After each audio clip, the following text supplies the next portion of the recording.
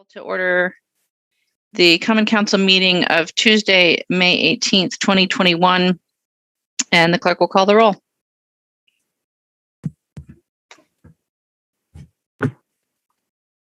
Vice President Martin? Here. Alder Miadzi? Here. Alder Verveer? Here. Alder Vitever? Here. Alder Wahelia is excused. President Abbas? Here. Alder Alboris? Here. Alder Benford? Here. Alder Bennett is absent, but will be joining us later. Alder Carter?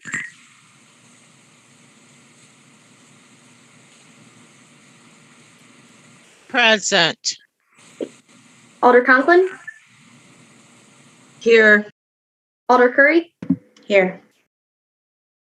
Alder Evers? Here. Alder Figueroa Cole? Here. Alder Foster? Here. Alder Furman? Present. Alder Halverson? Present. Alder Harrington McKinney? Present. Alder Heck? Here. Alder Lemmer? Here. Madam Mayor, we have quorum. Thank you. If I can have the tech staff read our meeting instructions, please. Thank you. Welcome to our virtual meeting. If you lose connection at any point during the meeting, you can reconnect by clicking the link or calling the number in your original email. Members, if you are able, please activate your video and keep it on for the duration of the meeting. Staff, if you are able, please activate your video when you are speaking. All panelists, that is alders and staff, have the ability to mute and unmute themselves. Panelists can also rename themselves if they wish to add pronouns after their name. Please do not alter the naming convention otherwise. Also, please continue to use the raise hand feature when you'd like to be recognized to speak, ask questions, or request a roll call vote. Lowering your hand will take you out of the queue. Members of the public who have registered to speak, the name you entered in Zoom must match the name you entered in registration. You will remain muted until called upon. The clerk will tell you when your time is up. After speaking, a member of the council may ask you a question. If you need to share documentation with the council, please send it to the email listed on today's agenda. Mayor, the floor is yours. Thank you. I believe that Alder Bennett is in the attendee section if you haven't already found her. Noted. Thank you. Thank you. Just a few things. First of all, I wanted to let you all know that our registrations are public record, including folks' address, and that I will continue to read the streets that people live on so that alders know who is their constituent and who lives in Madison, but that we are working on a potential technological solution to indicate aldermanic district, which I would read in the future. Also want to remind folks that anyone who needs accommodation or translation at any one of our meetings can request that in advance, and we do provide it. President Abbas, suspension of the rules, please.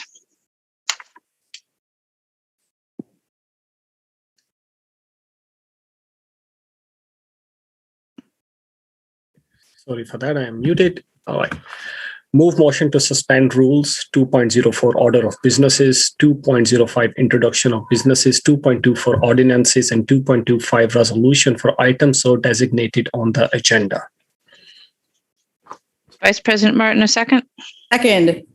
It's moved and seconded to suspend the rules. Alder Halverson on suspension of the rules? No. Yes?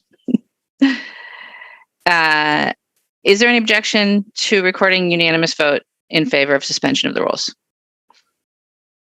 Seeing none, those rules are suspended, and that will bring us to item 1, which is an honoring resolution recognizing May as Asian Pacific Islander Desi American Heritage Month. President Abbas. Move motion to adopt. Second. I will read that. Just one second. Here we go. Whereas in 1978, a joint congressional resolution established Asian Pacific American Heritage Week. The first 10 days of the May were chosen to coincide with two important milestones in Asian Pacific American history. The arrival in the United States of the first Japanese immigrants, May 7th, 1843, and the contributions of Chinese workers to the building of the Transactional Railroad, completed May 10th, 1869. And whereas in 1992, Congress expanded the observance to a month-long celebration that is now known as Asian Pacific American Heritage Month, and whereas the Library of Congress, National Archives and Records Administration, National Endowment for the Humanities, National Gallery of Art, National Park Services, Smithsonian Institution, and United States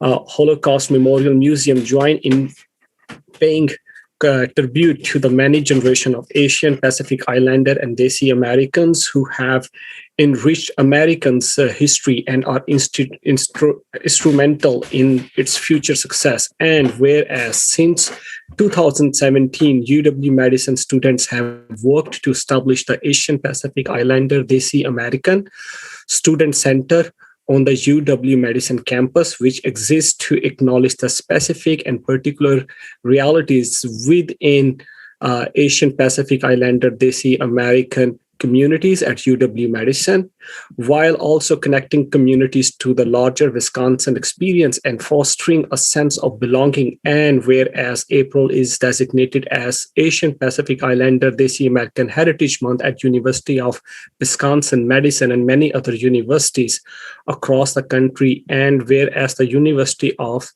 Wisconsin-Madison and the Asian Pacific Islander Desi American Center acknowledged the month of May as a national observance. However, campus celebrate during the month of April to provide programming, while student, staff, faculty are present on campus to attend and participate. And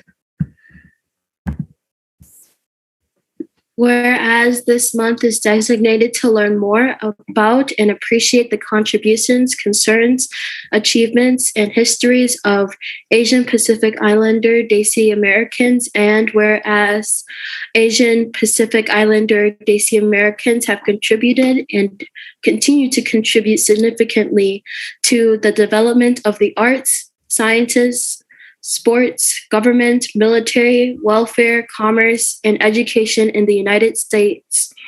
And whereas Asian Pacific Islander and Desi American populations are rich with a broad variety of cultures, values, languages, religions, and traditions. And whereas Asian Pacific Islander and Desi Americans represent at least 9.1% of the population of Madison, and whereas in March 2021, the Madison Common Council passed a resolution condemning anti-Asian hate and affirming the city's commitment to its Asian American, and Pacific Islander residents, and whereas the Madison Common Council recognized May 2019 as Asian American and Pacific Islander Heritage Month.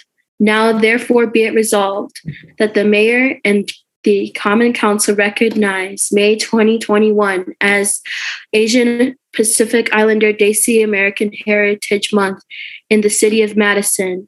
Be it further resolved that the mayor and Common Council congratulate our Asian Pacific Islander Desi American community on a significant month and thank them for their contributions to the vibrancy of the city of Madison. Thank you. We have several speakers on this resolution. Our first registrant is Daniel Sanji of Lake Lawn Place in support, representing the Asian Pacific Islander Desi American Student Center, to be followed by Tevalung Lee. Hi, everyone. My name is Daniel Sanji. I'm a junior at the University of Wisconsin-Madison, studying psychology, history, and Asian American studies. I serve as the Asian Pacific Islander Desi American, or APIDA, Student Center intern, chair of the APIDA Heritage Month Planning Committee, and also the social justice coordinator for the Japanese Student Association on campus. To start off, the APITA Student Center and APITA Heritage Month Planning Committee was founded by student activists Riley Sung and Shannon Tao in solidarity with Latinx, Black, and Native students in 2017. Together, these students lobbied the university to fund resources for students of color on campus. APITA activists began the tradition of celebrating APITA students, staff, and faculty in the month of April. Although we recognize May as the National APITA Heritage Month, we celebrate it in April due to the academic calendar. Throughout April, we center APITA voices with events such as keynote speeches, an APITA gala, an art exhibit, and social justice workshops, among other collaborative events with our 32 APITA student organizations. As a campus organizer for APITA Heritage Month for 2 years now, I speak in support of the resolution to celebrate APITA Heritage Month this May in Madison, Wisconsin. Throughout the past several years, APITA Heritage Month has given me a space to explore and affirm my identities, and it has taught me very invaluable lessons, like how it is absolutely imperative that we celebrate the diversity and vibrancy of APITA people, especially in light of recent events. In the past year, we have seen a rise in anti-Asian hate in response to the COVID pandemic, a painful reminder of the long history of yellow peril hate and fear-mongering in the United States. During this time, celebration has become an act of healing and resilience for the APITA community. I speak as a descendant of Japanese internees incarcerated in Jerome and Rower concentration camps by the United States. My great-grandfather, Ryokichi Sanji, did not live to see the United States apologize, let alone celebrate him. So when I think about the celebration of APITA Heritage Month, I think about the words left unheard by many APITA people, many of which reside in Madison, Wisconsin. APITA people deserve to be celebrated every day and everywhere, and this resolution is a start for that to happen in Madison and elsewhere. We deserve to hear those words seldom heard. We celebrate you, each and every one of you. Today, I call on the Madison Common Council to support this resolution, and I thank all the activists, community organizers, and legislators that made this possible. Finally, thank you to the Madison Common Council for inviting us to speak today. Thank you. Our next registrant is Tevelung Lee of Langdon Street in support, representing the UW-Madison Multicultural Student Center and the APITA Student Center, to be followed by Ankita Bhardwaj. Great, thank you. Good evening. My name is Tev Lee. I use he, him, his gender pronouns. I am the program coordinator for the APITA Student Center at the University of Wisconsin-Madison. I am present to voice my support for the resolution proclaiming May 2021 as Asian Pacific Islander Desi American Heritage Month. Firstly, I would like to thank the Madison Common Council for this opportunity and recognition in celebrating the APITA community. My work aims to create and assist with programmatic initiatives that highlight APITA student experiences and expand the support necessary to provide aid to the APITA community at UW-Madison. The APITA Student Center and our Student Planning Committee recently wrapped up our annual programs for APITA Heritage Month, which we celebrate during the month of April. Understanding that the APITA community is not a monolith or homogenous group of people, we are committed to highlighting and supporting a diverse and multifaceted community composed of unique and beautiful cultures and lived experiences that are connected through neighboring geographical roots and ancestors. Whether we are Asians in America or Asian Americans, our stories and experiences are intertwined by the fabric of life sown here in the US. I want to take this time to address the anti-Asian hate and violence that we are continuing to see and experience. According to the national report from Stop AAPI Hate, there has been a total of 6,600 reported incidences ranging from verbal, online, and physical harassment to civil rights violations and discrimination since last March. There has been an ignored history of violence and hate targeting the APITA community since long before COVID-19. Today, May 18th, is the birthday of Vincent Chen, a Chinese American who was a victim of anti-Asian hate and xenophobia back in 1982. He would have been 66 years of age today. Now more than ever, the importance of providing space, education, social justice, support, and resources for communities of color and historically marginalized groups is critical, especially in the midst of a global pandemic where we have seen a surge in racism, xenophobia, xenophobia, and acts of violence towards specific individuals and groups of APITA ethnicity and descent. From the local businesses and non-for-profit organizations to the students, staff, and faculty of UW-Madison, as well as individuals in communities here in Dane County, it is vital to show appreciation for and to celebrate the many contributions, rich histories, diverse narratives, and recognition of the APITA community right here in Madison, Wisconsin. I call on the Madison Common Council to support and affirm this resolution. I am grateful that this resolution will acknowledge APITA Heritage Month. APITA history is American history. BIPOC history is US history, and to recognize both locally and nationally that the month of May is APITA Heritage Month is an opportunity to amplify APITA voices. As a reminder, the contributions of the APITA communities are worth much more than an annual observance, but should be celebrated year-round and day-to-day. Nonetheless, it is my hope that the APITA voices will be uplifted, meaningful community conversations are engaged, and APITA history and heritage be spotlighted in May and beyond. This is an opportunity to foster community and cohesion among the APITA community and highlight our many cultures and heritage.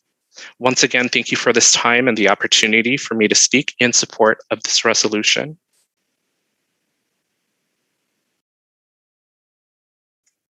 Thank you. Our next registrant is Ankita Bhardwaj of Badger Road in support. It's an honor to be able to speak on this resolution, President Abbas, Madam Vice President Martin, Alder Juliana Bennett, and Madam Mayor. I'm extremely delighted that City of Madison has decided to officially name May as APITA Month. I often say you cannot help those of us who you don't understand. I firmly believe that this resolution gives Madison a chance to understand us Asians, our oneness and our uniqueness. This step, while symbolic, is hugely helpful because it specifically vocalizes that Asian community here in the States is oppressed, but has been denied the right to seek justice and recognition of our oppression because we do not fit the binary mold of our understanding of race and how whiteness works to oppress those of us who don't hold your racial identity. To talk about South Asians and our representation, I have yet to see proportionate South Asian representation in politics and leadership positions. I have yet to see South Asian women's voices being uplifted with the same vigor. And to expect just one or two of us to carry the burden of representing Nepal, Pakistan, Bangladesh, India, Sri Lanka, and Bhutan is tokenization. Another thing I have noted is that the fact the South Asian politics does not translate here in the US because between us South Asians. For example, I've had camaraderie with my Pakistani friends, even when there is strong and hostile divide between India and Pakistan that has been going on for decades.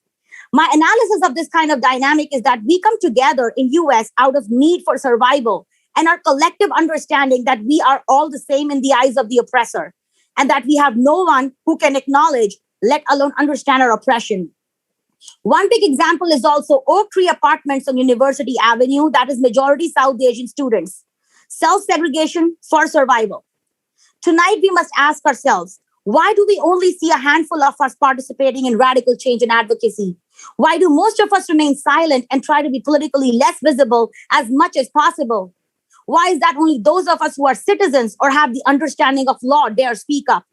Because we are scared of retaliation. And no one will come to help us when we need it, only makes it extremely necessary to remain invisible, to remain irrelevant, to live under the radar.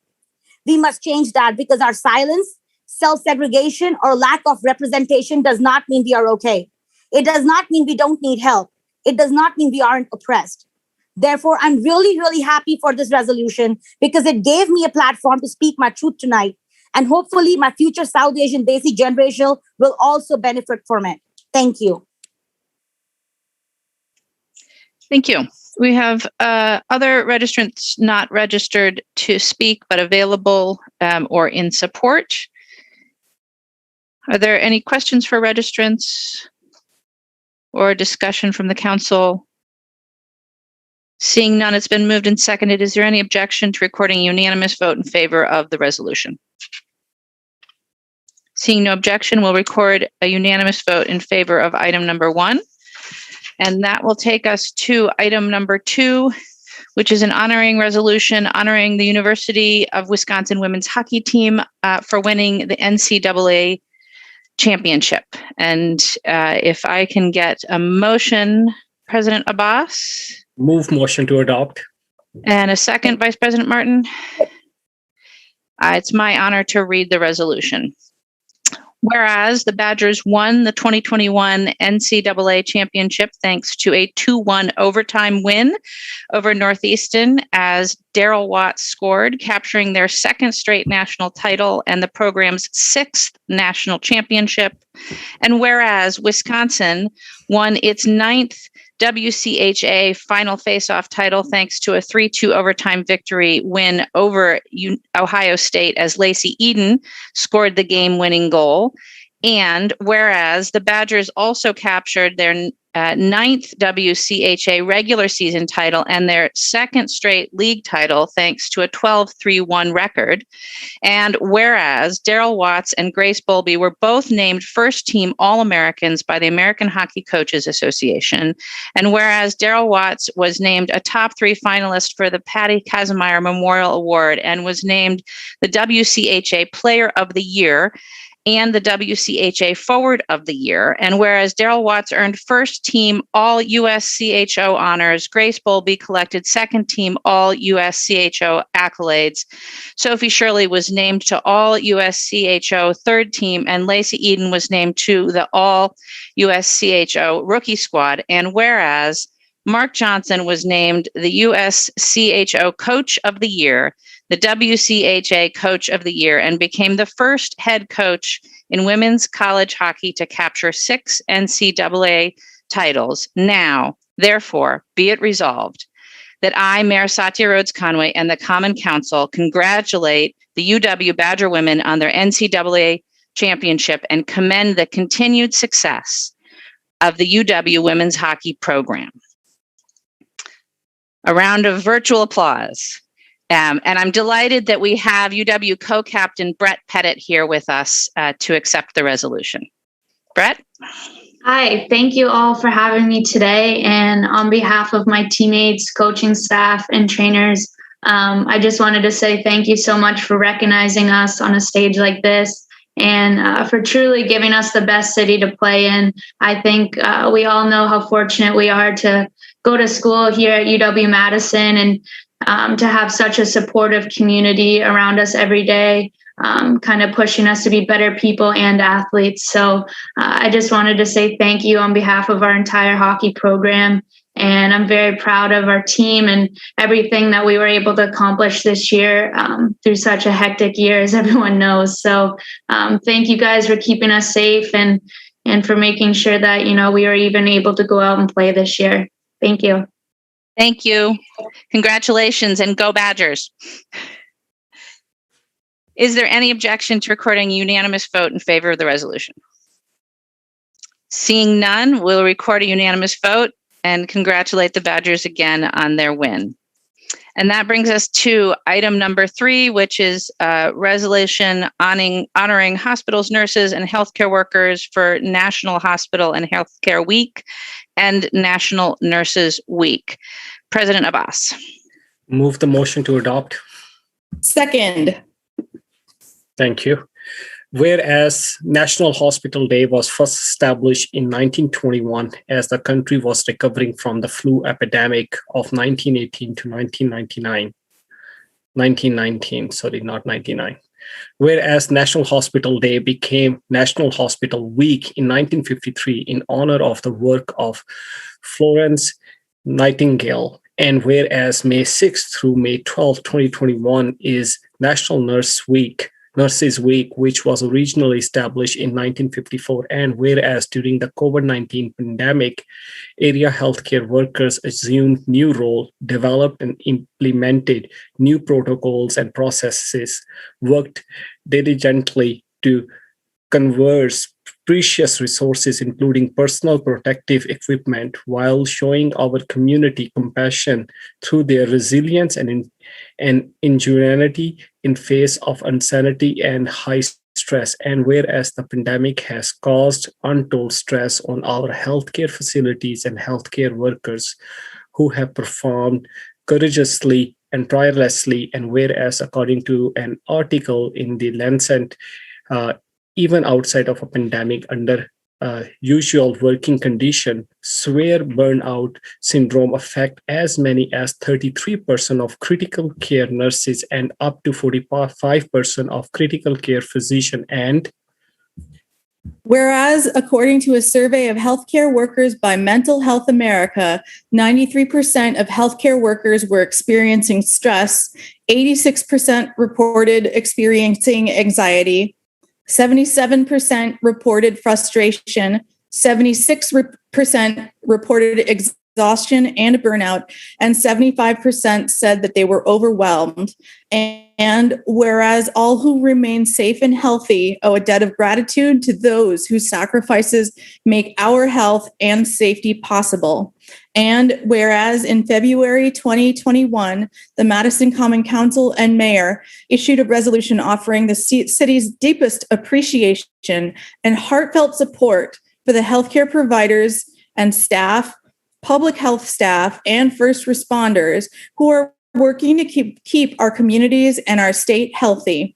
And now, therefore, be it resolved that the City of Madison recognizes the week of May 10th, 2021 as National Hospital and Healthcare Week, and May 6th through 12th, 2021 as National Nurses Week in honor of the healthcare workers who have dedicated their lives to caring for our health.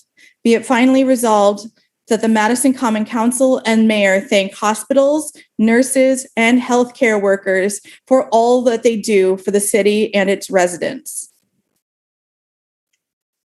Thank you. And we have Megan LeClaire Netzel of Verona here in support, representing the Wisconsin Nurses Association. Hello, Megan? I am the Vice President of the Wisconsin Nurses Association. On behalf of the organization, I want to offer our support and gratitude to the Madison Common Council for introducing this resolution to honor registered nurses, licensed practical nurses, and clinical nurse specialists working and living in Madison, Wisconsin.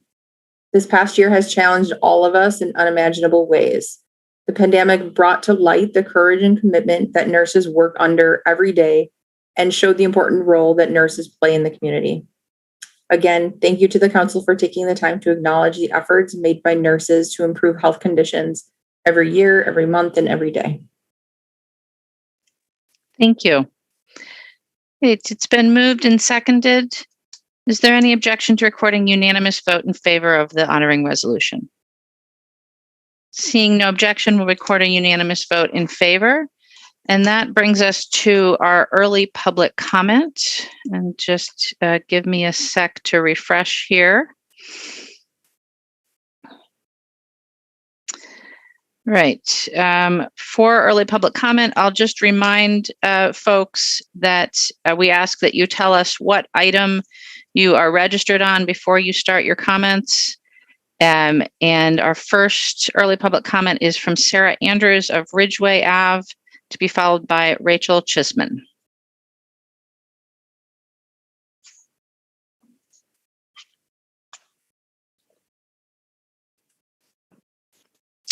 Sarah, I've got you in here twice. Okay.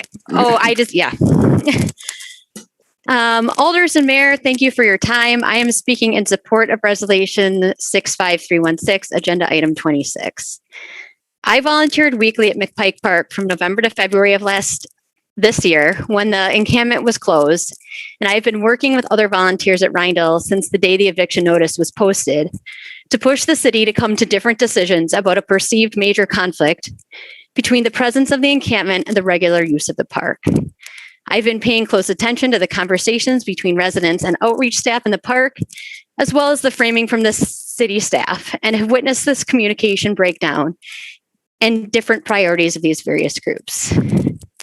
I'd like to express my wholehearted support for Alder Juliana Bennett's resolution regarding the encampment at Rindell Park that also addresses issues with the Starkweather Creek location. She has done an excellent job communicating with residents of the park, outreach workers, advocates, and city staff to understand the expressed conflict and the needs of the residents at Rindell, and has taken a position that does not favor the desires of the privileged over the needs of the unhoused population. She recognizes that the current solutions offered, such as the shelter system or an unsuitable hidden camping location, do not meet these needs of a subset of the unhoused population, and some allowance must be made by the city, regardless of some citizens' desire that they neither see nor hear from our unsheltered communities. If we are truly a progressive city, then all of our neighbors need to know that they are welcome here, that they are valued, and that we don't want to see them traumatized or harmed. Passing this resolution is one more step towards that goal. Thank you. Thank you. Our next registrant is Rachel Chisman of Fitchburg, to be followed by Evelyn Gildry-Voiles. Hello there. Thank you all for being here, for taking the time. I would like to also speak in support of agenda item 26, and just say that I think that we really need to value our neighbors, and that means all of our neighbors, not judging, one as more valuable to our society than the other. And we should find practical long-term solutions, listening to the people who this affects the most, and also listening to the people who are out there doing this work, and the experts. And the experts say that it's actually a lot cheaper to find people permanent housing than it is to just move them around or, move them to different places. Also, the CDC has recommended not shutting down encampments during the COVID-19 pandemic. And I think it's very important to realize that even if somebody is unhoused or unable to participate in capitalism, that they're still our neighbor, they're still a human being. And just putting them down in Starkweather Creek, which is a literal swamp, is not the solution. And I hope that we can come up with something. And until we can come up with something better and somewhat permanent housing for people, that we would allow them to continue to stay at Rindell Park. Thank you. Thank you. Our next registrant is Evelyn Gildry-Voiles of Farley Ave, to be followed by Pearl Foster.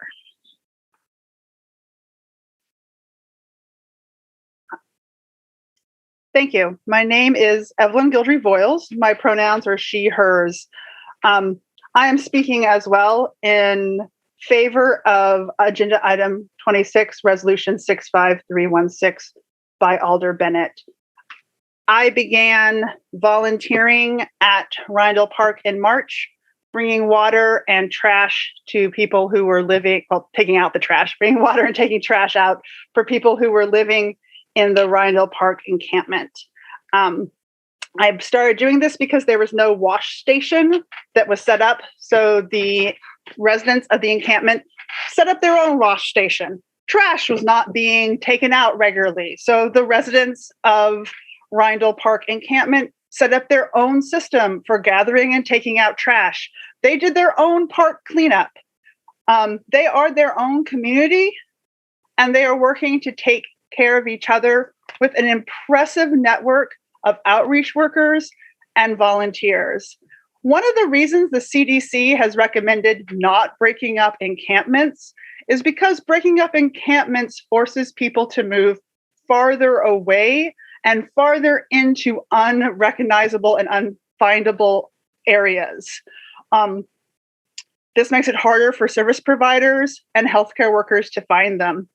Despite being offered as a temporary permissible encampment by the city, Starkweather Creek is inaccessible to vehicles. This includes emergency vehicles and outreach worker vehicles. There's a short gravel road. It is blocked by chains, and that gravel road ends before the encampment even really starts. The encampment is in a swamp of the proposed encampment at Starkweather Creek. It is in a swamp. It would be hard to find anyone who moved there. On May 6th, I attended a meeting at Rindell Park of residents of the encampment and outreach providers. At that May 6th meeting, there was a worker from Dane County Public Health who was looking for people to vaccinate and who had vaccinated some of the people who were staying at the encampment. She asked one of the men there where he would be in 3 weeks for his second vaccination, and he did not know. He had to say, "I do not know." When I looked at Starkweather Creek, all I could think of was this healthcare worker trying to locate that person without the benefit of a road, without being able to bring the refrigeration van that holds the Pfizer vaccination. This is exactly why the CDC says we should not break up encampments. People who do not live in houses are not more inherently dangerous than people that do. Rindell Park is huge. It is 90 acres. The soccer fields are currently being used. There was a cricket game this Saturday when I went to the park at 10:30. There were people bowling. Thank you. Thank you.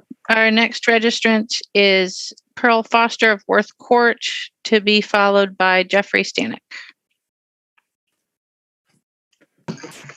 Hi. First, like last night's Homeless Issues Committee, I ask that the rules be suspended to allow for the folks at the Randall encampment to speak tonight. As a social worker who worked in mental health and transitional housing for 13 years, as well as with other unhoused populations living outside, I have an experienced perspective. The second eviction of a homeless encampment, this time at Randall Park, isn't the whole story. We know that this is a community, a society problem, and an us versus them problem, and a not in my backyard problem. After volunteering my time at McPike Park, helping with the move, and then volunteering at Randall Park, I've come to learn the stories of many of the individuals and experiences they have told me of others in similar circumstances. They have explained the problems they have faced, such as why the shelter system does not work for them. The city has publicly and privately pitted the needs of underserved and minority needs against each other in a false dichotomy. We are tired of the use of these tactics against the people living at Randall Park and other unsheltered populations when we know it's possible to meet the needs of all user groups of the parks and other lands. We need to stop pitting one part of the community against another, pitting neighbors against neighbors, one special needs group against another with different needs. We need to stop pitting those that use the shelter against those that don't. I'm very disappointed looking at both the eviction orders at McPike and Randall Park, in which the city suggests that outreach teams should be the ones to enforce such orders. This puts outreach workers in a bad position as they know the possible implications of uprooting the community to a possible worse situation like Starkweather Creek. This breaks down trust, pitting helpers against those they're trying to help. Both parties know that places like Starkweather Creek are inaccessible and dangerous. Starkweather is a marsh and wooded area full of ticks, mosquitoes, standing water, stinging nettles, and other hazards. With the rental housing eviction ban soon being lifted, we as a city cannot send our current and future influx of homeless to live in a floodplain hidden away in a swamp. We also need to stop thinking that decision makers have the answers to an issue most have never experienced. We need to start listening to the people who survived living outside during the polar vortex. More shelters, transitional housing, and affordable housing for some isn't the solution. If those were, we wouldn't have people on the street. We need to stop thinking about putting everyone in one box with one solution and the barriers to those solutions, such as zoning laws. If zoning laws take more than 6 months to change, but Jim O'Keefe has a magic day of October 31st for TPEs and stability is key, well, then Randall needs more time. Much of our unsheltered populations are intelligent and resilient and would simply like to be heard. Many have ideas of what would work for them if only given the opportunity, which fit other already established solutions across the US and worldwide. I hope that the people living at Randall who have developed the community will be able to stay and feel safe until the city brings everyone to the table to develop a solution that fits the unique and complex needs of this population. And I am in support of number 26. Thank you. Thank you. Our next registrant is Jeffrey Stanek of Maple Ave. Mayor, Jeffrey was here, but is no longer in the list. Okay. So are there any questions for any of our early registrants? Seeing none, that takes us to the consent agenda. President Abbas.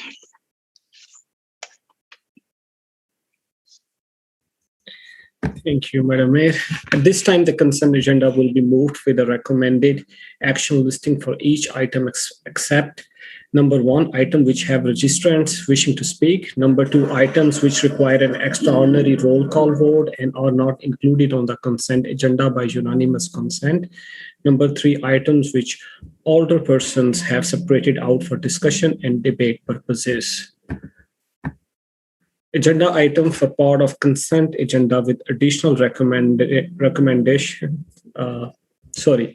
Agenda item number 5 to 7 are public hearing item. Agenda item number 11 is confirming the hearing. Legislative file number 64896, submitting the appointment of Krishna Kumar for confirming of a 5-year terms as the Water Utility General Manager. The following items are extra majority items. Extra majority votes items will be recorded as unanimous votes unless a roll call or exclusion is requested. Agenda item number 35, legislative file number 64095, amending the 2021 adopted operating budget of Metro Transit to approve $300,000 for operating cost and to create a 3.0 FTE position to support operations of the satellite facility. A report from finance is 15 votes required. Agenda item number 36, legislative file number 64972, amending the 2021 adopted capital budget to change the funding source from the Metro Transit, also required 15 votes. Agenda item number 38, file number 65074, amending the 2021 adopted operating budget for Metro, also require 15 votes. Agenda item number 39, legislative file number 65077, amending the 2021 adopted operational budget for Community Development Division and Economic Development and Employment Opportunities by 50,000, and authorizing the Community Development Division to accept the grant, also required 15 votes. Agenda item number 42, legislative file number 65251, amending the 2021 capital budget to transfer $230,000 of existing geo borrowing authority for the men's temporarily homeless shelter, also required 15 votes. Agenda item number 45, legislative file number 65271, accepting the funds from the state of Wisconsin awarded under the Consolidated Appropriations Act 2021 to help prevent evictions and promote housing stability for eligible households affected by COVID-19 pandemic, also required 15 votes. File number 46, legislative agenda number 46, file number 65272, amending the 2021 adopted operational budget for the Community Development Division, also required 15 votes. Agenda item number 47, legislative file number 65281, amending the 2021 adopted fleet service operational budget, also required 15 votes. Agenda item number 54, legislative file number 64975, amending the 2021 adopted capital budget for the Community Development Authority, also required 15 votes. Agenda item as part of consent agenda with additional recommendation as noted. Agenda item number 2, legislative file number, that must be a mistake. We dealt with that one already, Alder. Yes, that's right.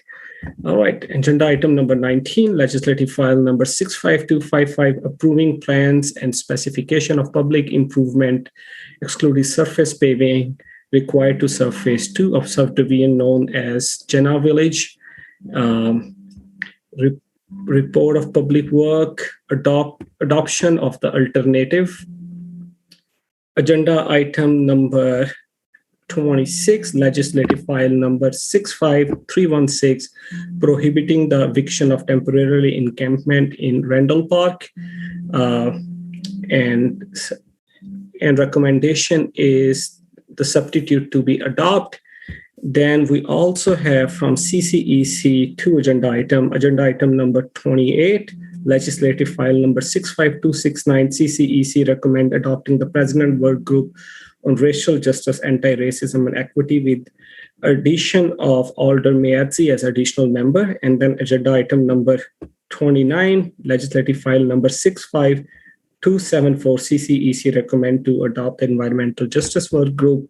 Next is agenda item number 30, legislative file number 65286, accepting the interim report of the President Work Group to review administrative procedure memoranda. CCC recommendation is to accept the report. Item requested for exclusion is item number 52, legislative file number 64795, approving the amendment to the project plan of a TIF tax incremental district date 42. Introduced from the floor for referral, legislative file number 65561, opposing Wisconsin Assembly and Senate bill concerning the ability to transgender individuals to participate in athletic. Recommended action is referred to Common Council 6-1 June 1st meeting, and then legislative file number 65569, recommending the Common Council approve the revised independent police monitor description. Recommended action is to refer to Common Council executive meeting on June 1st and then Common Council to June 15th. Thank you, President Abbas. We have a number of items with registrants. So let me read those. I see you, Alders Benford and Halverson. So the items that we will be separating from the consent agenda, because there are folks registered to speak on them, are items 11, 18, 19. Excuse me, item 11 is a hearing. So registrants we have on 18, 19, 26, 27, 44, 48, 52, and 54. Now, Alder Benford. Thank you, Madam Mayor. I think you just answered my question. I wanted to separate out item 48, but you said, I believe, that there's a registrant, so thank you. Yep. Thank you, Alder Benford. Alder Halverson. Thank you, Madam Mayor. Make a motion to refer an agenda item. You can recommend a motion to refer, but it depends on the item number. I'd like to make a motion to recommend to refer agenda 26, Legistar 65316, to the following committees: Board of Health, Board of Park Commissioners, and Plan Commission. Right. Alder, since that item has registrants, it will need to be excluded anyway, but we'll note that it's your intention to make additional referrals for item 26. Thank you. Alder Evers. Yes, Madam Mayor, I'd like to recuse myself from item 48 due to my historical involvement in the local music scene. Thank you, Alder. We'll note you as being recused from item 48. Alder Figueroa Cole. I need to recuse myself for item 8, 65 to 66. We'll note Alder Figueroa Cole is recusing from item 8. Thank you.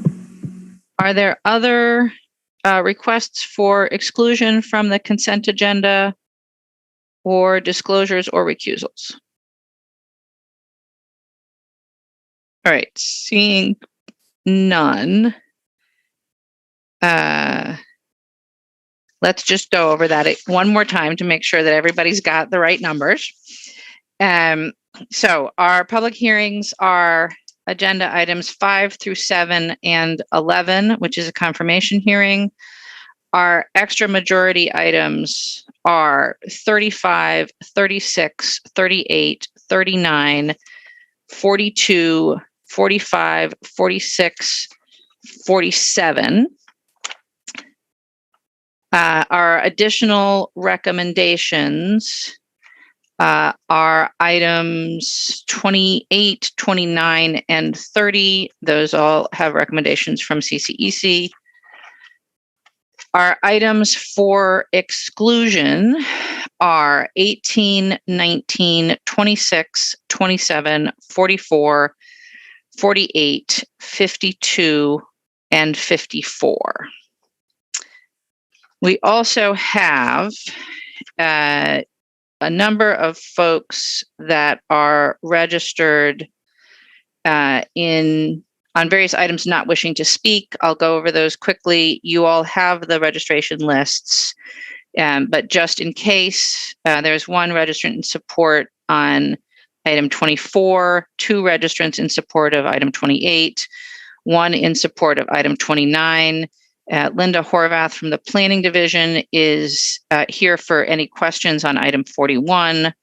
We have one registrant in opposition to 42, one registrant in support of 43, and a registrant representing the Horizon Development Group is available for questions on item 46. Are there questions for any of the registrants on the consent agenda items? Seeing none. Is there anything else to add to the consent agenda or exclude from the consent agenda? Seeing none, I believe we have a motion from President Abbas to adopt the consent agenda. Vice President Martin? Second. It's moved and seconded to adopt the consent agenda with the recommendations therein. Is there any objection to recording unanimous vote in favor of the consent agenda? Seeing none, the consent agenda is adopted. All right, and that brings us to our public hearings.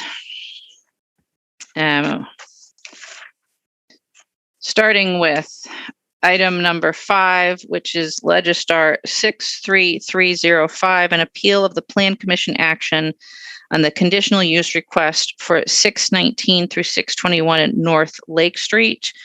And that action was Legistar ID 62598. We have a number of registrants on this item, my friends, starting with Lily Talon of Bloomington, Indiana, in support, to be followed by Caitlin Pavlak.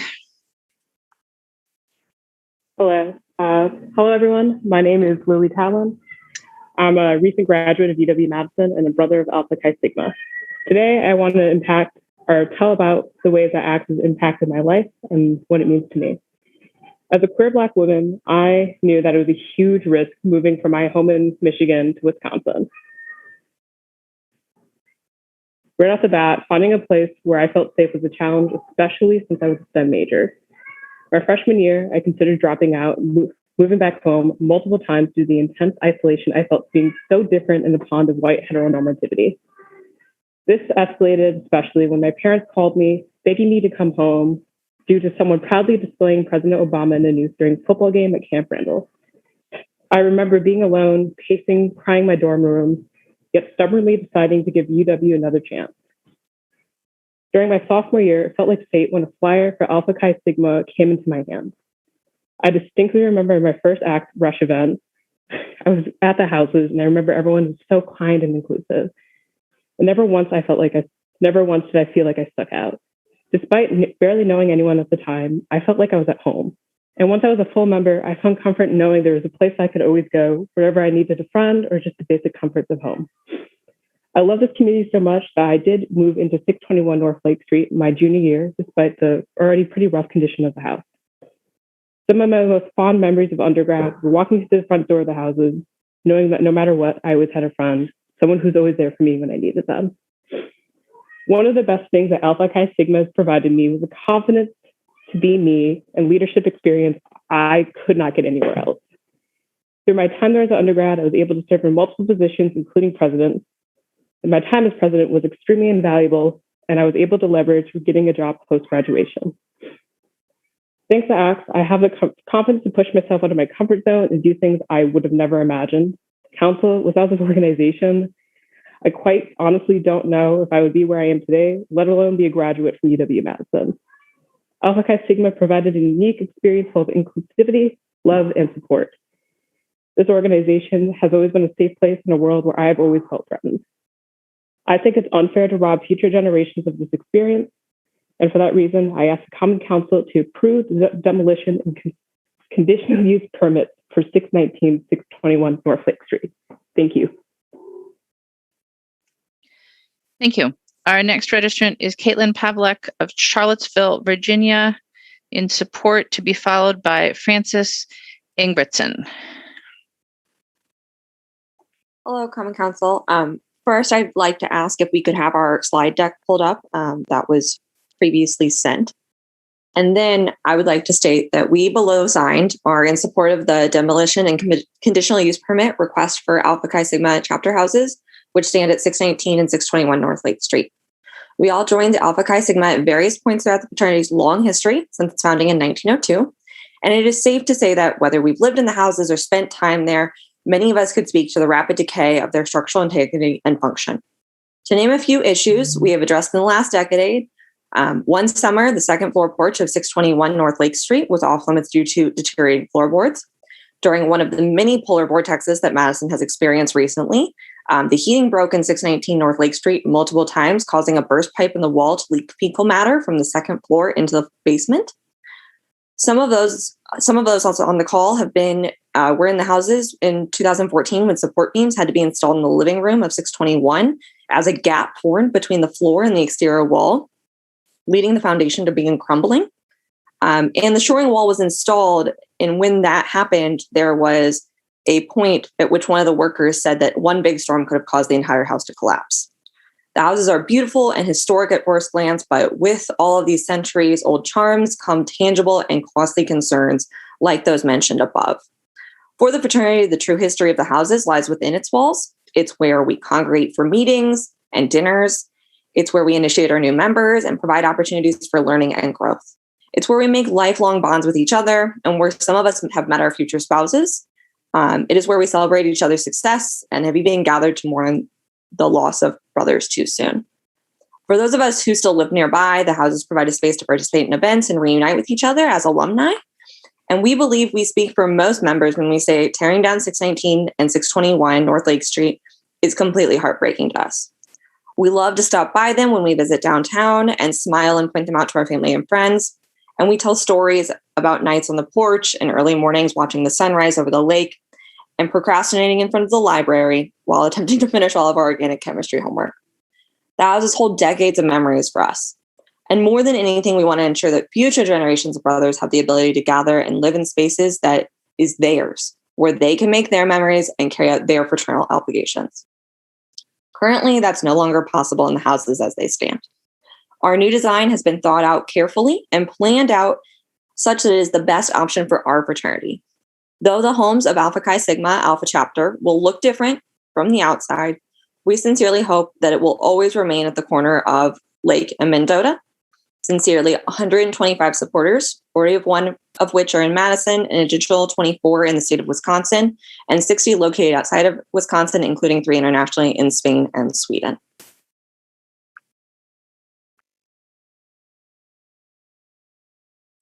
Thank you. Our next registrant is Francis Ingebrigtsen of Wisconsin Ave, in opposition, to be followed by Holly Dooge.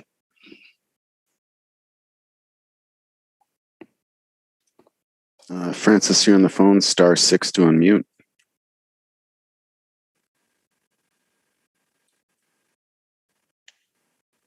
Again, *6 to unmute.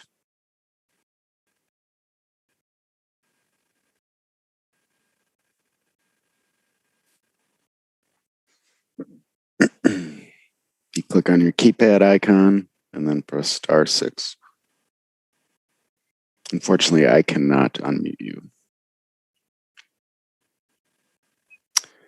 Right, let's go on to Holly Dooge of Orchard Street, and we'll come back to Franny. Could I get the slide deck that was sent by Josh Wilcox brought up, please?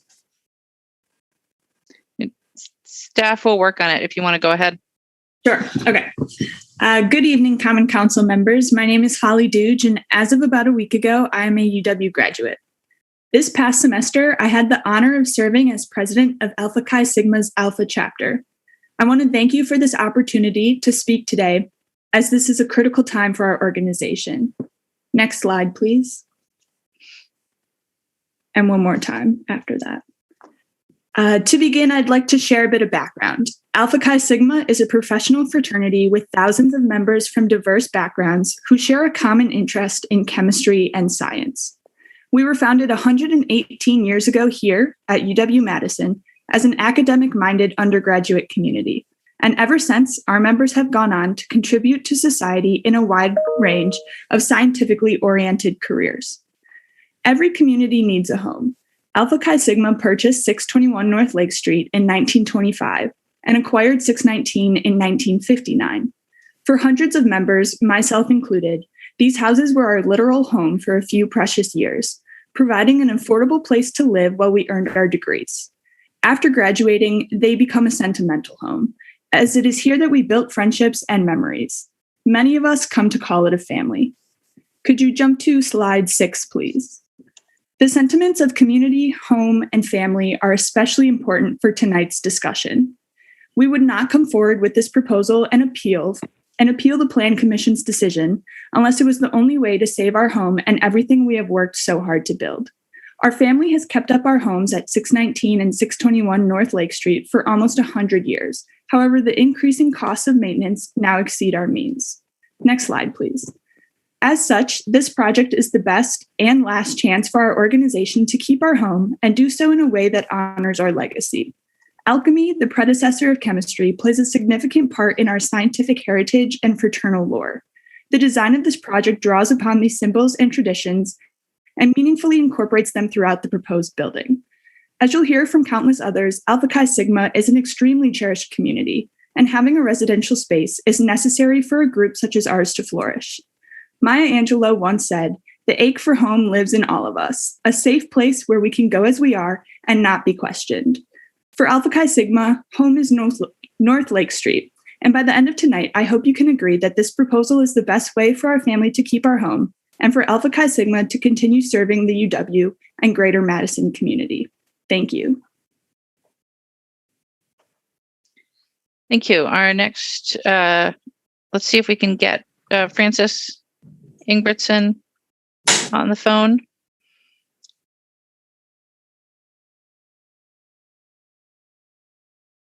Franny, if you are on the phone, you need to press *6 to unmute yourself.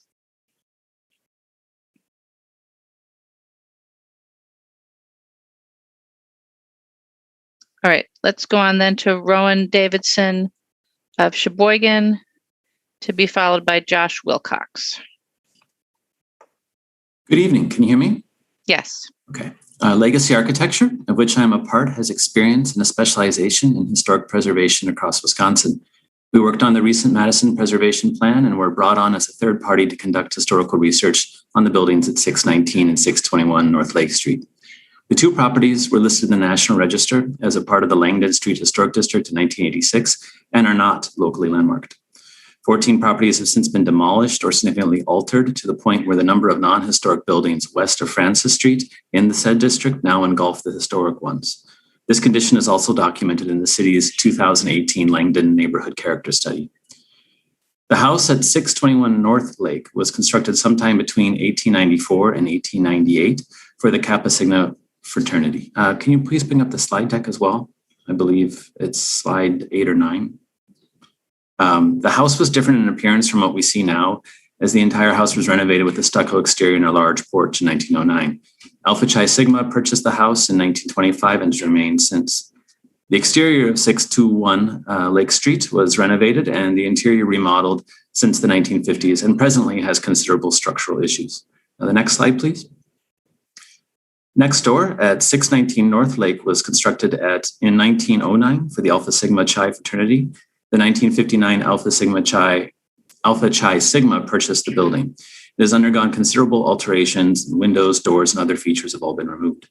The prominent porch, built in 1915, was demolished in 1986, and the one you see here was replaced. The two houses share a common history of the development of fraternities during the early 20th century. However, the area on the west side of the neighborhood has since been compromised with a change in scale that diminishes the building's relationship to other similar fraternity houses further to the east. Individually, the houses are in only fair condition and lack integrity as examples of their architectural type. If nominated to the National Register today, it's likely they would be left out due to the lack of distinction and the immediate surroundings. Next slide, please. The area along Langdon Street was first developed in the 1860s as a collection of large homes. During the 1890s, the neighborhood underwent a dramatic change as lots were subdivided and infill houses were constructed to increase density for student housing, often fraternities. Can you bring up the next slide, please? And by the 1960s, the area saw redevelopment to introduce a dichotomy of scale. Development has continued to the present, especially at the western edge, and in many ways it has also been a transitional neighborhood characterized by ever-increasing density and a population marked by diverse students who have lived there in the last 120 years. All you need to do is listen to the members of Alpha Chi Sigma who have already spoken to understand this. The proposed development of 619 and 621 Lake Street is in keeping with this history of the neighborhood. I would also be happy to answer any questions regarding the properties. Thank you. Thank you. Our next registrant is Josh Wilcox of Middleton, to be followed by Patrick Corcoran. Thank you. Josh Wilcox here with GBA. We are the architect on the project. Can you go to the lake view rendering, please? It's further in the deck. So again, we are the architect on the project and have been involved in several projects in this neighborhood over the years, all with local developers.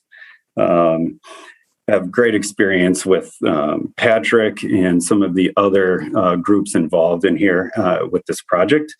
And while the focus tonight will be on the contributing structures, I want to pivot to discuss the proposed alchemy, kind of look towards the future of this. This project has Alder neighborhood and has received positive staff feedback associated with the proposed design, kind of taking apart the historic components of it.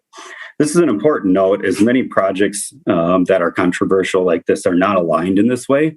I think it's good to note that a lot of legwork has been done over the last 12 months to get that type of support. The project itself, the Alchemy, is an 8-story, 21-unit structure that is a mix of affordable fraternal housing and market rate apartments. The design conforms to the downtown plan, the comp plan, the UW master plan, and general zoning regulations that specifically call for this type of density in this area. The balanced design has a number of features that will positively impact the neighborhood. First and foremost, it activates the street and creates a safe and secure corner via a well-lit, elongated patio with large windows into public spaces.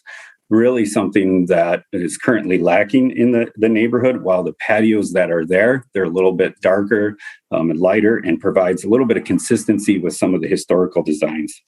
In addition to that, we're looking to integrate a number of salvage materials from the existing buildings via the stone, fireplaces, interior millwork, woodworking, etc. Also along the balance line is the facade. It's a modern facade with timeless high-quality materials and orders and forms that are consistent to both the more civic neighborhood and that of the higher density residential that's adjacent to it in the transitional neighborhood.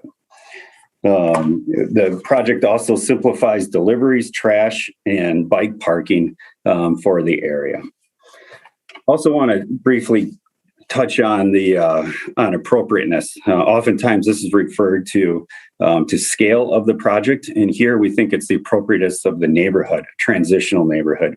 You can see from this rendering and some of the more technical documents that's included in this deck that it really blends seamlessly into the neighborhood. It looks like it's always been there and really fits into the scale and the architectural rhythm and tendencies and pedestrian connectivity of the neighborhood. In conclusion, it's time to look to the future. Alchemy is a perfect example of how this portion of the neighborhood has evolved to be a more vibrant, dense, and diverse than that of the more detached Langdon neighborhood that's associated with it. We're happy to answer any questions as we move forward with the rest of the presentation. Thank you. Thank you. Our next registrant is Patrick Corcoran of University Ave. In support, to be followed by Cindy Kaufman. Can you hear me? Yes. Thank you. Good evening. and thank you for the opportunity to speak tonight. My name is Patrick Corcoran. I'm the owner and president of Patrick Properties. We are a local property management and development company. I was born and raised in Madison. I grew up walking distance to the UW campus. I've been involved in campus and downtown housing throughout my life. Excuse me. You see, my family has owned and managed properties downtown and on campus for over 50 years, including property on the block of Lake Street, Mendota Court, which is where we're discussing tonight, that same area. I've been in business for myself for nearly 25 years. I'm local, I manage my own properties, and unlike some large developers from out of town with deep pockets, I keep and manage apartments that I build. I don't sell them for quick cash after they're built. About 10 years ago, I developed a student apartment building at 621 Mendota Court, just 3 doors down from the site we're discussing tonight. Over the years, I received many compliments from tenants, parents of tenants, parents of neighboring tenants, many people that work in the UW Lowell Center, which is adjacent to my property, regarding the condition and the upkeep and landscaping. I'm very proud of that. We take good care of our properties and manage them, like I said earlier, ourselves. Several years ago, I was contacted by members of the Alpha Chi Sigma fraternity regarding their current and future housing situation. At first, the thought of working with a fraternity was not appealing. However, I did my homework and found that the Alpha Chi Sigma fraternity was an academic organization and not a social fraternity. They've been at this location on UW campus for nearly 100 years. So between us, we have nearly 150 years of history right on this block. They have a great reputation on campus. The Madison chapter is the Alpha chapter for the nation, and they have a long, rich history at the corner of Lake Street, Mendota Court. At first, I recommended that they seek updates and repairs for the existing buildings, but soon saw this was not economically feasible due to the extent of the condition of the age of the buildings, especially for a nonprofit organization. With the help of architect Josh Wilcox, who you just heard from, we've come up with a design to replace the aging structures. And just for note, Josh was the principal architect for 621 Mendota Court. It's a design that will maintain below market rents for members of the Alpha Chi Sigma fraternity. It's a design that will increase density by 4 times, a design that will give up-to-date, accessible gathering space for the Alpha chapter of a national fraternity, a design that will give the Alpha Chi fraternity, Alpha Chi Sigma fraternity, a home for another 100 years. We've done our due diligence. We've been through the process. As you know, it's a long, long process. Now it's up to the council to decide if this is the way to go. It's a good plan, the local developer, that makes sense. Please keep the Alpha Chi Sigma organization where they belong. Thank you. Thank you. Our next registrant is Cindy Kaufman of Eden, Wisconsin, to be followed by Bassam Shakashiri. Okay. Yeah, thank you. Good evening. My name is Cindy Kaufman, and I serve as the Vice President of the Alpha Chapter Building Corporation. I'm a 1982 graduate of the UW. I joined Alpha Chi Sigma in the spring of 1979 as a freshman who was a first-generation college student. This was in the days before the university recognized the special needs of support that these students require to be successful. Fortunately for me, Alpha Chi Sigma provided that support and helped to guide me through the college experience. When I joined, I was given a list of professors who were members. One, however, was not located in the chemistry department. That happened to be Chancellor Irving Shane. When I went to his office, I was greeted by a secretary who thought of it as just another college prank. Instead, she found a chancellor who eagerly exclaimed, "I'm a member of that," and welcomed me into his office, where he took the time to tell me a little bit about his background and find out about mine. It was the highlight of my college experience here in Madison. This interaction did not stop and start with Chancellor Shane, but was engraved into the very fiber of the fraternity. I served as both the fraternity president and house treasurer. In these roles, I was able to meet Professor John Harriman, who joined the fraternity during the 1950s. At that point in time, there was a large group of veterans attending the UW. Over 50 men lived in the house at 621 Lake Street in barrack-style housing. It was safe, affordable, but most importantly, provided the brotherhood and support that they needed after leaving the military. Again, something we know today that is very important, but was not acknowledged back then. This is when the property at 619 Lake Street was purchased. This helped support the fraternity's open arms in 1970, when the fraternity became co-ed, and 621 welcomed the female members of the fraternity.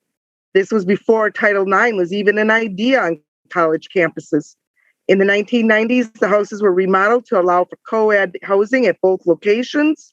The open arms of the fraternity have welcomed any gender, nationality, religious faith, or other diversity group, while at the same time embracing not only the 10th generation university student, but also those like me, the lost first generation college student. Other areas where it still needs to make strides is in accessibility. The old house stairs provide no alternatives for those, both young and old, who need ramps, elevators, accessible doorways, and bathrooms. The new facility will address those issues and allow more individuals to experience the many social and professional activities that Alpha Chi Sigma brings to the university and to the Madison community. It is for these reasons and so many more that I urge you to approve this proposal so that this organization might continue to live at the corner of Lake Street and Mendota Court as they have for the past 100 years. Thank you.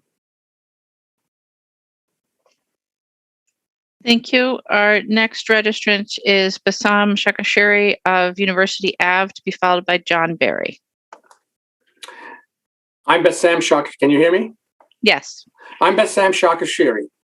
I say with gratitude that I have just concluded my 51st year as a UW-Madison faculty member in the chemistry department. I am a 51-year member of Alpha Chi Sigma, and for a couple of years served as faculty advisor to Alpha Chapter. I'm here this evening to ask the Madison Common Council to approve the demolition and conditional use permits for 619 and 621 North Lake Street. Madison is my adopted hometown. The quality of life in our community is of utmost importance to me. Since its founding in 1902, right here in Madison, Alpha Chi Sigma has contributed to Madison in professional and cultural ways. I'm a firm believer in the values of the organization. Alpha Chi Sigma is primarily a student organization. Over the years, I have worked with dozens and dozens of Alpha Chi Sigma members in celebrating the joy of science and in connecting science, the arts, and the humanities in Madison, throughout Dane County, and all over Wisconsin. My Sciences Fund group has repeatedly been to every school in the greater Madison area: public schools, private schools, parochial schools, elementary schools, middle schools, and high schools. We have worked to help raise educational expectations and to help all students achieve those expectations. We have interacted with all parts of our community: the north side, the south side, the east side, the west side, central Madison, at shopping malls, retirement centers, farmers markets. We've interacted with civic groups, religious groups, elected officials, appointed officials, at recreation centers, school family science nights. I share all this with the Common Council because Alpha Chi Sigma is an organization dedicated to serve both its members and the Madison community. To continue our efforts and to preserve our presence in the community, we need to remain located on North Lake Street. We need facilities to provide residential housing for our student members. By approving the demolition and additional use permits for 619 and 621 North Lake Street, the Madison Common Council will enable very much needed progress for the benefit of the Madison community. Thank you. Thank you. Our next registrant is John Barry of University Ave, to be followed by James Maynard. Hey, can you hear me? Yes. My name is John Barry, and I am a professor in the Department of Chemistry at UW-Madison. I'm here today to ask the Common Council to approve the demolition and conditional use permits for 619 and 621 North Lake Street. These are properties that I remember well from my initiation into Alpha Chi Sigma. This organization reached out to me almost immediately after I moved to Madison in 2006 and asked if I would join them. With their reputation for building a tight community, preparing its members for careers in the chemical professions, and their strong and long-standing connections to the UW-Madison Department of Chemistry, it was truly an honor for me to join. Alpha Chi Sigma is not a stereotypical fraternity. It's a professional organization whose goal is to prepare its members for careers related to the field of chemistry. I've gotten to know many AXS members over the years as students, undergraduate researchers in my department, as well as coworkers in my own research lab. One such coworker is Eric Victor, who was a Iraq War veteran, former resident of 619 Lake Street, and the first undergraduate who joined my research group. After his time in Madison, he earned a PhD at MIT and now teaches inorganic chemistry at Brown University. Another example is Pony Yu, an international student who helped me publish one of the landmark papers for which I was awarded tenure. He earned a PhD at Princeton, is now a researcher at ExxonMobil. These are just two of many Alpha Chi Sigma success stories. The Alpha chapter boasts 2 Nobel laureates. Edward Tatum was awarded the 1958 Nobel Prize in Physiology and Medicine for discovering the link between genetics and metabolism. And Alan McDermott won the Nobel Prize in Chemistry in 2000 for discovering synthetic metals. Another luminary AXS member is the late Chancellor Irving Shane, that you've already heard about. Shane was a faculty member in chemistry, entrepreneur, chancellor of UW-Madison, and like me, a lover of music. One wing of the chemistry building is named after Irv Shane, and my coworkers utilize a technique every day that he invented. Alpha Chi Sigma contributes much to the Department of Chemistry. Every semester, they help prepare students for the laboratory classes by selling safety goggles and lab notebooks. This is a huge help to us because it takes this burden off of our already overloaded teaching staff. They also support the annual department scholarship, which has been helpful to innumerable promising undergraduate chemistry students. The properties in question here are steeped in tradition and intimately linked to the university, but they are at the end of their useful life. The proximity of the university is essential for continuing the professional tradition of the organization and for building a community based on scholarship. Thank you for your time and attention today. Thank you. Our next registrant is James Maynard of Livingston Street, to be followed by Ariel Martin. Can you hear me? Yes. Hi, members of the Madison City Council, ladies and gentlemen, Madam Mayor, thank you for having me today.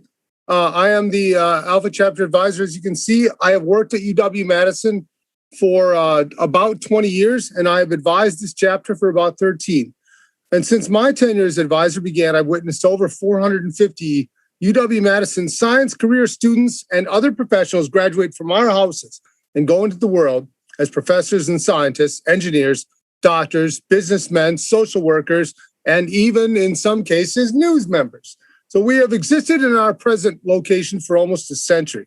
And so we're a collection of people from everywhere, all walks of life. Science doesn't select that way. We're not a homogeneous collection of wealthy families. We don't have generations of legacy members. We're not of hereditary or intergenerational estates.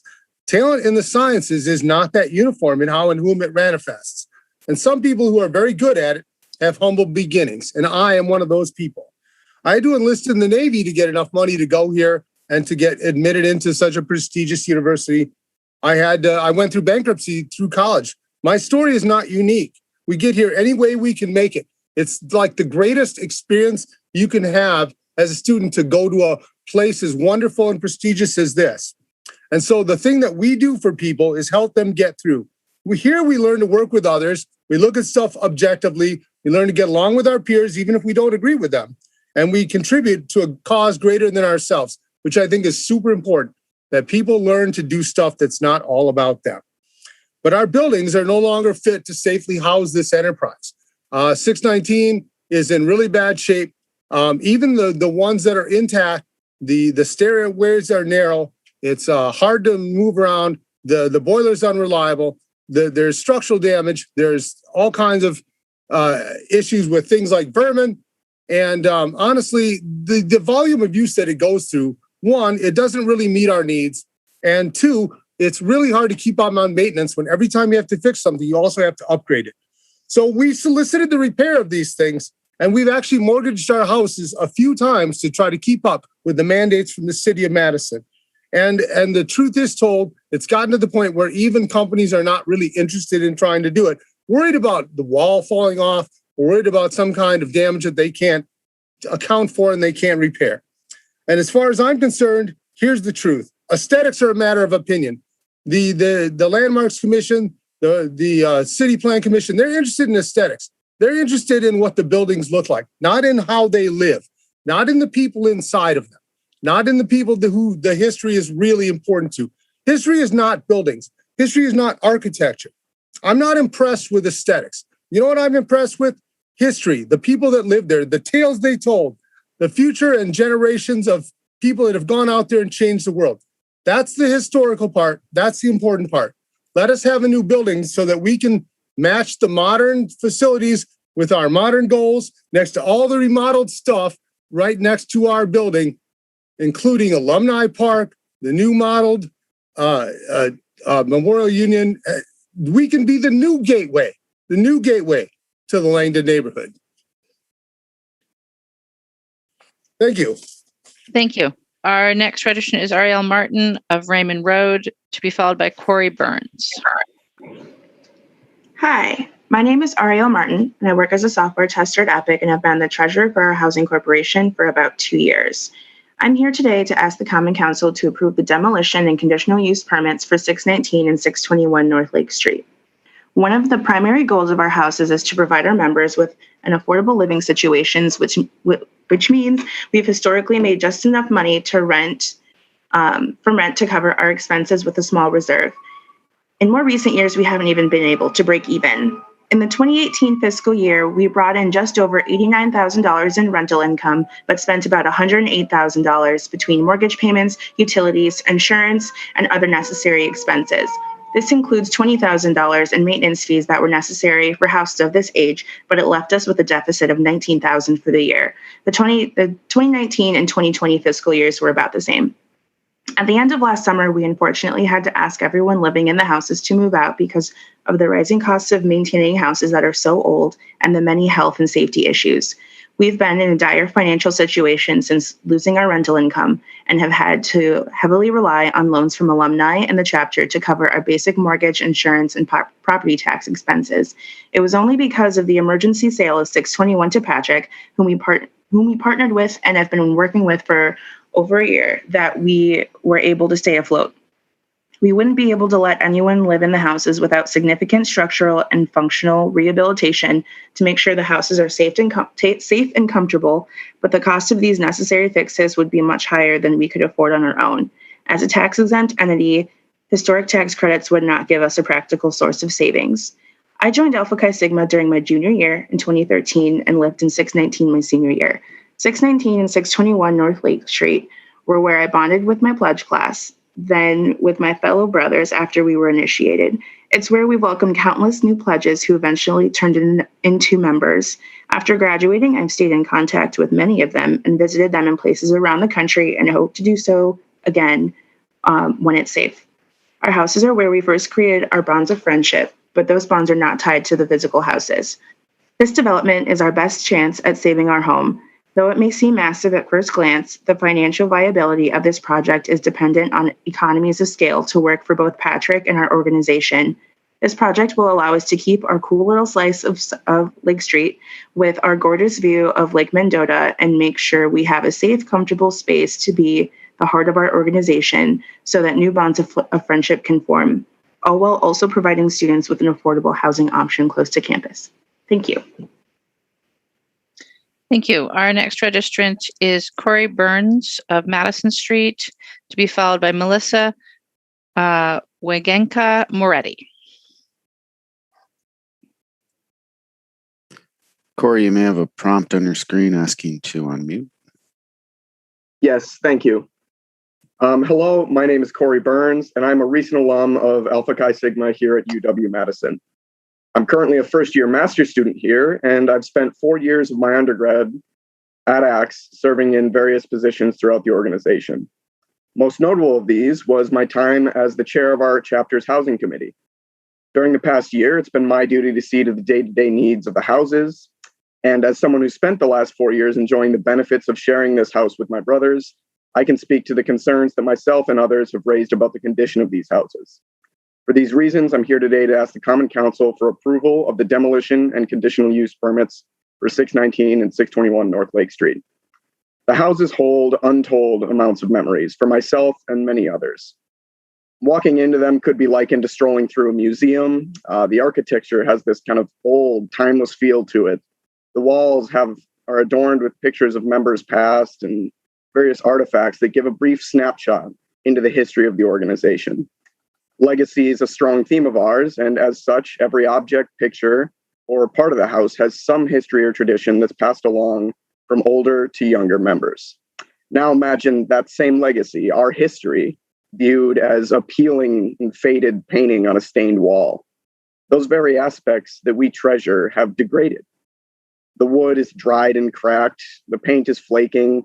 Eventually, treasured memories fall, and we watch the community that we have all worked to build crumble before our eyes. This isn't hyperbole.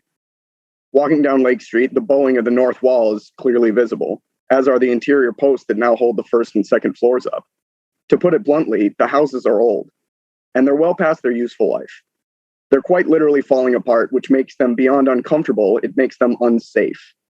These issues include leaky cast iron pipes, recurring animal problems from the gaps and cracks, aging electrical configurations, leaking radiators, and a lot of things just flat out breaking. I've seen the random wet spots on ceilings accompanied by dripping water, falling ceiling tiles, and every toilet in both houses somehow breaking within the span of a couple months. On animals, I've seen a fair share of bugs, bats, mice, squirrels, and birds somehow making nests in rooms despite all the doors and windows being closed. The boilers have broken 2 out of the last 3 years, and the houses are so drafty that our gas and electric bill is sky high regardless of our efforts to retain heat by sealing windows with plastic. Despite winterizing the houses after we vacated them, the boiler broke in the middle of Christmas break in 2019, causing the pipes to freeze. We've tried to maintain these houses through requiring 4 to 6 hours of work from every collegiate member, totaling over 300 hours of upkeep during each semester. But each project spawns 2 more. We've hired countless professionals to fix the ever-increasing number of safety and quality issues, only to be told that another issue needed to be fixed that we didn't know about. We've tried to fix everything, ran out of money, and we've got backed into a corner. We love these houses and their memories, but if the choice is to preserve our community's history in a new building, or watch it crumble in our current home, then we have to say goodbye to these houses and dedicate our efforts to building something better. Given our current situation, we've explored numerous possibilities and sought out Patrick to help us preserve our legacy in our home. Students have had an unprecedented say in the design of our floors, and we believe that this is our best path forward. Despite the decline of our houses, a new space to design gives us all a sense of optimism as we move forward, knowing that we can finally be free from the endless and costly complications of these aging houses. Thank you. Thank you. Our next registrant is Melissa Wagenka Moretti of Verona, to be followed by Michael Glowacki. Good evening. I appreciate the opportunity to speak with you about this project. My name is Melissa Wagenka Moretti.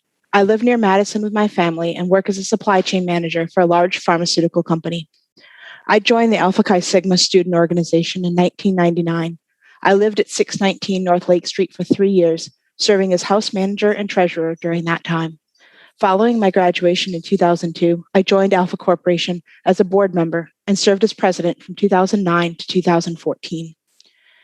Due to the finite resources available to us, I firmly believe that this is the best option for beneficial use of this property and supporting a student organization that benefits the university community through tutoring and public service. This is not a conclusion that the organization came to easily. Many of us here have dedicated countless hours to maintaining and preserving these houses. The reality is that they have come to the end of their useful life. For the 15 years that I worked to preserve these houses, we poured every dollar collected into keeping them in a safe and operating condition. Our wish list always outstripped our budget, but we did as much as we could, carefully prioritizing projects each year. We updated electrical wiring, rebuilt bathrooms, remodeled kitchens, and replaced worn-out windows and doors. We also responded to regular demands from the city to make upgrades such as sidewalk replacement and installation of a sprinkler system. The sprinkler system in particular was done on an accelerated timeline and at great expense, causing us to take out our most recent mortgage on the houses. Storms in the summer of 2014 resulted in flooding on Mendota Court, severely impacting the foundation of 621 North Lake Street. We invested over $8,000 immediately to ensure the safety of our residents and started pursuing long-term options. With a minimum cost of $1 million to make the houses safe for occupancy, we had to look at our options and funding. With expert support, we conducted a formal review of our alumni base and fundraising potential, but there is not sufficient financial support to invest even $1 million in repairs. The reality is that we could no longer maintain the houses as we had done traditionally. This is why we sought Patrick as our partner for this redevelopment project, based on his experience, integrity, and professionalism. The co-op style housing being proposed best enables our student organization to continue serving the university community. It is for these reasons that I ask the Common Council to approve the demolition and conditional use permits for 619 and 621 North Lake Street. Thank you. Thank you. Our next registrant is Michael Glowacki of Valor Way, to be followed by Elizabeth Feltman. Thank you, Alders, for your interest. As you know, my name is Michael Glowacki, a resident of Madison in District 16. Please decide to support our request for these demolition and conditional use permits tonight. I lived in these houses on North Lake Street for 3 years, and I was the house manager for 619 North Lake Street for 2 semesters, where we made improvements in and maintained both houses. Ask us if you want about these improvements to the structures, to the common rooms, and the necessary and required maintenance. We performed all of these, which I'm willing to testify to under oath if you required that. Those who make assertions that we didn't do the needed maintenance and the improvements don't have the firsthand knowledge to support their claims that we have to support our request, and they deny the actual facts. They are blocking the future availability of affordable campus housing. We have provided affordable rooms to around 20 students per year to as many as 50 for many decades at less than market rate. And we aim to continue doing that with your approval and support. The current property tax payments on these 2 buildings total only $20,000 per year. And with your approval of the demolition and conditional use permits, you should see almost $200,000 additional annual revenue to put toward other projects that you have in mind. Also, your support will increase the national prominence of Madison by approving these permits for a local and national professional organization. My first experience with Alpha Chi Sigma was when I went to 621 North Lake Street for chemistry tutoring my freshman year. The tutors were 2 female chemical engineering students who helped me get a much better grade than I would have without their help. They were not only very smart, but they were also personable and UW athletes. This is the caliber of people that Alpha Chi Sigma produces. They invited me to join, and I would talk about joining in 1986 if time permitted. Please continue fostering the long, positive relationship between the city, the UW, and the community that our organization has contributed to for 118 years. Alpha Chi Sigma has been diverse, professional, and people-oriented since the beginning of the Alpha chapter in Madison. For almost 50 years, it has been a co-ed professional organization and contributed many services to Madison. From both Girl Scout and Boy Scout chemistry merit badge events to providing evenings at Madison middle and elementary schools where students and parents can discover science in an exciting and inspiring way. Alpha Chi Sigma members have worked hard at school and for the promotion of chemistry as a science and a profession to everyone, including all underrepresented people. We put the same effort and time into maintaining and improving these two properties, and we want to move forward in the most sustainable way possible as proposed tonight. I ask for your vote to approve our requested demolition and conditional use permits. Thank you for this opportunity to ask for your support, which will help hundreds of people during your terms. Thank you. Our next registrant is Elizabeth Feltman of Curry Parkway, to be followed by Mara Williams. Hello all, my name is Elizabeth Feltman, and I'm a recent alumnus of both Alpha Chi Sigma and the University of Wisconsin-Madison. At this point, I see myself being a potential longtime resident of the city, though, as well. I could speak for hours and it wouldn't even come close to fully conveying what these houses and this group means to me. When I look at these houses, I think of cramming 50 people in the chapter room for potluck Thanksgivings. I think of the camaraderie that came from countless nights helping one another through advanced biochemistry problem sets. And I'll never forget coming together for our cheerful last chapter meeting before graduation. Not only was I an active member socially, but I like to believe that I was known as someone who could also be ready to assist everyone with whatever the most recent housing fiasco or project was. As someone who is deeply involved in the chapter housing committee itself, immediately after joining, I will never forget laughing in the chapter room with my friends as we worked together to plastic over the windows for winter, replacing sinks, putting up shelves. At one point, we installed carpeting. We worked hard to maintain these houses because it was our home. This is what made us unique. Our housing was never for profit. We never worked to maintain our home. We just did it because it was what we wanted to do, and it was where we lived. These houses had provided countless members and future scientists a safe haven, but it also provided affordable housing. While it may not be the case for all members, my collegiate experience was molded significantly by financial strain. From the moment I moved out of my childhood home, I was completely on my own. There were semesters where I worked 2 different part-time jobs between classes to pay rent, save for tuition, all the while selling my plasma twice a week to afford groceries. If it had not been for the 621 North Lake Street apartment pricing, I honestly don't know what I would have done. Affordable housing is not just a student issue. It's a recurring topic for the entire city of Madison, let alone the country. I was able to balance working and being a full-time student only because I was close enough to campus that I could bike and walk everywhere year-round at any time of the day. There were times that I didn't finish working until the buses had stopped running, but as I was able to safely walk home as a woman because I wasn't forced to live miles away from campus.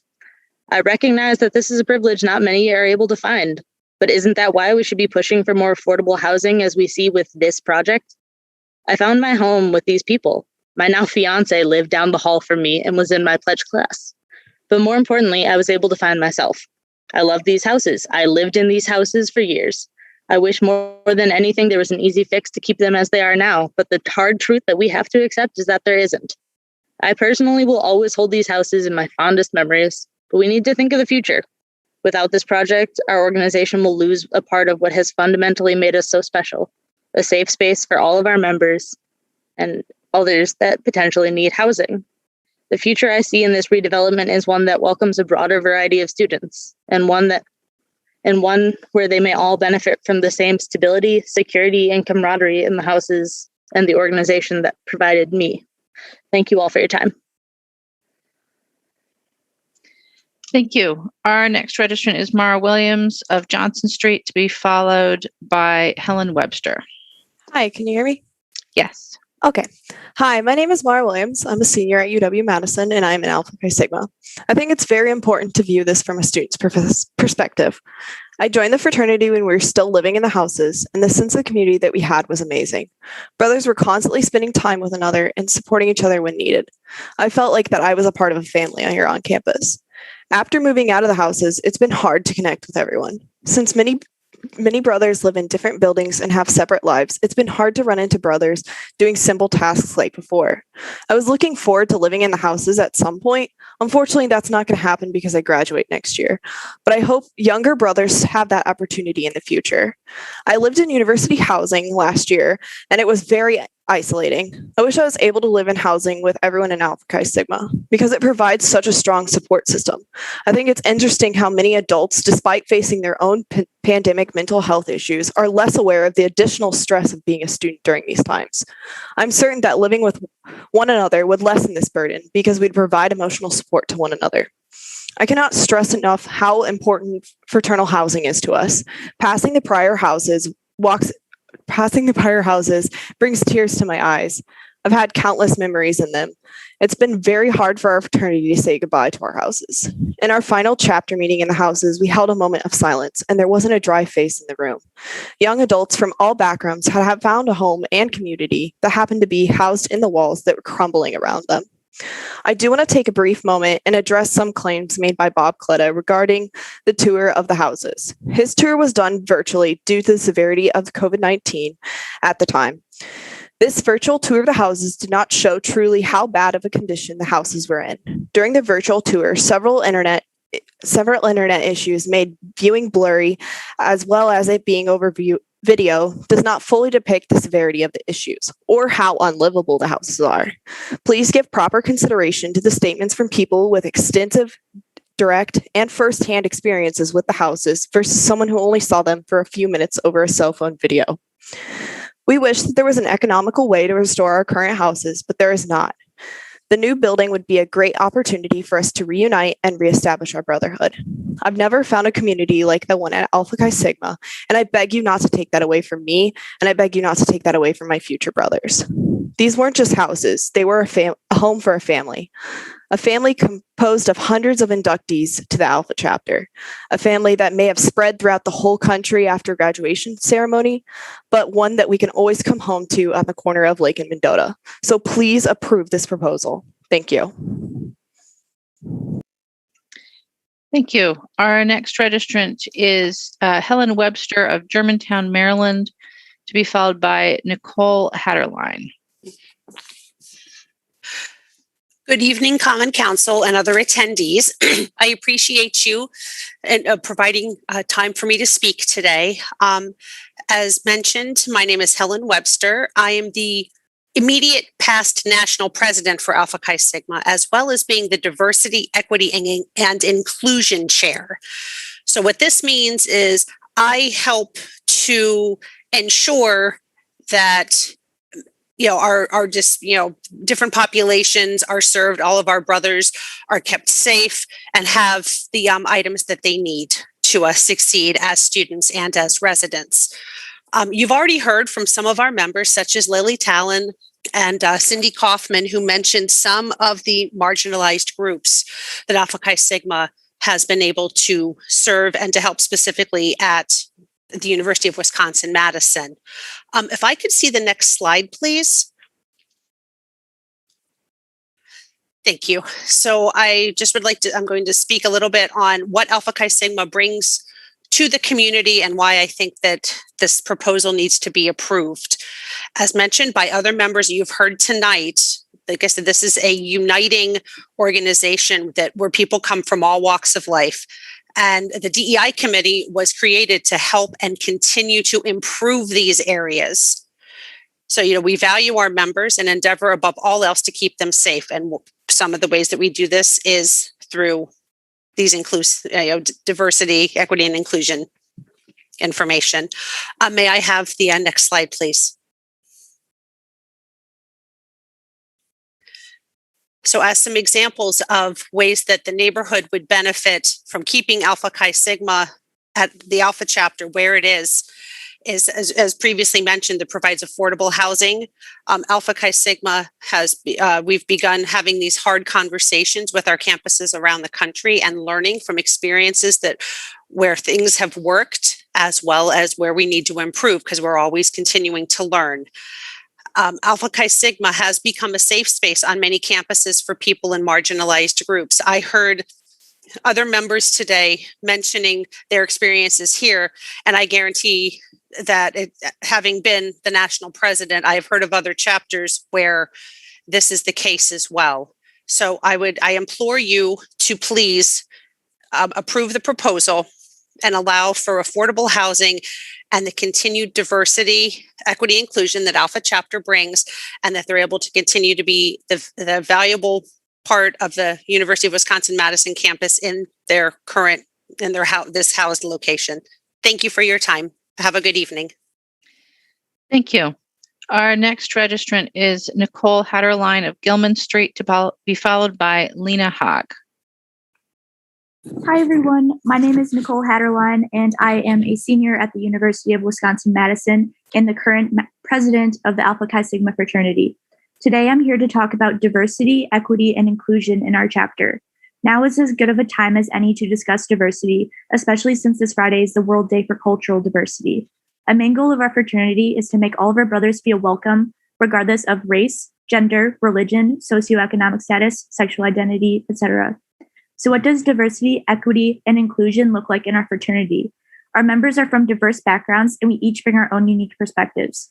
We all have qualities that make us different. An example is that not all of us are chemistry majors, even though our organization is a professional chemistry fraternity.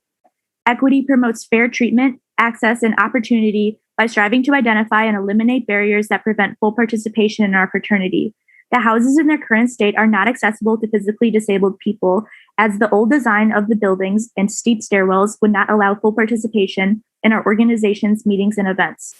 This new apartment complex will be more equitable with improved accessibility and be in compliance with ADA standards.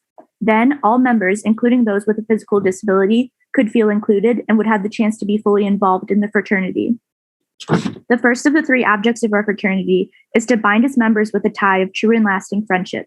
To truly live by this object, though, we must reflect on the diversity in our fraternity, collectively think of ideas to make our fraternity more diverse, and foster an inclusive environment for all members. In this inclusive climate, we can be our authentic selves, speak up, actively listen, and experience a sense of belonging. Every brother in our chapter is responsible for fostering this environment where we value and support each other. Inclusion means not only valuing, but intentionally seeking out and leveraging our different perspectives. Earlier this semester, we had a climate survey where people could anonymously voice their opinions on inclusion in our chapter.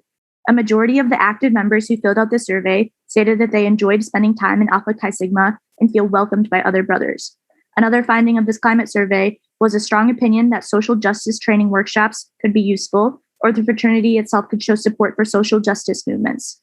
There are a few anti-racist workshops and programs that are offered at the University of Wisconsin-Madison, and I plan to work with them next semester to promote diversity and anti-racism in our fraternity. Also, this summer, we plan to meet with the brothers in the fraternity and alumni to discuss this climate survey, the responses, and areas in which we can improve. I thereby ask the Common Council to approve the demolition and conditional use permits of 619 and 621 North Lake Street so we can continue to have a community that promotes diversity, equity, and inclusion. Thank you very much. Thank you. Our next registrant is Lena Haag of Tonkinsie Trail, to be followed by Andrew Weissman. Thank you. Can you confirm you can hear me? Yes. All right. Hello all, my name is Lena Hay. I'm an alumnus and professional member of Alpha Chi Sigma and also a resident of District 7. I'd like to highlight some of our key contributions and impact within the Madison community.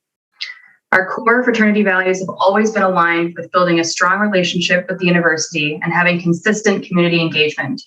Alpha Chi Sigma has greatly expanded upon these ideals for over a century through a scientific and philanthropic mindset. Our key contribution to campus has been our chemistry tutoring service. This is a free service which is offered to any student that is enrolled in chemistry coursework. Students are encouraged to join us for help with chemistry concepts, homework, and test prep.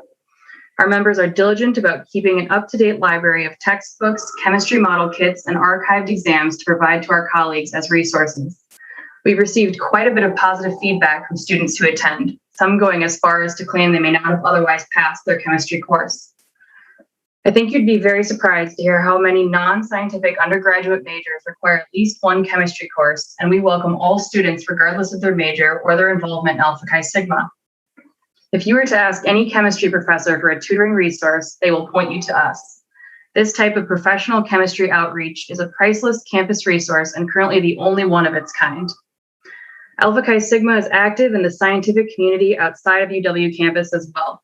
We have participated routinely in BioCore nights and after-school programs at local elementary and middle schools, allowing young students and their families to engage with us through fun demonstrations and hands-on learning. Not only are these events hosted on a volunteer basis and free of charge, but they expose students to science from a lens they may not have experienced prior in a classroom setting. Students attending schools with a low budget for scientific training or lab supplies are allowed a chance to further understand the importance and to renew their interest in pursuing science or STEM. Furthermore, our commitment to the Madison community does not stop with chemistry. Alpha Chi Sigma frequently volunteers to cook meals for families in need at the Ronald McDonald House, as well as packaging meals at the Second Harvest Food Bank. We've adopted a segment of the Beltline Highway, which we clean up a few times a year, and we also participate in spreading cancer awareness by partnering with the St. Baldrick's Foundation. And this is just to name a few. Alpha Chi Sigma has always been a community leader in promoting the sciences while concurrently engaging in other outreach activities wherever community support is needed. Thank you for your time. Thank you. Our next registrant is Andrew Weissman of Curry Parkway, to be followed by Julia Matthews. Here, there's no one by that name on the list. Julia is here. Right, Julia Matthews of Rutledge Street, to be followed by Sarah Hall.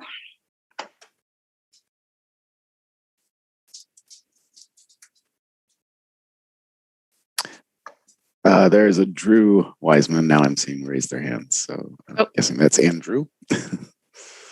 All right, we'll go then to Drew Weissman, to be followed by Julia Matthews. All right, sorry about that. My name is Drew Wiseman. I'm an alumnus of the Alpha Chi Sigma fraternity, having graduated in 2017. I now live in Madison District 14 and work nearby as an engineer in the plastics industry. So myself and others are here tonight to ask that you reject the findings of the Plan Commission on November 23rd of 2020, when they acted to place on file the redevelopment proposal that we now discuss. We believe the substantial voice of the Madison community was silenced in this meeting, that the action was made hastily, and that the best interests of the city of Madison are being shadowed by mindless calls for historical preservation. Overall, the redevelopment proposal substantially aligns with city plans. It will provide more infill near a bus rapid transit corridor, provide more sustainable living, and add more low-cost housing to help broaden the neighborhood's demographic. Furthermore, it would transform the alleyway behind the houses, which connects to Mendota Court and the proposed Langdon mid-block path, into a secure and well-lit area.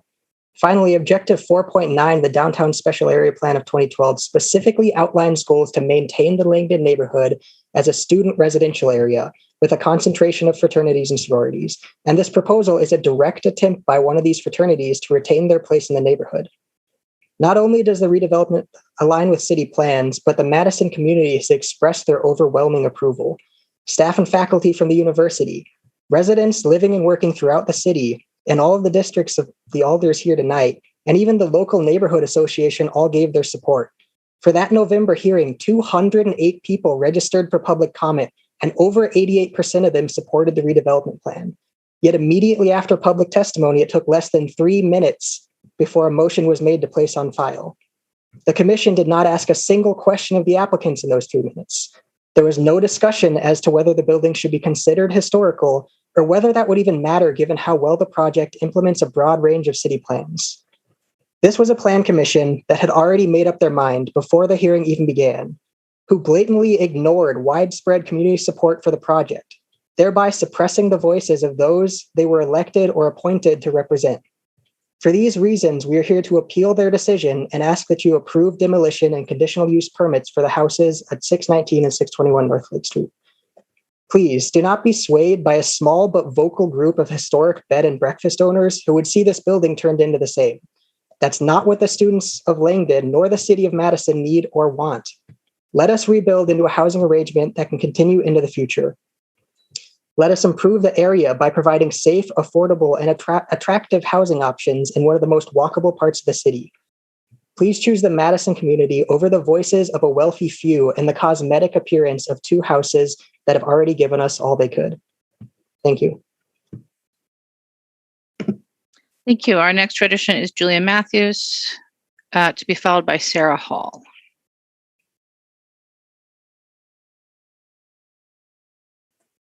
Sarah, you are unmuted on our end. Or sorry, Julia, you are unmuted on our end.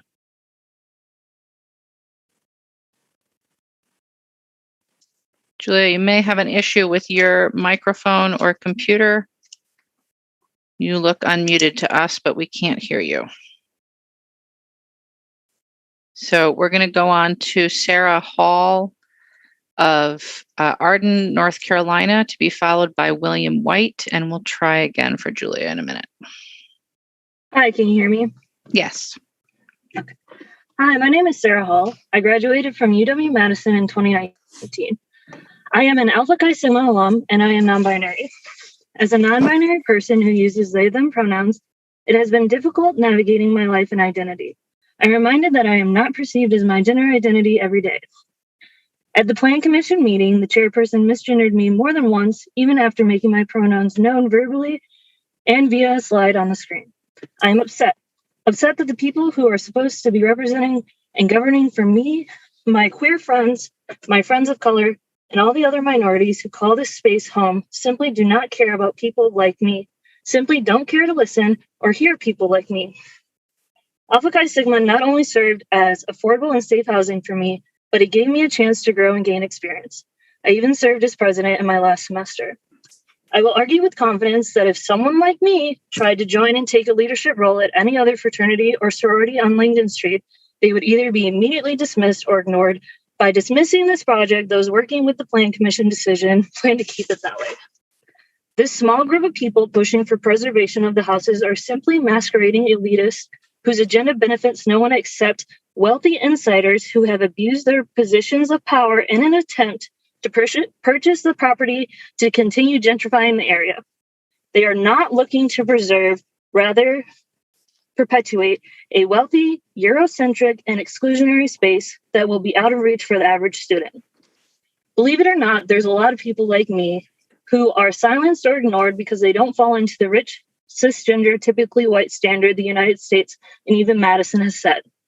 We the people, the neighborhood, the UW-Madison alumni, the residents of Madison, current students are telling you what we need. We need affordable, accepting, and increased density of housing. We need more projects like this, not more of $2,000+ two-bedroom units from deep-pocketed, out-of-state developers looking to make a quick buck off our city's residents. Are you going to listen to the people? Or are we going to have to continue to be disappointed by our governing body's failure to recognize and meet our needs? Thank you. Thank you. Our next registrant is William White of Lakeland Ave, to be followed by Amol Goyal. I'm sorry, Mayor, did we want to try Julia? Oh, my apologies. Yes, let's try Julia again. Julia, I see your hand is raised and your mic is unmuted on our end.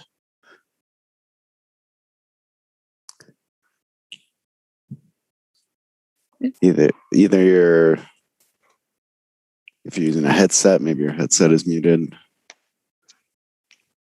but we cannot hear you. If you want, you can try exiting the meeting and coming back in, but I think in the meantime, While we're at it, let's see if we can get Francis. Sure. And Francis, *6 to unmute on your phone.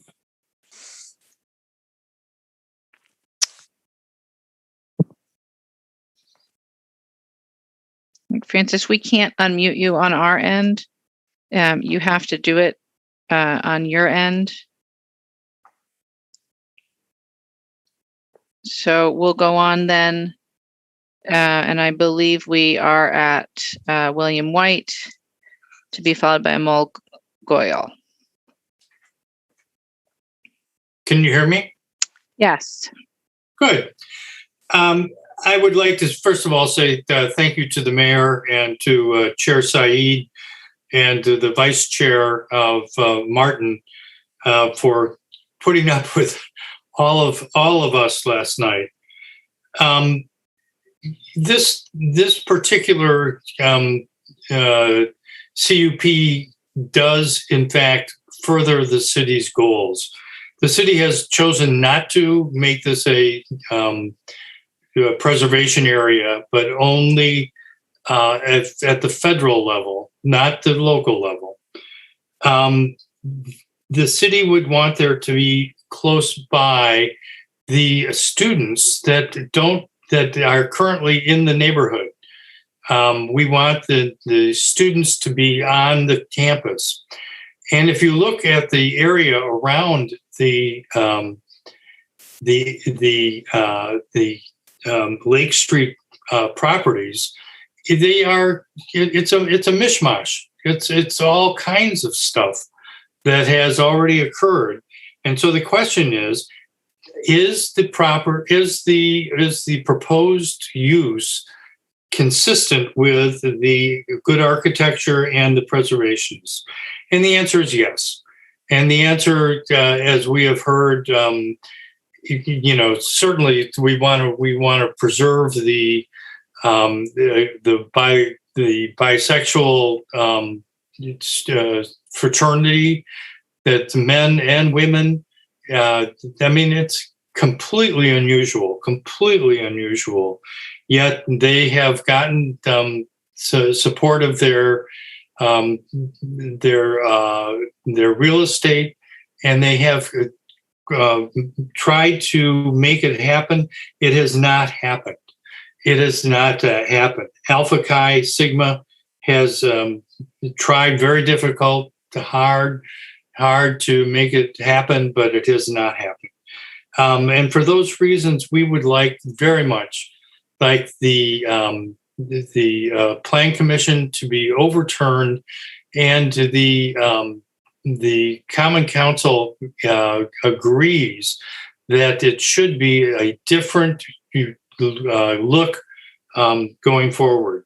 I would say also that we have our not only the good architecture and the preservationists, but that the Alder supports the change very, very adamantly. And so for those reasons, we would consider that the Common Council ought to overturn the Plan Commission in a very, very positive way, and just say this is what we want, and going forward from there. Thank you very much.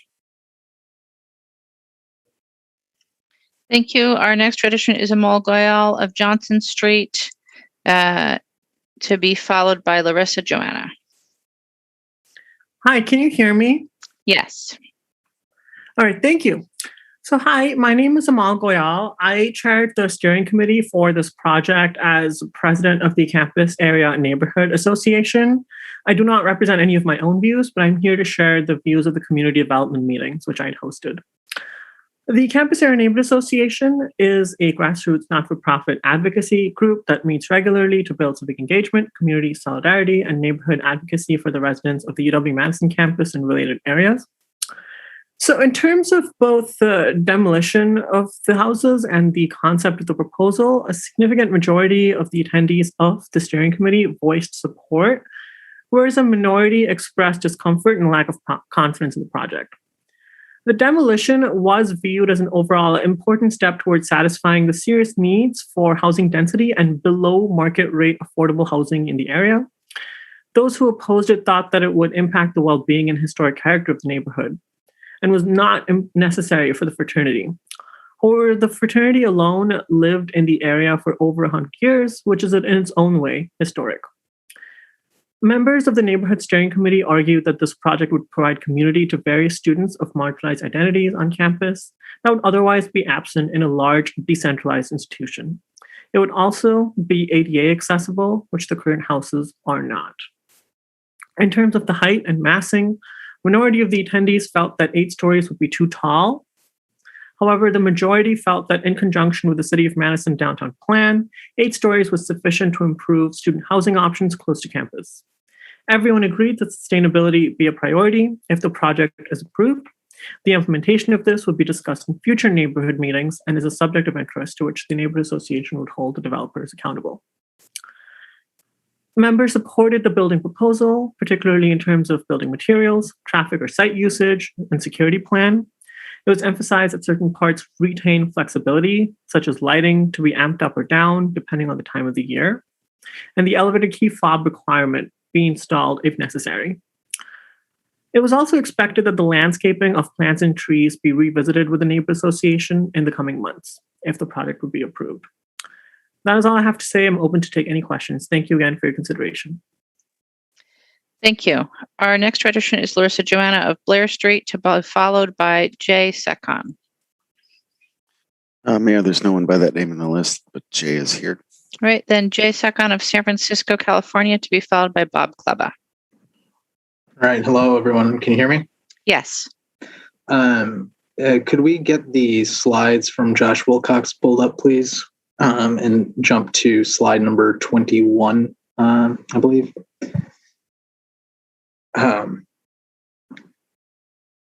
Good evening, Madam Mayor and Common Council, and thank you for the opportunity to speak tonight.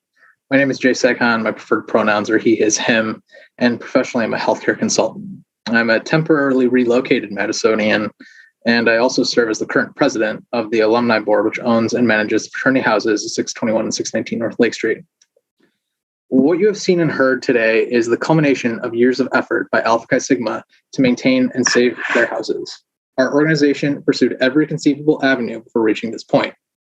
We hired professionals to manage the properties and prolong their useful life.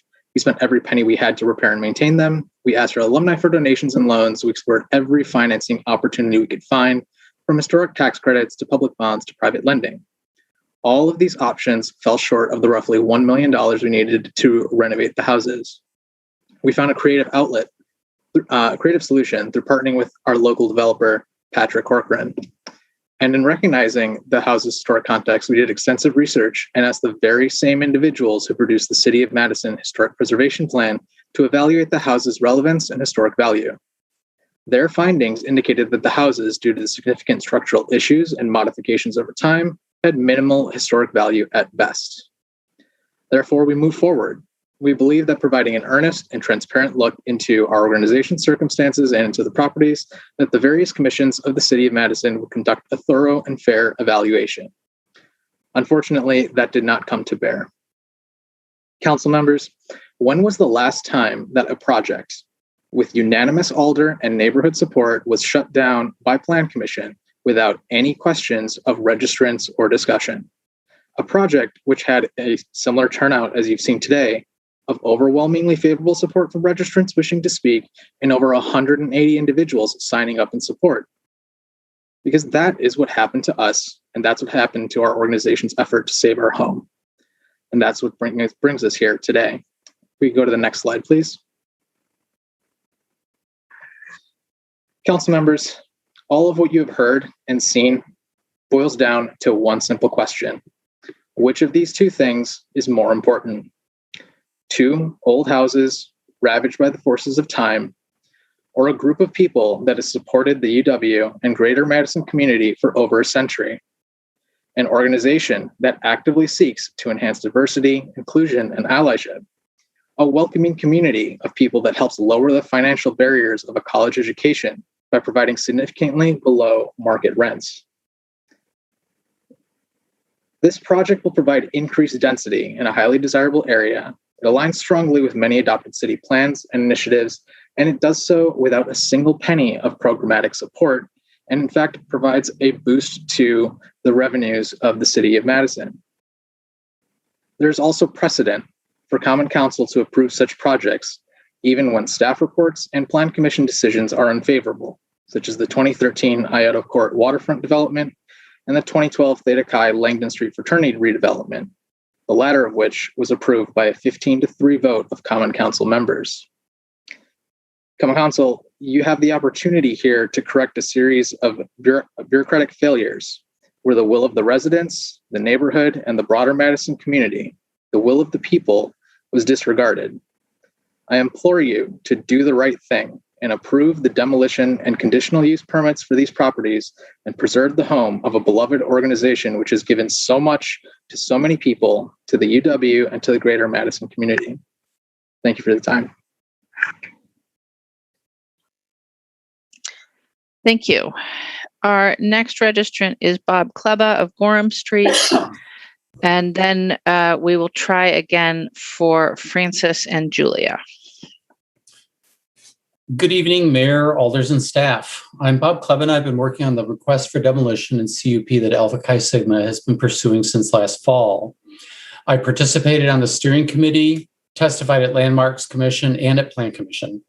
A bit about me. I've worked on historic preservation projects in Madison for the last 10 years. Most recently, I completed the rehabilitation of one of Madison's premier historic sites, the Governor's Mansion. I've also worked closely with... When was the villager built? I'm sorry, I'm hearing voices. Go ahead. We had somebody unmuted. Oh, okay. Most recently, I completed the rehabilitation of one of Madison's premier sites, the Governor's Mansion. I've also worked closely with Rowan Davidson from Legacy Architecture, whom Alpha Chi Sigma hired only to document the exterior condition of their buildings. I've observed that throughout the process, the applicants, neighbors, consultants, and lobbyists involved can be separated into two groups: those that praise all the good work that the fraternity does, and those who are alarmed by the blatant demolition by neglect and proposal to demolish contributing buildings in one of the most important historic districts in our city. Even proponents for the demolition have stated that little maintenance on their buildings have been done, resulting in the overly exaggerated problems they've documented. Their plan for the last 5 years has been to demolish the buildings and redevelop the land. As a result, things like simple foundation repairs became structural problems. Other proponents say that they haven't the money to maintain their buildings and they need to sell their property in order to build new. These reasons do not justify demolition of historic buildings. My tour of the buildings showed late 19th century fraternity houses with contemporaneous character. I agreed with the fraternity's engineering report about the damage from neglect that was repairable and that the buildings could be reoccupied with appropriate care. There is no reason these buildings can't live for another 100 years. Why did Landmarks recommend against and Plan Commission deny this demolition for approval? First, the applicant is trying to demolish contributing buildings in an historic district. This would be a dangerous precedent, contradicting the efforts we have all made to preserve the deeply woven fabric of the historic resources of our city. I know that many argue that historic preservation is a luxury allowed only to entitled people. But let me remind you that the existing buildings provided the fraternity members affordable housing for many decades. Their proposed 8-story market rate apartment building does not provide any more affordable housing. For the reasons I stated in my email to you yesterday and in my comments to the Plan Commission in November, I strongly urge you to affirm City Planning staff's recommendation and Plan Commission's vote to deny this demolition permit. In addition to the demolition, please note that the requested appeal would also reverse the denial of a CUP for a market rate apartment building. You also saw in the city planning staff's report stating that the conditions of approval for this proposal were not met. The development of such a building would be deleterious to the future preservation of the historic district as it is defined today. Before you consider this appeal, please make sure that you're comfortable not only with this demolition, but also a market rate apartment building that will encourage further demolition and redevelopment in the Langdon Street Historic District. There is no doubt that the fraternity can continue to do good work in their existing buildings and in the newly remodeled chemistry building. The current and future good work of the fraternity does not justify the loss of part of Madison's history that we all share. Thank you. Thank you. Let's try one more time for Francis Ingridson and or Julia Matthews. Hello, can you hear me? Yes, go ahead, Julia. Okay, great. Thank you so much. My name is Julia Matthews. First, I just want to point out real quick that these houses, the market rate is on a much lower end than most of the new development downtown. And it's very disingenuous to say market rate as though that is one number that is equivalent across the board. But I just want to say I'm in support and I'm asking you to please vote yes on this appeal. Many other speakers have already outlined the necessity and benefits of this proposal to our organization, but the proposed development will have positive impacts in the community far outside of just Alpha Chi Sigma by increasing density to open up this incredible corridor to many more potential residents than the 2 houses can offer alone. The developer has a history of offering below market rate units, but even without that, the market rate of this plan will be on the lower end for downtown. I'm telling my story tonight to highlight the many benefits of living at the corner of North Lake Street and Mendota Court, benefits that shouldn't be guarded or limited. As a freshman in spring 2011, I discovered Alpha Chi Sigma, and at that first info meeting, I knew I had found family and had found home. Earlier that same day, I had the conversation with my dad that there was no way I could live in the dorms for another year as it was much too expensive, and the warm welcome of the active members and descriptions of the houses seemed like a sign. As a former resident of 621 North Lake Street, the below market rate rent and location had an extremely positive impact on my life as a full-time student who also worked multiple part-time jobs to avoid taking out private student loans. Not even including proximity to State Street, two of the best libraries on campus, the Memorial Union, Red Gym, Student Activity Center / University Health Services, Southeast Recreational Facility, a grocery store, pharmacy, and post office were and are all within 1 to 4 blocks of my front door. The free student bus stop was less than a block away and only took about 15 minutes to get through Lakeshore to the UW Natatorium. The bus stops at Lake and State could get me anywhere in Madison, especially if I had time for a transfer. This allowed me to work as a lifeguard as far away as 4-year drive, 8 miles to the west, as well as Middleton High School, Warner Beach to the northeast, and Olin Park to the south, with just the bus and a bike. The centrality to campus and the Isthmus made it so I could easily pick up shifts even outside of regular bus hours. When not working or studying, I could walk to the square for the Saturday farmers market or spend time on the porch looking out at Lake Mendota or walk the Lakeshore Path. 621 and 619 Lake Street were my home when I most needed one. This proposal would preserve that home for the future, but more important, it opens up this space as a home for many more. As the city of Madison continues to grow, increased density on one of the most desirable blocks of downtown is greatly needed to increase access to the amenities of public transportation, walkability to businesses, restaurants, campus, and many necessities, as well as opening up the privilege of living within view of the lake without a luxury price tag to more Madison residents. Thank you. Thank you. All right. Francis, if you can hear us, apologies, but if you haven't already, I would suggest that you email the council at allalders@cityofmadison.com. That is all of our registrants wishing to speak. Are there questions for any of our registrants tonight? Alder Bennett. My first question, and actually before I start questions, I want to thank all the members of the Alpha Chi Sigma, AXI, our fellow neighbors, our neighborhood association, and all of those that have been working to keep Alpha Chi Sigma in Madison and in our district. So thank you. Emotionally is much appreciated. For my first question, I would like to ask Rowan Davidson. I really find it's extremely important for us to recognize as you were the person, one of the co-authors of the historic preservation plan that the Madison Common Council adopted.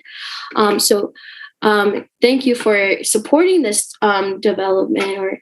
And what I want to ask is, how did you really come to this conclusion that these two houses do not fall within this historic preservation plan? Moreover, what is really the definition of historic preservation and why was it listed under the National Historic Registry in the first place? Sure. Thank you, Alder Bennett. As far as why we determined that these properties would not necessarily fall under the purview of historic preservation goes back to the National Register program. It's a federal program. It's nothing to do with the city of Madison's government. And it was listed in the 1980s. And when it was listed, the neighborhood was already undergoing a great deal of change. That change has only continued apace since then, to the point where the area on the western edge, the area of the block where 619 and 621 are located on Lake Street, has changed to such a degree that of the, say, 25 properties on the block, about 19 or 20 of them would not even have been included in that National Register nomination back in the 1980s. They would have been not included because of their age or because of their height or because of their architecture and myriad reasons why they would not have been included. Basically, what we're saying is that this part of that district no longer really is consistent with the reason why it was listed in the first place. And with that said, again, I just want to reiterate that it is not a landmark district, it is a National Register district. And yeah, that's the primary reason, is to deal with its context. Furthermore, Right. Yeah, go ahead. Sorry. Oh, no, go ahead. Oh, just also an observation about the neighborhood. I'm actually a Madisonian. I live in Madison in District 13. And I went to the University of Wisconsin-Madison as well as a student. I'm fairly familiar with that neighborhood. And I must say that its history is one really of continuous change, of increasing density, of a diverse student population. In fact, the National Register nomination written in the 80s discussed this, that this was actually the history that was intentionally preserved, this history of fraternities, this history of student apartment buildings, this history of a growing city, which is exactly what the alchemy proposal for Alpha Chi Sigma is all about. Definitely. Thank you for that. And so I just want to reiterate, and just so we make it very clear, the National Historic Preservation is not something within like the city of Madison's purview. And therefore, nothing is stopping us on a historical preservation side from approving the demolition and redevelopment of these two buildings, correct? That's right. There's no ordinance that prevents the demolition of these buildings. Definitely. And I wanted to ask too, something that you referred to, but I think the slides weren't up, is that these two houses have gone through significant change over the years. Could you speak to that? Oh, well, for starters, 619, for instance, the one further to the south, has had most of its defining historical features, its windows, its doors, some of its siding, and including its front porch, which is quite prominent, replaced over the years since the supposedly historic period of its significance for the National Register District. The case of 621 is even more dramatic, where the prominent porch, which is much beloved, is actually an addition that was done decades after the building was constructed, as is its siding, the stucco siding. It was originally a wood frame, wood-sided building. And of course, the foundation walls and the north wall are essentially in a state of collapsing. Thank you for that. And my final question for you is really, there's this idea that was definitely promoted in the Campus Area Neighborhood Association Steering Committee report that the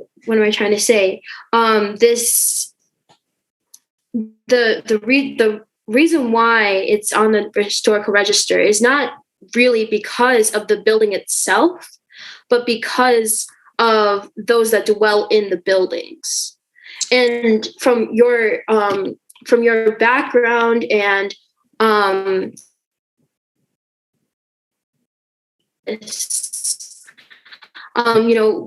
what really is there anything really that sets these buildings aside? And can you just reiterate, really that? I think they were included to begin with because they share the same history as the rest of the Langdon neighborhood, as you stated. They fit in with that story of the fraternities, of the developments along that stretch of the neighborhood. The buildings themselves are of the correct age that the National Register District supposedly includes, from the very late 19th century through about the 1930s. They both fit nicely into that. However, on an individual level, I don't think either of them, one of them stands out. There are many buildings in Madison of the same style, of the same type, hundreds even, that are equal or greater significance and architectural integrity. I'm sorry, does that answer your question? So that definitely does. Thank you, Rowan. Oh, you're welcome. Thank you. And that's like, that's like to ask a question to Jay second. Something that was really something that is was stated neglect, which is a really Alder Bennett, you're cutting in and out a little bit. I think you're having connectivity issues. I am. Can you hear me now? We can. It's just intermittent. I'm gonna turn my video off and let me see if that's better. Is this better? Well, let's try it. Okay.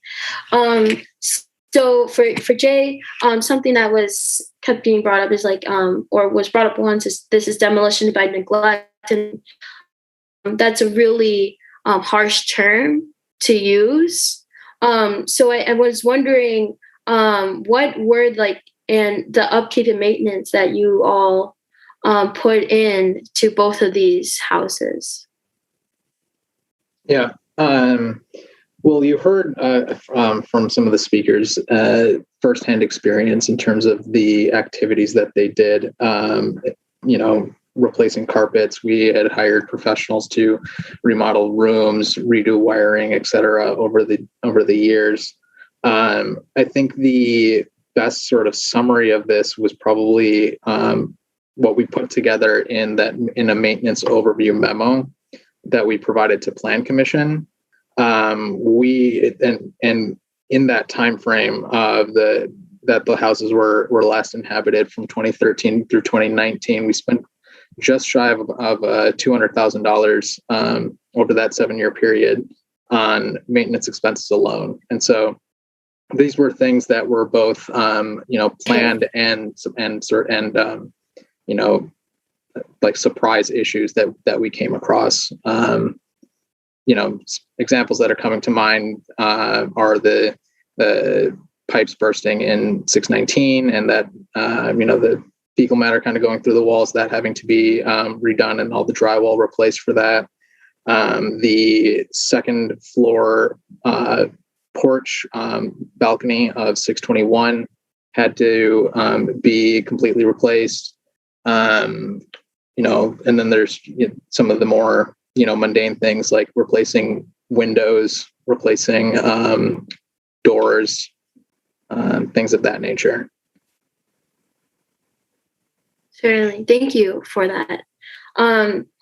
Next, also, I'm sure it seems like it's definitely financial barriers that you all are seeing.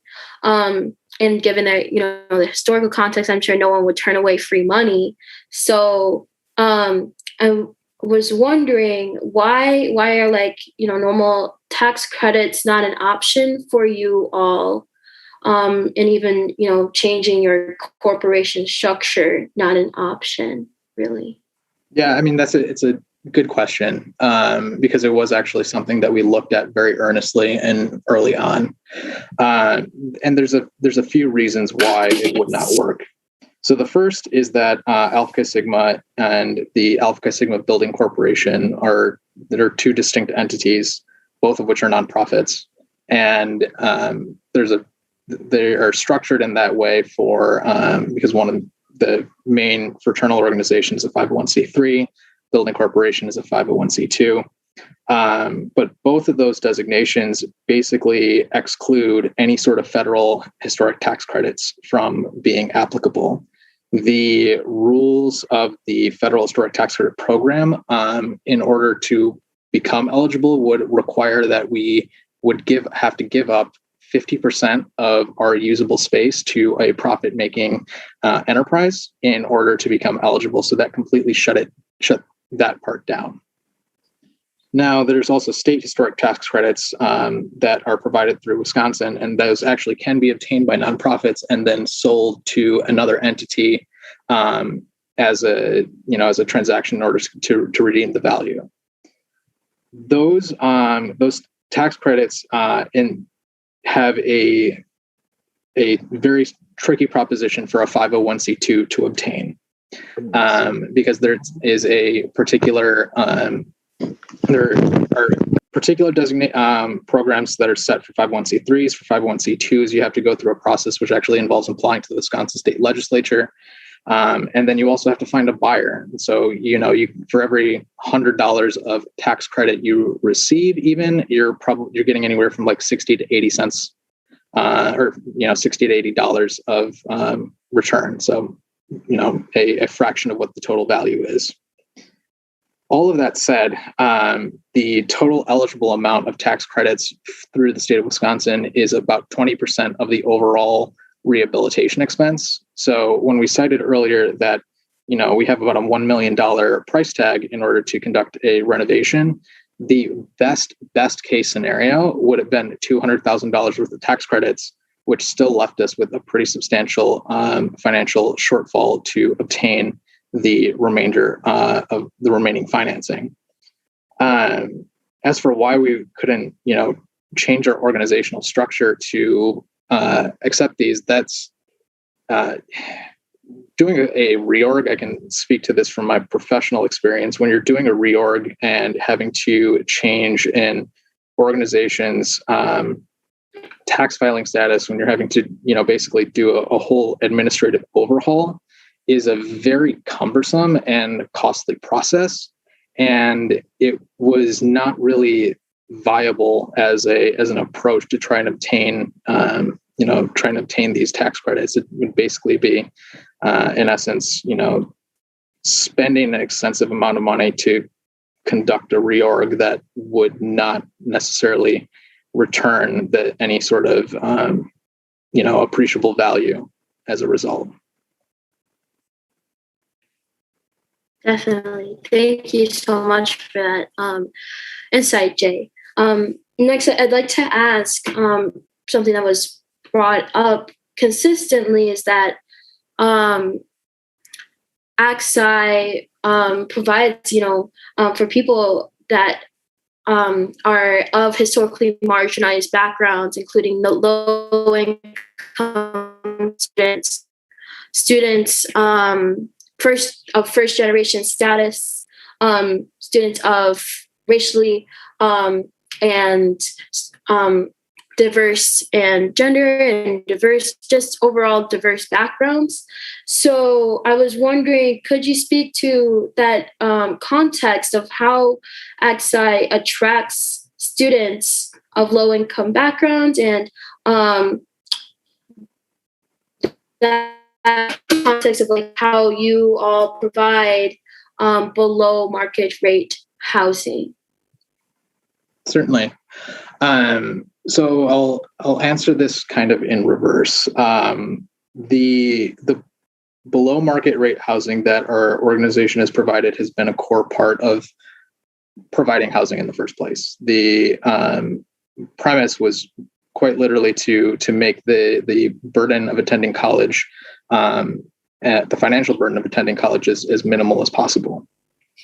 Now you set up an organization like that, and you have a house where you're renting out rooms at substantially below market rate, and that naturally appeals to individuals that have that come from low income backgrounds, that have limited means to pay for their education and their housing, and that was part. That's kind of part of the aspects that attract many students to join our organization, or at least start demonstrating interest. And as you heard from many of the speakers earlier, that sense of community and the sense of they talked about how it's a family, how it's a sense of belonging. I think that is the thing that really helps people make that decision to join, because you come to realize that this can be that place where I belong on a very large college campus.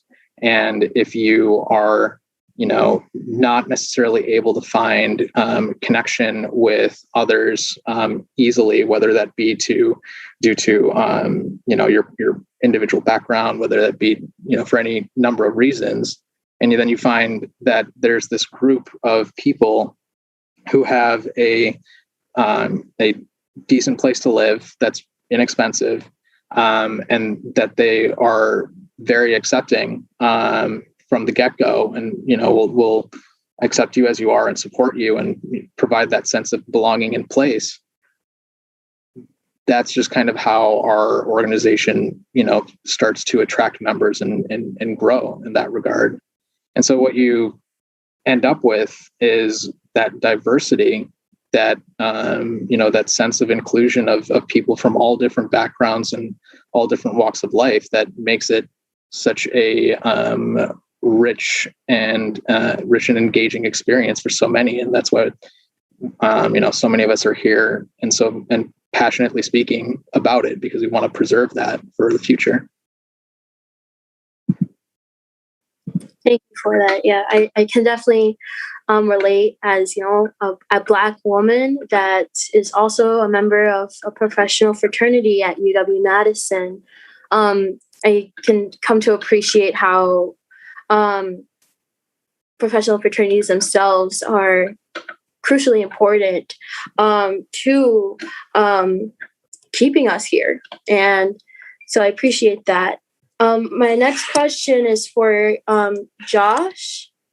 I was wondering how you all came to this architectural structure, specifically like the appropriateness of scale and appropriateness to this neighborhood, maybe offering how this fits within the facade of the area.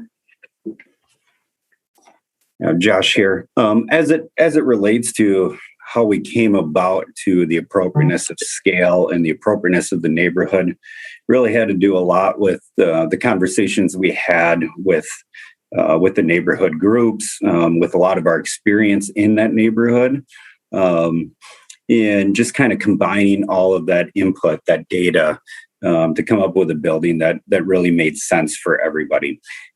So when we started looking at height, obviously the density requirements that are associated with the different plans that I previously mentioned, the comp plan, downtown plan, some of the zoning criteria, that kind of set those limits.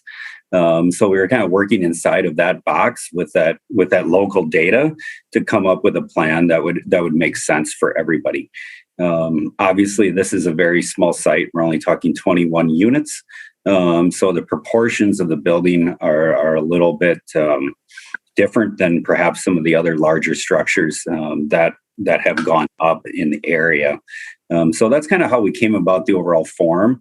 As it relates to the architecture, that was definitely a nod to the neighborhood as well as some of the more civic oriented pieces that are adjacent to it. So we were really looking for something that would kind of blend in, have a timeless order, because the windows and the need for air and light into these units was unique because we weren't really had the opportunity to put balconies that hung out over the property lines.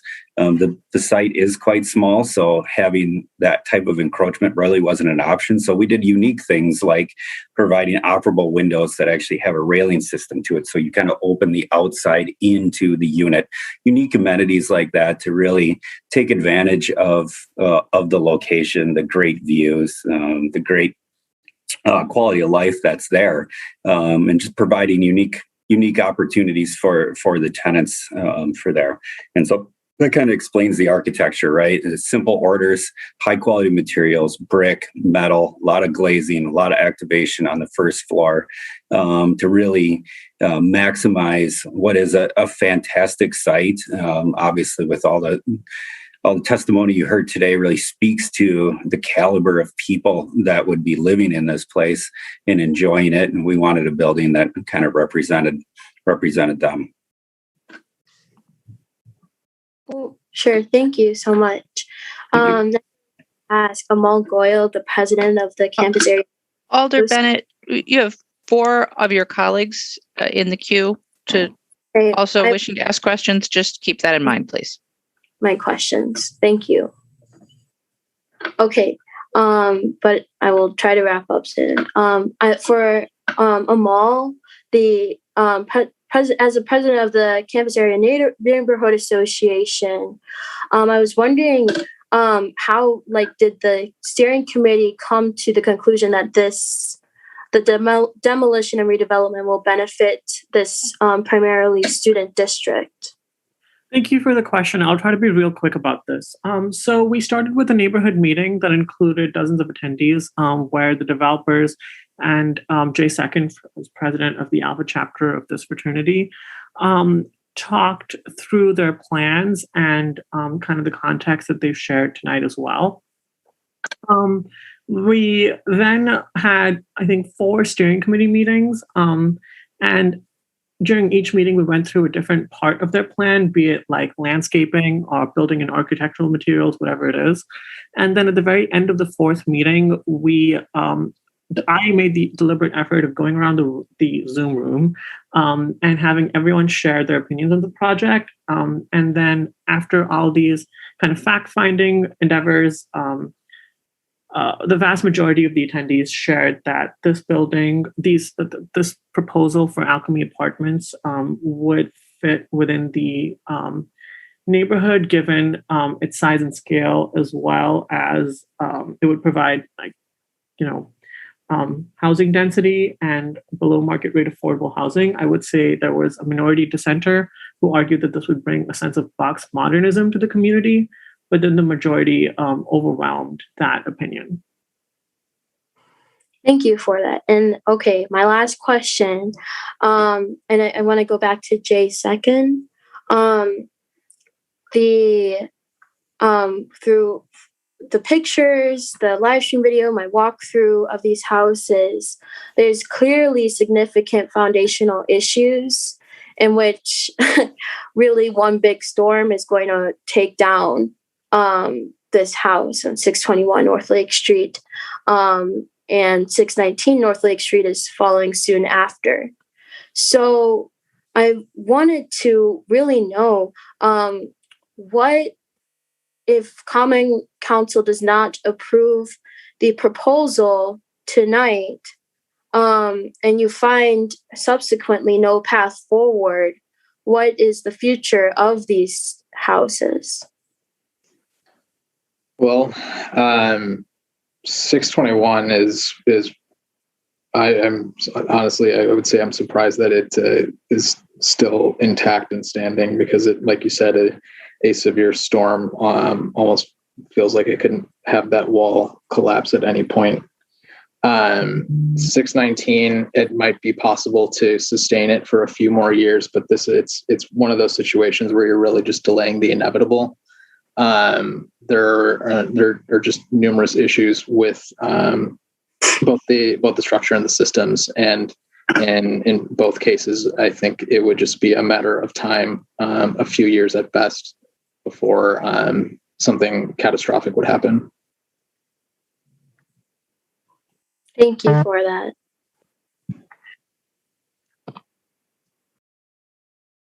Thank you, Alder Bennett. Alder Heck, questions for registrants? Yes, thank you, Mayor. I have a question for Rowan Davison. Yes. Go ahead, Alder. Thanks, Rowan. I'll try to be quick, given that a lot of the questions and answers and testimony have been quite repetitive. You mentioned in answering Alder Bennett's questions that you felt that the city really didn't play much of a role with respect to national historic districts. I just wanted to lay out a couple of things and see if you stand by that statement. In our Plan Commission standards of approval for demolition and removal, the statement of purpose includes: the purpose of this section is to aid in the implementation of adopted city plans, protect neighborhood character, preserve historic buildings, et cetera, et cetera.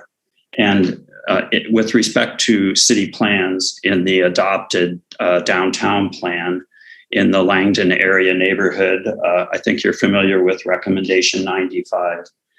Encourage relatively high density infill and redevelopment that is compatible with the historic context in scale and design on non-landmark locations and sites that are not identified as contributing to the National Historic Register. And just before that, encourage preservation and rehab of contributing historic buildings. So I'm just kind of saying, I mean, it is true that the city does have policies and procedures and ordinances related to national historic districts. They might be slightly removed from the creation of historic districts and things, but wouldn't you agree that the city does have purview in a national historic district? It's a suggested purview, I would argue, that it is merely guidance. The National Register districts are obviously not the same as the landmark districts in the city. And they're more treated, I believe, in spirit as sort of a guideline saying these areas are of historic importance, which I do not disagree with, even in the Langdon Street area. Okay. Well, I guess the standards of approval related to demolition seem rather explicit to me, but maybe a difference of interpretation. But the Landmark Committee reviews all demolitions in the city, or can at least. Yes, I agree. Which is extremely unusual for a city. I can't think but it is the case. Yeah, that is true. It does review them, and it did in this case as well, without much consulting. Thanks. And just a quick comment. Thanks for your work on the historic preservation plan. I think that's great work. Thank you, Mayor. Thank you. Thank you, Alder Hack. President Abbas, questions for registrants? Thank you, Madam Mayor. I will be really quick, just ask one question. Perhaps the question is for Josh Wilcox. And Josh, my question is regarding this landmark commission agenda when they add both building 619, 621. Did you receive any notification from the staff about your buildings are added into historical, an agenda item as part of a historical building? Certainly through the process, staff has been very helpful and clear with where their stance was on certain things. And so I think there's always been a transparency and staff's always treated us well as it relates to this. Certainly there's some parts along the way that I'm sure, like any project, we may not see eye to eye on. But certainly we've had a lot of communication through the process, and particularly Colin and Heather have been great to communicate and work with. So when these buildings got added into historical building, you were notified. You had an opportunity to provide feedback at the commission, correct or not? I'm not sure how to answer that question because, most of those qualifications were done years before we were involved with this project. And so in terms of it relating to a contributing building, we were aware of that early on in the process. Right. Thank you. Thank you. Thank you, Alder Lemmer. Thank you, Mayor. This question is for someone in the development team. Given the Landmarks Commission's strong recommendation against demolition and planning staff's recommendation against demolition, I'm wondering if preserving the facades of the buildings or portions of the facades has been explored. If there's been any updates to the proposal to include preserving portions of the facades of either building.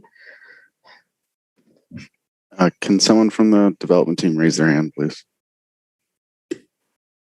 Thank you. Yeah, Josh here again. There's certainly an opportunity to salvage as much as we possibly can. I noted previously that we can take some of the stone from the balconies and try to integrate that into some of our lower retaining walls.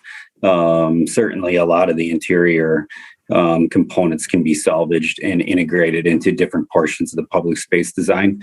The units themselves don't really have a lot of opportunity to integrate that into it, but we absolutely are going to be working to try to retain as much of that character as possible. Okay, thank you. That's all I have. Thank you. Thank you, Alder. Are there any other questions for our registrants? All right, seeing none, I'm going to close that public hearing. And Alder Abbas, I believe we want to turn to staff now for a brief guide through the appeal process. I did not warn the attorneys, but I expect that there is an attorney ready to answer this question for us.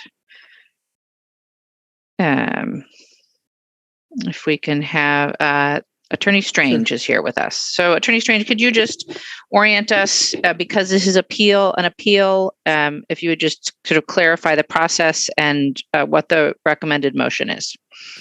Sure. So the appeal process, so anytime there's a decision at the Plan Commission, that can be appealed to the Common Council, and the Common Council takes a fresh look at the proposal and has to apply all the same standards to the consideration that the Plan Commission did. There's no specific level of deference that has to be given to the Plan Commission decision. That's already built into the requirement that there needs to be 14 votes in order to overturn the Plan Commission.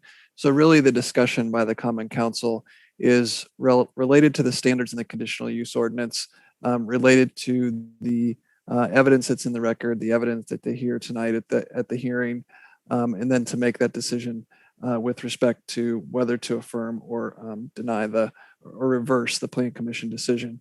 There's no option to send it back to the Commission for modification or further consideration. It's really an action on whether to affirm or reverse. The proper motion, since it is an appeal, is to approve the appeal, and for that to succeed, you need to have 14 votes. So the Plan Commission decision would be reversed if you get 14 votes. It would be affirmed if it doesn't get 14 votes. Is that what you're asking? Yes, thank you. So now we will go into questions for staff, and then after that, we'll have a motion and discussion and move on from there. So questions for staff, starting with Alder Lemmer. Thank you. I'm wondering if Attorney Strange can clarify whether it's possible for us to add conditions on approving, or I guess reversing the Plan Commission decision. Yes, you could add conditions if you were to reverse the decision of the Plan Commission and thereby approve the conditional use. You could add conditions. You would be under the same restrictions as the Plan Commission is on adding conditions. It needs to be related to the impacts of the use. You need to be able to articulate the reasons for the condition. But yes, you can add conditions. All right, great. Thank you. That's all I have for right now. Thank you, Alder Lemmer. Alder Carter. You're muted, Alder Carter. Attorney Strange, when you're talking about conditions, one of the things that I was thinking of, and maybe Alder Lemmer was also thinking of, is incorporating some of the historical elements of the building. Is that one of the conditions that could be allowed? In theory, I think it could be. I don't know enough about exactly what kind of a condition you're considering and how we would word that with respect to an approval to ensure that it would happen. One of the things that we have to consider when adding conditions is you want to be able to word it and include it in a way that we're in fact sure that we can carry it out. Okay. So in theory, yes. Thank you.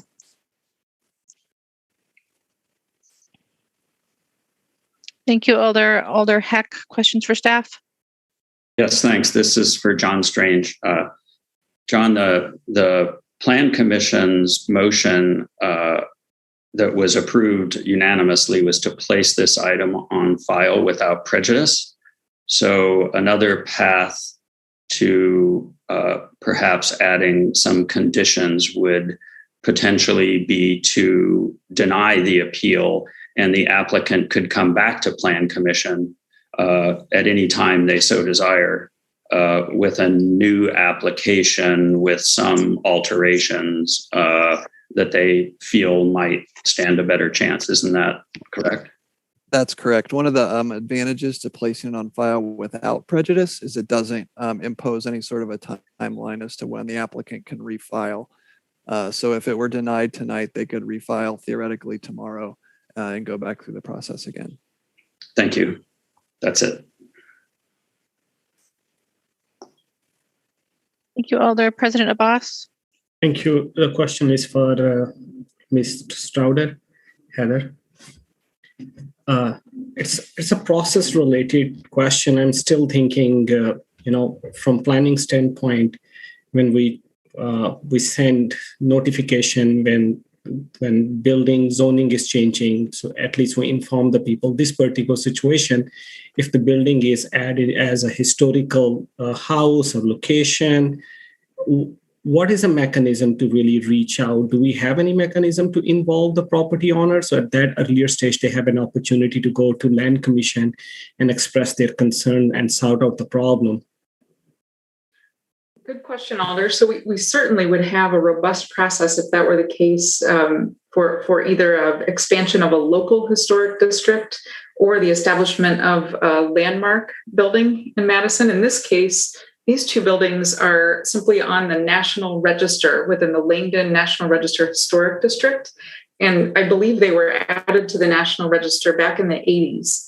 And so the city, as was discussed briefly tonight, didn't have an explicit role in creating that designation to basically designate these as contributing buildings in the Langdon National Register Historic District.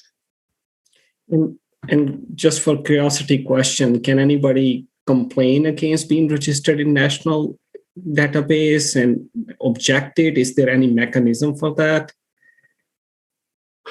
I'm not sure that there's a mechanism for it. I know that it is generally seen as an incentive, as a carrot, so to speak, because it is tied to the availability for the tax credits in order to preserve buildings. And so I don't think there are as many folks that would be concerned with being a contributing building in a National Register Historic District, because it's again more of an incentive to maintain the existing buildings than it is a regulation regarding the buildings.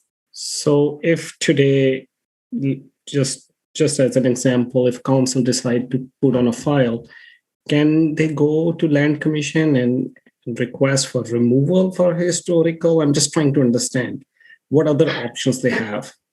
I don't believe the city's Landmarks Commission can make a decision that would change their status in the National Register Historic District. I'm sure they do have other opportunities, but I honestly don't know what those are. That's not something that we've explored in recent years, certainly. All right. Thank you. I appreciate the answers. Thanks. Thank you, Alder. Alder Harrington McKinney, questions for staff?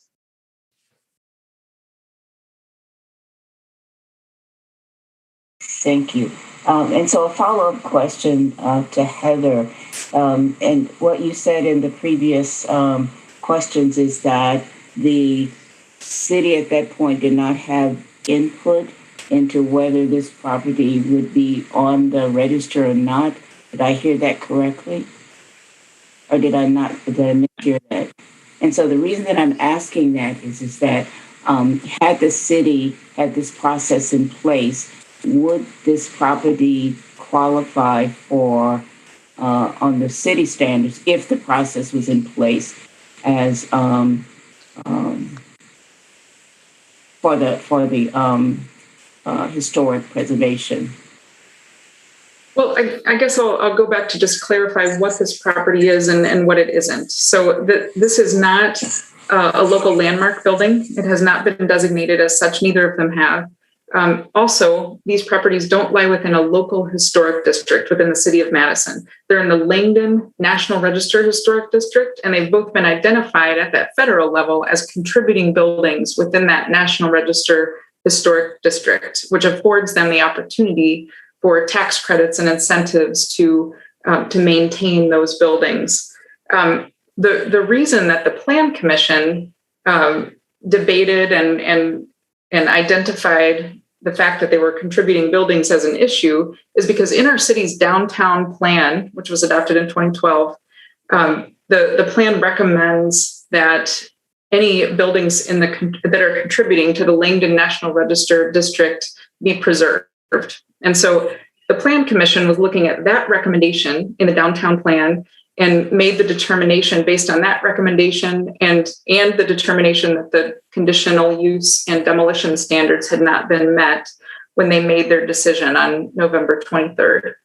And so, a path forward for the city to, I still think, yes, the council can make, as Attorney Strange mentioned, could make a different decision tonight. Again, looking at those same standards for approval for demolitions and conditional uses.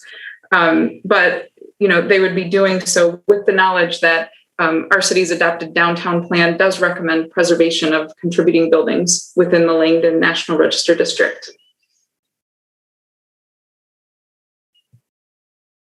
Thank you for making that as clear as I could understand it. Thank you, Alder. Alder Evers, questions for staff? Yes, for Attorney Strange. Briefly, one of the opponents of this appeal implied that a precedent could be set if this appeal were to go through, and it would somehow or another perhaps be used to threaten other contributing properties to the historic district. In a legal sense, would it have any bearing? Would this decision tonight, if the appeal was approved by this body, could it be used in another setting to make a legal case if the city were not to approve that particular developer's request to demolish? No, I don't think so. In a legal sense, I don't think it would require the setting of any sort of a precedent. I mean, obviously, in another case, someone could make any argument that they want, but nothing about the decision that the council makes tonight necessarily binds it in a similar decision in another setting. So I don't necessarily think it would set a precedent in the way that I think you're asking the question. Thank you. Thank you, Alder. Are there any other questions for staff? Alder Bennett. If there's no other questions, I would like to make a motion to approve the appeal. All right, seeing none of your colleagues with their hands raised, we generally defer to the council president to make motions, but Alder Bennett makes a motion to approve the appeal. Is there a second? Second. It's moved and seconded to approve the appeal. Is there discussion? Alder Bennett, do you wish to speak to the motion? Certainly. So, well, let me get my thoughts together. Early in this campaign that we started, AXI reached out to me, and I met with their general body of over 100 members. And one by one, they made it extremely clear that of how important the decision that we're making tonight is for them. I think we've all seen that tonight, how we're talking about their homes and their ability to continue to thrive, to study, to provide a space for people of STEM-driven backgrounds backgrounds of marginalized folks. The buildings are in dire condition. That's I'm sure we can all agree to that. And in such dire condition that they can quite literally collapse at any given time. The AXI made repairs consistently throughout their time, and at this point have come to the point where they cannot make any more repairs, especially with the significant structural issues to the houses that we're facing. And they are people of low-income backgrounds, they unfortunately don't have a huge pot of money to magically come up with and somehow fix the houses. So we cannot allow these homes to come down, just and not have any plan in place that centers Axi and the neighborhood. We need to do right by this community. And as stated in the Campus Area Neighborhoods Association Steering Committee report, it's appropriate and necessary for the neighborhood. And I really want to all of you, all of our colleagues, to think about what the possibilities that we have here. This achieves our plan of all of our goals of having density in this area, of continue to have some affordable housing for members of the fraternity. And at the end of the day, that definition of what is historical preservation, is it the preservation of the buildings or the people that gave this property its history?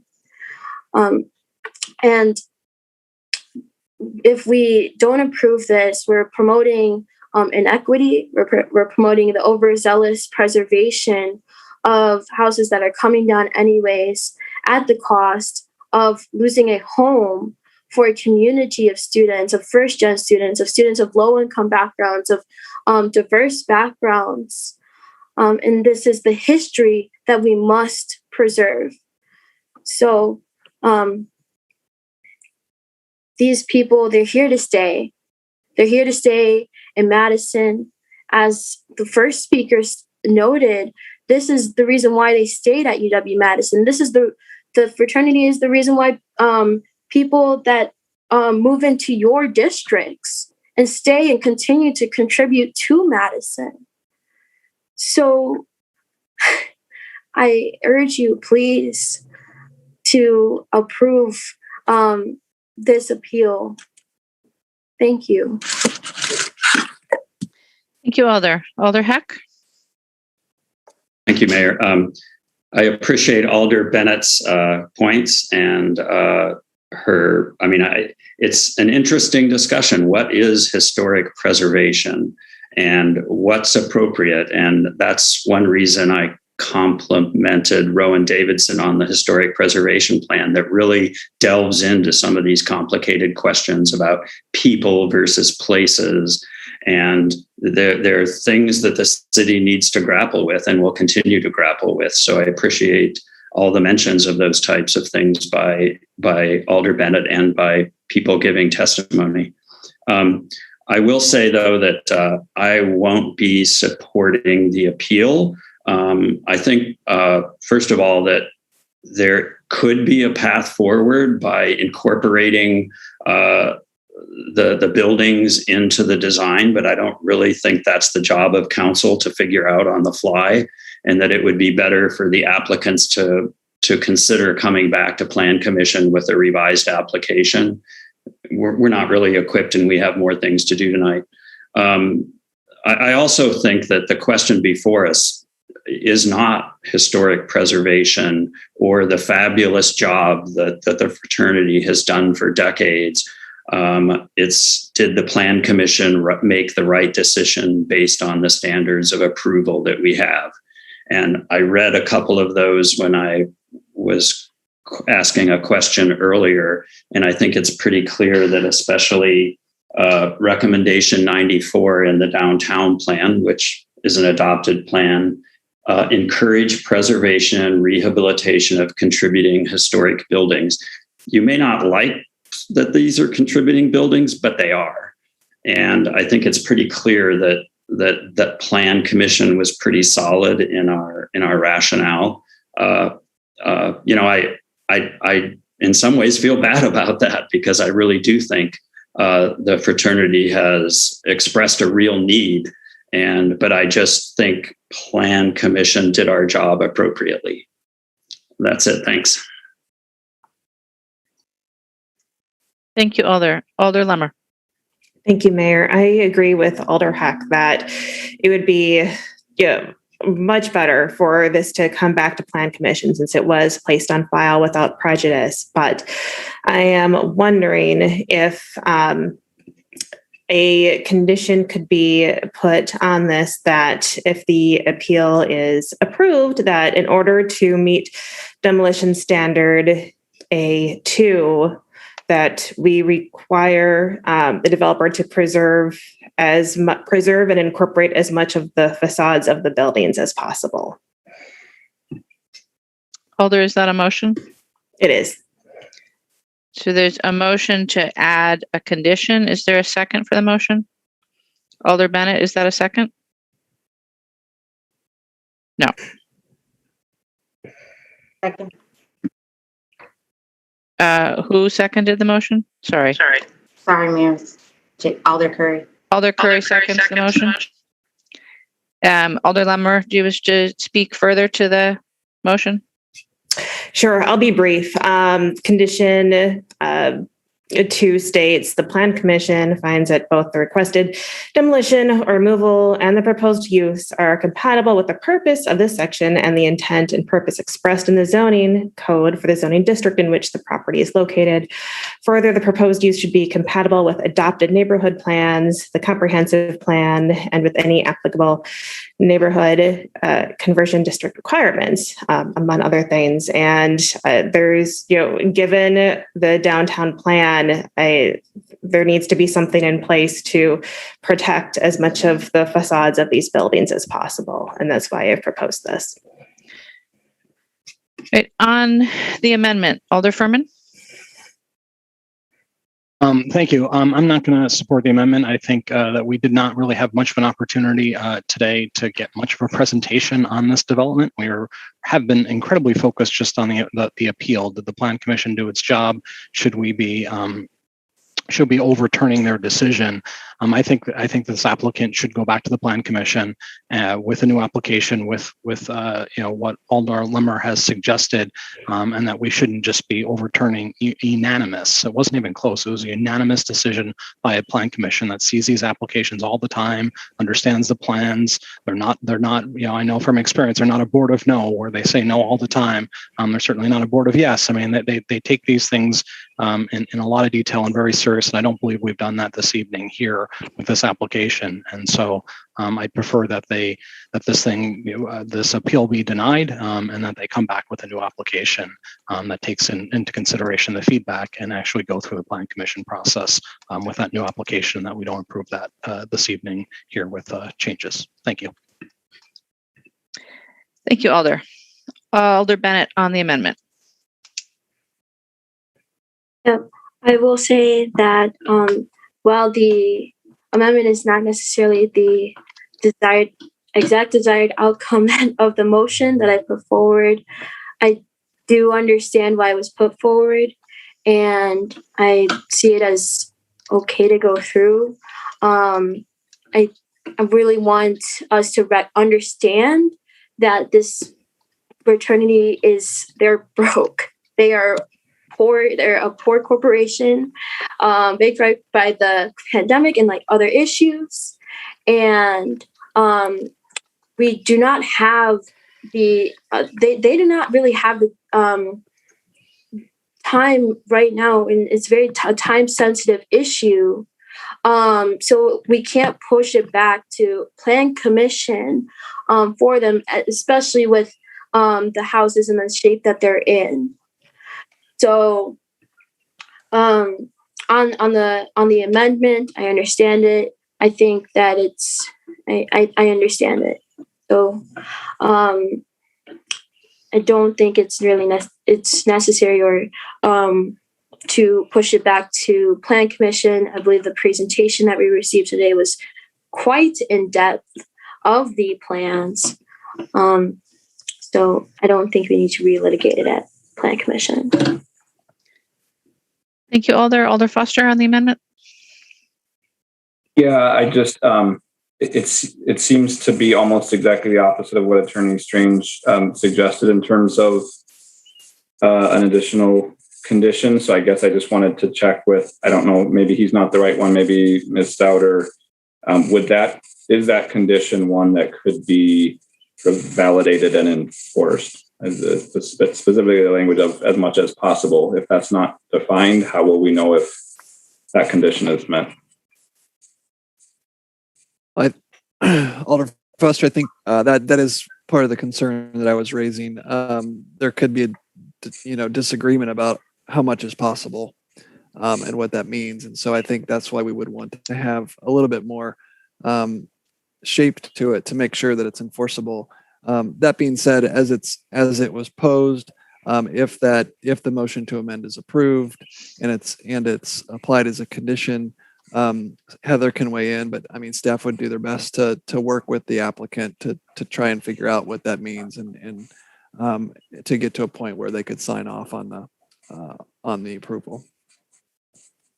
I'd like to just follow that and say that I'm sure we could find a path forward there, but my concern is that we really are looking at two dramatically different types of architecture. I think the proposal is a very contemporary 8-story building. And I know that there are some concerns for those who follow things closely, like the Landmarks Commission, for instance, about kind of a faux historic facade, pasted, for lack of a better word, on a contemporary building. And so I would be a little bit nervous about the wording of the condition, but if it does pass, we will do our very best as staff to work with that and come up with something that can fit in well with that area. Thank you. Thank you, Alder. I have no other alders in the queue on the amendment. So again, the amendment is to add a condition regarding incorporating the facades of the existing buildings into the new development should the appeal pass, be approved. I know there will not be a unanimous vote, so let's just go right ahead to a roll call. All those in favor of the amendment adding the condition, aye. Those opposed, no. As your name is called, and the clerk will call the roll. Vice President Martin. Aye. Aye. Alder Miadzi. Aye. Aye. Alder Bervier. Aye. Aye. Alder Vitever. Aye. Aye. President Abbas. Aye. Aye. Alder Alburis. Aye. Aye. Alder Benford. Aye. Aye. Alder Bennett. No. Alder Bennett, no. Alder Carter.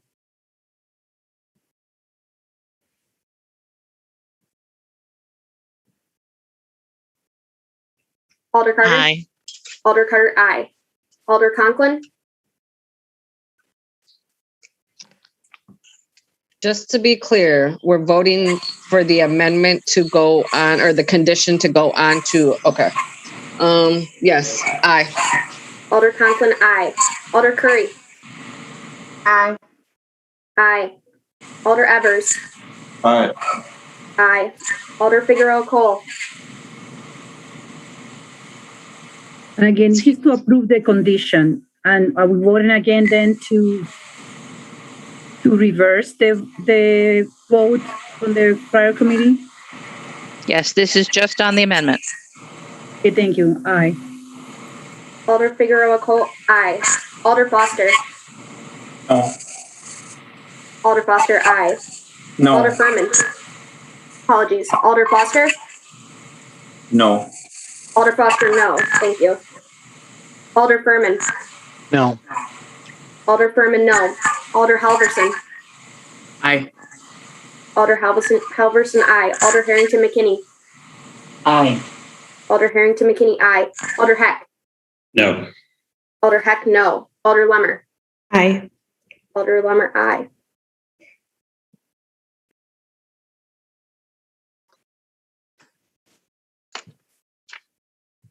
Madam Mayor, we have 15 ayes and 4 noes. Thank you. With 15 ayes and 4 noes, the condition is added to the motion to approve the appeal. Back to the main motion to approve the appeal. Alder Bennett for the second time on the motion. I feel like I'm talking too much, but I will be supporting this motion.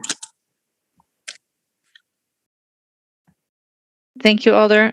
President Abbas. Thank you, Madam Mayor. I will also support this motion as we hear a lot of public testimony. I think so Alder Hack also have a valid point, but at the same time, 619, 621 are in a really bad shape. And if my thinking is if we denied them after many years, the same situation will come again in front of us. These buildings are not really in livable condition. Also, if we look into Langdon District redevelopment plan, it's under the staff recommendation is it could be only non-contributed properties can have more redevelopment, can be used for redevelopment, and there are not a lot of non-contributed properties are there in that particular area because most of them are newest building. So there is a great opportunity for us to have housing, more density, more unit for student, which is much needed. And I will appreciate and encourage everyone to vote in favor of that. Thanks. Thank you, President Abbas. Alder Alboris. Thank you, Madam Mayor. Appreciate it. I will also echo President Abbas and Alder Juliana Bennett. I do want to elevate Alder Juliana Bennett's voice right now. This is amazing advocacy that you're doing on behalf of your district and your constituents.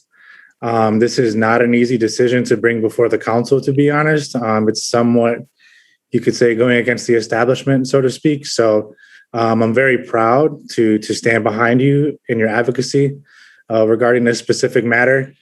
I'll be very honest. There's been lots of conversations I've been a part of the last 2 years as an alder in a number of different spaces as it pertains to historic preservation. And sometimes it can be very frustrating to go through that process because it is important to preserve history, but it's also, we have to be very practical in this approach as well as we set policies. So doing both in terms of preserving history, but also allowing property owners, organizations, et cetera, to have some more latitude and more discretion in the way in which they manage those properties to ensure that they're safe and really to have, more decisions, sort of like local control in that is important.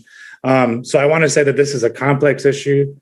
I think on balance, I think it's important that we support this organization and allow them to move forward in the way in which they want to. I've had a long-standing conversation with a constituent here in District 20 who was a part of the organization, whose life was positively impacted, and said that this is just a huge community partner within the university setting when a lot of folks maybe don't feel welcome based on a number of different factors, and they found a community in this space.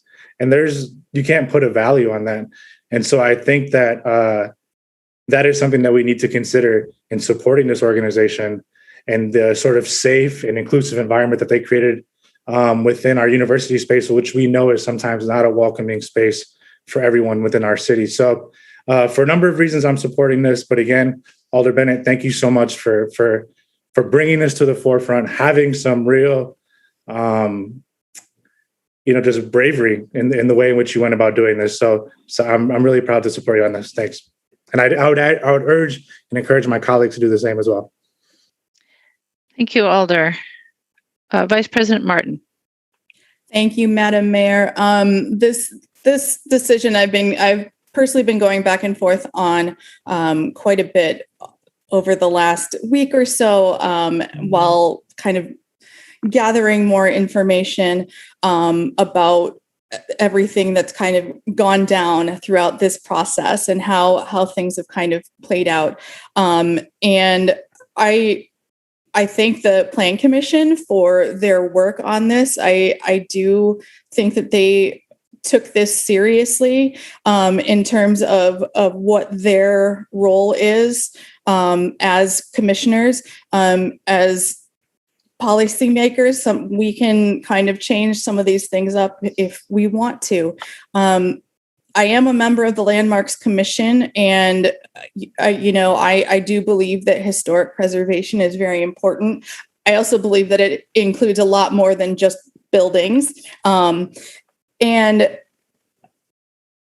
I totally just derailed my thought, but I am also very concerned about housing and how we are going to house all of these newcomers that are going to be are anticipated to be coming to Madison within the next decade or a couple of decades.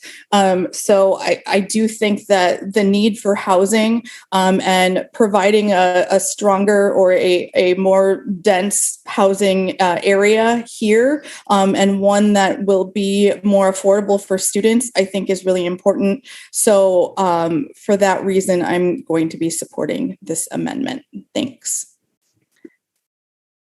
Thank you, Alder. Alder Carter. I call the question and a roll call. Alder Carter, we have only two other alders in the queue. And after they speak. Thank you, Alder, and we will have a roll call. Alder Miadze? Yes, I just wanted to echo what my colleagues have been saying as far as supporting Alder Bennett. You know, I've seen the buildings myself, I actually went downtown and saw it myself as far as the bulge in the building and saw part of it that it could have been a historical landmark as far as the designs and everything in the building. So I definitely am support in this myself. So I'm just supporting Bennett, my fellow colleague, and I also want to echo her courageousness as far as going against the grain and coming here and supporting her constituents.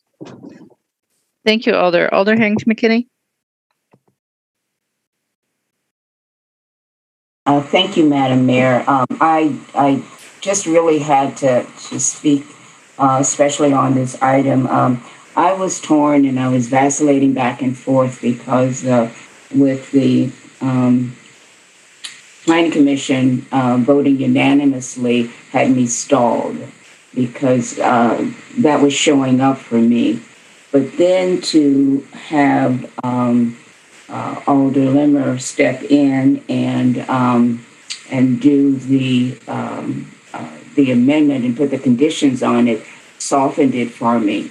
But what really shifted me was the tenacity of Alder Bennett to stand for her constituents in such a powerful way. That was so impressive to me. And it reminded me of my Jeffy Trail. And so now you can be ordained and you have your own Jeffy Trail, because it reminded me that there was a shift that happened in Jeffy Trail because the people who were most impacted stood up and said, come see what we see. And the vision changed. And so I commend you for doing that and taking a stand on behalf of your constituents. Doesn't always work like that, and will not always be easy.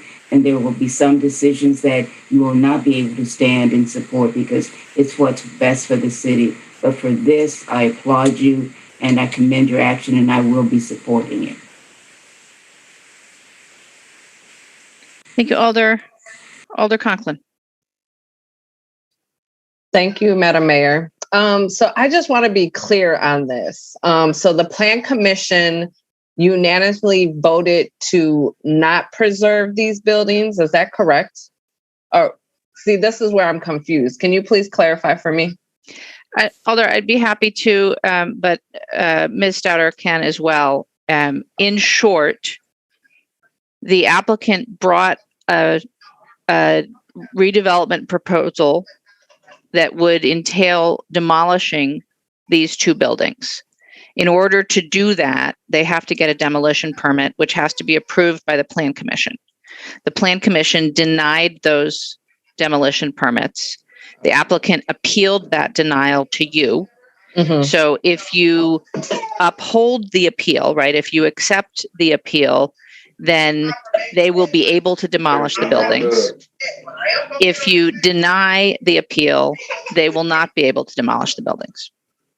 Thank you. That's so much clearer now. Thank you, Alder. I have no other alders in the queue wishing to speak. So I will remind us that the motion is to approve the appeal with an additional condition of preserving as much of the facades as practical. And I will remind us that this is a 14 vote item. It requires 14 votes to approve the appeal. If the appeal is approved, the demolition permits will be granted. All those in favor of approving the appeal, aye. Those opposed, no. As your name is called, and the clerk will call the roll. Vice President Martin. Aye. Aye. Alder Miadzi. Aye. Aye. Alder Verveer. No. Alder Verveer, no. Alder Bitiver. Aye. Aye. President Abbas. Aye. Aye. Alder Alburas. Aye. Aye. Alder Benford. Aye. Aye.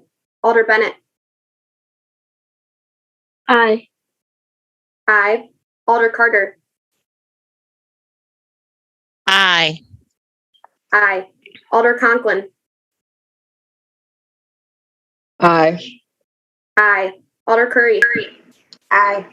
Aye. Alder Evers. Aye. Aye. Alder Figueroa Cole. Aye. Aye. Alder Foster. Aye. Aye. Alder Furman. No. No. Alder Halverson. Aye. Aye. Alder Harrington McKinney. Aye. Aye. Alder Heck. No. No. Alder Lummer. Aye. Aye.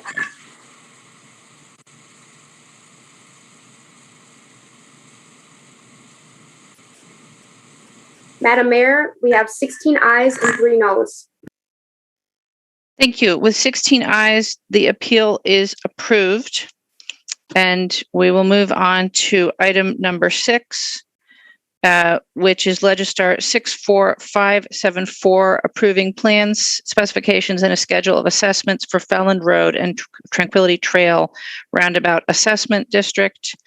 On item number 6, I will open a public hearing. We have no registrants. I will close that public hearing. President Abbas. Move motion to adopt. Vice President Martin. Second. Moved and seconded to adopt.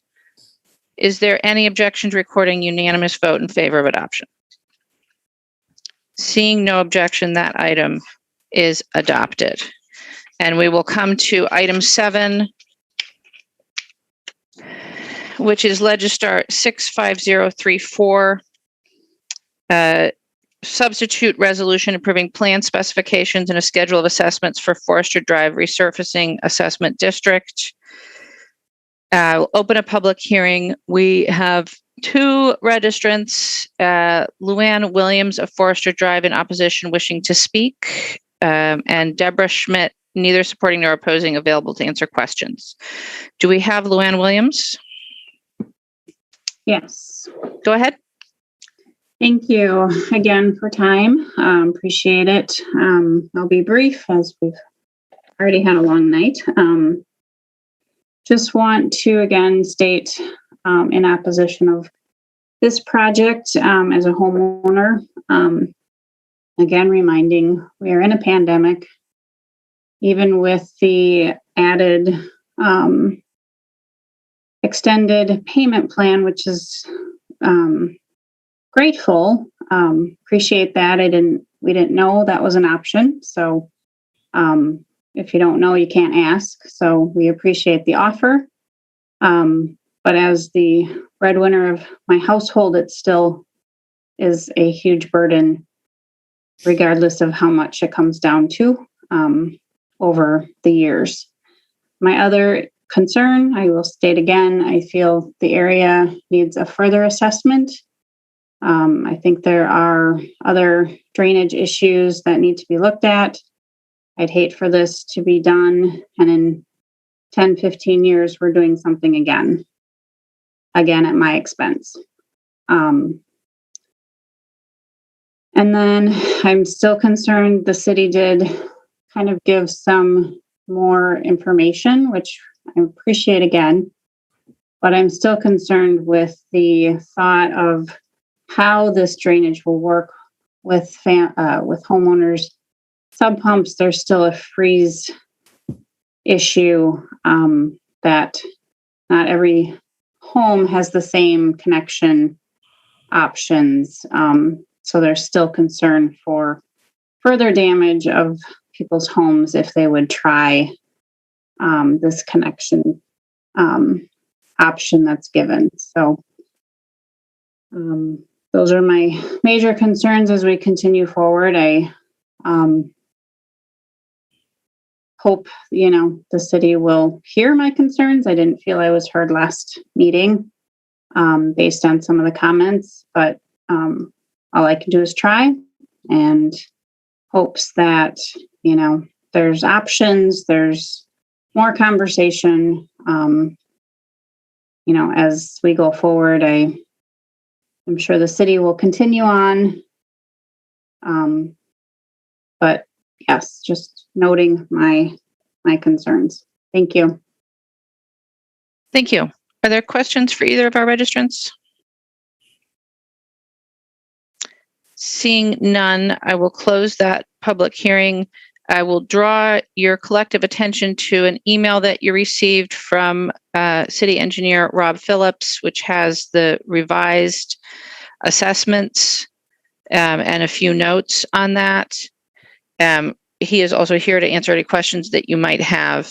But first, President Abbas, let's get a motion, please. Motion to adopt. Vice President. Second, sorry. Moved and seconded to adopt the revised assessment district. Are there questions for staff? Is there any discussion? Alder Vitever. I apologize. I was trying to quickly look to see if this is a property area that is part of the floodplain review, one of the floodplain reviews. One of the watershed studies? Yes, thank you. Watersheds. Thank you. Rob? Sure. Yeah, that's a good question. No, it is not in a current watershed study, but ultimately will be in a watershed study in the coming years. So then I guess second question to that is whether the residents' concern about the potential for a secondary assessment at a later time after the watershed study is a valid concern. Well, I certainly understand their concern. I don't really think that's a valid concern. And I can get into more detail on what's going on here if you want. But what we're proposing to do is let me just say a little bit and maybe that'll help. First of all, the reason this project is being done in the first place is because of some stormwater issues. What's happening is discharges from some pumps are freezing over the sidewalk, causing icing problems in the wintertime, and puddles or slippery spots in the summertime. This is such a problem that it was felt it had to be addressed. In addition to the stormwater problems, there's also a problem with the sanitary sewer that we're also correcting with this project. The intent then is to install pipes, stormwater pipes, where property owners can connect to those pipes, and then all the drainage is kind of underground and not overland over the sidewalk. So that should resolve the issue here. This is kind of a micro level issue here, and the watershed studies are kind of a macro level issue. So oftentimes, as a result of those watershed studies, we'll be putting in infrastructure to address those problems, such as larger conveyance pipes, green infrastructure, such as rain gardens and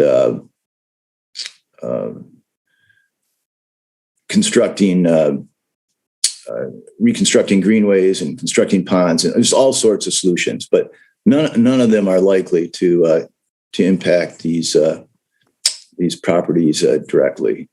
So no, I don't foresee that as being an issue.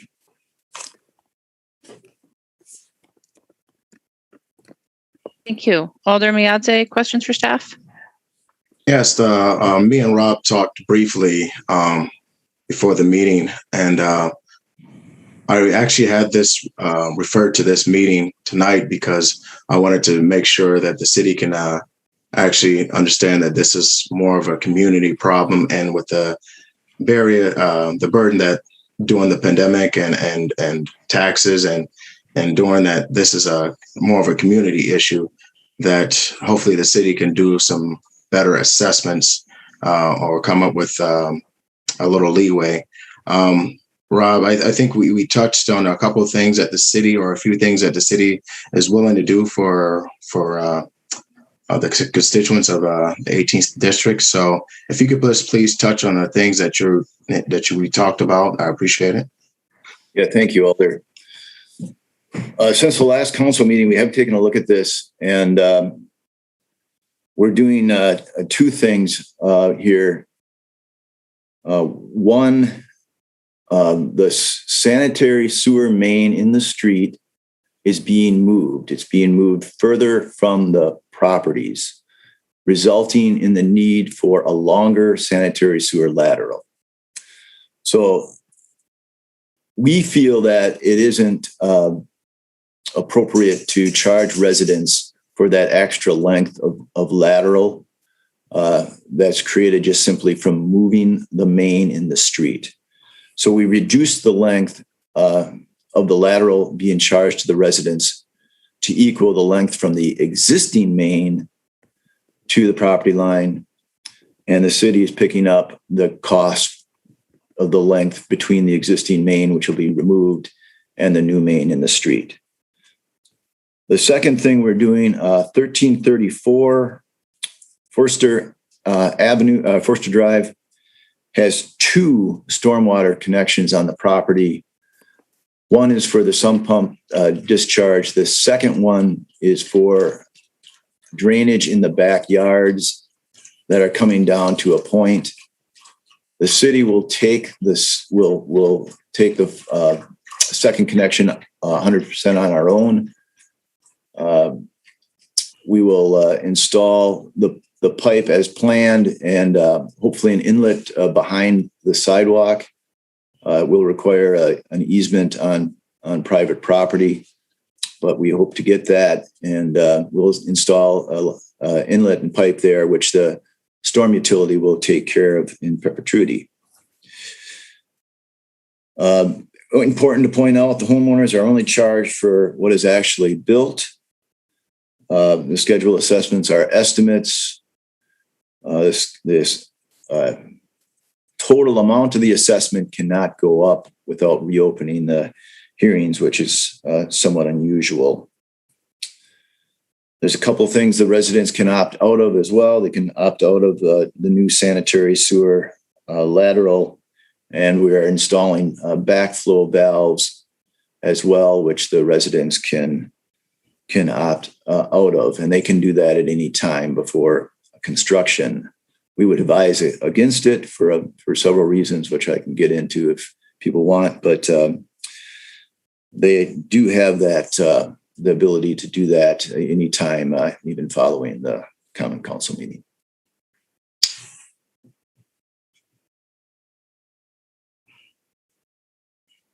Thank you. I just wanted to say thank you too for the city for all the things that you guys did as far as getting everything reassessed.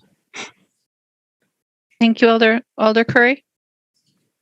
Mayor, you may have just mentioned this at the end, Mr. Phillips. Thank you for the revised spreadsheet and seeing the adjustments that were made. I just wanted to clarify that the motion that has been presented, does it include a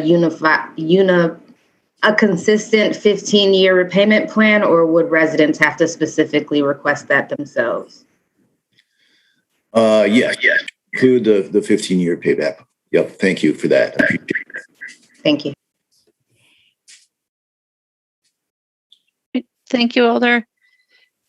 No other questions. The motion is to adopt with the new assessment schedule. Is there any objection to recording unanimous vote in favor? Seeing no objection, we'll record a unanimous vote in favor on item number 7. And we will come to our last hearing, which is item number 11, Legistar 64896, confirmation hearing. I am very pleased to submit to you the appointment of Krishna Kumar for confirmation of a 5-year term as the Water Utility General Manager. I do not know if Krishna is here with us anymore, but it looks like he is.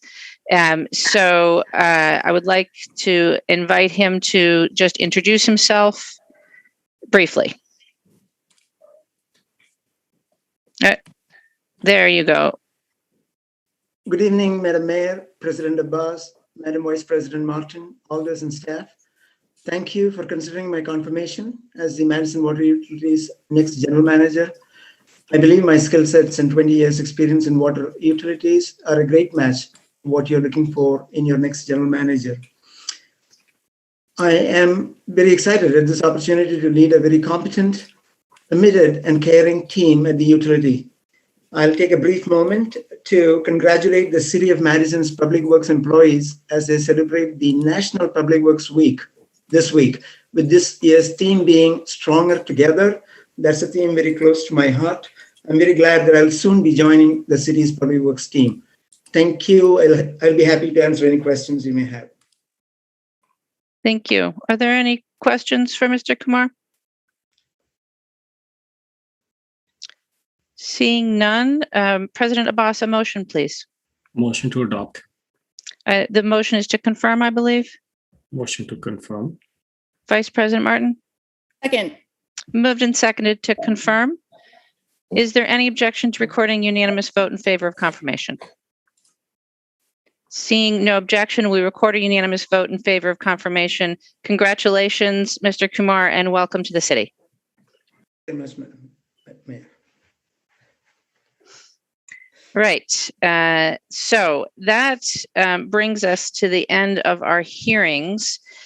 As you recall, we have a number of items that have been separated from the consent agenda.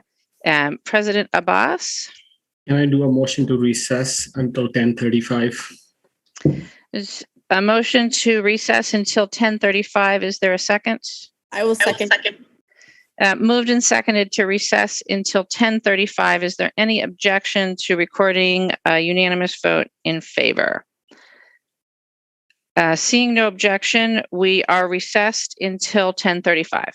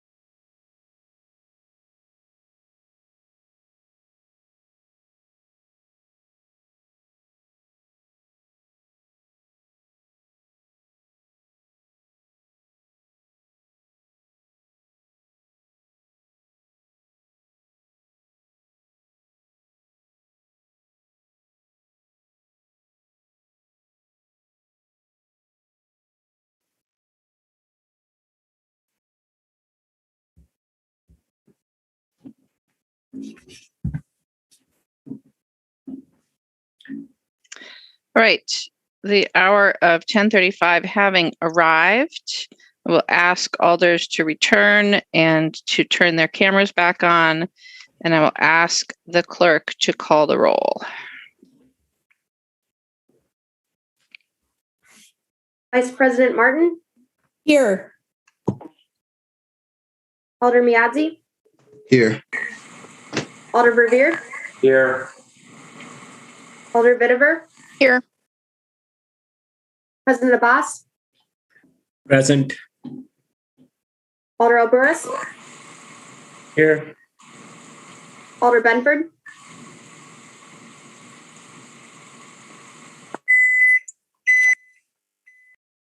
Alder Benford, Present. Alder Bennett, Here. Alder Carter, Present. Alder Conklin, Present. Alder Curry, here. Alder Evers, Here. Alder Figueroa Cole, Here. Alder Foster, Here. Alder Furman,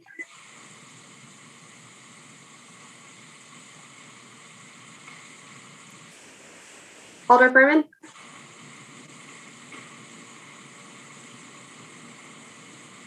you can see Alder Furman. President, my speaker's not working now. No worries. Alder Halverson, Present. Alder Harrington McKinney, Present. Alder Heck, Here. Alder Lemmer. Here. Madam Mayor, we have quorum. Thank you. All right, so we are on to the items that were excluded from the consent agenda. I am going to request, unless there is a strong objection, that we take up item 26 last. I think we have a number of items that we can dispense with quite quickly. And then we have very many people registered on item 26. So I think it would be kind of us to dispense with the rest of the agenda first. So we will move through, starting with item number, items 18 and 19. And I am going to suggest that we take these up together, but we will start with public comment on both of them. So on item 18, our first registrant is Joe Smith of Cantor Circle, to be followed by David Prochnow. Sorry, Joe, I muted you again. If you could unmute yourself. No problem. Thank you. Thank you all for your time tonight. Have a few concerns and comments to go about with this development. And I also have a written comment in. The first, a lot of my neighbors in the Bridal Downs neighborhood look to the yellow signs that state public comment and public notice. That was not done in this instance for the Public Works meeting that was held recently, as well as this meeting. I've noticed that this was an agenda item, and I notified my neighbors. Many of them could not attend. And in looking in Wisconsin State Statute 1984, I don't know where the other postings were for this. When you look at other large developments and items in the neighborhood around Bridal Downs, as the new roundabout on Felland Road, there were signs posted everywhere. So I'm very disappointed that there was no public notice for this for the folks in the neighborhood. Also, on October 26, 2020, there was a letter from the city planning division to Ryan Qualm regarding 86 line items for conditional approval. Some of those were discussing with the town of Burke on the right-of-way, line item 14, and as well as wetlands and floodplain concerns. Have these been addressed? Where is the documentation of that? Nowhere could I find any sort of documentation that stated that these things were completed or would be completed.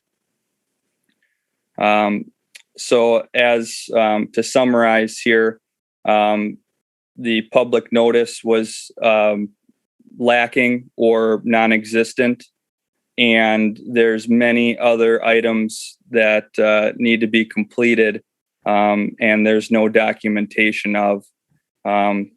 So I'd like that to be discussed if at all possible. Thank you. Thank you. Our next tradition is David Prochnow, also of Cantor Drive, to be followed by Alexander Ulrich.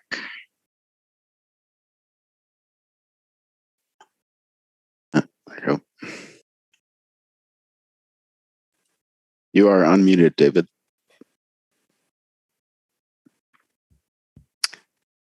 David, you are unmuted on our end. Is your mic perhaps muted?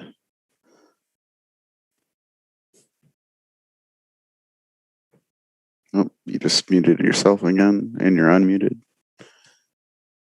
Yeah, we can't hear you, David. Let's try for Alexander Ulrich and allow David a moment to see if he can solve his tech issues. Mayor, I believe he's registered not wishing to speak. Oh, I'm sorry. Thank you for catching that.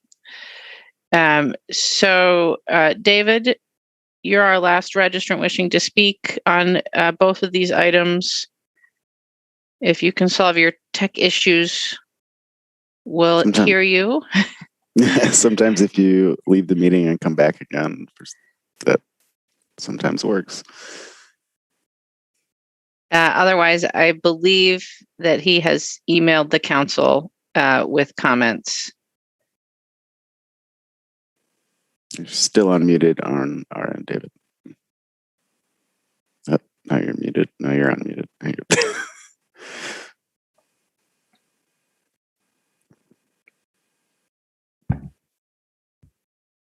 You there, David? All right, doesn't sound like it. Yeah, I apologize. We're not hearing you at all. So we're gonna move on. And President Abbas, let's get a motion, and then we'll have a quick explainer from staff. Motion to adopt. Vice President Martin? Second. Moved and seconded. Rob, can you just give a really brief orientation to items 18 and 19? Rob, you're muted. Thank you, Mayor. Happy to, if the tech facilitators would please allow me to share screen. It's currently set to all panelists can share.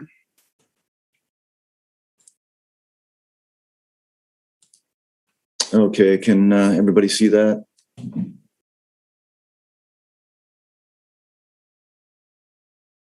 Are people able to see my screen? Okay. Okay, so what's before you tonight is the first two phases, actually there are only two phases for the development of the Jana Village subdivision. This is a new subdivision in the northeast neighborhood located off of Felland Road and north of County Highway T on the northeast side of Madison. So if you can see, I've outlined in yellow the area that the subdivision is comprised of. This is County T and this is Felland Road. This is the interstate over here. So how this works is developers lay out lots, and I will show you. Oops.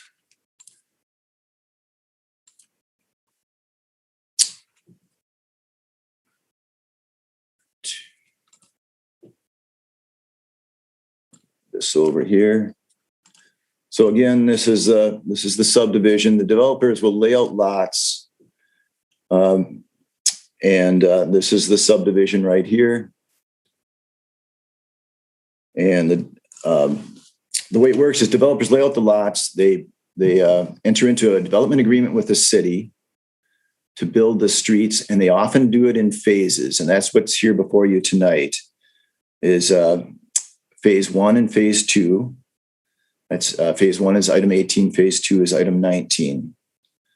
So developers can generally divide up the development of the subdivision as they like, and they do that for financing reasons typically.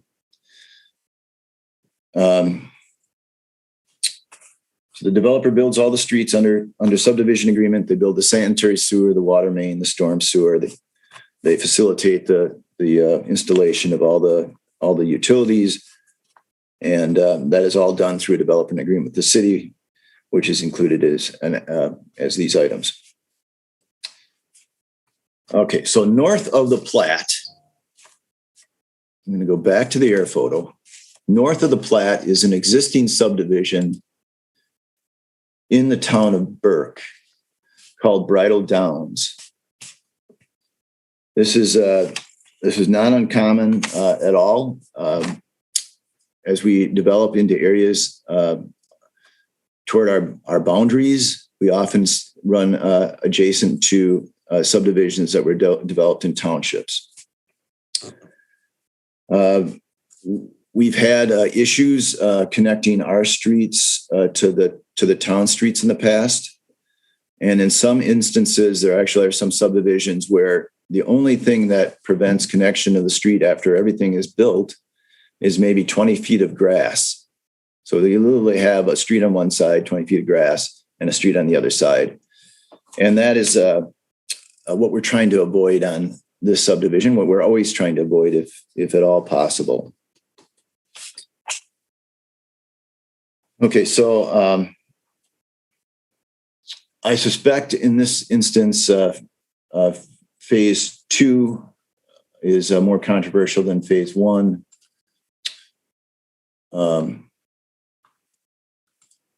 So this is phase 1 of the Platte. It's the southern part.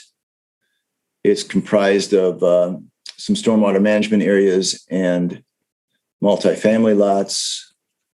And then phase 2 is residential lots, and that is directly adjacent to the subdivision that is in the town.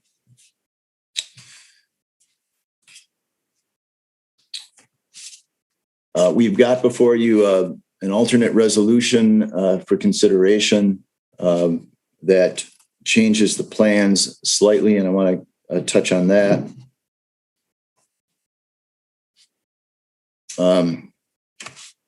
In order to, let's see.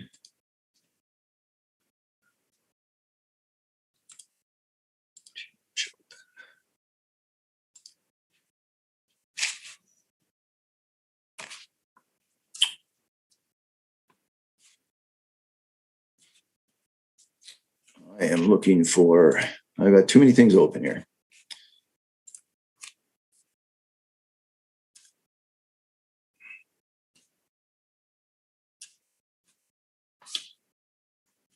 In order to build these streets within the town, we have to annex half of this right-of-way, the southern half of this right-of-way, and the eastern half of this right-of-way. This is walking way, so the eastern half of that, and the southern half of Bridle Way. And then we will be building streets that are inside the city of Madison. So the geometry before you is a bit unusual, but if you look very close, and it's hard to see, I'll zoom in on it.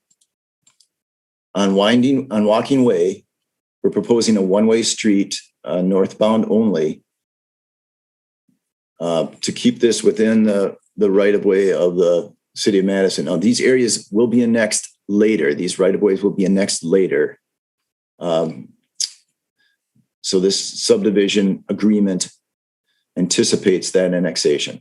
So we'll be building a one-way street is what we're proposing on Walking Way, and then building the south half of Bridle Way. So in the end, this is a pretty typical street. It'll be a two-way street, although it'll just have curb and sidewalk, of course, on the south side, which is in the city of Madison. So that's the geometry that's being considered tonight before you. Again, typically when we build adjacent to town plats, there's some concerns from neighbors. The public involvement on this starts with the planning department, which has neighborhood meetings, and the planners and the developers go out and explain what's going on to the property owners. The engineering division typically then just implements those projects. So there isn't usually a lot of public involvement on our part traditionally, although that's certainly something we can consider more of in the future. But that's the way it's typically worked, and it's worked quite well. There's usually isn't this kind of controversy, but it does happen once in a while where we have these plats adjacent to towns. So that's kind of an overview, and I'm happy to take questions. Thank you. Are there questions for staff on this item? President Abbas. Yeah, I have one quick question for Attorney Hess. So, Attorney Hess, is there any legal concern to approving the development of the public right-of-way in the plot as proposed in the developer agreements? No, there isn't. We have a cooperative plan with the town of Burke. It allows us to annex this property.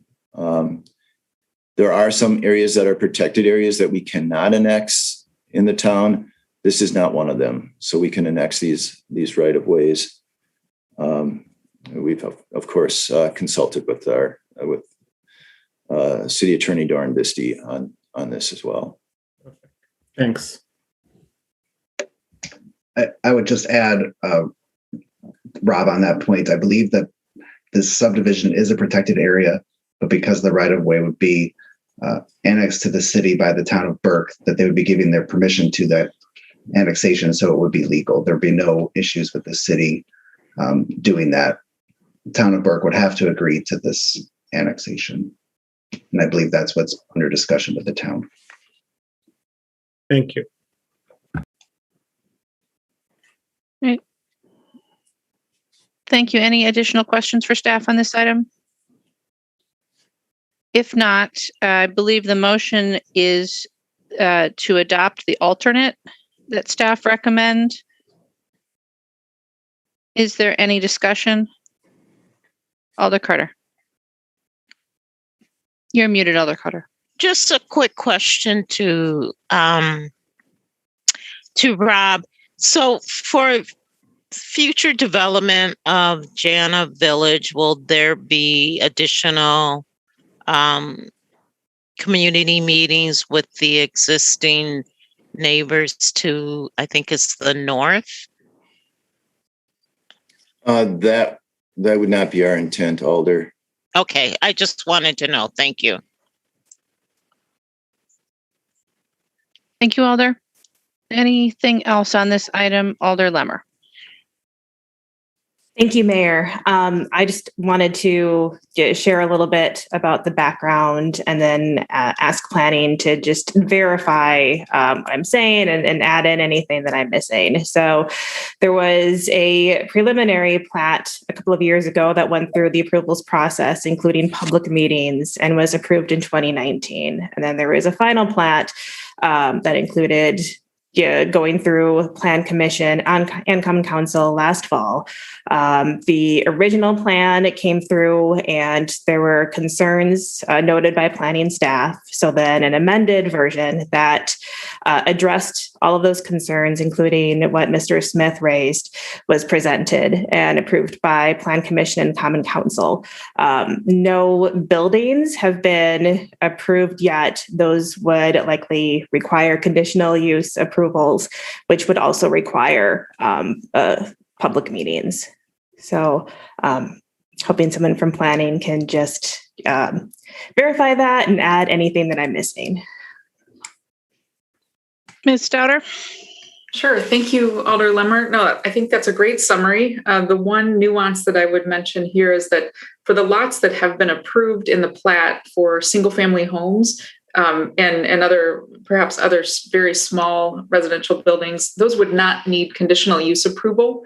And so we would expect that those would move forward, as permitted uses into the future. We do fully expect that a lot of the multifamily residential proposed on the southern side of this plat will come back before the Plan Commission for conditional use approval at public hearings. Thank you. That's all I have. Thank you, Alder. Any other questions or discussion? Seeing none, is there any objection to recording unanimous vote in favor of the alternate? Seeing no objection, we'll record a unanimous vote in favor of the alternate. And we will move on to item 27.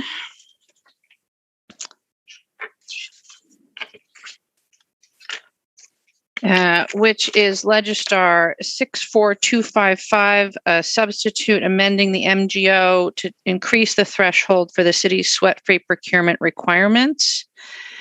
We have one registrant, Tyson Vitale of Stoughton Road, in support.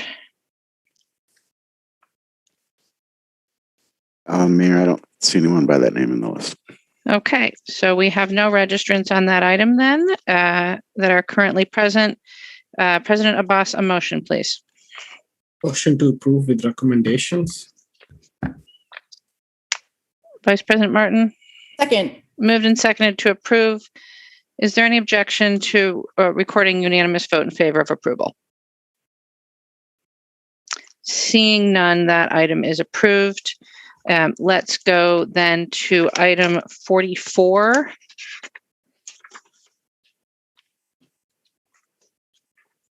Which is, all right, Legistar 65270, approving the provision of city funds to support violence prevention and COVID relief efforts. We have several registrants, starting with Nicholas Lumos of Mills Street, representing Focused Interruption, to be followed by Sheree Wallace. Everyone, can you hear me? We can. Thank you. My name is Nick Loomis. I'm here on behalf of Focused Interruption to support item 44, Legistar 65270, provision of City of Madison to support violence prevention. Sheree Wallace is one of our community safety workers. She clocked out at 7 o'clock, so she will not be here tonight. We just wanted to come and we just wanted to express our gratitude to the Common Council to help us support our work in reimagining public safety. Since September, we've been developing the Community Safety Worker Program, providing mediation and connection to supportive services for situations driving low-level police calls. This RFP will allow us to double our capacity and develop a robust program model for further expansion. We're available for questions if you have any. We appreciate your time. Thank you. Thank you. We also may have Shannon Berry of Fordham in support, representing Days, and Sheree Wallace of Schroeder Road was also in support with Focused Interruption. Are there questions for any of the registrants? Alder Harrington McKinney. Thank you, Madam Mayor. Nicholas, are you still on? Our previous. He's here. Okay. I'm here. Just say a little bit, very briefly, about the work that Sheree, and you are one of the community workers with Sheree. Are you supervisor? The supervisor. So I'm the chief operations officer at Focus Interruption under Anthony Cooper. Okay. Sheree, could you just say, describe just briefly the work that Sheree is doing in her capacity? Sure. So we have two community safety workers right now, Sheree Wallace and Mike Alston. They're a great team. Council, you all probably know that when you call 911, the official name for that phone call is a call for service. And so when we think about reimagining public safety, we think the community safety worker program is about looking at that call for service literally and seeing kind of what is the underlying service need here. And so what we did is we have people like Sheree and Mike who are from neighborhoods with high call volumes for police services. They have strong social service background, and we kind of connect them to situations that are driving repeated calls for service in these neighborhoods, using mediation and service connection as opposed to ticket and arrest, essentially turning what was a police call into a social service call. Just a quick example is, for example, a lot of times we'll have neighbor disputes where two neighbors, for whatever reason, are not getting along. Oftentimes there's some underlying mental health issues or kind of COVID fatigue, poverty, etc., trauma. And police will get called to deal with this issue, which kind of really results in either nothing, tickets, or arrest. Instead, we can send the community safety workers in. They can mediate when mediation is appropriate, connect people to whatever services they need, and kind of continue to follow up and provide that ongoing problem solving and service connection as needed, which resulting in better outcomes for all involved. One follow-up question is the scope of training for these two workers. So we started this program as a pilot in September. We gave them kind of some very bare bones training at the time. They do already have fairly extensive social service training and a variety of kind of de-escalation and just kind of basic social service trainings. With this RFP, we'll be able to double our team. There's also some funds in there for training as well. So we have them signed up to get some restorative justice training and peace circle training. And then the next one would be probably mental health first aid, as well as CPR first aid. I think that's kind of what the next three most important ones are, especially the peace circle thing. We're collaborating very closely with the Community Restorative Court to try to bring that kind of peace circle and restorative justice capacity closer to issues before they generate a police call and kind of before police contact happens, instead of to build that kind of restorative justice capacity in the neighborhoods that need it most. And my final question is that do they report back to you? Do they report to West District Police? How is that tied together? Or is the community safety worker program is a focus interruption program. There are employees, there are staff. It's our program. I'm supervising it right now, and I've been supervising it since the beginning, and probably will for at least the rest of this year. Although as we expand, we'll have to hire a manager to continue to expand and develop. We do work closely with MPD. They have been a great, referral source and kind of working on problems together. But we're completely independent of MPD. Thank you very much. That ends my questioning. Thank you. Alder Carter, questions? Yeah, just real quickly, Nicholas. Can you talk a little bit about the importance of having community involvement and focus interruption and in this new program that you started as a pilot? Sure. And when I talk about community involvement, I'm talking about Sheree, who is also very active in the neighborhood, et cetera, blah, blah, blah. Sure. Can you hear me? Yes. Okay.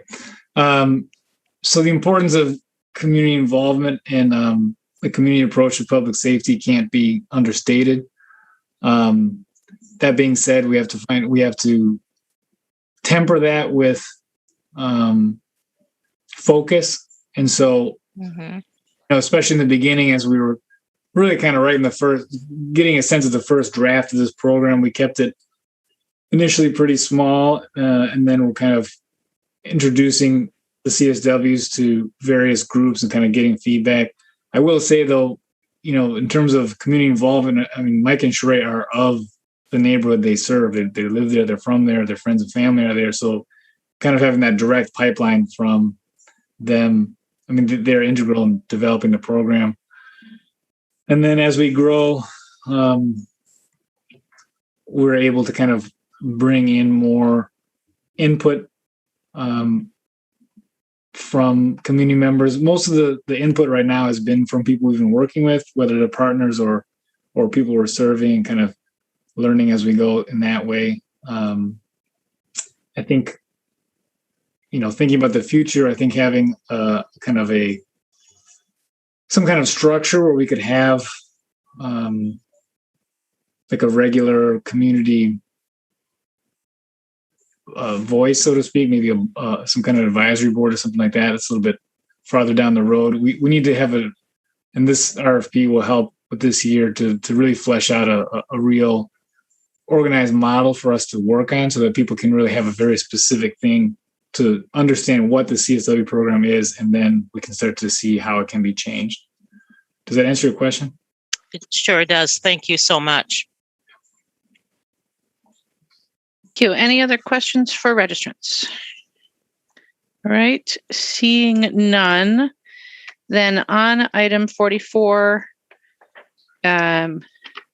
I can't recall if we have a motion. So let's get a motion. Move motion to adopt. Second. Moved and seconded to adopt item 44. Is there any discussion? Seeing none, is there any objection to recording unanimous vote in favor of approval? Seeing none, that item is adopted. And Alder Alvarez. Thank you, Madam Mayor. I just wanted to be added as a co-sponsor for that. The clerk will add you as a co-sponsor for that item. Thank you, Alder. All right, so then that takes us to Alder Harrington McKinney. And add my name as well. Thank you. You will be added. Thank you, Alder. That takes us to item 48, which is Legistar 65071, authorizing musical performances and amplified sound in streeteries. We had one registrant, Lauren Toller of Gordon Ave in Monona. Is Lauren still with us? No, Mayor. All right, so Lauren was in support. President Abbas, a motion on item 48, please. Motion to adopt with the Medicine Art Commission recommendation. Second. Moved and seconded to adopt with recommendations. Alder Benford. Thank you, Madam Mayor. I had a question for staff, and perhaps, Mayor, you can guide me to the appropriate staff that I could ask a question about this. Let's get started and we'll see who's here. Matt Mikolajewski is here. He can answer your question. Great. Thank you, Mayor. So I had a quick question, and this is related to a correspondence that I received late this afternoon from one of my constituents, that the way that this is worded, is there provisions if a streetery abuts right against private property as far as the amplification of sound? Sure, Alder. I guess I'd start out by noting that there's two different scenarios where this this change could come into effect. The first is streeteries that are located within road right-of-way. So these are sort of the expanded sidewalk cafes that we've been seeing. And the second are streeteries that are located on private property. And those are situations where restaurants have extended their dining out into their parking lots in many cases. So in that situation, the actual amplification in the actual streetery is on private property. And in the case of the within the right-of-way streeteries that were used to the sidewalk cafes, those are certainly adjacent to private property as well. I'm not sure that I answered your question. I believe you did, but I guess I want to dive a little bit deeper, if you'll indulge me. That obviously there's competing interests, that people in this particular neighborhood really supports this bar, and but yet when you bought your house 20 years ago, you could never imagine that you could have music right there. And I was just wondering if it would be appropriate to, I know it would be hard to enforce, but maybe a decibel limit or maybe some other provisions. And I imagine it's happening probably at other places that maybe our constituents haven't contacted us. And once again, there's that duality of wanting to support businesses and certainly understand the need to give them every opportunity to succeed. But music right in people's backyards is somewhat problematic. Yes, and definitely when we prepared this resolution, we had that in mind. And that's one of the reasons why we're ending the time period at 9 o'clock in the evening on Fridays and Saturdays and 8 o'clock on Thursdays, because we recognize that those conflicts do exist. We, generally speaking, we're looking ahead to the future, to what the streetery program might look at like in summers ahead. And I think it's important to note that the changes that we're proposing for this summer may not necessarily be the changes that are maintained moving forward. We recognize that we're still in this sort of awkward time as we're gradually moving out of the COVID pandemic.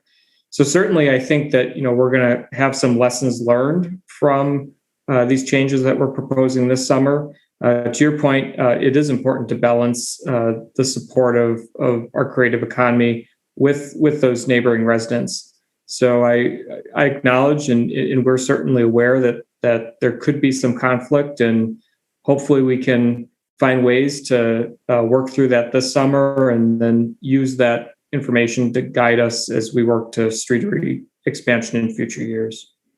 I appreciate that. And I guess I find a little solace in the fact that I was able to call the bar owner and they're going to meet with the person. But I heard what you said about the hours, but I think we can all acknowledge that even if the hours are limited, once again, these are unprecedented times. I certainly respect that, but it does cause an undue burden for some people.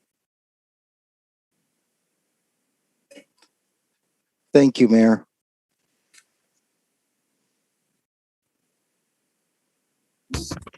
Any other further questions?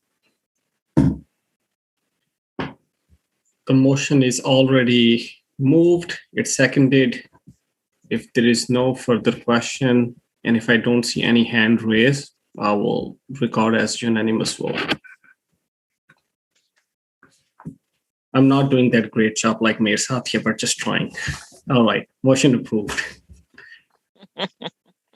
All right.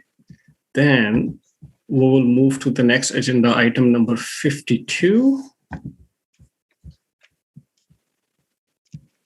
And if that's okay with the body, I would like to take both agenda items together, 52 and 54.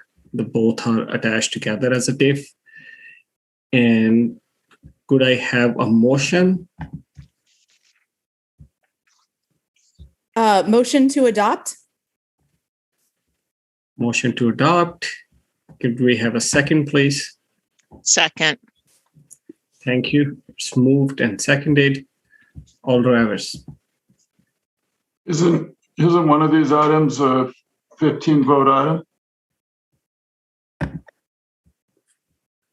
I believe, just give me 1 second. 52. I don't, yes, 54 is a 15-vote item. Yes, you're right. I was suggesting that you cannot take them together. Okay. For discussion purposes, but not for a vote. Alder, we can try and get a unanimous vote on them. If we don't, then we would need to ensure that we had at least 15 votes on the 15-vote item. Okay. But for purposes of testimony and discussion, they're essentially the same item, and I suggest that we deal with those together.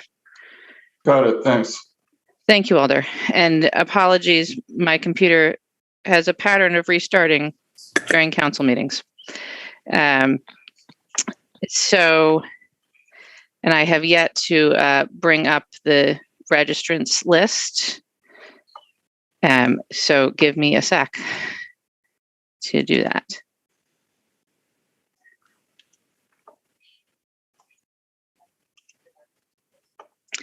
Right, so our first registrant is Dr. Ruben Anthony of the Urban League. Good evening, and thank you for allowing me to speak this evening. I'm Ruben Anthony, the president and CEO of the Urban League of Greater Madison. I'm here to support items 52 and 54, which entails giving the city funds to explore the parking needs at the Village on the Mall to support the Black Business Hub and other organizations. The Urban League wants to build a Black Business Hub and help 15 to 20 businesses start up, operate, and grow. We have an anchor tenant who wants to be in the facility in 2022. City's helping us move expeditiously, so thank you for that. Having this tenant located on the site is critical because it will help us give reduced rents to many of the small businesses there, and it will give us a more sustainable project for those businesses out into the future. This initiative could bring over 100 jobs to South Madison. The hub is a rare opportunity to lift up a group of Black entrepreneurs and Black businesses in Madison. This would be an economic shot in the arm that the South Madison community has needed for many years. We hope that you will help us ignite an economic renaissance in South Madison. South Madison is one of the city's most prominent African-American enclaves, if there is any. It is a part of the city that is in great need of revitalizing.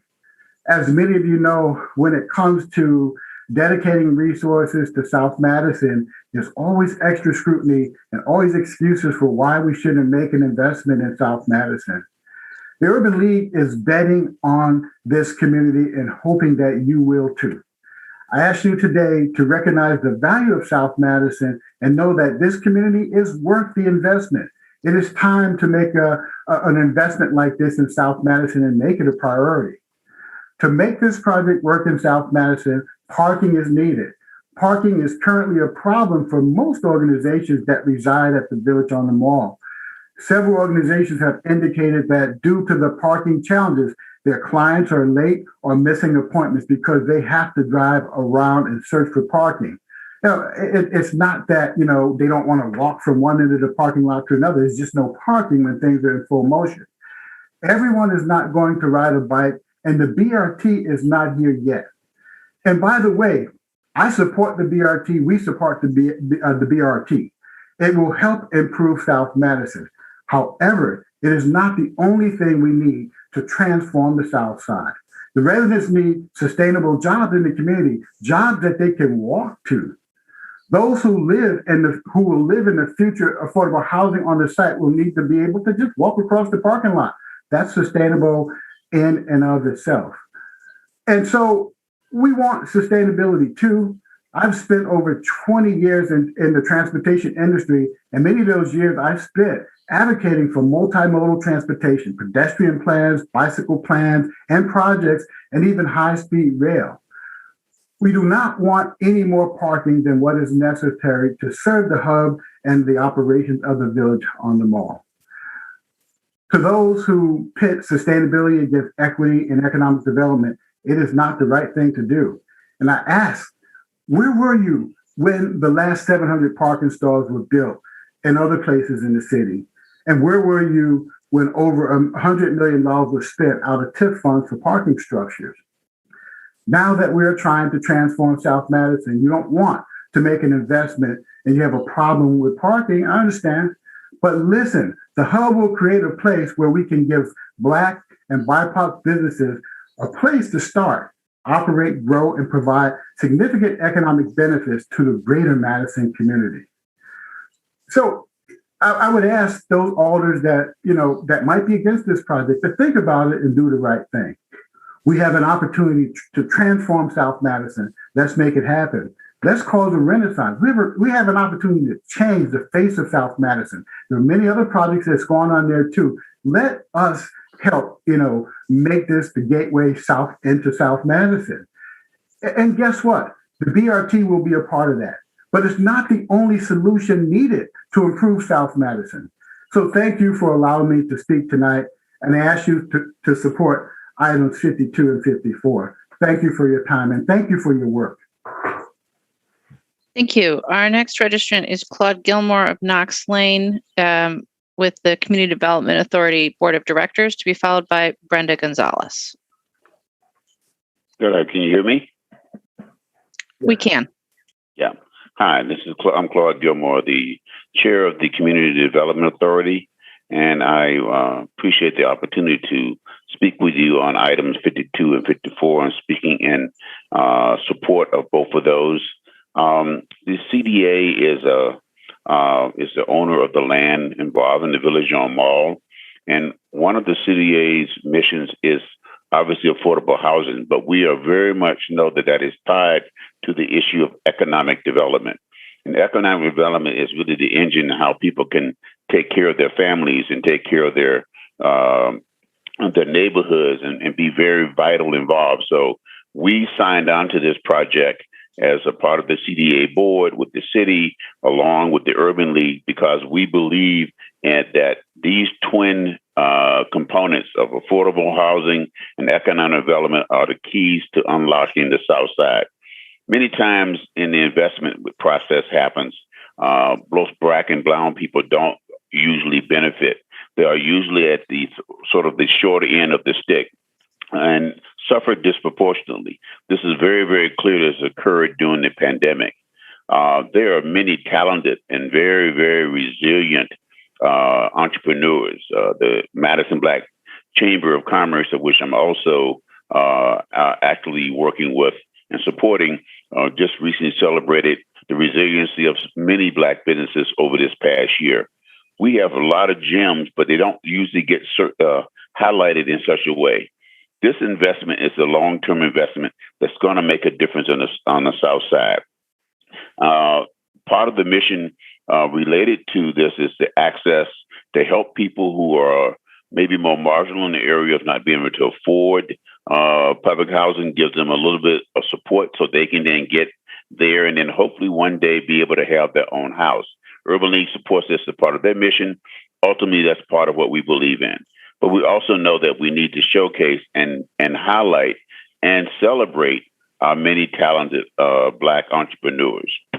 So our commitment to this project is that if you approve this transfer of funds, it allows us to do further study and look at the situation, making sure that the parking components that we're talking about would be adequate. And our commitment is to make sure that it happens.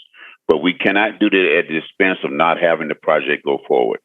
Too many times we've been at the doorstop, knocking on the door and saying we have a chance, but then regulations and bureaucratic snafus occur. We want to make sure the voices are heard. This is given a full opportunity to be shared, and hope that you would support that. And then the approval will go on. This is step one of several processes. Our board is committed to it, and our partners are committed to it. And we hope that you understand that together we'll make a difference. And I speak in thinking about the people who live on the South Side, the people who have the lived experiences, that we want to make a difference for them. And in our role of public policy, that's what we should do. We should be difference makers. And when we can have the opportunity to make a difference with funds that we can apply so that we can do that due diligence necessary to have this opportunity to shine. So thank you for this opportunity. And I hope that the Common Council approve this so we can continue in our partnership moving forward on behalf of our citizens on the South Side of Madison. Thank you. Our next tradition is Brenda Gonzalez of Capitol Ave, representing the UW South Madison Partnership, to be followed by Dr. Ken Loving. Thank you, Mayor. Excited to be here in front of all of you.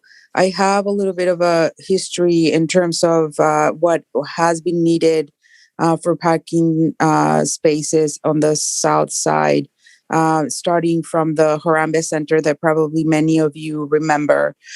So I want you to think about how important it is to continue to support the efforts that we have all been created to support items 52 and 54. To really change the way that the South Side in that particular area in the Villager Mall, you continue to support the businesses, the community, and all the workers that are around that area. I also want you to keep in mind that it might not be as visible as other organizations that are part of the area, including projects like the Odyssey Project or the Neighborhood Law Clinic. They are within the South Madison Partnership. UW-Madison, South Madison Partnership moved from a smaller location right there on the strip mall to a larger where the Madison College was, to prove the commitment that UW has in the community. So I hope that you continue to support the partnerships that we are creating, the innovation that we the Southside community and BIPOC communities are coming together to really support that change. I think is something that is needed, and many of you again have the history that can help us improve and make our communities better. Thank you. Thank you. Our next tradition is Dr. Ken Loving of Chandler Street, representing Access Community Health, to be followed by Cheryl Vandenberg. Thank you, Mayor. Good evening. Thank you for the opportunity to speak. I'm Ken Loving, family physician and the CEO at Access Community Health Centers. When I started practicing in Madison almost 25 years ago, our presence in South Madison had expanded to include participation at Harambee in what was then the Villager Mall. We had a small medical clinic with 15 employees. And in 2002, we expanded to add a dental practice there. And in the past 2 decades, Access has deepened and expanded its presence to serve people throughout Madison-Dane County and several surrounding counties. Overall, we employ over 250 providers and staff with an annual budget of $35 million and over 30,000 patients. And we're dedicated to providing a healthcare home for our patients, a majority of whom identify as people of color, and many of whom would not receive health care if we did not exist. South Madison, the Village on Park, represents a significant component of our growth. Nearly a decade ago, we purchased an acre of land from the CDA and constructed the Joyce and Marshall Erdman Clinic at the corner of South Park and Ridgewood Way. Each year, over 8,000 Access patients receive care in South Madison, and that includes high quality, affordable medical, dental, behavioral health, and pharmacy services. We have 60 people working at that site. We have a sustainable business model that we've developed over the last 20 years, and we want to grow to meet additional community need. Our future expansion at that site is dependent on our ability to park our staff and our patients. Prior to the pandemic, the parking at the Village on Park was insufficient. We were forced to lease an additional 20 alternate off-site parking stalls to supplement the 85 stalls that we have for our patients and staff. And our plans for future expansion to meet the needs of people in our community who are currently unable to become patients at Access would require us to have at least an additional 50 spots. So we want the opportunity to either purchase land in the future contiguous to our clinic and or work collaboratively with the Urban League and the CDA and the mayor and the Common Council to develop the surrounding space, create meaningful opportunities for people to improve their lives, and complement the other investments that have already been made at the Village on Park. So on behalf of Access, I support the Urban League of Greater Madison's plans to improve the site and provide additional support for people in our community who struggle for employment, housing, and healthcare opportunities. Thank you for your time and the work you do to make our community stronger. Thank you. Our next registrant is Cheryl Vandenberg of Park Street, to be followed by Isidore Knox Jr. There's no one by that name in the list. Isidore is here. Right. Isidore Knox of Baird Street is our last registrant wishing to speak. Okay, can you all hear me? We can. Okay, thank you. First of all, I just want to appreciate this opportunity to address the council. Can't say that I missed those late night meetings, but I'll take this opportunity when I can get it. I'm not going to talk about the viability of the business hub because several previous speakers have already addressed that. But as one of those South Madison residents, I do want to, that live about 6 blocks from the site, I do want to talk about the impact that this parking structure would have. I volunteer for a couple of nonprofits that actually meet on the site. And I also, as part of that, I attend regular meetings. Well, before the pandemic, I attended regular meetings at the site in addition to meeting at the library. Urban League has meetings on a regular basis and even meetings regularly at Lane's Bakery. The one thing that's pretty obvious about this site, and we've seen several evolutions of this Village Mall site, is that currently it's inadequate parking on that lot.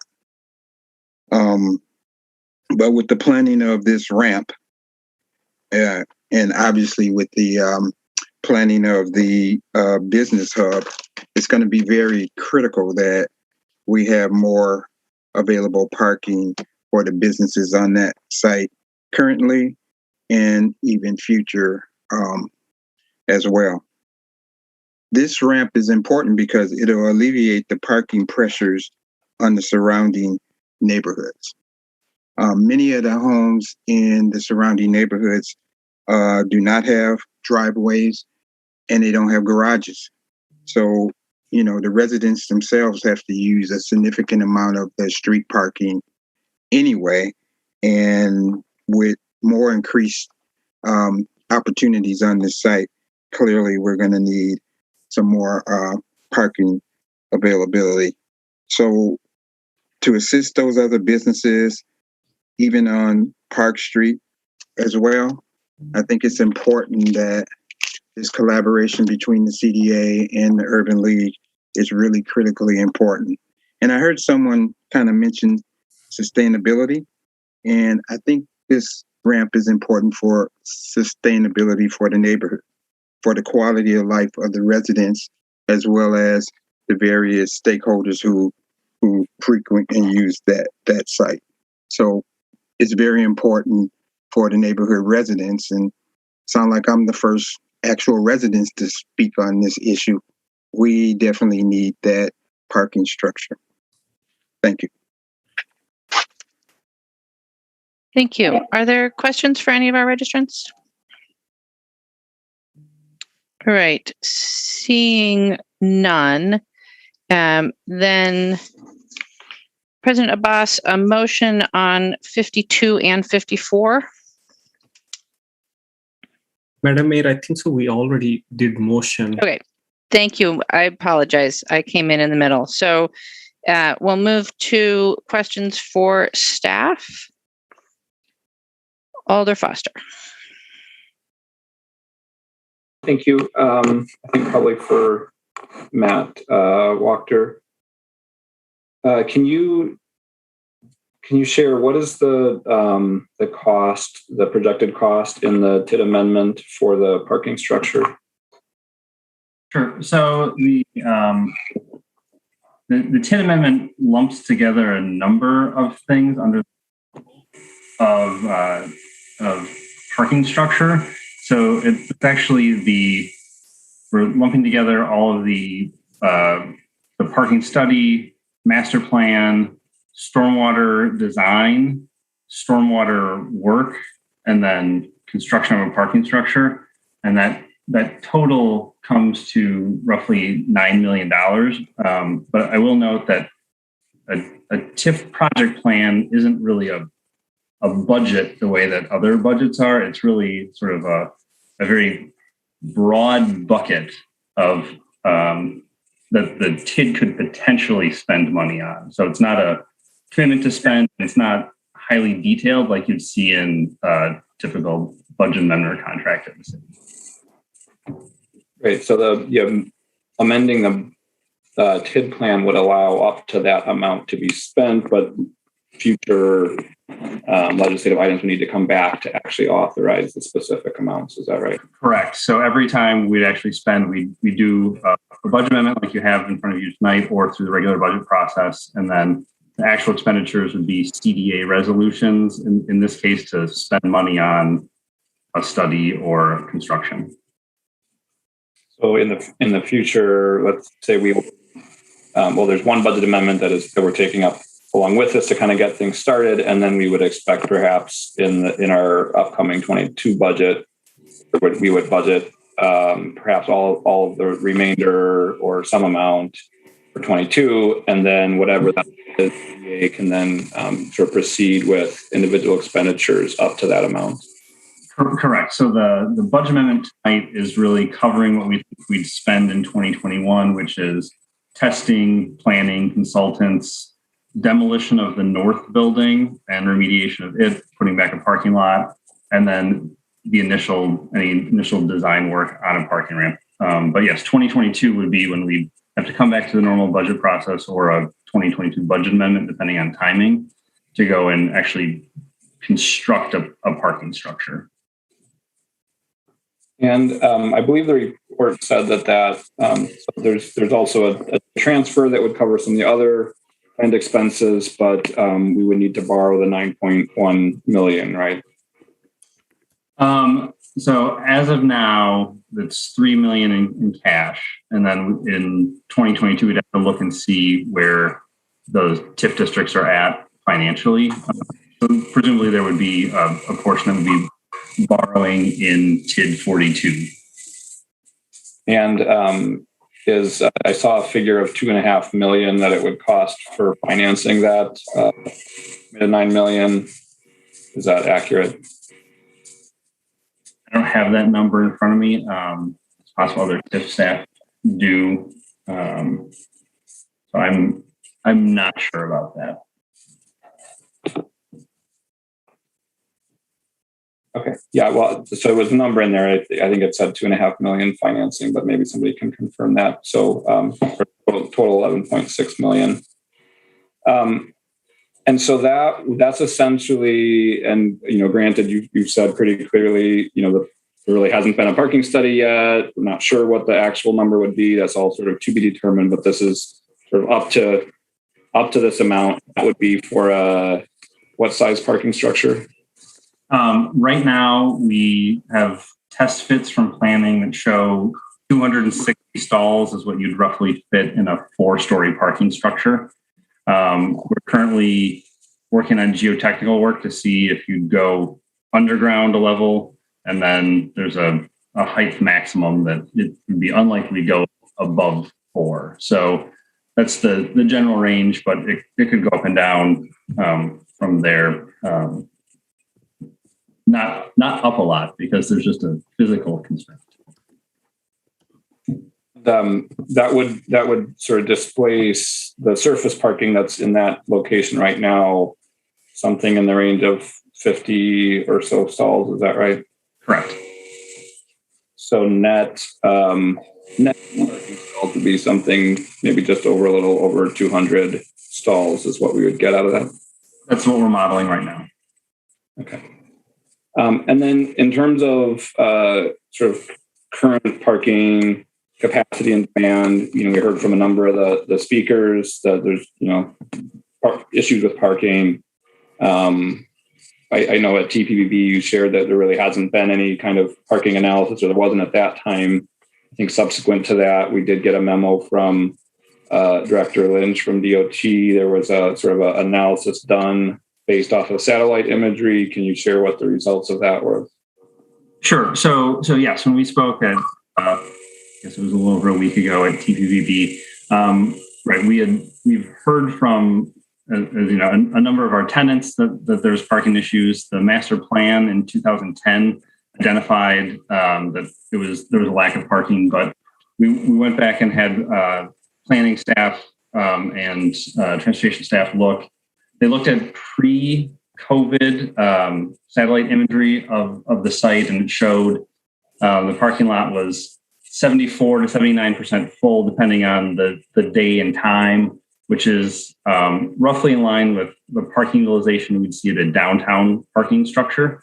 And then we did basically a zoning code analysis and looked at, given all of the uses on the site, we looked at what would the minimum that the zoning code would require be, and we're about 6% over the minimum of the zoning code, with just a note that libraries actually have 0 as their parking requirement. So if you'd assume that the library actually has a parking demand similar to retail, we might actually be slightly under the minimum in the zoning code. And then we looked at, given roughly what Urban League is proposing, and then all of the demolition and construction, where would we be at the end of the day? And we'd be probably about 10% over the parking minimum per the zoning code. And then the other thing that they did was just look at comparable office buildings that have been built around the city in the last few years. And there we're seeing it's not uncommon to see 50% above the zoning code. So we're well within the sort of normal amount of parking that you'd expect for this kind of development. So those projections are based off of parking minimums by use in the zoning code, but those don't apply to CCT district, correct? We have to ask Heather Stouter is probably on here, so she can weigh in on the intricacies of the zoning code.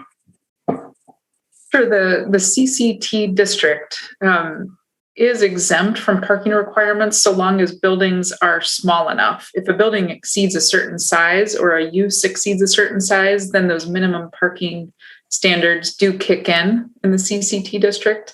I don't have my zoning code in front of me, but I could in 5 minutes, if there are any more detailed questions, I can run in and take a look. Yeah, it might be helpful if you are able to identify things. So the numbers you gave, Matt, for the analysis that was done showed, I think you said 76 to 79% utilization. So 20 to 25% vacant in the analysis that was done based off the pre-COVID imagery. Yep. So on a Sunday afternoon, it's 21% vacant, and on a middle of the day on a Wednesday, it was 26% vacant. Okay, so somewhere in the 90 to 115 vacant stalls is our best estimate pre-COVID of how much capacity there was in that lot. I have to do the math, but that could very well be the number when you multiply it. Too many windows open. That's fine. I did the math, so somebody can double check it. But so then in phase one of this project, separate from the proposed parking structure, the plan is to demolish part of the building and create basically an addition to the parking lot for how many stalls? We're looking at I think about 125. It'll depend on what stormwater requirements are as to how much sort of pervious places we have to put in versus parking stall, but we're modeling right now 128, I think. Okay. So after phase one is complete and without any parking structure, we would expect somewhere in the range of 220 to 240 vacant stalls in the parking lot before the business hub would start construction on their facility. Correct. So So when you take down the north building, you get rid of a daycare, which has a little bit of use. I guess you'd be adding in those stalls before you add any additional parking demand at the hub. Yep. Okay. So without a parking ramp and without the hub building any parking in its building, somewhere in that 220 to 250 range of available stalls in the existing lot, the expanded lot. And so then when you're thinking about those minimums, so the plan is for us around 65,000 square feet, office and retail, right? Yep. And so using the zoning code minimums, again, which I will hear back from Heather, but I think are perhaps exempt here. So that would be something in the range of 163 stalls for something of that size. If you had one per 400 square feet, does that sound in the range? Here.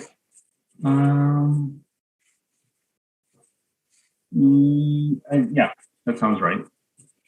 Okay, so also in the zoning code, in the minimum section, there's a section that actually says if a project is within 600 feet of a high capacity transit corridor, those minimums can be reduced by up to 50%.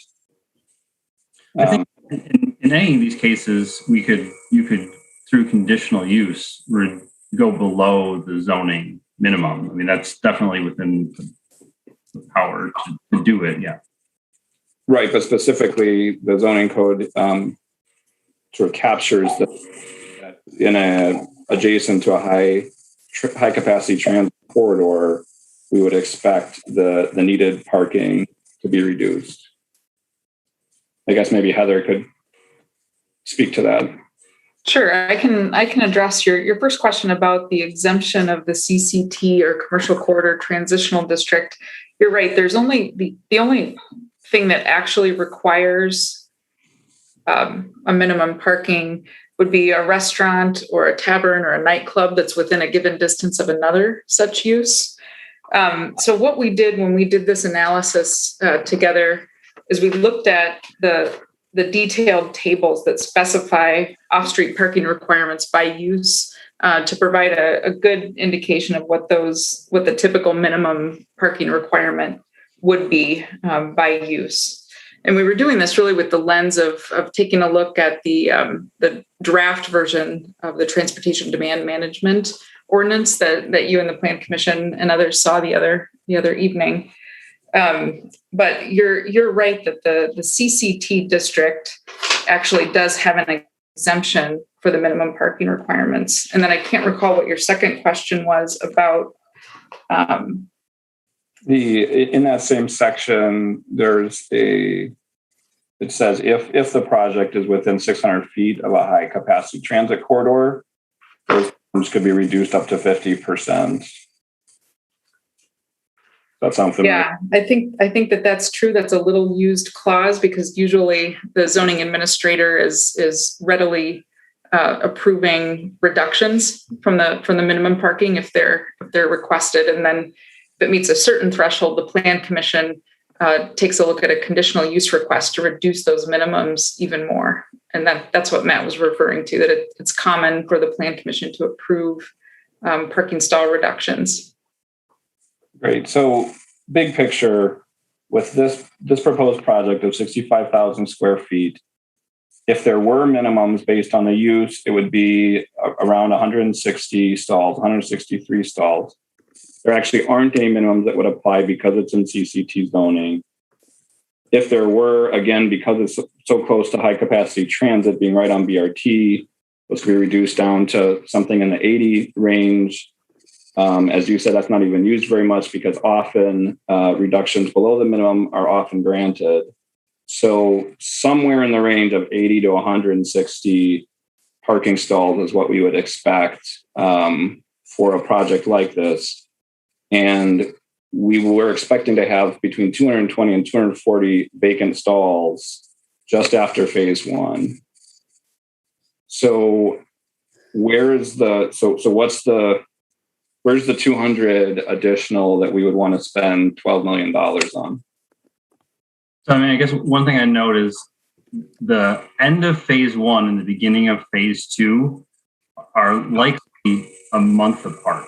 They're not, they just roll one after another. So there's not like a window where the 128 additional stalls are built and Urban League hasn't rolled into construction. I guess they're not open, but they've taken their parking lot offline. I guess just as a timing issue, that's the way they're planning it. Right. I guess I'm trying to understand the gap. I mean, so right. I mean, I'm fully supportive of this project. I'm fully supportive of investing in the South Side. I'm fully supportive of expanding the half mile for TID 42 and making investments in the Villager Mall. The question that I'm trying to understand is why would we spend $11.5 million to add 200 parking stalls to a parking lot that we expect should have capacity without a parking ramp? So, I mean, the question before us is to amend the plan to add a new expense for $11.5 million for 200 additional parking stalls. And all of the numbers that I'm seeing don't show that, even without trying to do anything like TDM measures, enforcing, charging for parking, any of the things we would expect could probably reduce existing demand. I'm just trying to get a sense of what, I mean, and the timing. I mean, phase one, the parking ramp's not going to get done before phase one is done. So that's not going to help in any case, right? So, right. So phase one happens, and then adding 128 stalls, then presumably you immediately take about 128 stalls offline. So that's if you were going to build a ramp. That's if you're going to build a ramp, correct? Right. So, but we're not going to do that. So you're only taking 50 offline. Right. Then you're taking 50 offline to build the hub building, and then the question is on phase three.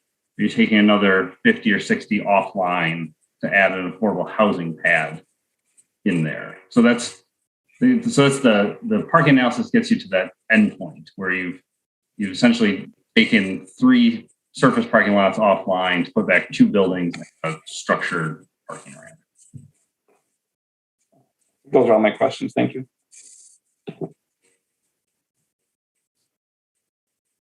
Alder Conklin. Thank you, Madam Mayor. I guess my question is I heard a lot about sustainability. So what type of sustainability is looking to go into this parking ramp? Like, are we looking at rain gardens? Are we looking at electric infrastructures for electric cars? Sure. So the mayor corrected me at the last meeting that it has to have electric charging stations. So it will definitely have that. The other big challenge we have at Village on Park is we have a stormwater challenge here. A number of years ago, we had significant flooding on the site, and it flooded the basement of the building. We did a repair job to move the water away from the building, but not necessarily to actually solve the stormwater issues. And now we're also under our new stormwater ordinance. So that's why one of the first things we're going to do is engage consultants on stormwater. And I'm not a hydrogeologist, so I don't know exactly what's going to, or I'm not a civil engineer, but it could be in the form of green roof that goes on top of the building. It could be a cistern that goes underneath it. It could be a series of small interventions across the site. It could be a mixture of all of those things. So that would be one of the major things that we're trying to solve here is stormwater for the site, but also stopping stormwater from a lot of it from leaving the site and going south, because it can't. It hits the belt line and the pipe is only so big. So we're going to try to deal with stormwater here at Village on Park. Okay. And then another question I have, is this going to be a paid parking ramp, or is this free to the public? And or are residents that are already living here on the south side going to be able to use this parking ramp instead of on the street parking? How is that going to work? Sure. So, to be honest, a lot of it's to be negotiated with Urban League and their tenant, because we're just not there yet. But what's been discussed to date is that there's going to be a certain amount of their tenants who are office type tenants who are going to go there and park for 8 hours a day, and they would be charged a rate based on that. And there's additional users at Village on Park where it's really employees who are there, and if they want a spot, we charge a rate for that. Then there's also a lot of people who are coming and going at Village on Park, and they're coming for an hour or so, and they're parking, essentially for free in the surface lot. So we have to, if those sorts of parkers park in the ramp, we have to treat them differently. But we've not figured out exactly how that part is going to work. We've started conversations with our current property manager for all of Village on Park about how it would look for them to manage the parking structure, but we don't have a rate structure set yet. Okay. And another question is, so I see on the paperwork, that we received that the Black Business Hub and the affordable housing is going to come out to like $1 million. So why are we going to spend $9.1+ million on a parking ramp instead of investing it? Shouldn't it be the other way around? Like we spend $1 million on the parking ramp and invest $9 million into the Black Business Hub that we want so desperately need? Is there some sort of explanation of why a parking ramp is so expensive and we're not investing into the south side the $9 million? Sure. So there's a couple quirks about timing and geography that we're working with here, is that these projects aren't actually in the TIF district. So we're using a half-mile rule where you can spend outside of the TIF district. So we can't make a normal developer type loan that if it was something in the district. And also the Urban League's project, it doesn't look like a typical development we'd invest in because it's a nonprofit that's going to have a nonprofit hub on it. So it's not going to necessarily generate a whole lot of new property taxes to repay the TIF district. So what we're doing instead is we're essentially going to create a development pad for them, probably give it to them for free. So that's one way that they're getting subsidized. And there's also any sort of pre-development site prep work that we might be involved in. And then we're saving them the cost of building the parking that they're going to need to serve their building. So they're not going to spend millions of dollars to construct parking. That's being covered instead by us. And on the affordable housing piece, there's the affordable housing that we're talking about to be at Village on Park. And again, we're creating a development pad there that's currently a surface parking lot by shifting that parking over to the new ramp.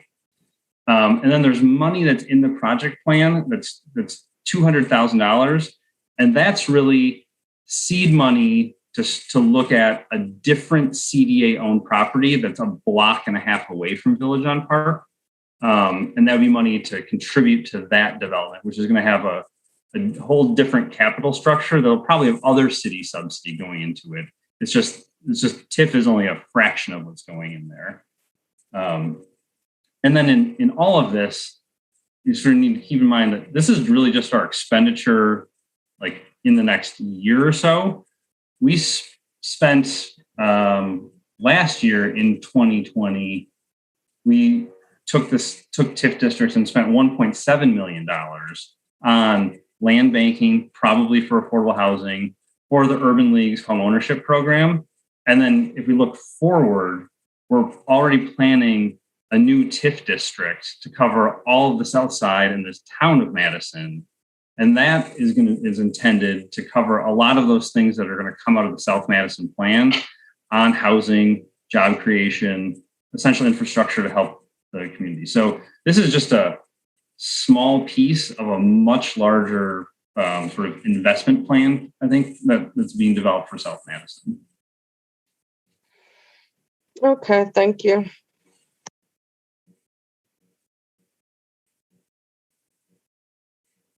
Thank you, Alder Carter.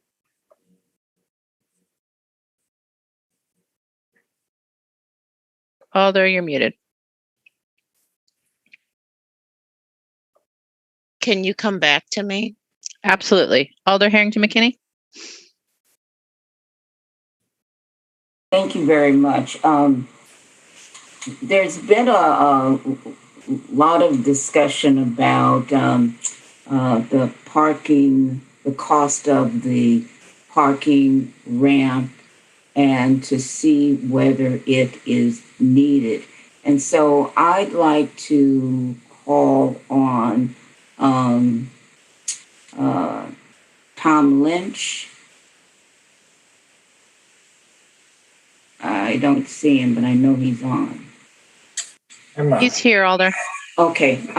And so, Tom, there was a memo dated May the 14th that you presented to try to explain somewhat the high cost of parking and also the parking ratio in terms of what we've done for the city.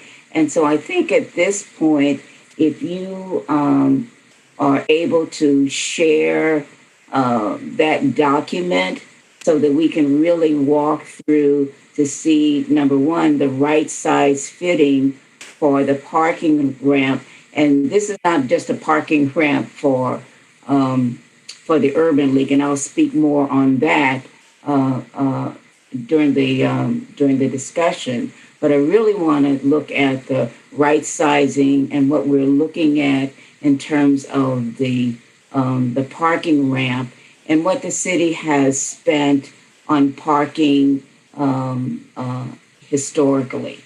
So if you could take that, I was kind of, but so I know what I'm asking. I'll show my memo. The memo actually does not address the cost of parking. Okay.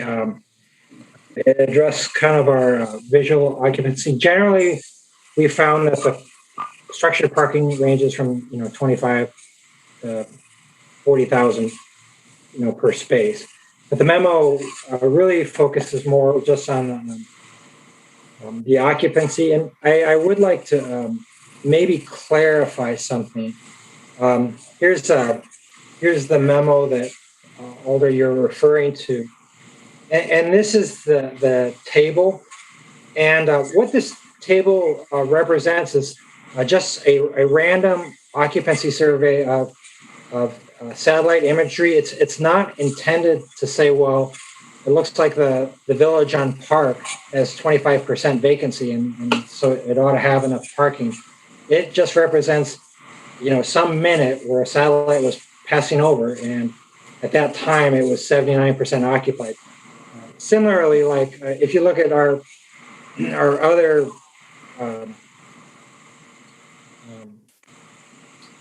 publicly owned garages, sometimes they are full, right? Like for instance, the Overture Center on Sunday, oftentimes full, but on that particular Sunday, it was 22% full. So this is not intended to say the available parking or the vacancy. The intent of this was just to say that the occupancy of the parking lot in Village on Park is comparable to what we experience in other city garages.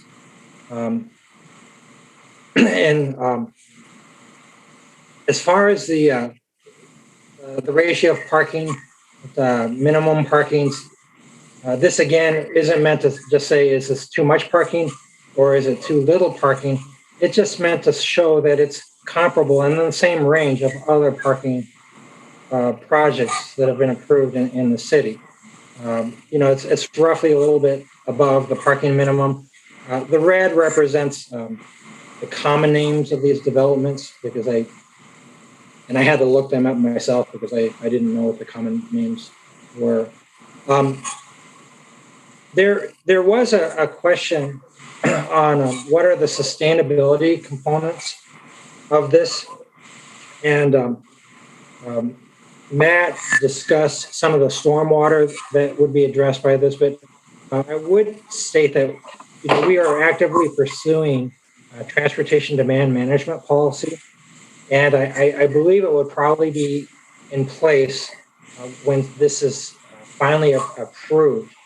And what our policy is meant to do is that if a developer invests in motor vehicle transportation, they have to also make investments in non-motorized transportation, such as bike stations, bike share, lockers, subsidized bus passes, those types of things. So it's not necessarily to minimize parking, but just to make sure that investments are made in all of the modes, right? We've done a little sample TDM for this, and actually this development would require about 70 points. And so when I heard that, so that's a lot of points, and so we've looked at how, what would be the ways that this development, and actually, this is the CDA, so the city would have to comply with this ordinance, just like a developer would. And so we've looked tentatively of ways of how the CDA could, participate in the transportation demand management initiative. And then I guess just the last one is regarding the bus rapid transit. I don't have too much to say. The South Transfer Point is a very important transfer point. We do plan on trying to get a north-south BRT to that station soon. Currently, we don't have plans to put a park and ride in there, but it's early in the planning stage. We'd have to find a place to put a park and ride, and that would be difficult if you look at the area. So, did I answer and summarize it relatively quickly? Okay, Tom, I'd like for you to go back up to the where you have the Sunday, the grid right there. Okay, you kind of glossed through that, and so that's a point in time. Could you go through that, kind of slow that down in terms of at that point in time where the parking comparison is between these 1, 2, 3, 4, 5, 6 lots? Could you explain that a little bit better for me? Yes. So there were questions at the last council meeting and perhaps disagreement on, is the Village on Park full or is it not, right? And it's difficult to determine now in the COVID world, right? And so what we did is we took 2 historic satellite images. We've done this for other things, like, for instance, to understand parking for bike lanes on Whitney Way. So we've done this with a couple other projects, and we counted the occupancy for Village on Park on Sunday, September 10th, 2017. Then our parking utility keeps records of the occupancy of various garages. So we asked them to give us the occupancy of those garages from 10 to 2 for that specific day, just so that we could provide a relative comparison. So for Capitol Square North, it was 56%. Government East, which is kind of the new Wilson Street, it was 87. Overture Center was 22. So there must not have been anything going on in Overture Center. State Street Capitol, 39% in the state campus, 39%. We did the same thing for October 3rd, 2018. Village on Park, for that point where the satellite passed over, it was 74% occupied. And so if we looked at what the midday occupancy for Capitol Square North for that day, it'd be 79%. Government East, 79%. Overture Center, 93%. State Street Capitol, 47%. And State Street Campus, 64%. And so that grid says what in terms of your comparing occupancy? Well, I'll repeat it. It does say and what it doesn't say. It doesn't say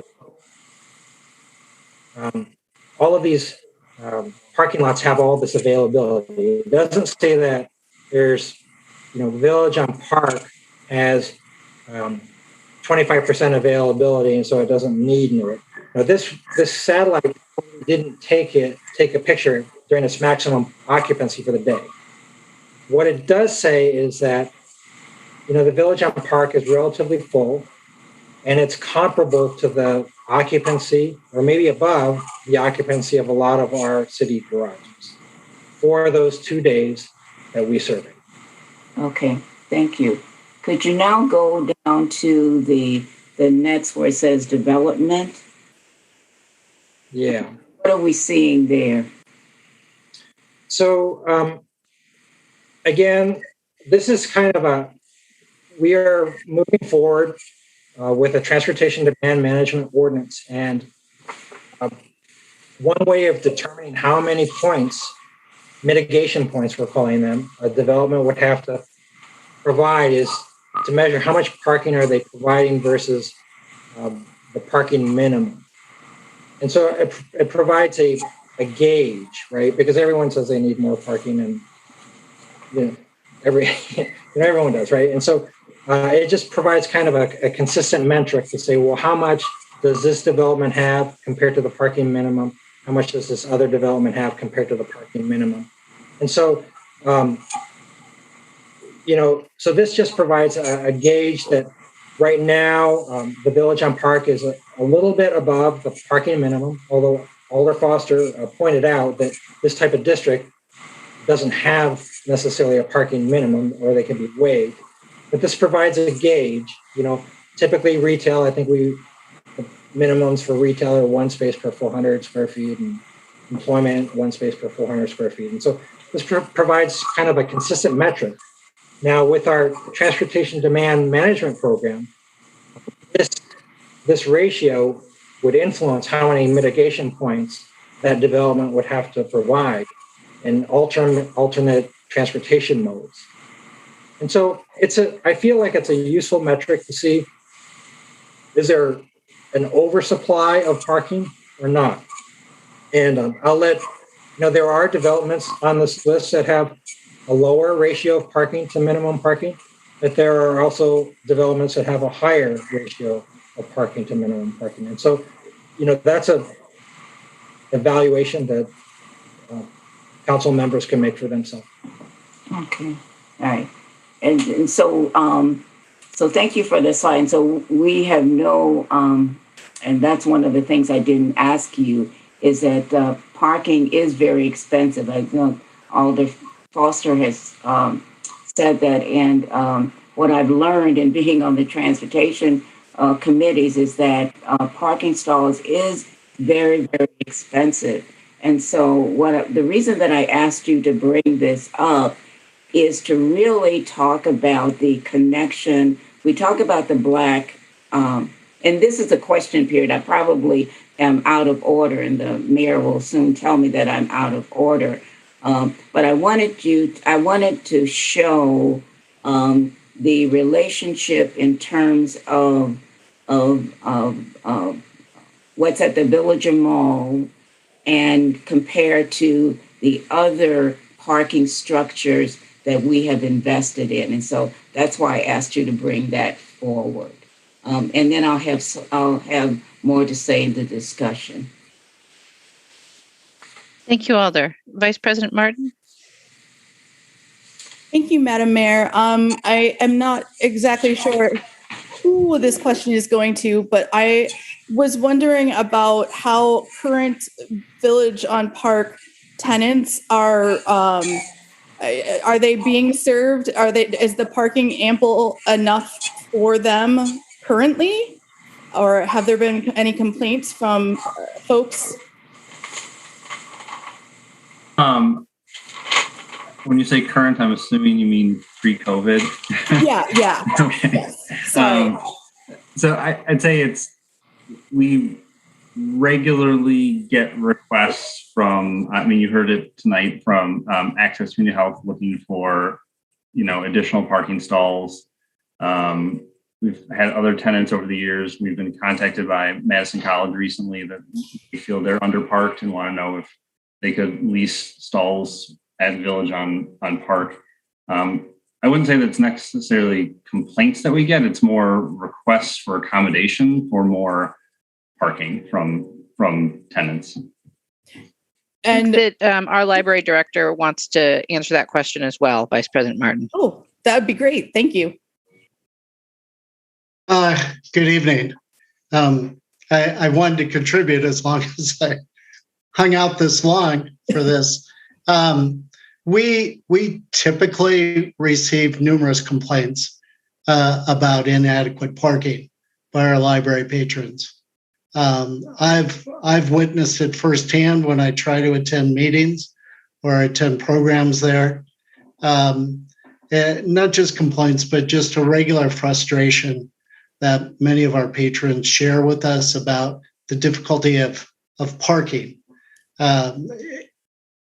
It led to about, I believe, maybe about 4 years ago when we even established some temporary parking that was specifically labeled for the library so that we could provide access for people to come service their own holds, for example. Urban League has had to reserve spots to make sure that there was adequate parking for their visitors as well. But it is a regular frustration of our patrons.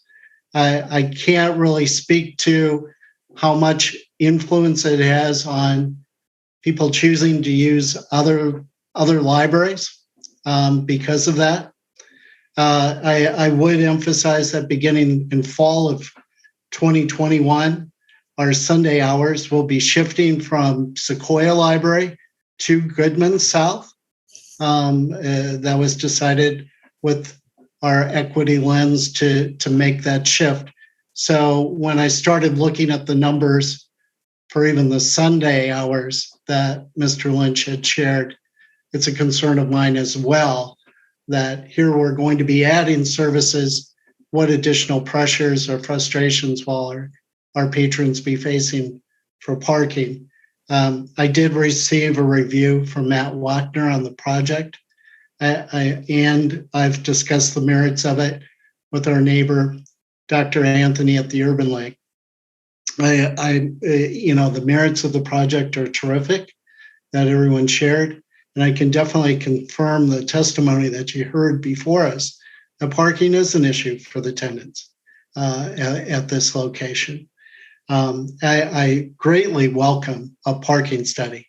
I'm not here to speak to what the solution is or how many stalls we need or whatever that, but I would greatly welcome a parking study so that we could try to find the best solution. Thank you. Thank you for chiming in and thank you for staying and joining us. And one more, just kind of, for the record, to reiterate, when coming up with the number of stalls, particularly, I'm thinking about the Access Clinic right now.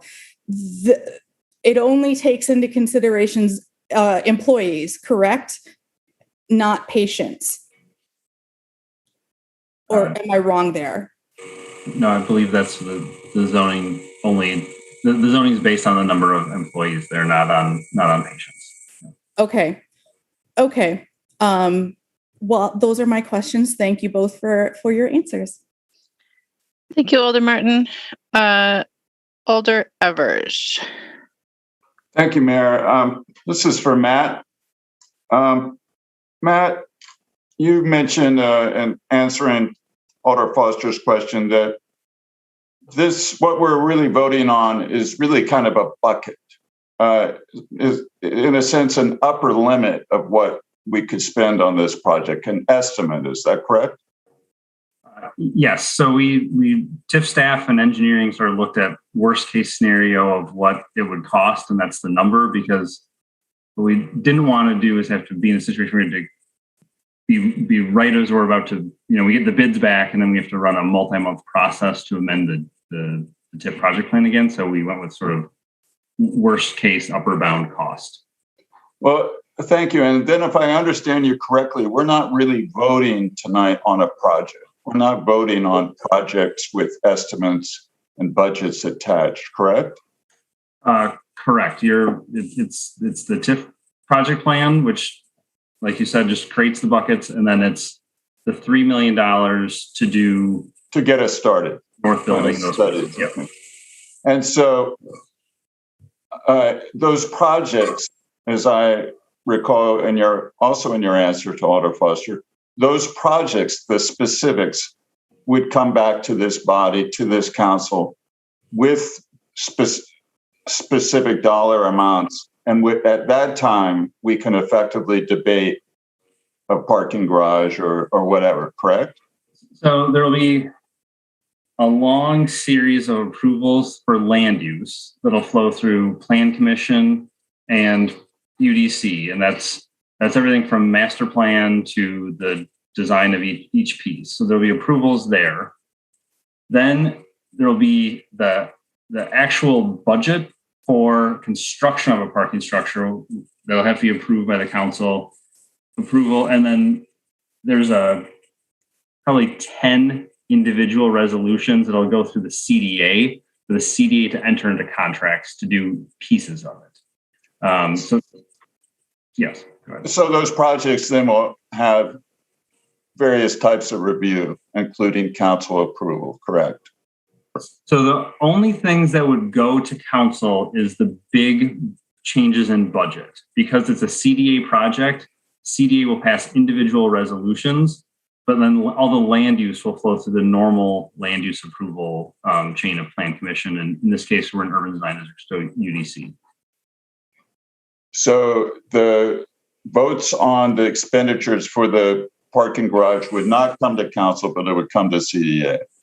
Right. So the budget dollar would go to council, but the contract with a contractor to build exactly whatever it's going to be, that's a CDA resolution. Okay, but you will be coming back to council for approval on a budget line item for any parking structure that is recommended, correct? Yes. So anything we're spending in 2022, we're coming back for. Yep.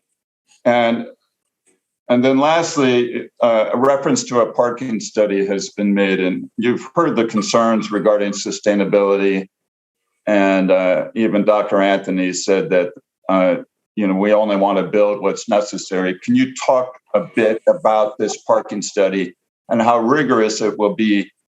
I guess I'm going to ask a leading question. What I'm hoping is that we will tie ourselves to the mast, so to speak, and not make unnecessary investments in expensive parking structures, but only build what is necessary. So what is this process? What is this parking study like, and how rigorous, how challenging will it be? Because I think Alder Foster is asking good questions. We really need to scrutinize this and make sure we only build what we need. So at this point, we're not under contract with anyone to do a parking study because we're not allowed to do that until we have budget authority. But engineering has come up with a scope and has been in contact with firms as to what that would look like to do a parking study to really analyze the demand side of things, but it also will tie to our master plan to say, and the stormwater to say, really, what is our supply going to be, and what are our options going to be on that site.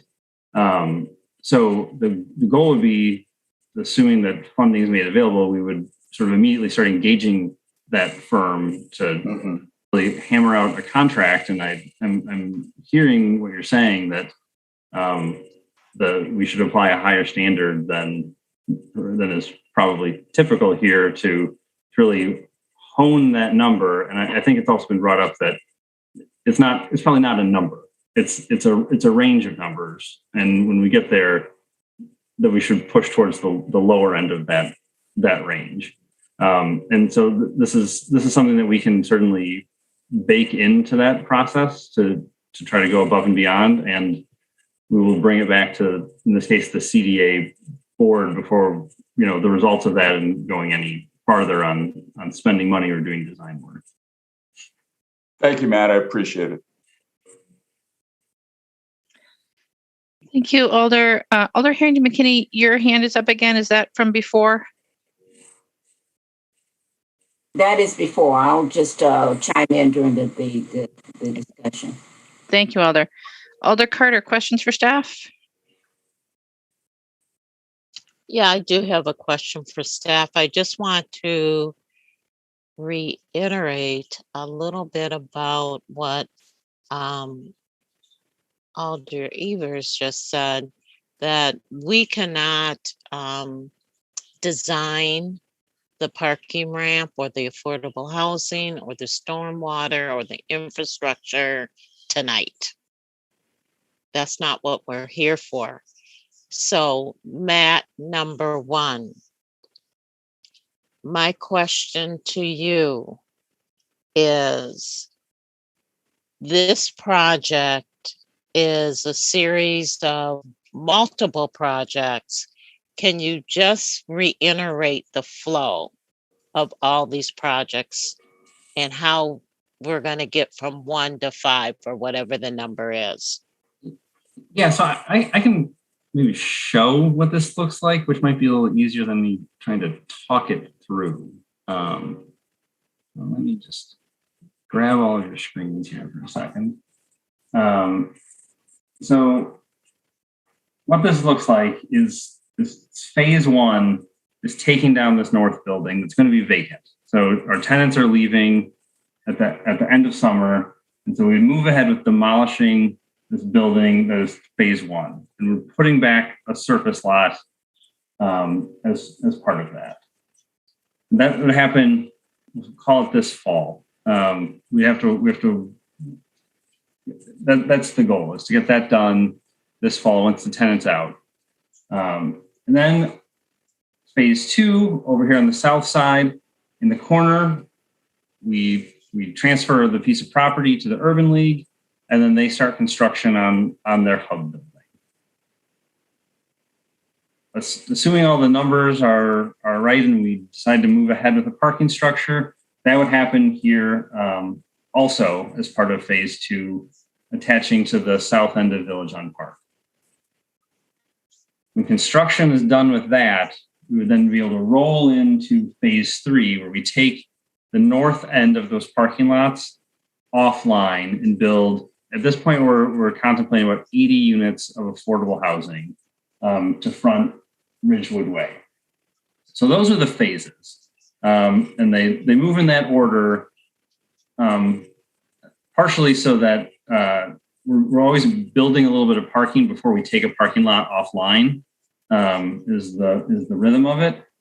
And then the approval side of things, there's a whole lot of steps in front of us for the approval. And it's this sort of master plan and demolition of building that happened first. Then we have to subdivide the lots, which is a whole process that goes through Plan Commission. We have to approve the sale of land to Urban League. And then both Urban League and any parking structure move into their phases of land use approvals through Plan Commission, all the contracts for the design and contracts for construction, which move through the CDA and all those pieces. And then if we decide that, yep, we're going to build a parking structure or really kind of spend any money in 2022, we're coming back to council for budget authority in 2022 to do construction. Then we have to sign those contracts. Affordable housing will have the same thing where we have to design it, we have to build it, we have to budget for it, all of those pieces. And then at some point in the future, next year, we decide we need to amend the TIF district, the project plan again, because we're going to do something different or do a next project. We have to come back to this whole process again for all of those. So these are the future approvals, if assuming we do all three phases sort of as laid out.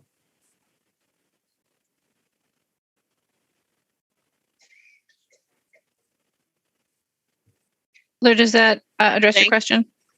Thank you, Matt. Thank you, Alder. Alder Figueroa Cole, questions for staff? Sure. Hey, Matt, I thought on the last meeting it was discussed that this was going to be a 12 to 18 month project for the parking ramp. Is that still the case? Sorry, I didn't catch what kind of project? I thought on the last meeting it was discussed that it will be 12 to 18 months to get the parking lot completed. I think if we start today on the studies and things, the goal would be to be delivering it in 2022. So yes, assuming things just go sort of back to back to back, yeah. But you're saying that we're not going to start building until 2021 at all. We will start building in 2022? Correct. So the parking studies and the master plans, all those pieces, we won't get that back until the end of summer. And then that information that's going to be needed to decide any design work that's going to happen. There's a whole bidding process we have to follow, and it takes time to do. So no, we would not start construction on a parking ramp in 2021. Our processes don't allow for that. All right, perfect. Thank you. Thank you, Alder. I do not have any other alders in the queue with questions. So we'll move on then to discussion. There is a motion on both items. I'll remind you that item 54 is a 15-vote item. Is there any discussion on either of the items? Alder Foster. Thank you. And I very much recognize it's 12 in the morning. We've got a big item in front of us. I do want to take a few minutes because this is also a really important item, especially for my new colleagues. We're going to be spending a bunch of time arguing over $100,000 as part of our next budget cycle, and this is a $12 million item, so it really does merit the discussion. I also want to just share out, I think this really is about the really big and important policy question of parking and how we are going to manage parking going forward. And I've been really working in the transportation space for the last 10 years around urban transportation. And a lot of that time has been around walkability, bikeability. The last several years, we as a city have been really focused on transit. But all of those things, honestly, they really pale in comparison to the impact of parking. And understanding the impact of parking on all the rest of our transportation system is going to be critical for our transportation future. And I want to take just 2 minutes to share out. We had a really great presentation from Chris McCahill at TPPP this week. And he gave a really high-level overview of parking and what it does in a city. I just want to share 3 of the slides that he shared with us. And I really encourage anybody to go back and watch that presentation from TPPP. But probably the most important slide might be right here, which is, we heard over and over again tonight there's just not enough parking. And we heard from the library director, look, we get complaints all the time, over and over. And it's a really common refrain and experience. And it's often really connected with the fact that there is, if there's not available parking very close to the door, somebody has to drive around the parking lot and find a spot that is far away. It feels like there's no parking. So this represents parking analysis that was done in 5 different cities, one of those cities being Madison, and showed that on average, about 33% too much parking that we're building. In downtown areas, up to 65% too much, and importantly, 45% more than needed in places with perceived shortages. This is what we're talking about tonight. There's a perceived shortage at this location, and all of the evidence that we have available, which maybe isn't enough, says there is capacity there. And this shows that. There is, in terms of the effect of car use, and we talk a lot about land use, density, et cetera, et cetera. Aside from living downtown, there's nothing more important to driving car use than how we manage parking, and particularly free parking. And for us to be contemplating adding 200 stalls, largely of additional free parking in the same location where we're going to be investing in BRT is a mistake. From a policy perspective, it's a mistake. And the last 2 slides I want to share with you all are these 2. So this is 5 different cities in New England from 1960 to 2000. The dark blue is how many parking spaces were added. So you can see in Berkeley, 15,000, Cambridge, up to 72,000 Hartford. And the light blue is the impact on mode share. So in Berkeley, over that same 40 years, they reduced the number of people, the percent of people that were driving went down by 18%. And the places where they added the most parking, the amount of driving, the percent of people driving went up by 45%. And what's really important about this is the slide here. So this is Cambridge, New Haven, and Hartford. So Cambridge didn't add a lot comparatively, and their mode share of driving went down, which is a good thing. New Haven and Hartford, where it went up a lot. Look what that actually looks like on the ground. So in Cambridge, an average of 0.1 parking spaces per 1,000 square feet of building space. New Haven, 0.6. You can see all the red, and Hartford, 0.9. There's a direct correlation between how much parking we have, how much space we give to parking, and how much driving we have. The numbers that were shared tonight about parking minimums, one stall per 600 square feet, or per 400 square feet, is 2.5 cars per 1,000 square feet. What I just showed you was 0.1, 0.3, 0.5. The reason that we've exempted parking minimums wisely in Madison, they're still on the books, but they almost don't apply in most places. They don't apply anywhere downtown. They don't apply in any of our mixed-use districts, our employment districts, industrial districts, because they don't make sense. And they've created really, really bad transportation system. And so for us to be using those as a measure and to be planning on building a parking ramp sort of just in case, because we might need it, is literally the worst thing we could do from a transportation perspective.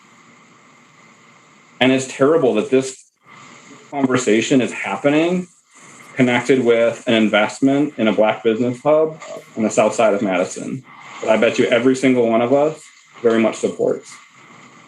And the problem is that this investment in a parking ramp, this $12 million for 200 stalls, is not needed to support that. We can dedicate 80 stalls, 100 stalls, 120 stalls of surface parking in the Villager Mall. We could dedicate to the Black Business Hub that they can assign to their anchor tenants and everybody else they need, and this project can move forward. That parking ramp is not needed for the Black Business Hub to move forward. It's not needed for the Villager Mall to be successful. And it's not the best use of $12 million to invest in the South Side and to spur a renaissance and economic development, particularly when we are investing $100 million over the next 2 years in BRT and transit. And that this location will be one of the best transit locations in the entire city. We have a huge opportunity here to invest in the South Side, but not in a parking ramp. This is not a good decision. I understand there's a lot of support for the project. I get it. I'm also very supportive of it. I cannot support changing the TID plan to add a parking structure when we can do without it. I really encourage you to vote against it. Thank you, Alder Harrington McKinney. Thank you, Madam Mayor.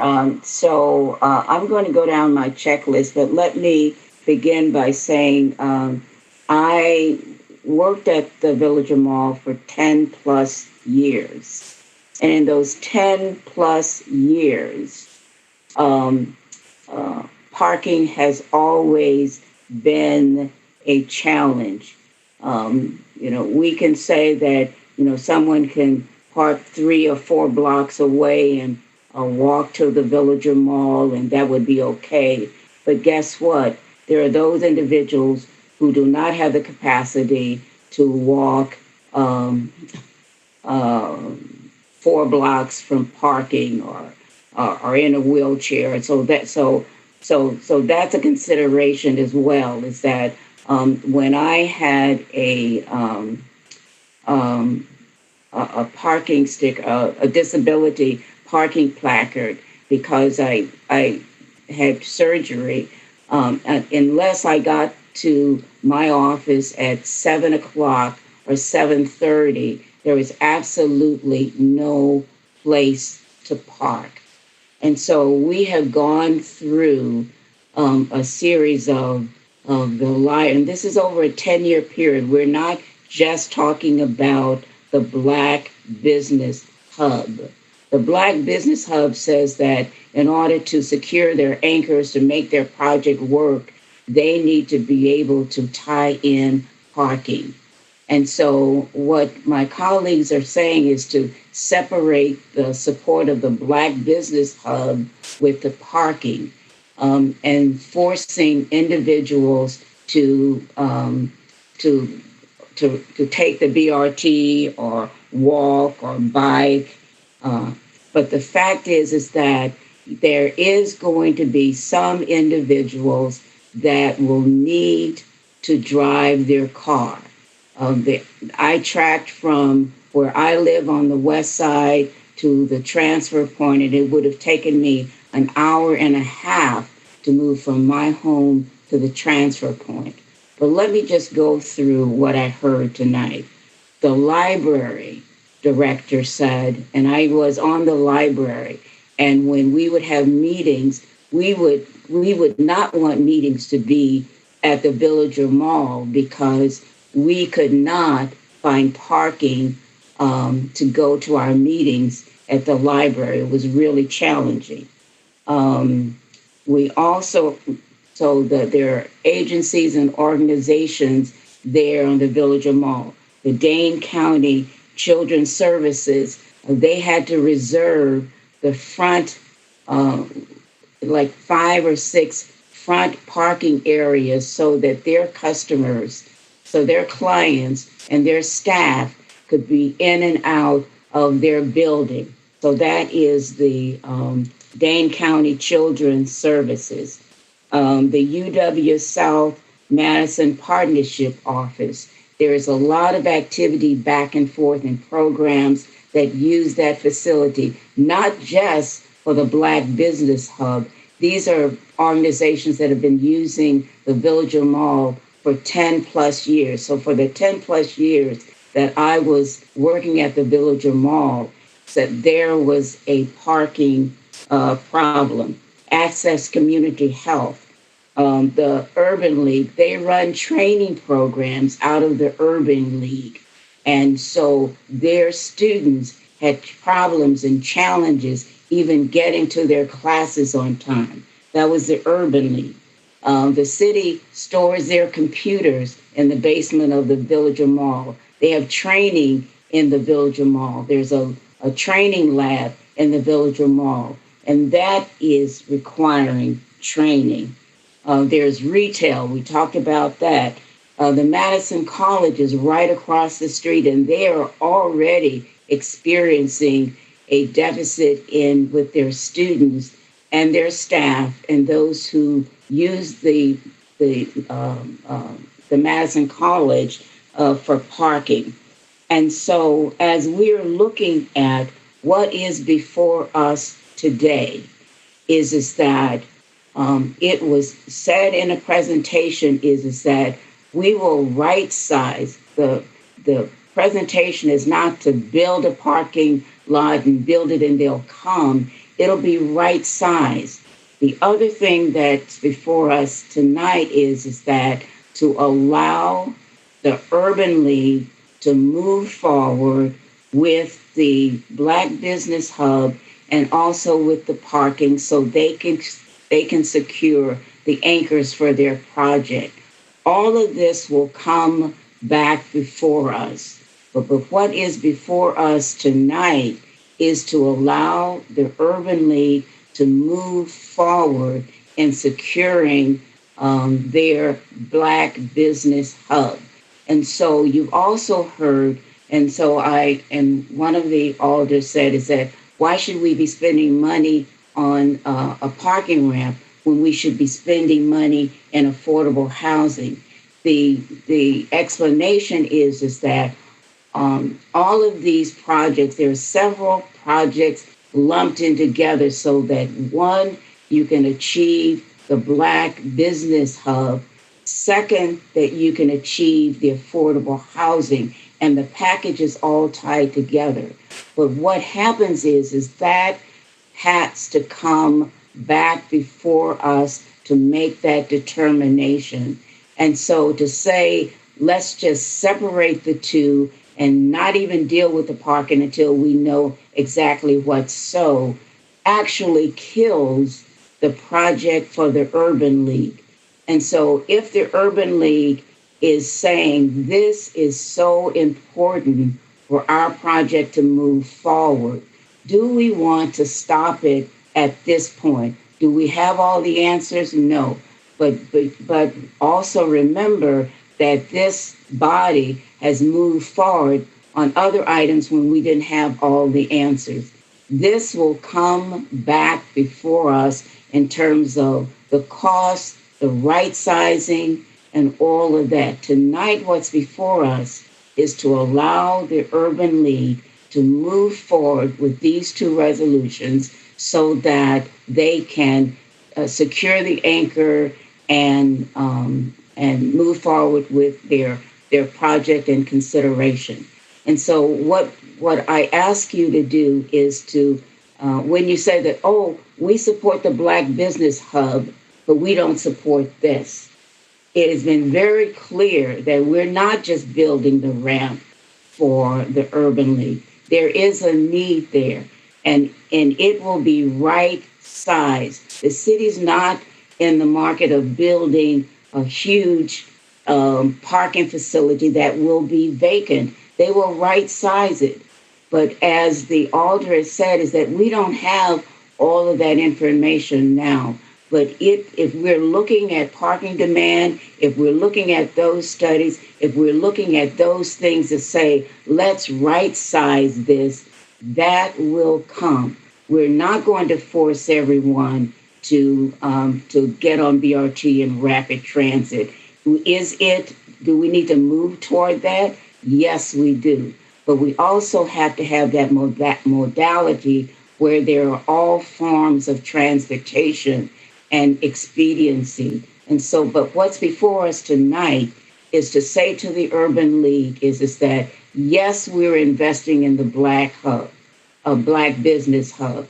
Yes, there are other questions and considerations that we have, but we so support the development of a Black Business Hub that we're going to go ahead and approve this.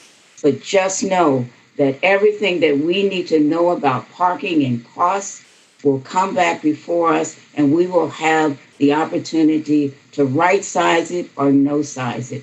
But before us, what is before us tonight is to say to the Urban League yes to their project. Please consider that. Thank you, Alder. Alder Benford. Thank you, Madam Mayor. I know it's late and I don't want this to turn out to be ramblings of a 61-year-old guy. But as we're having this conversation, I can't escape the fact that I used to bowl at the old Burr Oaks in that site. And I used to shop at the Kohl's grocery store, which is now the South Transfer Point.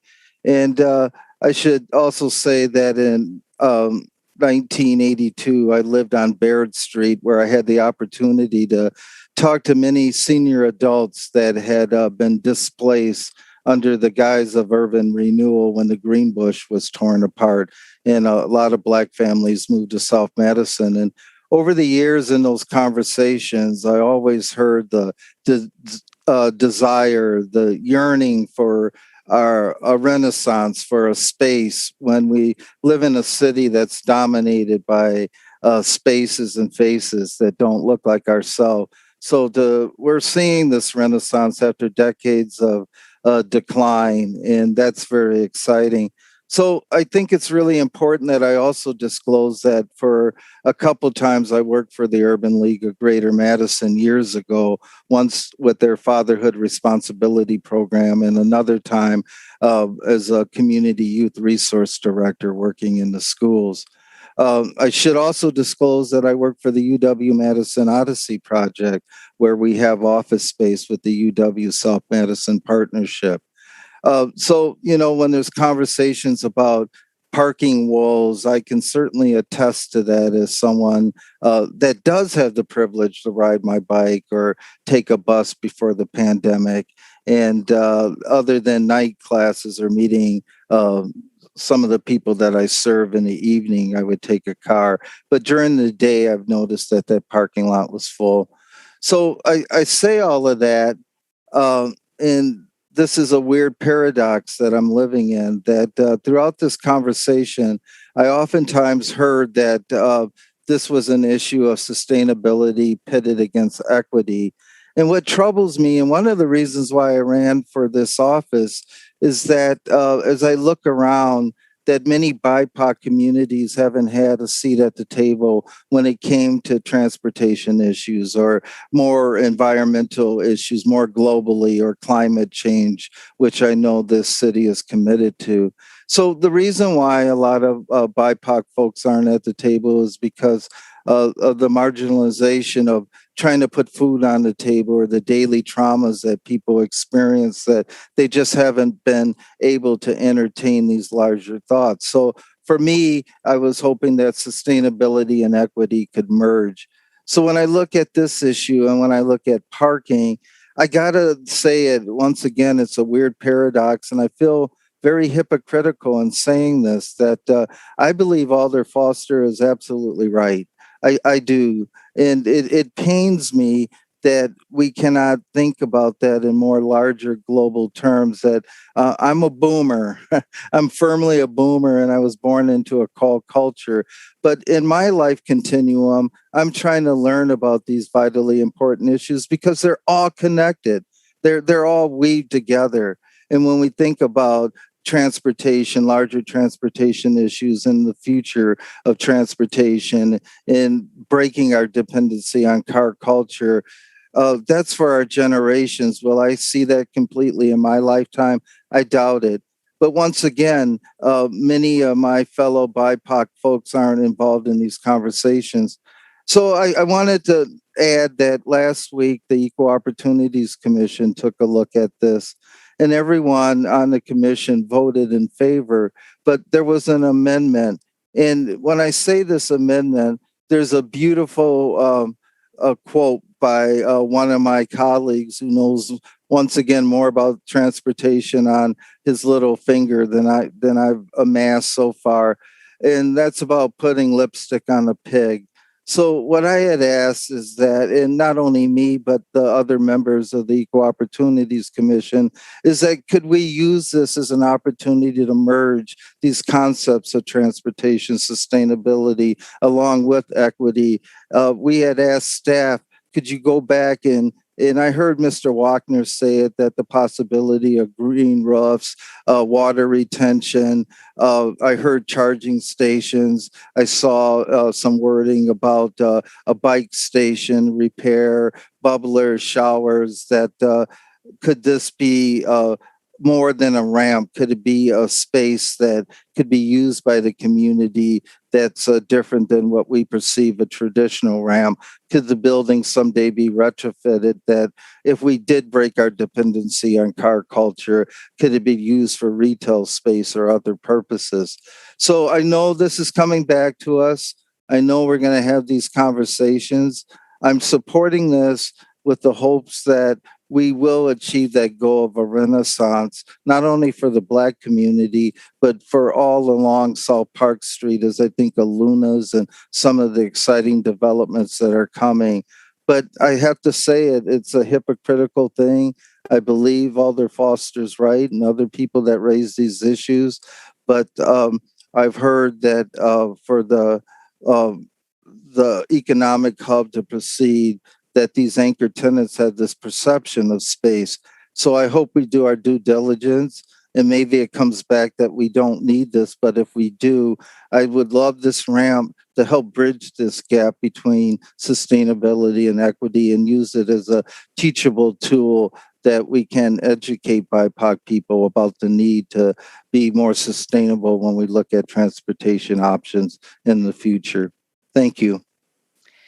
Thank you, Alder. Alder Carter. I'll go last. Thank you. Alder Miadze. Well, thank you, Madam Mayor. This is an opportunity for our community to invest in revitalization of Southside Madison, investing in Urban League Black businesses. This investment is a commitment to economic justice. This parking structure is investment in accessibility and to provide a wide range of options to visit and to receive services at Black Businesses Hub. We have people who use transportation. We place bus stops nearby. We have people that use bicycles, and we place bike racks. We have people that travel from the surrounding Dane County and Madison area who drive their vehicles. We need sufficient parking structure. We can't say that we support Black Business Hub and equity if we vote against a critical component of this redevelopment opportunity for us. I encourage my fellow colleagues to vote yes to fully commit to economic justice. Thank you. Thank you, Alder. President Abbas. Thank you, Madam Mayor. I will not take a lot of time because there's still another agenda item to be discussed. I will be brief. I think so that both sides have a valid point. With Alder Foster, I agree with your research you showed. There's a similar research about the traffic lanes on a highway. Creating more lanes basically create more traffic rather than decreasing traffic. And there's a huge debate around sustainability in transportation. How could that money could be spent in other ways, creative ways to really promote people to use buses. At the same time, this is a unique project for Southside, for Urban League. I will support that, but from policy standpoint, I think so we as a council and the city really have to look into our policies for the parking and future parking lot structure. And we should have a better plan in which direction we want to go. If we really want to see BRT be successful and want people to use BRT and dump their cars and promote the public transportation, if we keep creating more parking lots or structure, regardless wherever they are in the city.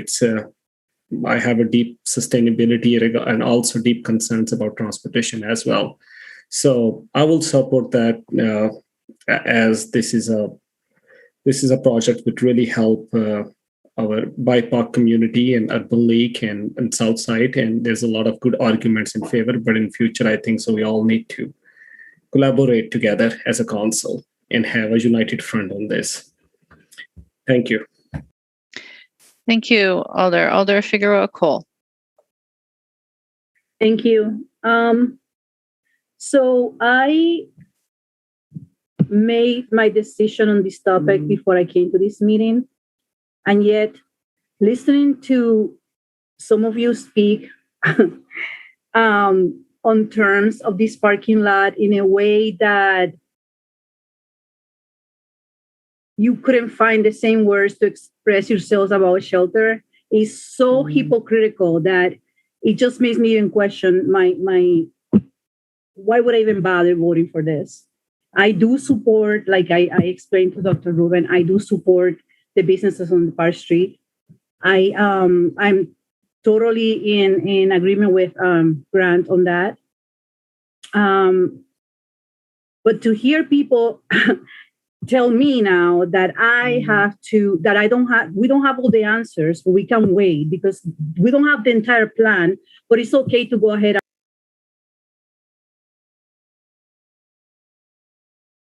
Alder, you muted yourself. Sorry. To ask me to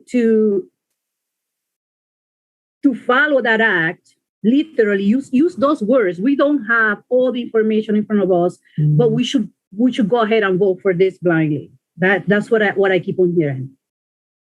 Yet when we tried to make the same argument a couple of weeks ago to house people in need, which is what we are really should be focusing on, we didn't have enough information. We didn't know, we weren't sure. We didn't know what the operation budget was going to be for the shelter.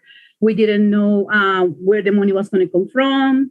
I mean, you guys are saying the same things that you killed 2 weeks ago. And that makes me so mad. I mean, I'm not even going to say I'm sorry because I'm not sorry. I'm just so irritated that you guys will use the same argument to say a parking lot.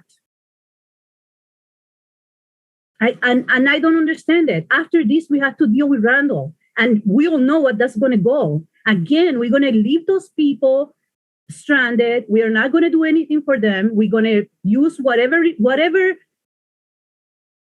whatever comes up to just continue to marginalize the people that we're trying to help. Point of order. I'm sorry, Alder. Carter, can you wait until Alder Figueroa Cole is done? For your point of order? I'm almost done.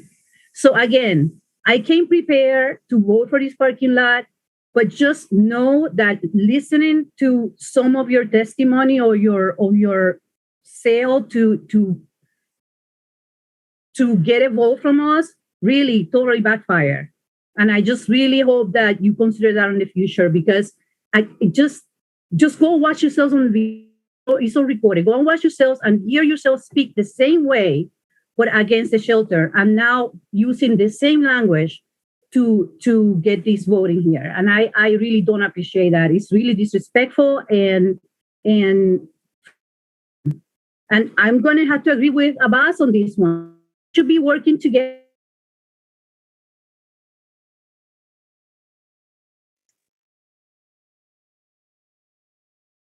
Alder, I think you've frozen on us.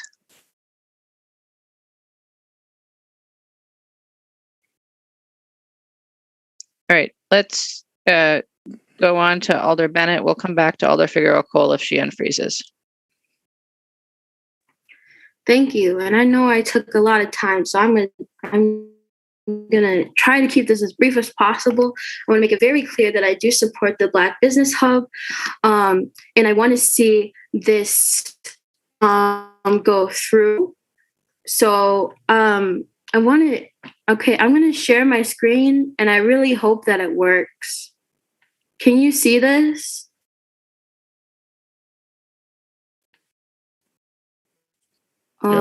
Yes, Alder. Yes? Okay, cool.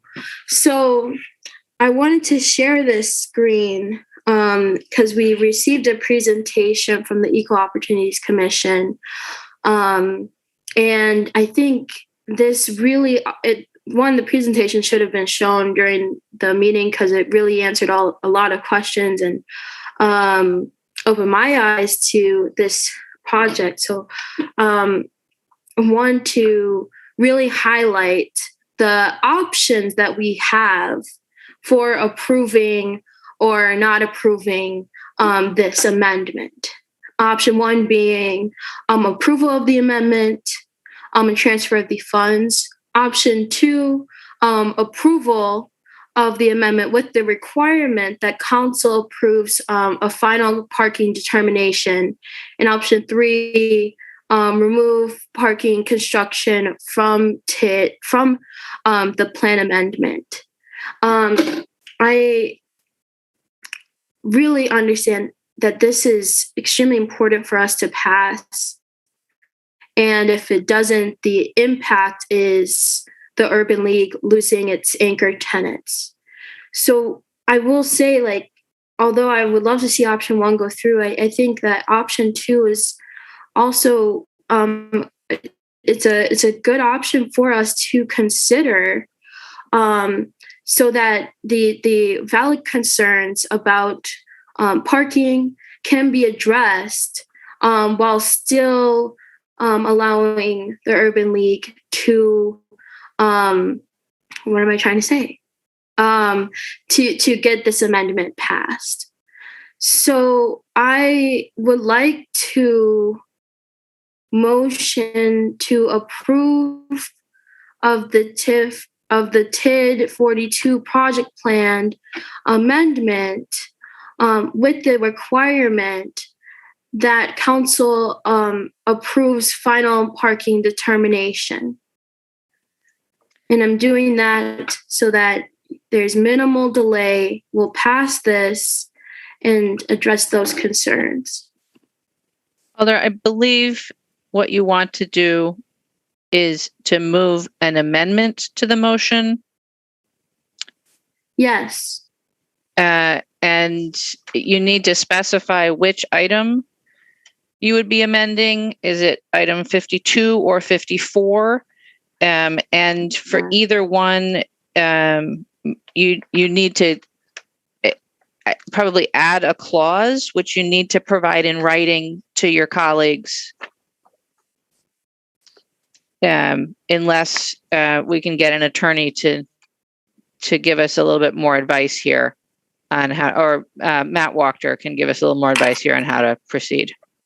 So if you modify 52, the TID project plan, we have to restart the project plan process because we need a new public hearing at Plan Commission.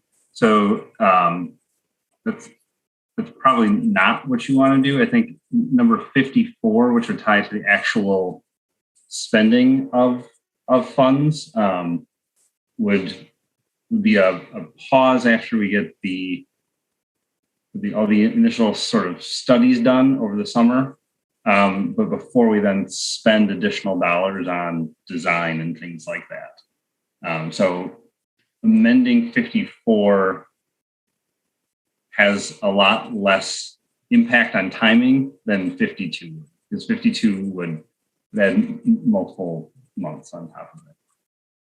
Matt, I don't have the item open in front of me, but it's a resolution, correct? So yes, they're both resolutions. So the resolution that we probably want to amend is the budget amendment, which is 54. Right. So Alder Bennett, I think what your best path forward here is to add a resolved clause onto the resolution in item 54.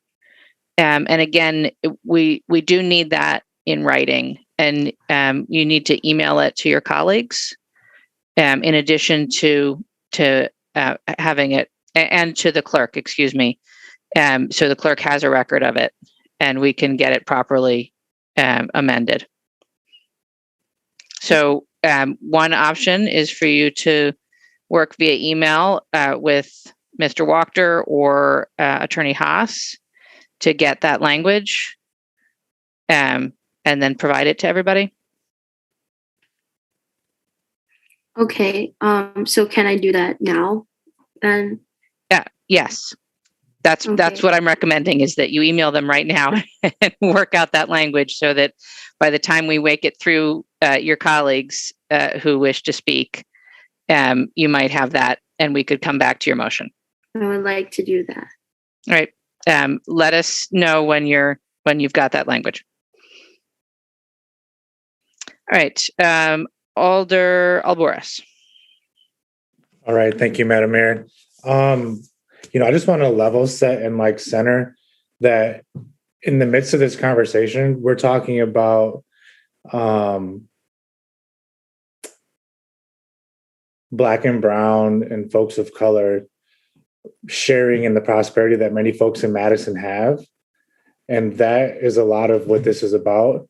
And unfortunately, this conversation reminds me of a quote that I heard a long time ago, that you're so heavenly minded that you do no earthly good. And that I understand the tension point here that we have about parking and sort of that policy discussion. But again, the central focal point of this is ensuring wealth creation for communities of color in South Madison. And that should really be the focal point. All other things around that are important, but I think sort of pale in comparison to what we want to do to bring about equity for folks within our city. So I'll leave it at that. I would encourage my colleagues to support this, to support the Urban League on this endeavor. Again, not entirely losing sight of, some of the concerns that others have brought up, but I think that it doesn't supersede the fact that we should push forward on this. That'll come back before the council so we can have more deliberation on it.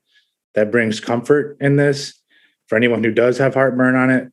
But again, let's center the fact that we're trying to have wealth creation be equitably distributed within our city boundary, which we've known that there's health disparities, education gaps. It runs the gamut in our city on these equity disparities that we see.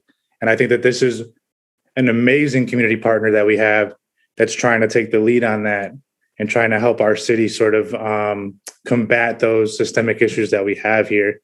And I'll just say, I've been a frequent flyer at the Village Around the Park, whether it's in being at, the ad hoc committees meetings, because that was an accessible space where folks in the community felt safer to have meetings there as opposed to an official city, buildings.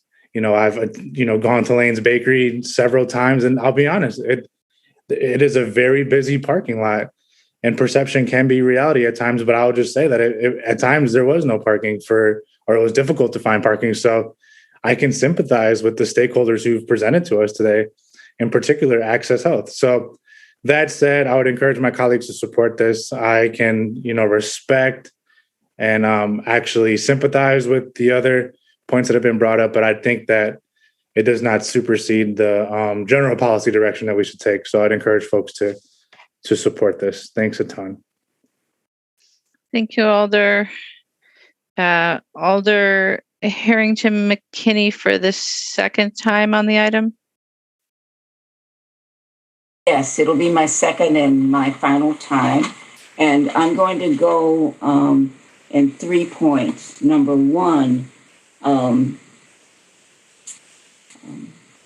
to reduce what is before us, what is really before us is the Black Business Hub and its dependency on securing anchors to make the project work.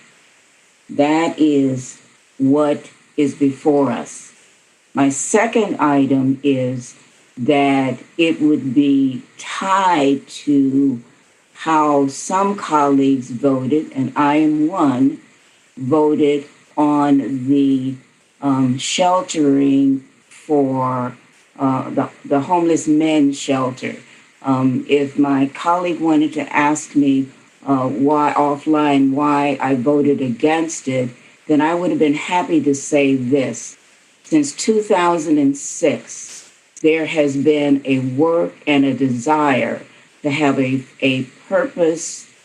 purpose-built shelter since 2006. And the reason that the vote was against it is the vote was yes for a need for a purpose-built shelter. The vote was no because of the location. And the final thing that I wanted to say is that as we are looking at how we treat one another, is that I welcome anyone at any time to ask Barbara McKinney why she voted a certain way, and I would be most happy to divulge that. But to tie that in to what's before us, which is very clear, is that this is an opportunity, and I'm on the west side. This does not impact my district at all, but it does give an opportunity for the Urban League, who runs the Employment and Training Center over in my district, who's done a phenomenal job, to be able to move forward and put something in place. This is far above a discussion of why someone voted a certain way, and I'm able to separate the two. But what is before us is an opportunity to support South Madison, to support the Urban League, and the opportunity to do business development. That is what my vote is on. Thank you. Thank you, Alder. I'm going to go to Matt Walker and see if he's has a solution to Alder Bennett's motion.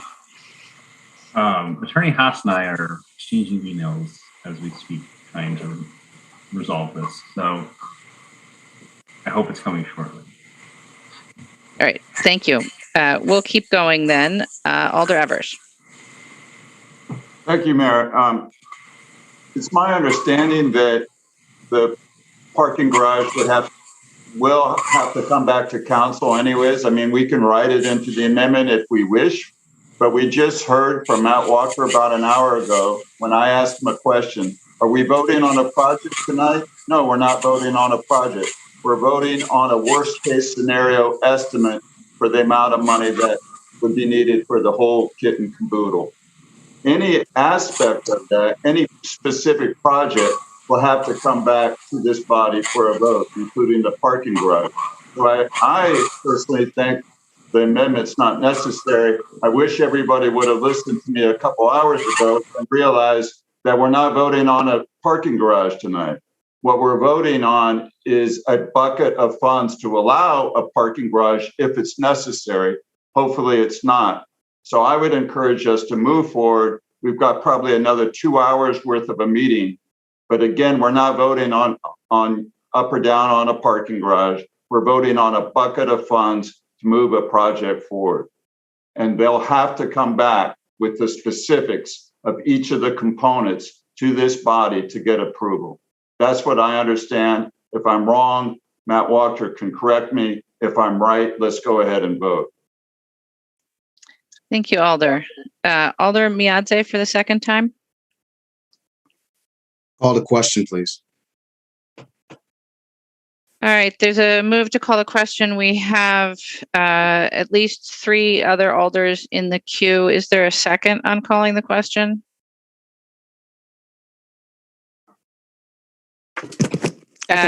President Abbas will second calling the question.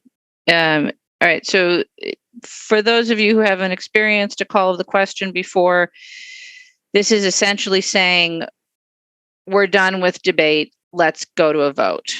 It's not debatable. We'll just vote on the call of the question.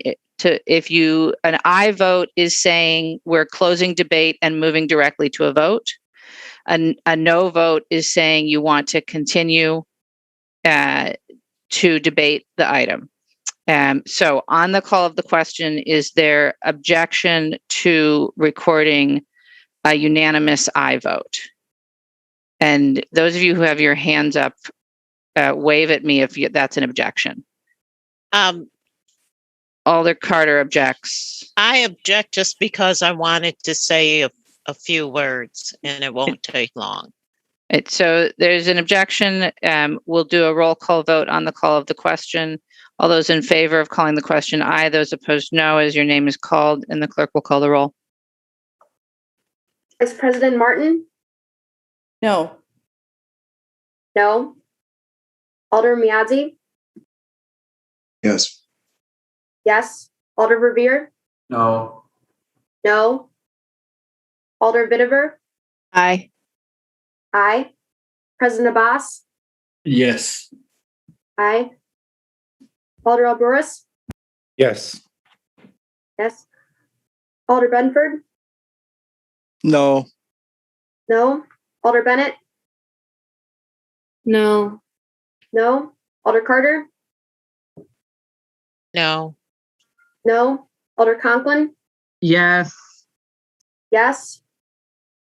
Alder Curry? Aye. Aye. Alder Evers? No. No. Alder Figueroa Cole? Aye. Aye. Alder Foster? No. No. Alder Furman? No. No. Alder Halverson? Aye. Aye. Alder Harrington McKinney? No. No. Alder Heck? Aye. Aye. Alder Lemmer? Aye. Aye.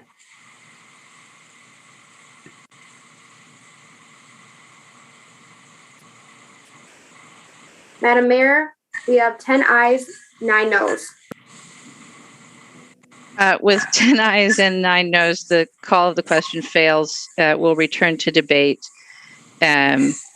Alder Evers, you're next in the queue for the second time on the question. No, I'll lower my hand. Thank you. Thank you, Alder. I believe then that takes us to Alder Carter.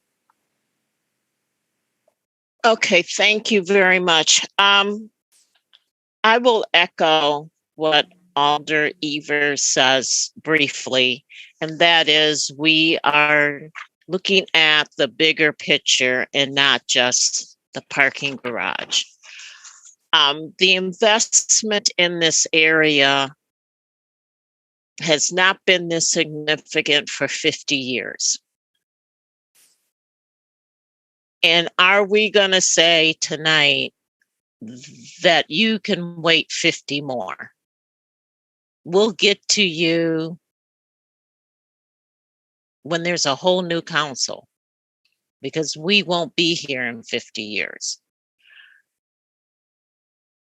I believe that the study for the parking garage will reveal what we really need versus what we really want. And we need to give those experts that opportunity. All of this goes hand in hand. We will never get rid of cars.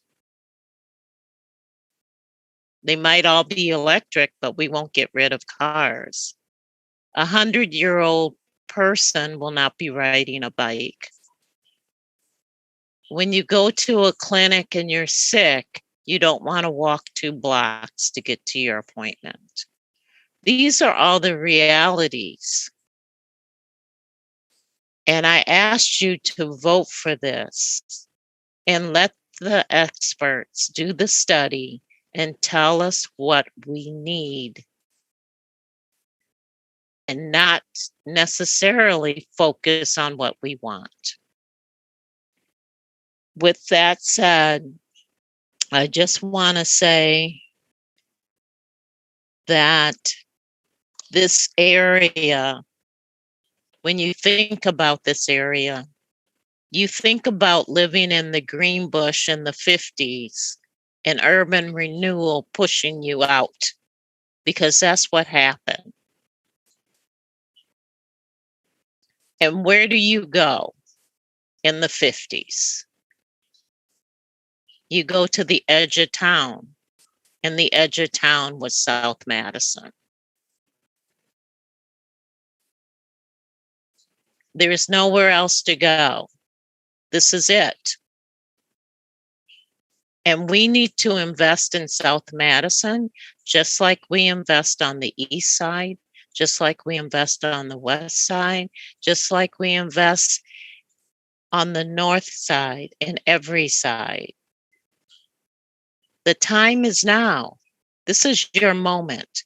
And you can bring up everything we voted on over the last 6 years to make your decision on tonight. But the CDA supported this. Alder Evers and I support this. Alder Evers has some other issues with this, but he supports this. And we're going to stand in solidarity. The time is now. Thank you. Thank you, Alder. Matt has his hand up. He still has his hand up. Oh, okay. We'll see if staff come back with language. Alder Foster for the second time on the question. Thank you, Mayor. I just wanted to clarify, my colleague said that the described amendment from Alder Bennett would essentially not change anything, and that's not my understanding. So I wanted to get clarification, but my understanding is that what's before us now, in addition to the plan amendment, also authorizes monies that will not simply do a parking study, but also begin design work and pre-construction. And what Alder Bennett had suggested was adding a clause that would have, after the study is done, to come back and have council sign off on the number of parking before design work begins. And so I think that is a fundamental and substantial difference. And I support that amendment, and I think it is important. And if we were to pass that amendment, I would also vote in favor of both items in front of us. So I just wanted to say I really support that, and I look forward to hearing, hopefully, maybe now from Matt Wachter with the language. Thank you, Alder. Alder Curry. Thank you, Mayor. I just wanted to make a brief comment, kind of as a newcomer to the group, as one of the new alders, and as the learning process is going, doing due diligence. And so I just want to start by saying I was in support of this, these two resolutions before this meeting occurred, but the comments that have been shared tonight lead me to the understanding as a new alder, understanding those who have done work before us, understanding the city staff that work so diligently to provide us the information that we need. In our last council meeting, we were reminded of our, I think, obligation and duty as elected officials to represent everyone and not to pick and choose which buildings to fund or not. I think what a couple of my other peers in this board have, and specifically in regards to our homeless population and the resolutions that are before us to make a decision about, of thinking again about Alder Carter's very compelling history about the South Side, and South Side needs to be revitalized, but also understanding intersectionally, we can't build wealth when you don't have a home. And some of the population that are in encampments and experiencing homelessness and don't want to enter shelters also intersect with that population that the Black Business Hub will serve. So just kind of, again, bringing some things in as a supervisor of interns at my organization. Sometimes it can be annoying that they're asking a lot of questions about the why and wanting to do the research. But a lot of times that makes me pause and step back and say, how can I do things differently? How can I expand myself? And if I'm asked about history, how can I explain it in a way that makes me walk away feeling like I didn't put a box on why this can't work, but I put some effort towards trying. And I think that's what myself and other alders are trying to say is we can't pick and choose as elected officials. And so I am in support of this program because I did work and understand that this isn't necessarily always about money, but we have also seen an example from last council meeting too of Alder Miadze advocating for his district and seeing a change from last meeting until next. So that's it. Thank you. Thank you, Alder. Those are all the alders we have in the queue. So I'm going to turn back to staff and Alder Bennett to see if we have language for a potential amendment.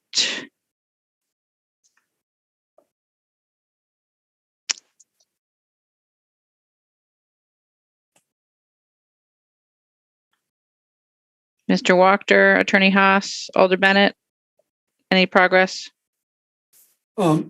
Yes, we've Matt has submitted some proposed language to Alder Bennett, so it's up to Alder Bennett to decide if that will be proposed.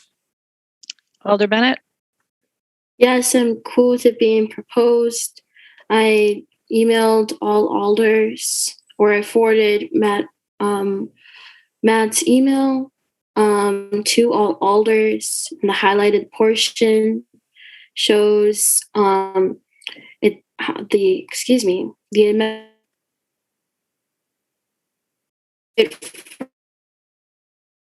that the results of the parking study and final parking count determination will be presented to Common Council for approval before funds are expended to design any structure. We'll take that as a motion from Alder Bennett. Is there a second? Second. Alder Evers will second the amendment. Does the clerk have the language? Yes. Excellent. Does anybody else need the language again? No.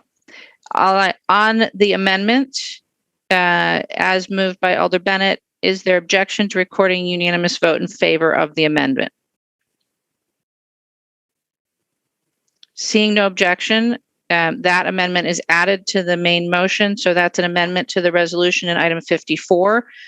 As a reminder, we have items 52 and 54 in front of us. 54 requires 15 votes to pass. Is there any objection to recording a unanimous vote on both items 52 and 54?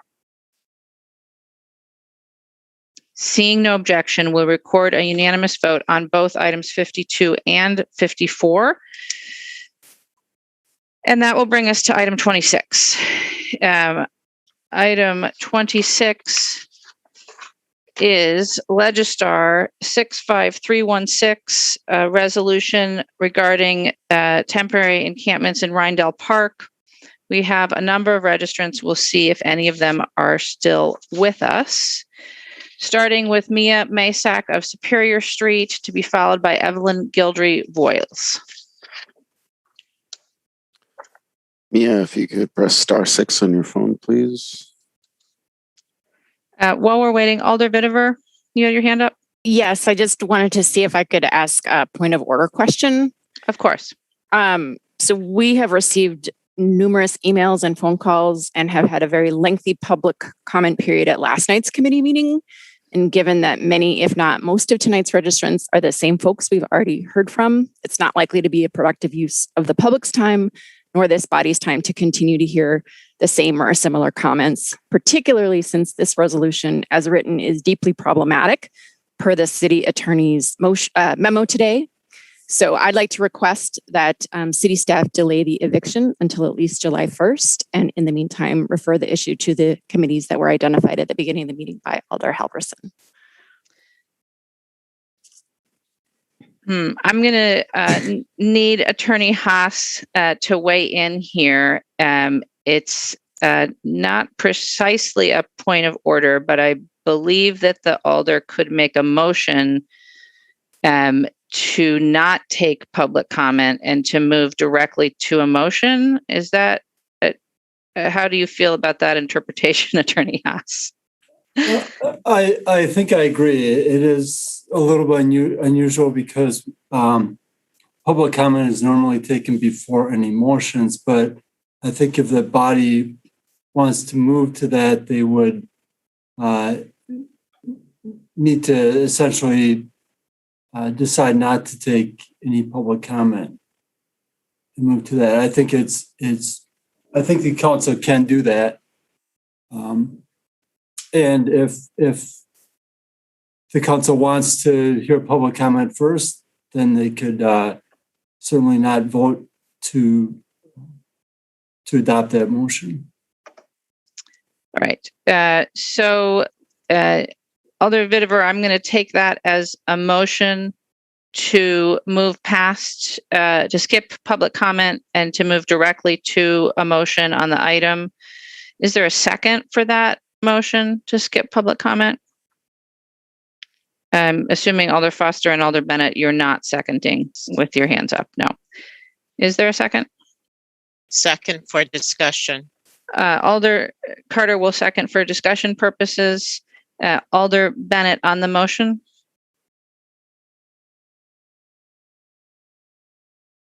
Oh, I think Alder Bennett might be frozen. Alder Foster on the motion. Oh, there you are, Alder Bennett. Go ahead. Unfroze.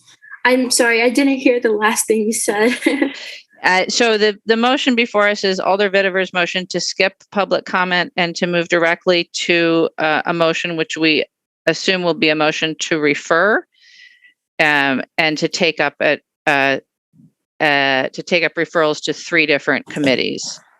So if you wish to discuss that motion, now's your time. Okay, respectfully, Madam Mayor, and well, we're supposed to address the mayor when we're addressing other council members. This is ridiculous. We cannot skip public comment when people have been waiting here the same amount of time that we have. I know it sucks that we're up early or late or whatever you want to call it, but we have an obligation as elected officials, this is a job we signed up for, to listen to public comment, especially with folks that are already marginalized, already have significant issues that they're dealing with being houseless. So, and although we did hear a lot of public comment at last night's meeting, not all members were there. I think there is definitely a benefit to us and to members of the public to be able to speak to all 19 alders that are here on this resolution. So I extremely oppose that the motion and assertion. We have this obligation to hear from our neighbors. You, Alder Foster. Yeah, I very much agree and don't want to waste time debating this. Hopefully the rest of my colleagues not entertain this. We've got 33 people that have stayed up until 1:40 in the morning, and to now turn it off and say sorry, waste your time would be an embarrassment to democracy. I also just want to ask Attorney Haas. I guess I'm not sure if public comment is in Chapter 2. I thought it was, and if so, wouldn't this be a suspension of the rules and require 2/3 vote? Thank you, Alder. Let's get through debate and we'll let Attorney Haas look that up. Alder Harrington McKinney on the question. Yes, Madam Mayor. I too would not like to not have public comment. There are many individuals, it's 1:39, but there have been many individuals who have stayed with us through this whole process. And I think that that's what we signed up for. And to hear them and give them the space to say, so I didn't hear the conversations, but to give them the space to say what they needed to say, I think that that's something that we we should allow them to do so. I will not be voting to dismiss with public comment. Thank you, Alder Figueroa Cole. Just a quick question again. What was the food? Am I muted? No. No. What was the food resolution at the end there? If I can address Alder Vitaver. So Alder Vitaver's motion is to not have public comment on this item, but to move directly to the motion on the item. What did she say about July? Didn't she say something about July? In her initial comments, she asked that the city not take action until July 1st. But that I think is not properly part of the motion. The question before us is whether we take public comment or not. When we got to the question of actually making a motion on the item, then we could take up a question of action or not and dates involved. Right. Never mind. Thanks. Thank you, Alder. All right, Attorney Haas, 2/3 vote or simple majority? I was thinking the same thing as Alder Foster was speaking. I was looking that up. I think it is a suspension of the rules that would require 2/3 vote. And just to clarify, I think I heard the mayor say that this vote is only to skip public comment. It's not a vote on the referral, correct? I think that's correct. I think we have to deal with the issues separately. Yes, I agree. So just to clarify for everyone, the motion before us is to suspend the rules in order to not take public comment and to move directly to a motion and debate on the item itself. On that motion, which would be a 2/3 vote, Alder Figueroa Cole. So this is to take Regina Sulfur, so that will be no, right? This is to skip public comment. That is the motion. Yes, no. All right, Alder. I'm sorry, I have my hand up. I'm sorry. I thought never mind. I didn't mean to do that. That's okay. But I will take that as a request for a roll call vote. How about? So all those in favor of the motion, aye. Those opposed, no. As your name is called, and the clerk will call the roll, please.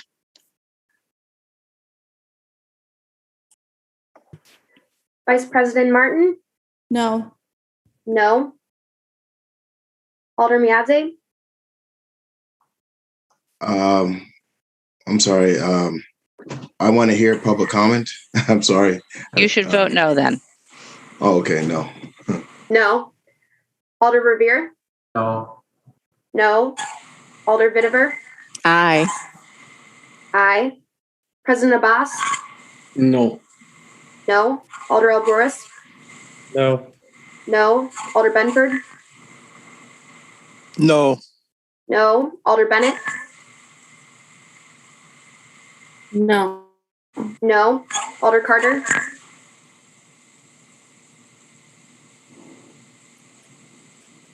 Alder Carter? No. No. Alder Conklin?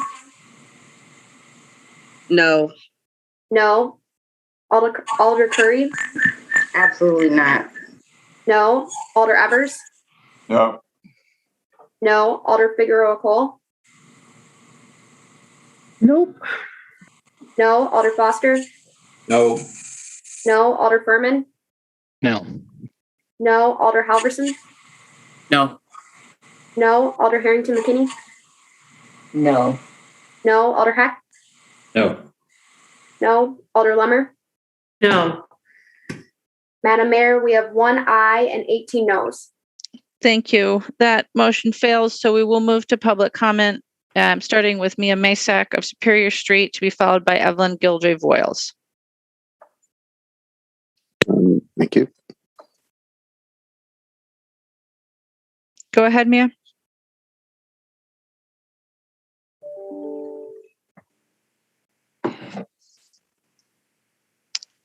We can't hear you, Mia, although it looks like you are unmuted on our end. Can you hear me? Yes, go ahead. Okay. Grateful for this time and gracious of you to unmute me. Thank you to those who back justice not being suspended this morning. I am appreciative of you all for being here, as well as to every other soul on this line and the ancestors surrounding it. Not taking public comment, especially after all this, would have been a violation of our rights. You don't want to hear us repeat ourselves? Why must we repeat ourselves? It's a perfect example of re-traumatization. Speaking of which, the only housing accommodations Officer Matthew Kenny deserves are in the big house, while Tony Terrell Robinson Jr. resides in heaven after being murdered over 6 years ago. His life mattered, and I ain't gonna let y'all forget about it. Would you move away without a plan in place as to where you were headed or where you were going, what you were gonna do? I thought not. So where do we get off with this approach as it pertains to our neighbors?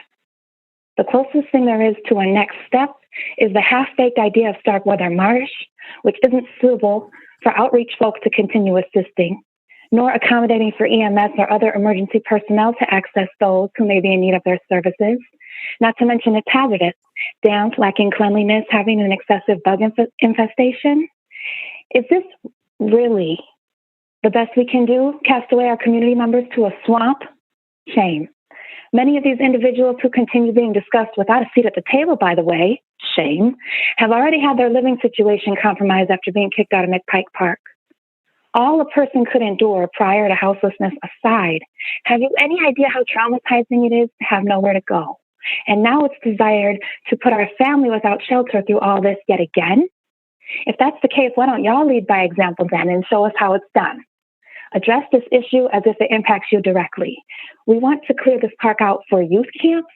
That would be a failed opportunity to demonstrate righteousness to our younger generations. Those in different economical situations will always be considered taboo for as long as we continue separating ourselves. How could the answer be no to a 30-day extension? Why was the ultimate decision no for a homeless shelter? All I can say is that I'm hoping we vote as passionately for basic need housing as we did for frat houses. Who determines which land is suitable or legal for encampment? Let's be real. Nobody has an issue with a tent so long as they're paying a fee, and that is extortion. We have an entire rapid housing system in relation to the hotel support. Why isn't there a similar program for our encampment population? Being without property is not a crime. Upholding systemically oppressive conduct is violent and goes against the Constitution we're supposed to uphold for all citizens. So please, either quit your jobs or do the right thing. Thank you. Evelyn spoke in early public comment, so our next registrant is Scott Morrison Melman of South Shore Drive, to be followed by Miranda Alksness. Right, there you go. Hello, my name is Scott Morrison Melman. I live in District 13. I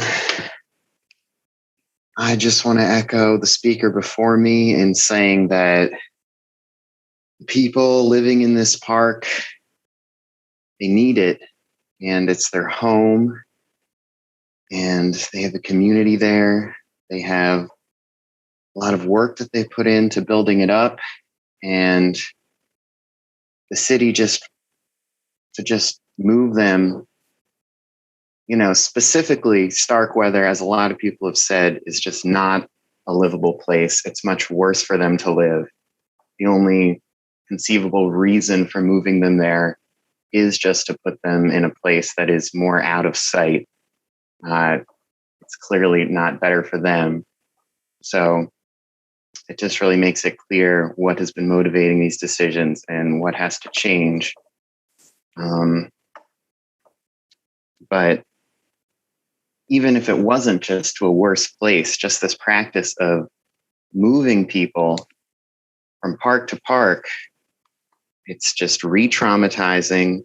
It makes it's interruptive for whatever these people have going on other than just surviving long-term projects. I've spent a lot of time at Rheintal encampment this past week and talked to some people, including one who's trying to start his own business. I hope he gets the chance to speak later. James, he's been a big leader.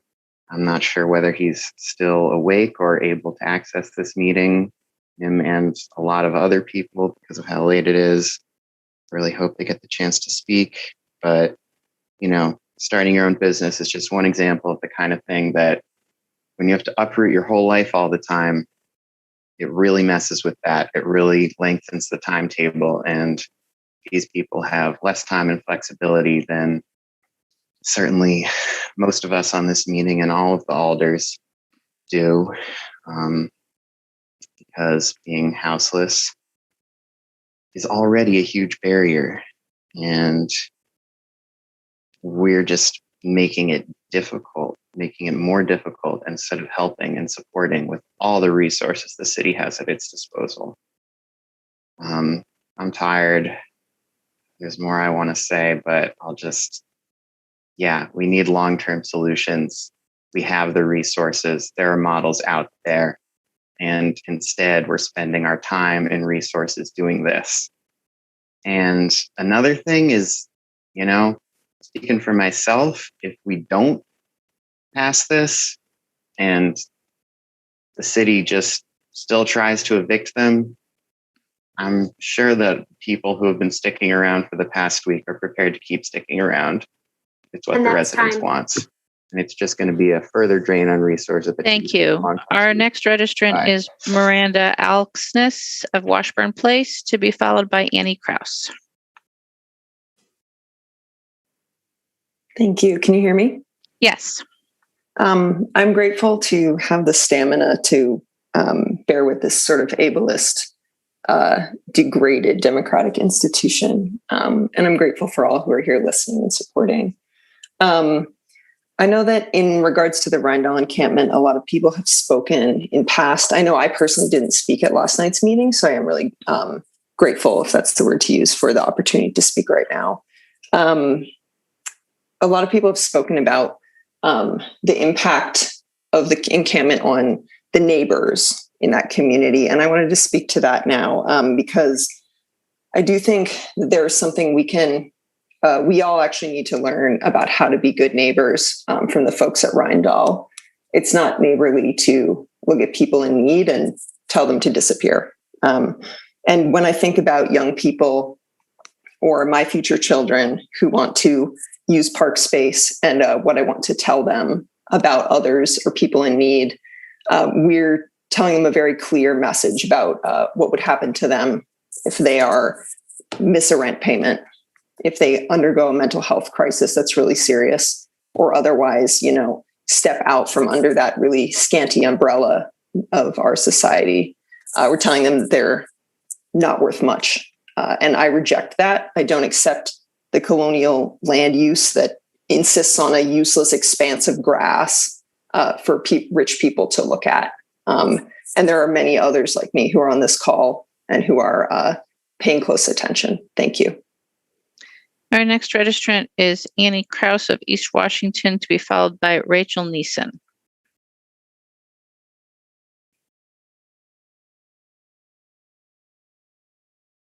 Sorry, neither of those people are on the list, but the next registrant is. All right, so then Taylor Ty of Oakland Ave, to be followed by Amanda Jane Hoffman.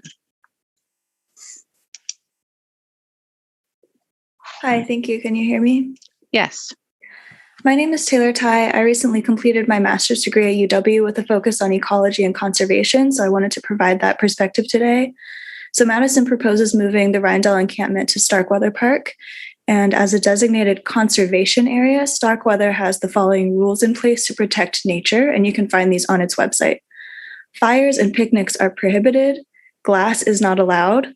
People must walk only on designated trails. No plants may be disturbed without a permit. These conditions cannot be met if an entire encampment is moved there. And when I first moved to Madison, I was always being told about how important Madison felt conservation and nature was. So I want to ask why the city of Madison is prioritizing evicting an unsheltered community from their current home, where they have some shred of stability, and moving them to yet another temporary site with no promise of stable housing, prioritizing those things over both nature conservation and the dignity and stability of those who can't afford housing in Madison.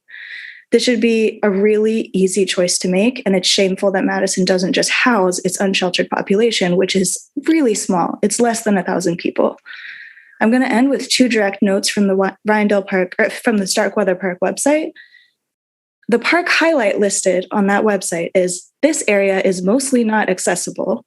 The second one is, there are no facilities at this park, right? There are no bathrooms at this park.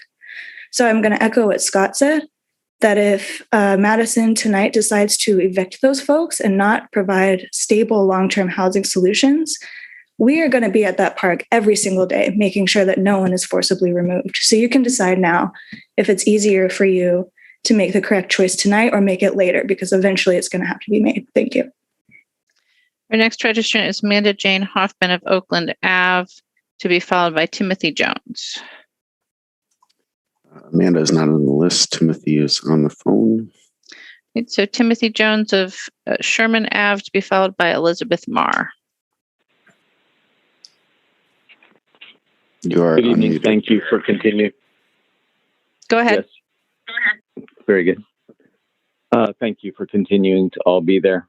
Both those who sit on council and those who sit in the park, as well as others concerned for them. My belief is that there is a path that is leading circuitously to the solution. It appears to me that comments that were made, the suggestion to not have this public comment, and the response, Mayor, that you provided suggests that there are going to be communications and referrals to other departments and delays in having this decision made. And I would call for what I have the last 2 times I've commented in regards to these things, and that is to open direct communications from those in power to those who are affected most, with the assistance of those who know the situation professionally, to engage the people who are in outreach directly. They are the people who the city has contracted with to be of greatest service directly to this portion of the population for which sheltering is not a solution, has not been a permanent one for this subpopulation for a while. I understand that there are professionals who can speak to these issues from a number of perspectives. My own perspective is one of industrial engineering and ergonomics. That perspective is informed by involvement with these individuals who are at Rindell Park, who were at McPike Park, those who went from McPike Park also to the tinier house village. And my interaction with them has never resulted in any concerns about the interactions they have with me. I've only operated towards their care and support of them, and they've been respectful to me in all regards. I plea to you, those who have the power to make these communications direct and involve those who are in the multidisciplinary areas to actually get this resolved, please turn to a long-term solution. Thank you. Thank you. Our next registrant that's here is Sky Gia Garcia of West Gilman, to be followed by Anthony Flynn. Sky, I had to promote you because of the device you're using. So you should be able to unmute yourself.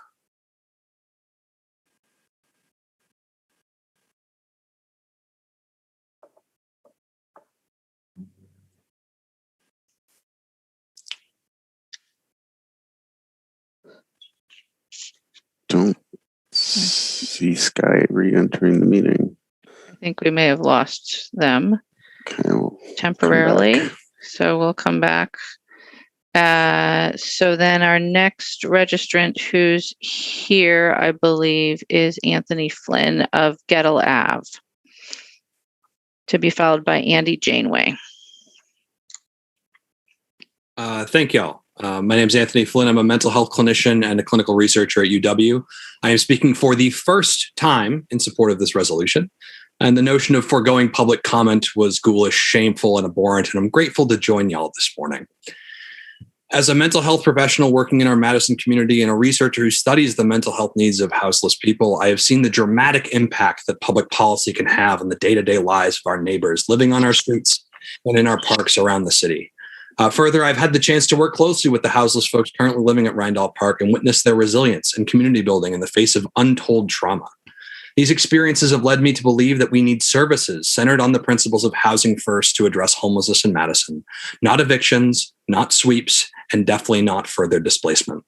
Currently, with the termination of the temporary permissible encampment order, the residents of Rindall are slated for removal at the whims and hands of the Parks Department.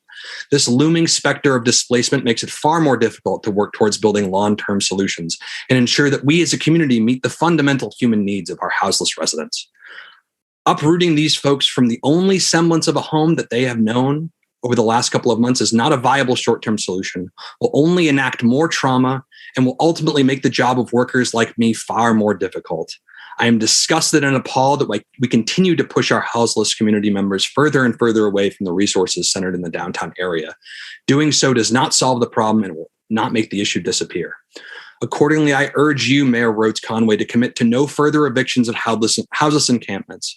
And I urge you, the alders, to vote yes on item 26. While it is a drop in the bucket, a Band-Aid on the gunshot wound that is our housing crisis in Madison, it is nevertheless a necessary step to prevent further harm in the interim.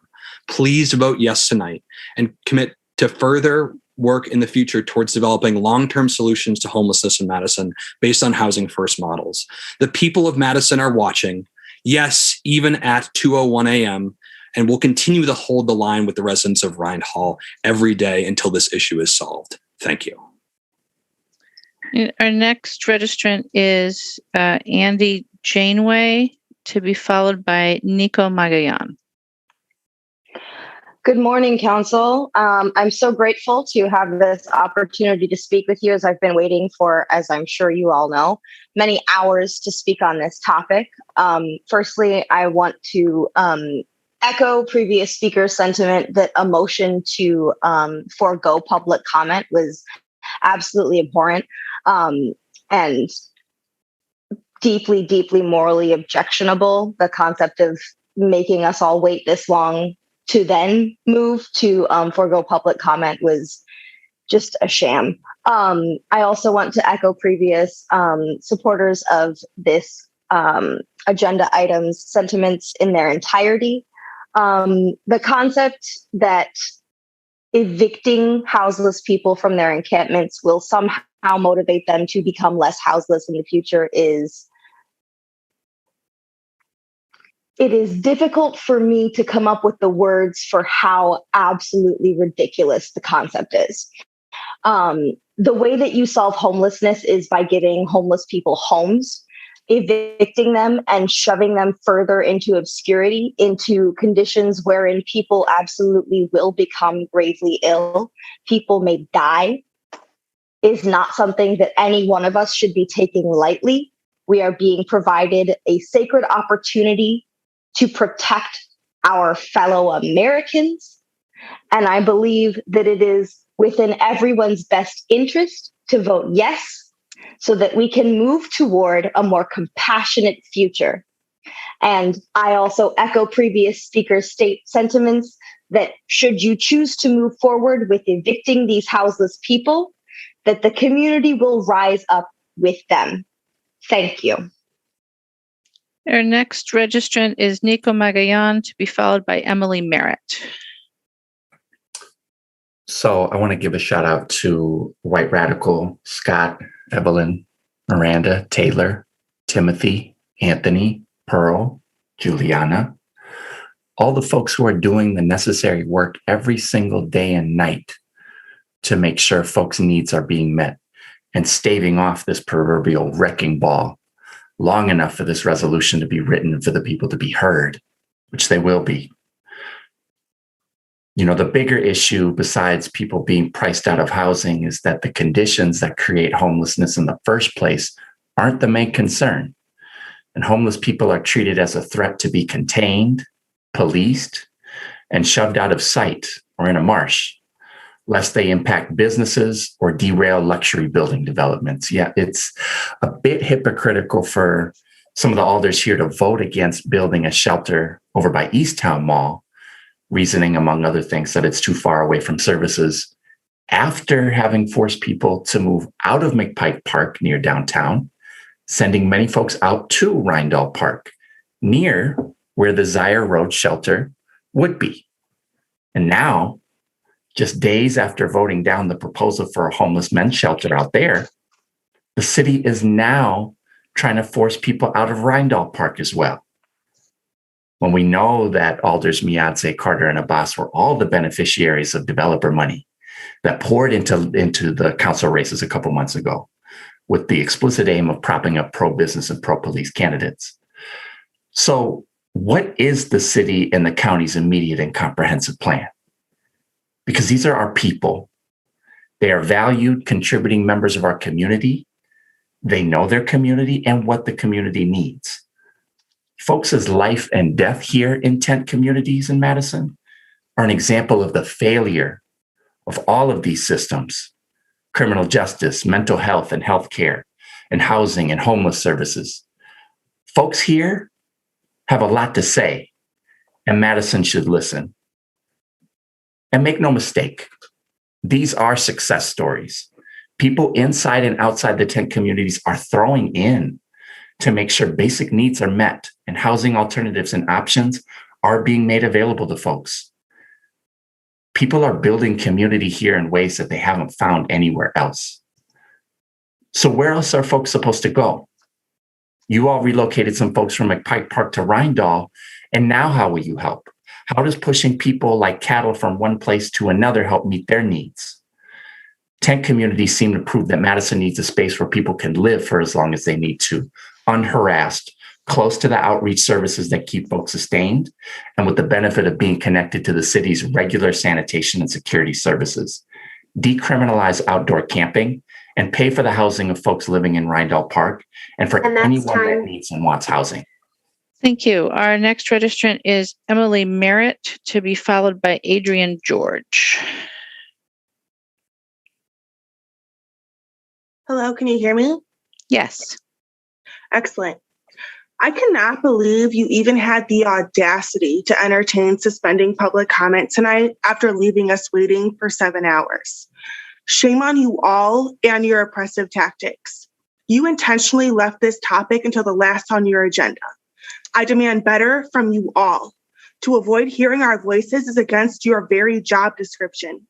How dare y'all to be so clearly avoidant towards the citizens of this city? I am furious about how clearly oppressive your actions have been this evening. Tonight, we are not just discussing the future of Rindall Park. Tonight, we inhumanely discuss ripping people out of a place they call home, a place we invited them to call home. I demand of you tonight, protect my neighbors. Stop inflicting trauma on our community. Continue to allow the people who are experiencing homelessness to enjoy the humanity, safety, and community this park offers them.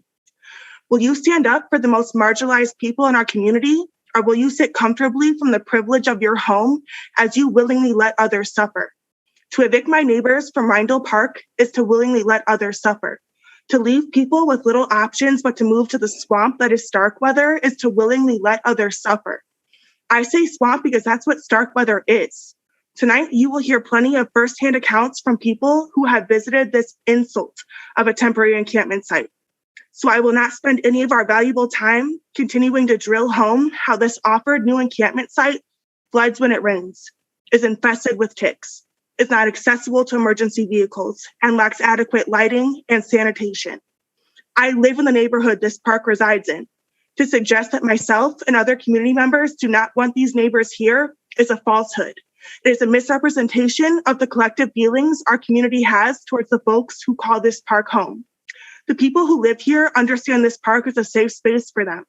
I find it to be of the utmost cruelty to take away any safe space and comfort our neighbors have found here. I state my position on this topic, understanding there are a few people who have raised concerns about this encampment site preventing this park from being fully used as a community space. To suggest that their presence prohibits others from enjoying this park is intentionally misleading. The basketball courts, soccer fields, and tennis courts are almost always filled. On my daily drives up and down Portage Road to access my own home, I see the beauty and joy this park brings to our community. On my frequent trips to the homeless encampment at this same park, I see the same beauty. Laughs, camaraderie, community meals being shared, and bonds being formed. The only right, just, and humane decision tonight is to stop the eviction of Randall Park. I demand it. Next registrant is Adrian George, to be followed by Jessica Lorath. Hi, I'm Adrian, a PhD student at UW-Madison. I support item 26, prohibiting the eviction of temporary encampments in Rindell Park. First, I'd like to talk about your active suppression of community participation tonight. Like others, I didn't speak last night, my first time speaking on this, and I'm deeply concerned that any Madison alder would suggest canceling public comment after we've waited 7 hours to speak. In addition, you moved this item to be last, prioritizing the few commenters on other resolutions over the many who wish to speak on this item. Most egregiously, the additional delay prevented many unhoused people from Rindell Park from speaking for themselves about their own situation, just so a few Madison homeowners could speak earlier and go to bed. Yet again, you've shown that you have little empathy for your unhoused constituents. This seems to be a recurring theme at these meetings. In addition, you continue to put Madison residents at potential risk by sharing the streets they live on. This scares some people into silence and most affects vulnerable community members. I urge the council to share the speaker's district rather than their street address in the future. What do we have to do to change this? On the park, many people have spoken really eloquently about this topic, about this travesty that is the potential eviction from Rindell Park. And the city is also going directly against CDC guidelines that unhoused people living in encampments be permitted to remain where they are. Their guidance states that clearing encampments can cause people to disperse throughout the community and break connections with service providers. These populations are already vulnerable. Putting this one more stress on them is unimaginably cruel. The residents at Rindell have built a community that provides for their needs because the city is failing them. Commit to them and prevent the eviction from Rindell. In addition, while a permanent housing solution is found, you must provide better services at the park. Sanitation and trash services are basic rights that are currently lacking at the park, despite the vibrant community that they have built there. We must meet the needs of Madison's unsheltered citizens by finding a permanent solution. And right now, they're building something beautiful at Rindell that isn't hurting any of the community around it. It's just one more part of that large park.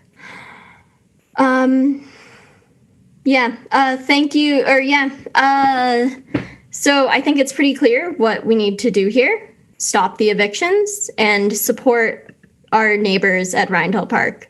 Give them services, find permanent housing solutions for them. That's time. Right. Our next registrant is Jessica Lorath, to be followed by Chris Hopp.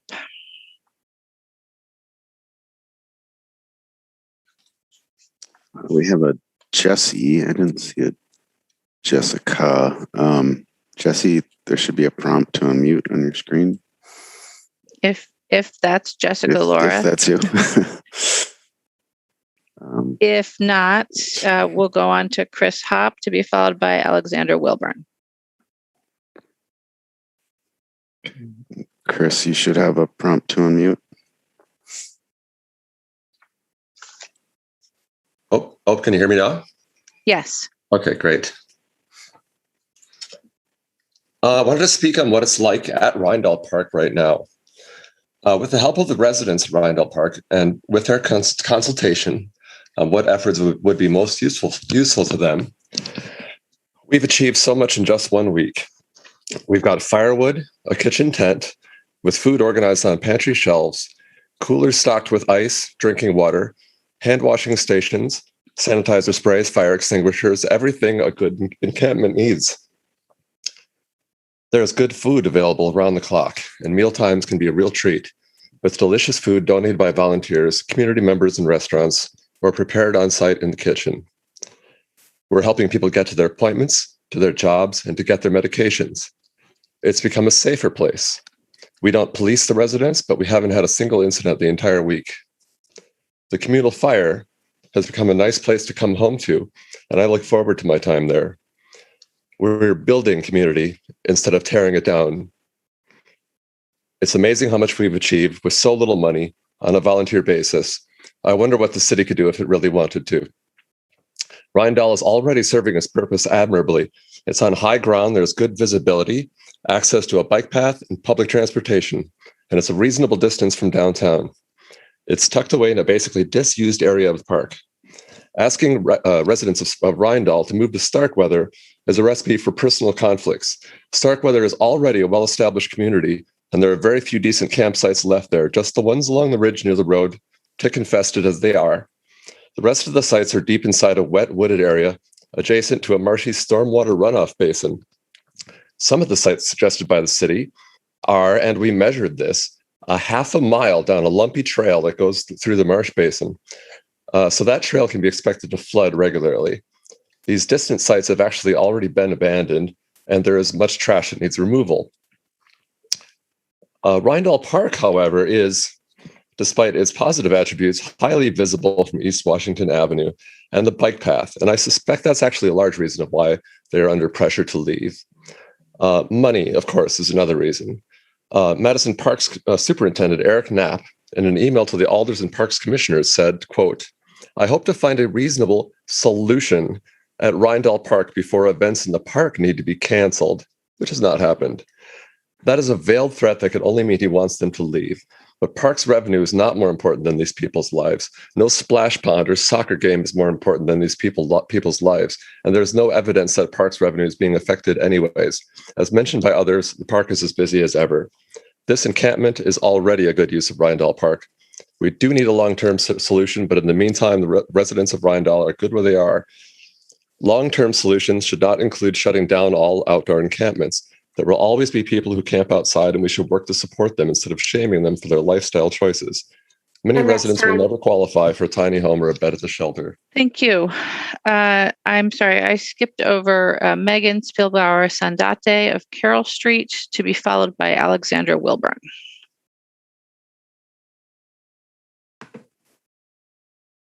Hi, can you hear me? Yes. Hi, so my name is Megan. I use she, her, and I wanted to speak in support of agenda item number 26, the proposal from Alder Bennett and the following, or like the subsequent amendments that were made. I'm going to speak in support of this agenda item because I think it's important that we listen to and respect the voices of our houseless neighbors, and the residents of Rynedale Park have made it clear at previous meetings. Specifically, I'll point to the City County Homeless Committee meeting yesterday, or I guess on 2 days ago, on Monday night, to be clear. And I also want to just, in that note, voice my disappointment in the way that this meeting was run, which I believe other people have spoken about. It is now 2:18 in the morning, and while I don't want to disrespect the elders on this call who are obviously all awake at this time too, this is extremely frustrating for community members who are out at the camp and at the park attempting to, provide resources and aid to help residents be able to speak, and obviously incredibly disheartening for residents themselves who were hoping to speak on this issue but may or may not have been able to any longer because this item was moved to the end of the agenda, knowing that there were countless numbers of people signed up to speak in public comment. Nevertheless, I I think that it's important for the city to prevent the eviction of this park because there's a community out at Rindell, and continuing to displace people and move them around is traumatic. It is harmful. It goes against the city's commitment to housing as a human right.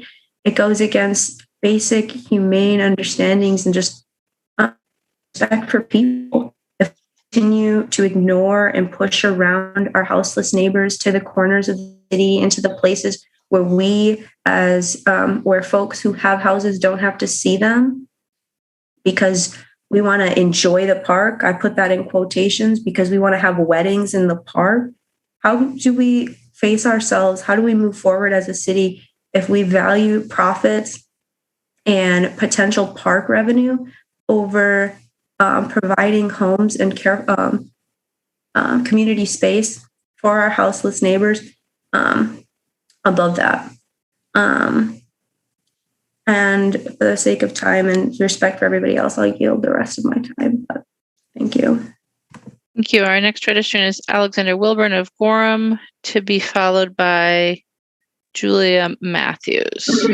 Thank you very much. I'd like to start off, as I start off at every single meeting, requesting that someone tries to stop the practice of saying anything about our addresses. I know for a fact there are at least 2 people who I personally know who regularly call in who have had relationships with abusive partners, and when they call in are risking their lives because, you know, a street is only so much land to cover. I do not support evicting people from this encampment. I support what has been said to providing the people at Rindell better care from the city in terms of dumpster removal.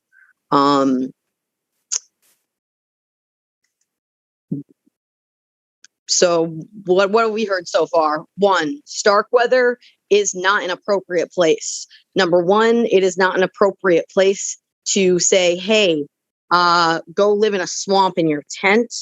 It's not an appropriate place because, as some science academic said, it's not good and is the exact opposite purpose of that park.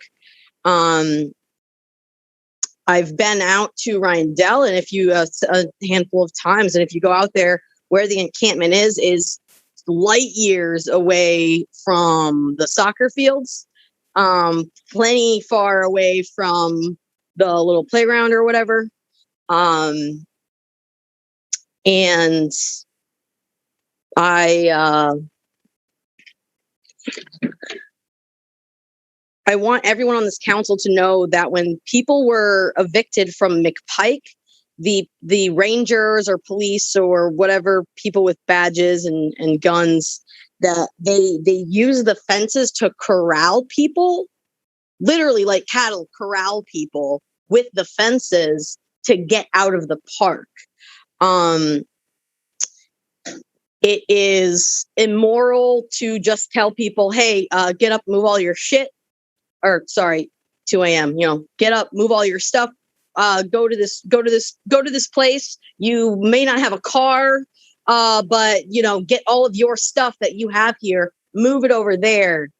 It's immoral. I assume, we don't want, you want people, if people are often, there's rhetoric that's the anti-houseless rhetoric that's, there are people that are houseless that are dangerous. As you all know, I live on Gorham Street. I live right near some frat boys. And sorry, I'd just like to say that our next registrant is Julia Matthews of Rutledge Street, to be followed by Shadira Kilfoy Flores.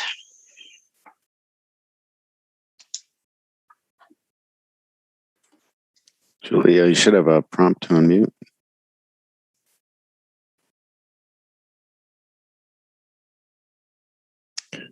Not responding. All right. We'll try again. Let's go to Shadira Kilfoy Flores of East Wilson, to be followed by, I think Jesse Ransom is next. Shadira, you should have a prompt to unmute. Me? Yes. Oh my goodness. Oh. So I let's see. I'm sorry, I'm so excited. It's finally my my train of thought here for a second. I would like to just say thank you for staying up, and I just don't agree that this is the best place that we could ask people to stay while they're in a transitional period. It's not a safe place, after having people live across the street from my place in McPike Park, to then seeing people move over to Rindell Park, and now to be asked to move and basically into a swamp. So that part, I'm voting that we need to make a better plan. So that was part of why we decided, we needed to have a plan before people were even left when we decided to move people out of McPike Park. So, we're talking about now months and months that we can't keep pushing people further and further away from a place that, that with people who are already homeless, asking them to stay in the swamp. We can't do it. Sorry. Thank you. Our next registrant is Jesse Ransom, to be followed by Catherine Johnson. If Jesse is the Jesse that we have. It's spelled differently, but they're unmuted. They're not responding, so probably Kathy. Okay, so then Catherine Johnson of Langdon, to be followed by Larissa Joanna.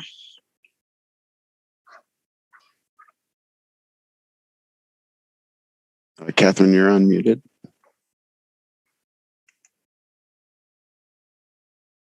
Catherine, you are unmuted on our end. Oh, again, you're unmuted. But we cannot hear you. We'll try again for Catherine. Let's go on to Larissa Joanna, to be followed of Blair Street, to be followed by Brenda Conkle. And Larissa, you are unmuted. Can you guys hear me? Yes. All right. Well, first of all, we must acknowledge that this is stolen land. We are on Ho-Chunk Nation, stolen land. Second, Alder Vidaver, you should resign. Shame on you.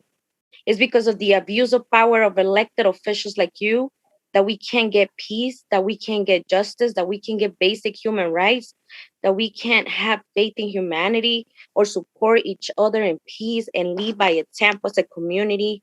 Why don't you try to live houseless until July 1st on a swamp, Alder Vidaver? This item should have never even been moved to last with so many speakers. It is almost 3 a.m. Let's get some leadership here. Let's immediately look for safe housing or shelter for these folks, because enough is enough. This is people over profits. Those events can get canceled. Respect human lives. Respect our houseless brothers and sisters. Respect our constitutional rights. Stop all the atrocities. Stop all the abuse of power. Echoing Taylor from earlier, these folks are not going nowhere. You already failed at passing the men's shelter at the last council meeting, and Madison is watching. The community is watching. Shame on you. This community will make sure they're not kicked out because we keep us safe. No elected official, no people with a badge, no one keep us safe. We keep us safe. I am sick of repeating to your heartless body, do your job. Enough of the atrocities. Respect human lives. We're not here for the profit. We are here for human lives, for basic human rights. And nothing in this conversation is even talking about basic human rights, but listen to the community and do your job. Have a good night. Our next registrant is Brenda Conkle of Hancock, to be followed by James DeGray. Hi, I emailed my testimony 3 hours ago, so I will skip some of the details. I agree with the last speaker. Alder Vervedier's motion was unconscionable and she should resign. And I want to thank the more sensible alders. I have two main points. One is that no one approach to ending homelessness is going to work for everyone, and there needs to be multiple options for people experiencing unsheltered existence. And two, there is no legal place to exist if you don't have a house or apartment, or if you're not able to safely go into shelter. The city of Madison and Dane County have criminalized homelessness and existence, just like so many other cities and counties throughout the nation. Worse yet, homelessness is a protected class here in the city of Madison, but it has little effect on city actions and policies. CDC guidelines indicate that we're supposed to be leaving encampments in place. And while we have taken COVID so seriously in other matters, that is being ignored here. I'm fully in support of the substitute authored by Alder Bennett, and I am sickened by the city attorney's memo because we haven't made any progress in the last 12 years. In fact, we've gone backwards. And I could have predicted and written that memo myself, and it is maddening. In 2011, Occupy Madison spent 558 days moving encampments around the city. We moved 30 times before we figured out the only legal thing we could think of was to build a tiny house village. It was the only legal solution we could find. It's illegal to sleep outside anywhere in the city of Madison. Occupy Madison can't buy property to set up a campground. Campgrounds are not permitted or conditional use in any zoning district in the city. That needs to change. The ordinance that allows churches and nonprofits to have portable shelter missions to allow tents and car campers in their properties is too narrowly written, and that needs to change. To give you just a taste of what we went through, in 2011, Occupy Wall Street movement was started by activists. Here in Madison, they occupied Reynolds Park, Veterans Plaza, and Winona Terrace, and eventually came up with a compromise to go to 800 East Washington, which is now Festival Foods. The city owned that piece of property, and they got them a temporary campground permit for 4 months. When it got cold, the activists went home, and the people who were homeless continued to move into the spot, and they had up to 100 people at one point. Occupy Madison continued to do what the people at Rindall Park are doing now, but it was shut down in April. In April, people decided to go to the county campgrounds. And so they spent a whole summer moving back and forth between Lake Farm Park, which is the only legal place to camp in the city of Madison, unless you have an RV.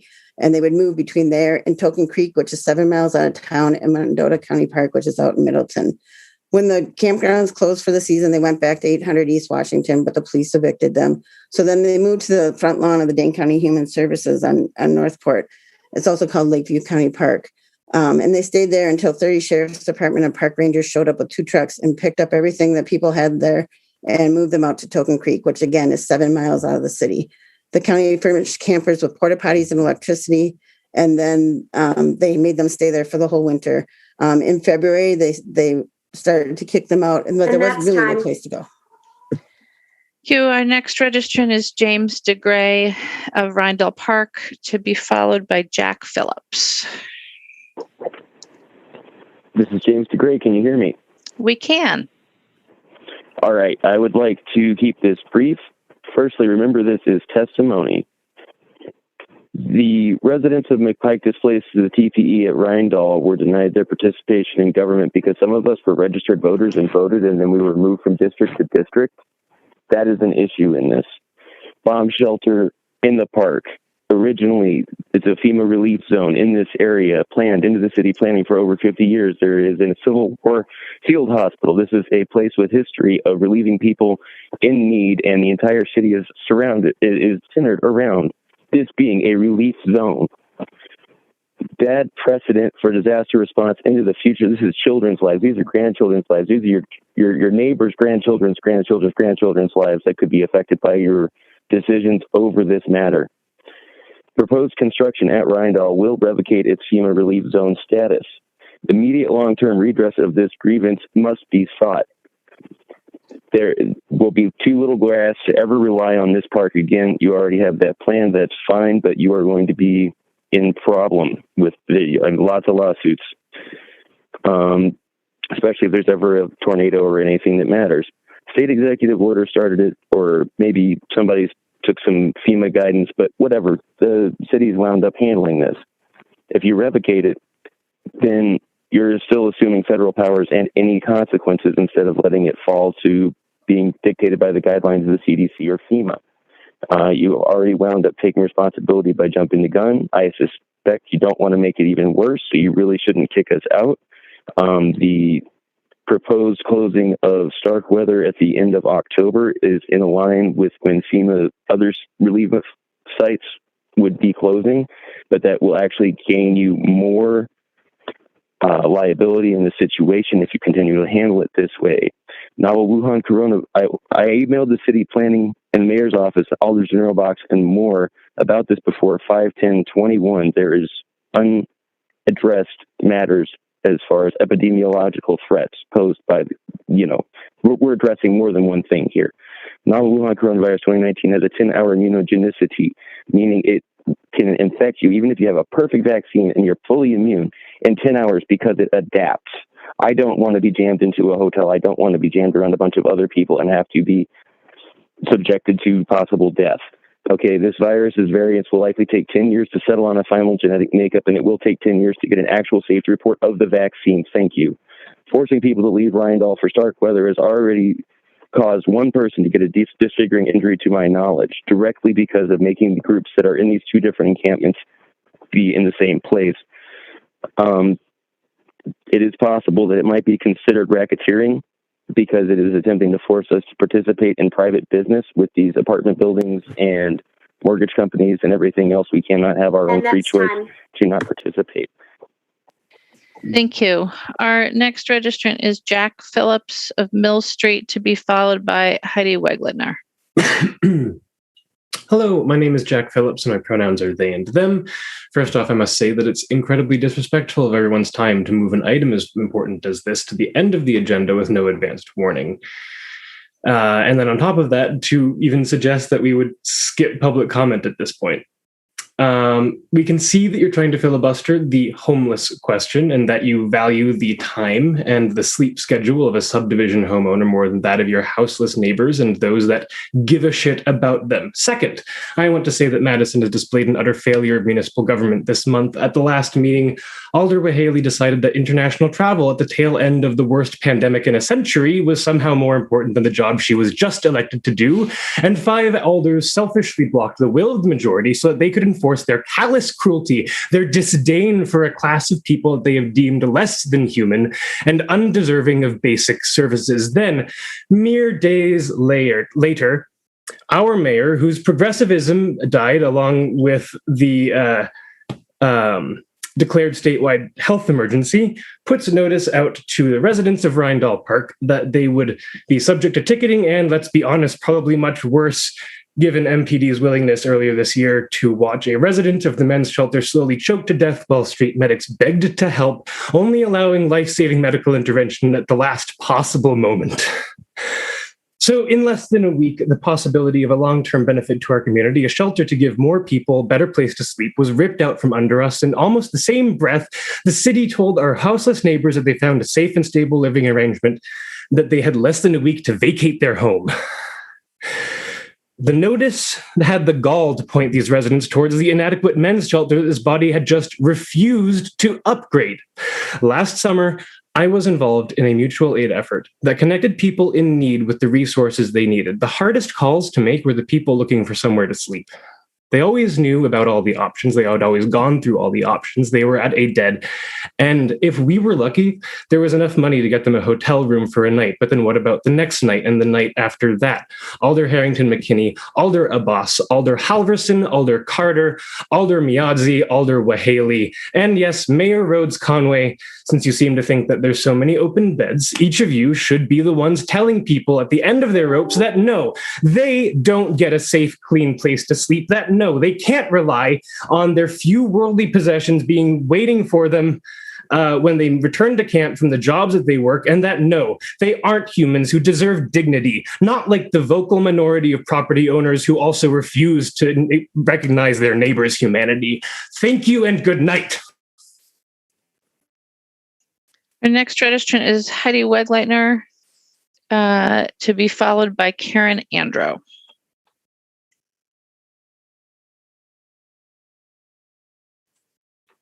Heidi, you should have a prompt to unmute yourself.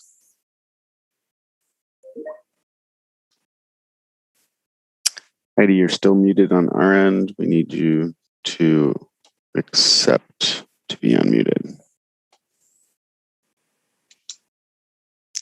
Not seeing a response. All right, so let's go on to Karen Andro of Newcomb Street to be followed by Benji Ramirez Gomez. Good evening. Can you hear me? Yes. Thank you.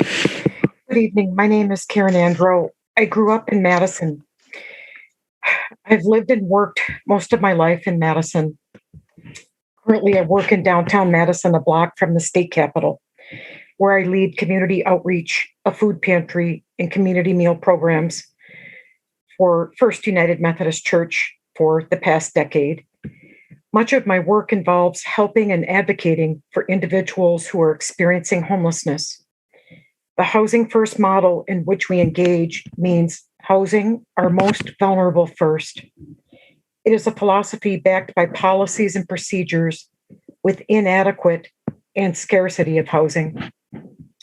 I've been doing outreach at encampments, under bridges, to park and rides, streets where individuals sleep in their vehicles, tent camp, at encampments and out of sight, a way that we call stealth camping, since the beginning of the pandemic. These choices are made because not all individuals are okay using congregant shelter. People I've gotten to know over the years share with me very traumatic experiences, some of which involve post-traumatic. And I won't list, I think people on the call are aware of many, many reasons. Their reasons are valid. Their existence is criminalized. Your vote may further criminalize their existence, rip apart their temporary home, trigger and violate their sense of safety and community. Finally, my greatest hope tonight is that upon making decisions that impact the lives of neighbors most vulnerable, such as moving an agenda item to the bottom of a meeting because other agenda items may go faster. Who does that benefit? It benefits the individuals with privilege, the individuals sitting in their homes protected from tonight's rain, whose computers and phones have electricity, whose basic needs are not monitored and controlled in ways that can be humiliating and triggering. Please consider where people are at in their traumatic way of survival. Words matter. People matter. Our neighbors matter that are experiencing loss of home. They do not have privilege or capacity to wait, but they will be waiting. Their concerns, their voices will not be silenced. Please center your votes tonight on their needs, the needs of our brothers and sisters without homes. Thank you for listening. Our next registrant is Benji Ramirez Gomez of Gorham, to be followed by Jesse Brown. Hello, everyone. Again, I want to dive deep into what it means to be on stolen land, to be on Ho Chunk's stolen land. This land is occupied by the white settler. And if I know anything about the situation here, it is that the city council and the mayor specifically have the total power to decide of what happens with the Rindall encampment. Why does one sole white woman have the power to evict people living on our streets? This isn't your land, Satya. This isn't your land. And you are making decisions that continue to criminalize people who are looking for a better tomorrow. You wake up every morning wanting what's best for your loved ones, and you can't have the compassion and decency to extend that to people who elected you, to people who are here because they care about people. You get caught up in your contempt for our community and decide to shut down, decide to push our concerns to the bottom of a meeting. You should be ashamed. I want to echo the sentiment that Alder Verdeveer should resign. You guys aren't doing your jobs. You guys aren't representing people. You guys are not upholding the principles of democracy that this city intends to hold. You are problems. You are obstacles to justice, and you should recognize that. You should be ashamed of yourself. You should not be able to look at your loved ones with the same. I can't fathom what it would be like to live in your head. I can't. Because when I walk into Rindal, all I feel is love. All I feel is community. All I feel is a sense of place. And you want to displace our people. Satya, there's no reason you should be making this decision. You should be listening to us, Satya. Listen to us. This is not your land. This is not your land. Satya, make the decision to be a better human, to hold yourself accountable for the atrocities that continue to happen on this stolen land. This is Tejope. This isn't your land, Satya. Y'all disgust me, frankly. And I'm going to yield the rest of my time before I say some things that I probably shouldn't say. Our next registrant is Jesse Brown, and then we'll try again for Julia Matthews. All right. Good evening. Can y'all hear me? Yes. Okay, perfect. Really big echo to what Benji just said. This isn't your land. This is not your land, and no human is illegal on stolen land, first of all. Second of all, as a healthcare worker myself, who's been working tirelessly to the point of burnout during this COVID pandemic, the way that you are removing people that are stable in a stable area where they can continue to mentally, physically, and emotionally deal with COVID-19 and a pandemic as a whole, and the world as a whole, is absolutely disgusting that we're even discussing this, that this is even a discussion.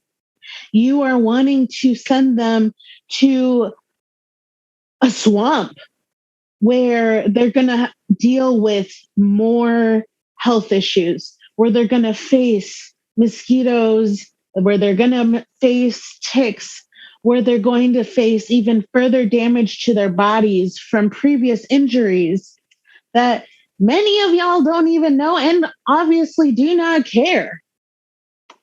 The fact of the matter is you're putting them more in danger and setting yourself up for even bigger failure. As a person who does outreach and has done outreach for decades, you are triggering, you are causing people to have post-traumatic stress disorder.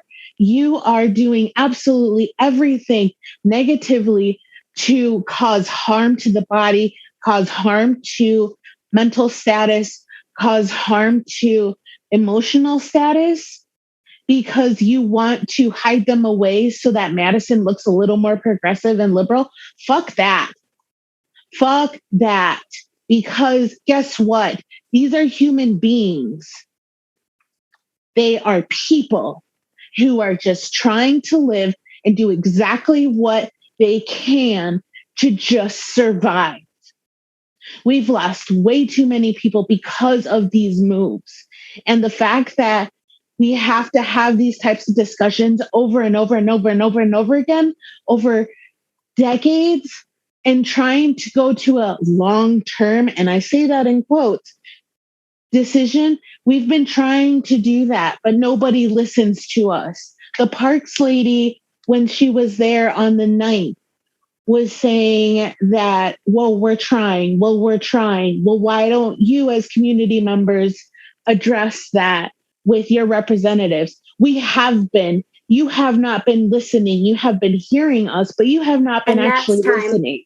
Thank you. Our next, we're going to try for Julia Matthews or Catherine Johnson again. Can you hear? Yes, go ahead, Julia. I'll keep this brief. I think everyone else has really said what needs to be said, and I support them, and I support this item. I do want to say thank you, or at least that I appreciated the words from Alder Figueroa Cole and Alder Curie about during the last item. I do think that it's really unfortunate that the permanent shelter was voted against last week last meeting, and that those same reasonings can't be, like the same reasonings from tonight can't be used towards populations such as these. And even, I mean, the words from earlier that we've been looking for planning for the long-term shelter since 2006, that's 15 years ago.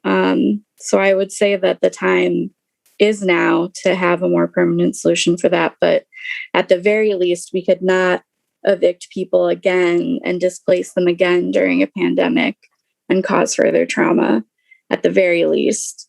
And as others have said, there needs to be more, but thank you. Our next registrant is Catherine Johnson, and then we'll try again for Heidi Wegleitner. Are you able to hear me? Yes. Thank you. I switched devices. Okay. My name is Catherine Johnson. I'm a resident of Madison. And first of all, I'd like to say I was responsible for trying to coordinate technology to allow residents to be part of this meeting. And that was an incredibly difficult task. The meetings require that we're all on separate devices and logged into separate Zoom meetings. We don't have Wi-Fi. We're working with hotspots out there. And also watching a meeting of this length drag on, we don't have a way to charge laptops. We're watching our devices drain, hoping that we timed it right. So you are not hearing from residents because residents were pushed out of these meetings. It's very, very difficult for them to join. So I want to make sure that that has been clarified to you and that you understand what that's like when you're actually out there. So the next thing I'd like to say is that frequently you hear people use the word houseless rather than homeless. And that's not just politically correct language. There's a reason for that. You can have a home without having a house. You can have a home without having four walls. And a shelter is not a home. Being shunted around, only having a certain number of days to spend in a shelter is not a home. The encampments are. The encampments are communities. The encampments have neighbors. The encampments have a communal fire. They have social spaces. They have a food tent. I've cooked food multiple times when I've been there and fed people that I love, my neighbors, my friends, my community members, housed and unhoused. So kicking people out of their homes isn't simply kind of shuffling people around who don't have a place where they've set down roots. They have. It is incredibly traumatic to push people out of one home and then another home and into a place where I would not take my dog because I would have to pick 10 ticks off of them when I got back home. And thirdly, I've been out at Rheindal. I have been out every day this week almost. And I've observed the park being used. People have mentioned this. But it has been beautiful. The weather has been beautiful. I have sat out there watching kids play over in the park, talking to the people I consider friends and neighbors. And it's an incredibly beautiful place. It's an incredibly beautiful community. And I wish that more people came out there to see it before they criticized it, before they were scared of it. Houseless people are not the boogeyman in white affluent communities' closet. They're people. And these traumas perpetuate mental health. They perpetuate houselessness. They perpetuate job loss. These things are interconnected.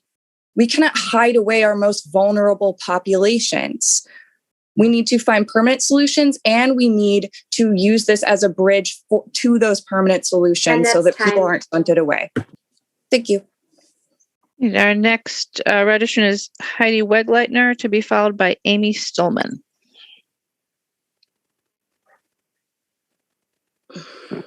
Heidi, you are unmuted on our end. Okay, thank you. I'm sorry, I fell asleep. So I'm sure everything I want to say may have already been said. I'll try to keep this brief. I was preparing for the Homeless Issues Committee meeting yesterday and working as I have been over the last 9 years on the county board to think about, permanent and long-term and medium-term solutions for people experiencing homelessness. And I was doing some research and I came across the first resolution I introduced as a county supervisor. I think it was at my first or maybe second meeting.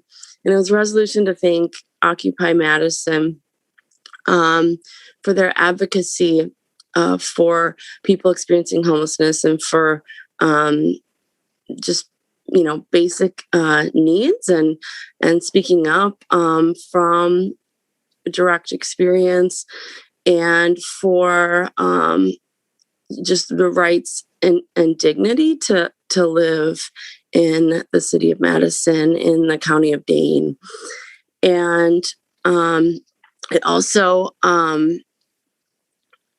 created a kind of task force and asked the Madison Area Urban Ministry, now known as Just Dane, to give a report to the county board on alternative sites for Occupy Madison.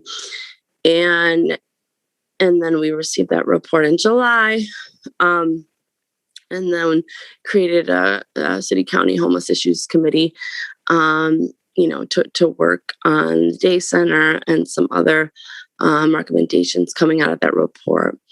And that's been 9 years, over 9 years, that both the city and the county have failed in addressing the immediate solution that was requested for just lawful spaces for people to exist, to carry out life-sustaining activities. So I really appreciate the work that went into this resolution. And I want to apologize for my own failure to see those, recommendations for immediate solutions. There were other recommendations as well, but that one was an immediate one. And it was a recommendation from 9 years ago. And the city has been pushing people around for 9 years, and obviously more. But we need to stop. We need to stop doing harm. Heidi, that's your time. Our next registrant is Amy Stillman of Clyde Gallagher, to be followed by Noah Reinkauber. Amy, I see you're on the phone. Thank you. You are unmuted. Hi. Thank you, alders, with the exception of one, for being open to listening to us this evening. I hope no one is terribly disappointed that annoyed jokes and sighs about keeping us waiting all evening didn't dissuade us from still wanting to speak. But quite frankly, I don't think that staying up until 3 a.m. is a huge sacrifice, considering that when this is over, the vast majority of people here are going to crawl into their beds and go to sleep, while our neighbors are wondering whether they will even have a tent to go back to tomorrow.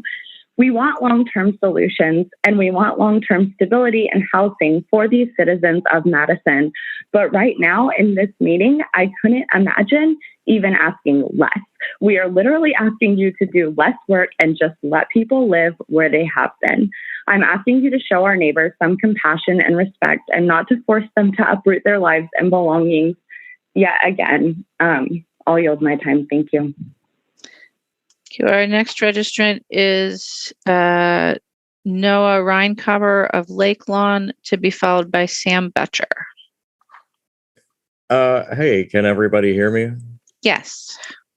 Yeah, I just want to echo first what other people have said. It is absolutely shocking that we would have this item at this late in the day and have it be proposed that we not be allowed to make a public comment just because some of the same people have made comments previously. I mean, what a way to discourage people from showing up to multiple meetings, for one.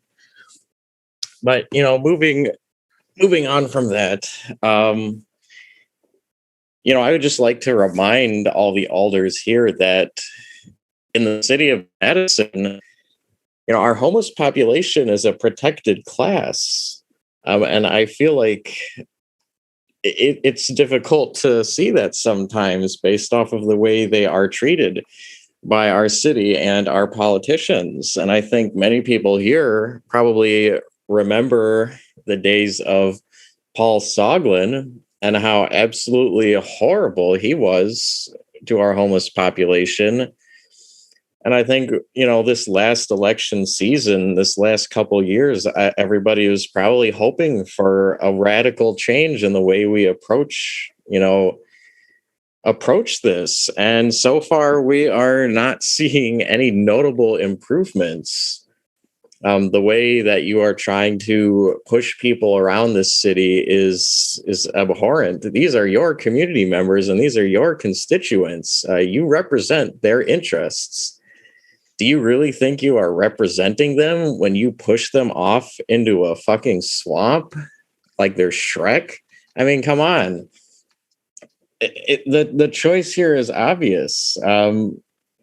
They should be allowed to stay at this park for however long they want or need. And, we've heard all this talk that, other community members are going to feel unsafe with them around or that they won't be able to use the park. And we've heard that is not true, for one. And second of all, if there are people who are uncomfortable with them there, who cares? Like, that is peak privilege. If people are upset about homeless encampments in their park, we should be addressing the people that have the issue and educating them on why that's a bullshit way to think about this. Yeah, that's all I have to say on that. You should absolutely be in favor of this item. It's the clear choice. Clear choice. All right, I'm done. Next registrant is Sam Betcher of Lakewood Gardens. Can you hear me? Yes. Hi. Just in case anyone's wondering, it is 3:02 in the morning. I work at 7 o'clock in the morning, and I know everybody has a life, but there are like a ton of people right now who are staying up way past their bedtime because y'all didn't want to let the majority of humans speak today, which is kind of not supposed to swear, right? Kind of unconscionable. Second, is it really this hard for anyone to consider just letting people exist in one spot where they're already existing, where you don't have to do anything? You just let a person stay alive in one place where they're already receiving help. Couldn't we be talking about something like actually giving them more help? Couldn't we be talking about something like, I don't know, providing services, basic care to human beings? I'm a nurse. Have you ever seen what happens when someone gets Lyme disease from getting a bunch of ticks? Because Starkweather is literally completely infested with ticks. Have you seen gangrene? It's nasty. People with wet socks living in a marsh are going to get gangrene. Do you want to see our hospitals just completely continue to get overrun with people who have absolutely no way to get any help other than through us or through the hospital? Because you've decided to send them to a place where they are completely and utterly incapable of having a safe place to be. Like, this is unbelievably unconscionable. You people know this. really seriously, I'd like to pretend that I think you're going to do the right thing, but try. Please fucking try to do the right thing. I yield my time. Right, I believe that is our last registrant wishing to speak. Are there questions for any of our registrants? Alder Harrington McKinney. Madam Mayor, not a question, and I know that you've been very tolerant, but I wanted to remind the Vice President that she is a Sergeant of Arms, and we're all tired, but there's a sense of some of the language just, I'm getting confused as well, but I just wanted to remind the Vice President that she is the Sergeant of Arms, and so that we can try to move this along and be diligent and respectful in our language. Thank you, Alder Harrington McKinney. Alder, right. So, questions for registrants, Alder Foster? Go ahead. Yeah, for Brenda Conkle. Brenda, you were given, I think, some pretty important history around the challenges of finding a lawful space, including kind of related to some of the issues that were raised in the memo that we received, and was hoping you could finish what you were saying. Sure. Thank you, Alder Foster. So after Token Creek, the county parks weren't open, and there was no place left for people to go, so we went to private property. Mr. Kua Vang allowed campers on his property on Portage Road, but he was threatened with $1,000 of fines, $200 a day or something like that. And so we eventually had to move from there. We went back to the county campgrounds. When we went back to the county campgrounds, they had changed the rules so that they only allowed 1 tent per site, and we had been having 6 tents per site, and that made it cost prohibitive, so that people couldn't camp in the campgrounds anymore either. We were completely out of answers, and that's how we ended up with tiny homes. We spent 558 days traveling around the city trying to find one single legal place for people to sleep. In addition to all the places we got kicked out of, after that, people have been kicked out of the city county building, the Capitol Square area, the state capitol, the library, St. Mary's Catholic Church, my front porch, the jail lobby area, under Monona Terrace, park and ride lots. The rules were changed for parking for East Washington, or for East Wilson, Union Corners, and Ross Street. In 2013 and 2014, private property owners cleared over 40 sites where people had been camping. And of course, people were evicted from McPike Park. There is literally no legal place for people to sleep. None, zero, nothing. And it is very, it is just disheartening. In addition to not having any legal place to sleep, people have been forced to deal with all kinds of other things. Like if you leave your property on, wherever you're camping, it will be considered abandoned and it will be taken. I was threatened with fines for putting 12 lockers on my porch, so people had a place to lock their things up. We had that whiteboard incident with the police department. Sleeping in a bus shelter is illegal. You can't even carry a bedroll on private property. You'll get a trespassing ticket plus a ticket for carrying a bedroll or a sleeping bag or a pillow. You can't carry those on private property. The city has engaged in having hostile architecture to prevent people from sitting down, like at the library, or like putting those bars in the benches. They removed benches from State Street and Capitol Square. The former mayor proposed $25,000 for Greyhound therapy to give people bus tickets out of town. It took years to in 5 or 6 different locations before we got a day resource center. The Capitol building has kicked people out during the day. People have removed benches from the municipal building and the city county building. They removed the philosopher's stones at the top of State Street. And there's these collective community bans on State Street and the Hawthorne Library and the motels that ban people from places. It just goes on and on and on and on and on and on. And nothing has changed in the last 10 years. On average, homeless people die 20 years earlier than the average American. And make no mistake, people are literally dying out there. In the last 2 weeks, 3 people have died that are experiencing homelessness. Please don't continue to add to their trauma. Please don't continue to contribute to their deaths.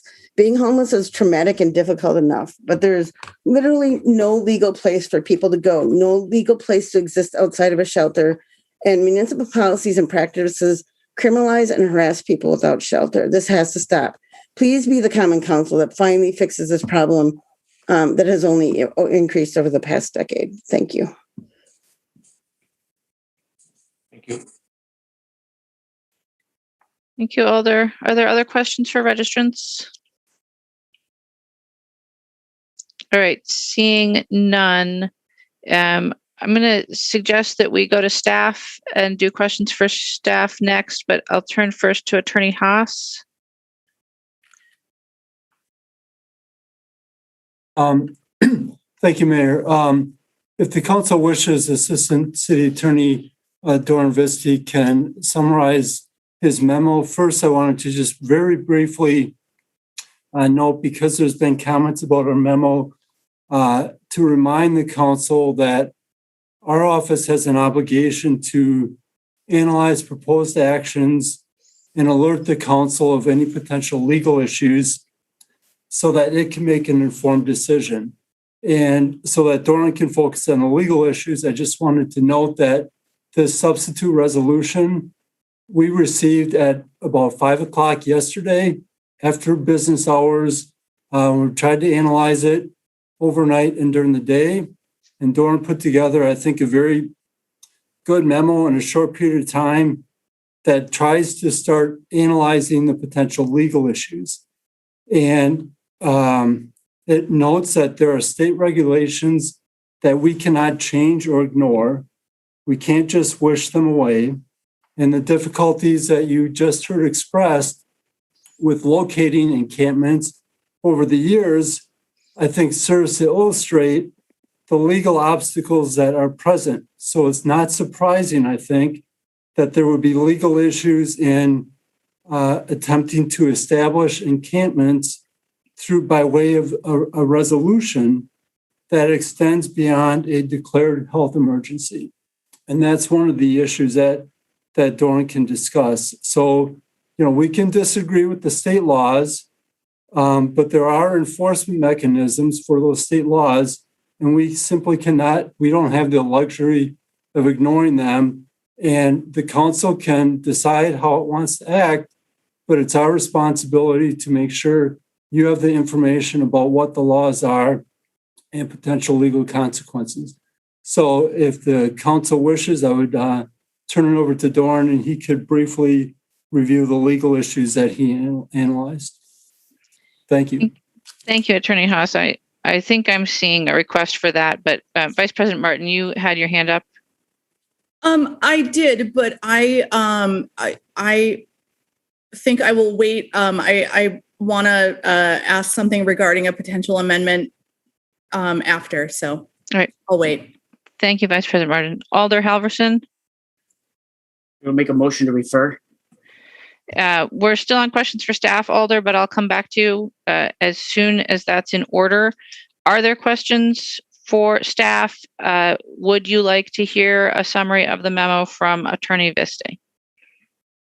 Yes. Attorney Vist? Sure. Again, as Attorney Haas, City Attorney Haas noted, this was put together rather quickly. So again, this isn't a comprehensive review of things, but it was the best I could do on short notice. There are some typos in here, so forgive me for that. I wanted to get this in your hands as quickly before the meeting hours ago that I could. So when we looked at the substitute resolution, there were some issues that jumped out that I do think the council needs to consider as it's reviewing things here. And I've tried to outline some of them in the memo. Some of the main issues have to deal with the legality of campgrounds in the city. As Brenda Conkle noted, campgrounds are not legal in the city. Campgrounds are regulated by state law, and in fact, that those regulations are enforced by Public Health Madison-Dane County. They are the contracting agency who does that.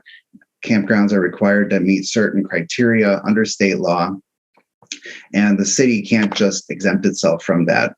This the draft or the substitute, the way it's written, would essentially exempt out these TPEs from the state campground laws, but it would do it not just related to the public health emergency related to COVID. It would do it theoretically permanently and on public and private property. So that was a concern that I had here, is that by amending that council's previous action in January to untether things from the public health emergency, as well as by allowing it on private property, it could be setting up a conflict with state law, and it won't necessarily solve the problem. You could have a campground approved by the council that could be turned around and enforced against by the state or even by public health.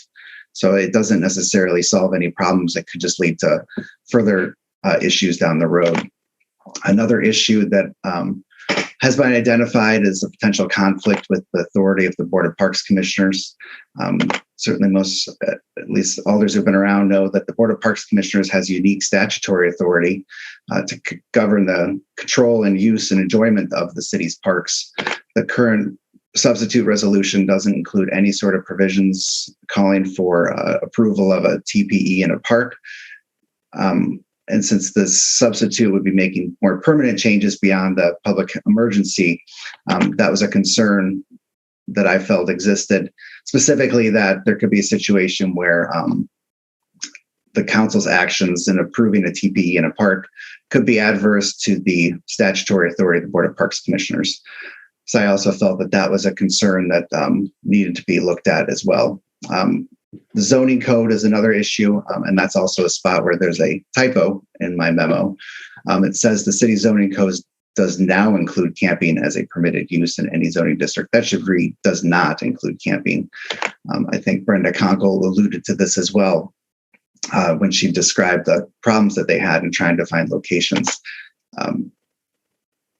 In looking at this issue, the way that the substitute is written, it almost appears to be setting up a conditional use of temporary, permanent, or temporary permissible encampments in all zoning districts throughout the city on public and private lots. A zoning amendment, though, is required by state law to follow certain requirements, including a public hearing and input from the Plan Commission. I think that there's a potential that if the council follows through on the substitutes procedures and creates TPEs, that we could actually be exposing ourselves to potential litigation for mandamus action. So a neighbor could be suing the city to enforce its own zoning code against itself. I think that's certainly something that should probably be looked at as well before this proceeds any further. So that's another concern that we had. Finally, there's the issue with the authority itself. As I noted, the substitute will be kind of untying the emergency order on temporary permissible encampments from the COVID public emergency and just making it apply permanently. There's some concern about the authority for the council to do that. The council can certainly act differently under an emergency than it can under its general authority. And I think that especially with the public health emergency itself being ended by public health, I think in 2 weeks from tomorrow, I think is the date, that there leads to further questions about the authority of the council to do that.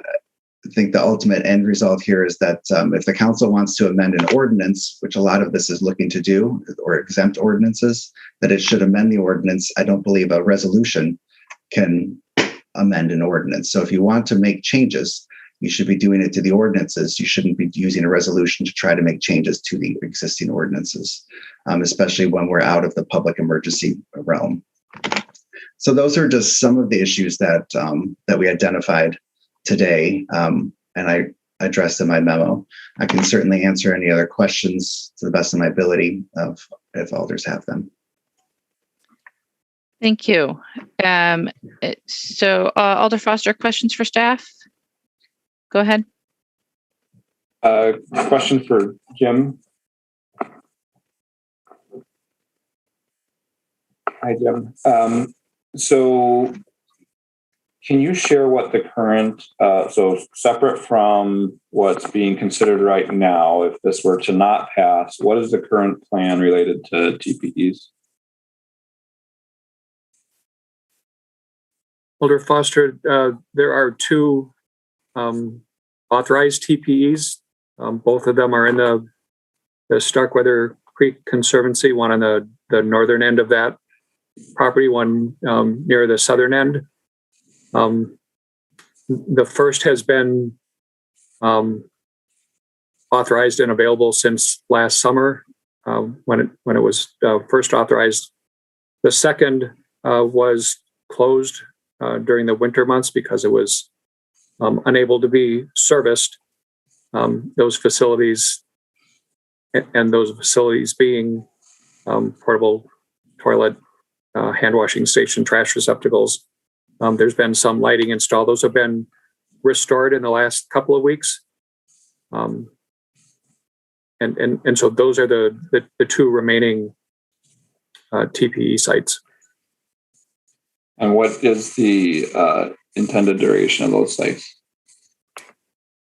We've committed to supporting those sites through October of this year, which is generally the end of the camping season. I think that's why that date was selected.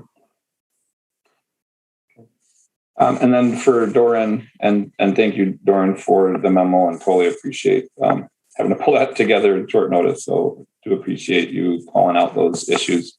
My read of that, I guess, two things. One, it seems a number of the issues that you raised seem to be issues whether we continue to use the Starkweather site or folks stay at Rindall or go to a different site. So in terms of the issues around sort of the public health emergency timing, you just heard from Jim, the intent is to keep that open through October. So in terms of the potential issues with state regs around encampments, et cetera, all those issues would apply both at Starkweather site or another site, correct? Correct. I mean, the issues that I raised more had to do with the overall changes to the council's January approval of the temporary permissible encampment policy. The existing encampments at Starkweather, I think those would continue as Jim stated, so that the existing authorizations would remain in place. But the issues that you raised around encampments not really being allowed via state statute, those exist whether it's Starkweather or it's folks stay at Rindall. Correct. Those will continue to exist until the council takes an ordinance action or if there's some other changes in law. Okay. And then in terms of the Board of Parks Commissioners domain, that also, Starkweather is also the park. And so use of that location, continued use of that location would raise the same issues in terms of authority of the Board of Parks Commissioners, correct? It could. I don't believe they've been asked to provide input under the emergency order, but once the emergency orders are lifted, I will have to look at that issue. It wasn't until today that I was even made aware that the emergency orders were ending. So again, that wasn't part of the memo either. And so in general, my take was the potential legal issues seem to me to stem from sort of what happens in the future, and some of the things that you suggested might, could happen based on the amendment. So the question of private use of a private parcel, for example. So I think that I don't think that was the intent in one of the change that you see, but I think you're right that it theoretically could allow for a designation on a private parcel, but that sort of potential concern isn't in the amendment that's before us itself, but rather if we acted on that and designated a TPE on private land is where the legal concern would come up, correct? Well, the resolution as drafted by amending the January resolution does make the private property thing a policy of the city. So you'd be saying that TPEs are allowed on private property, that the council can create them. So it would be becoming an issue as drafted. Well, I mean, no, that what's being proposed are a change to criteria. So the January order laid out criteria for what needed to be met for a TPE. It's not all inclusive. And this changes some of those criteria, and nothing about that change requires the council to select a location on a private property, doesn't require the council to have something be permanent.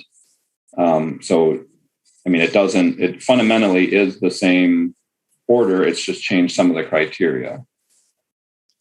Well, I suppose it's true. Not until the council acts on an actual establishment of a TP would any of these issues become present.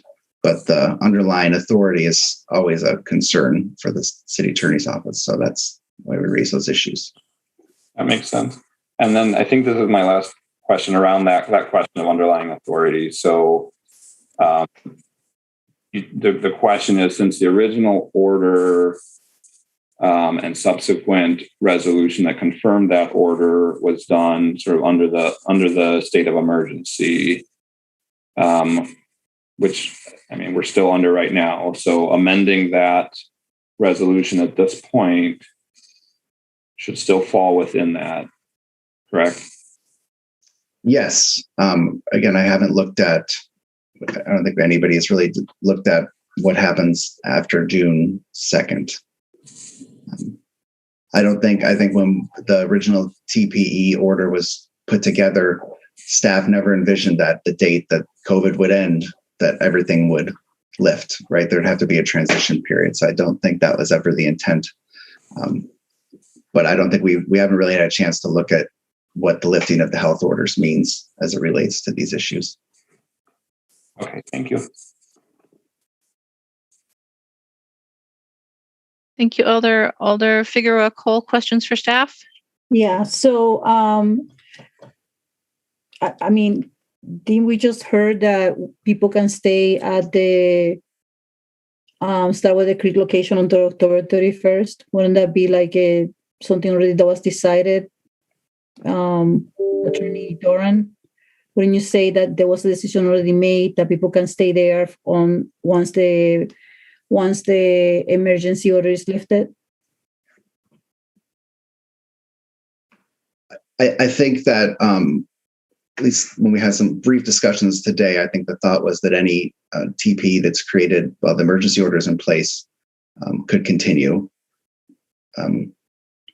I get what happens after that, and the ability to establish new ones is a question that we haven't been really able to look at yet. That question's not before us yet.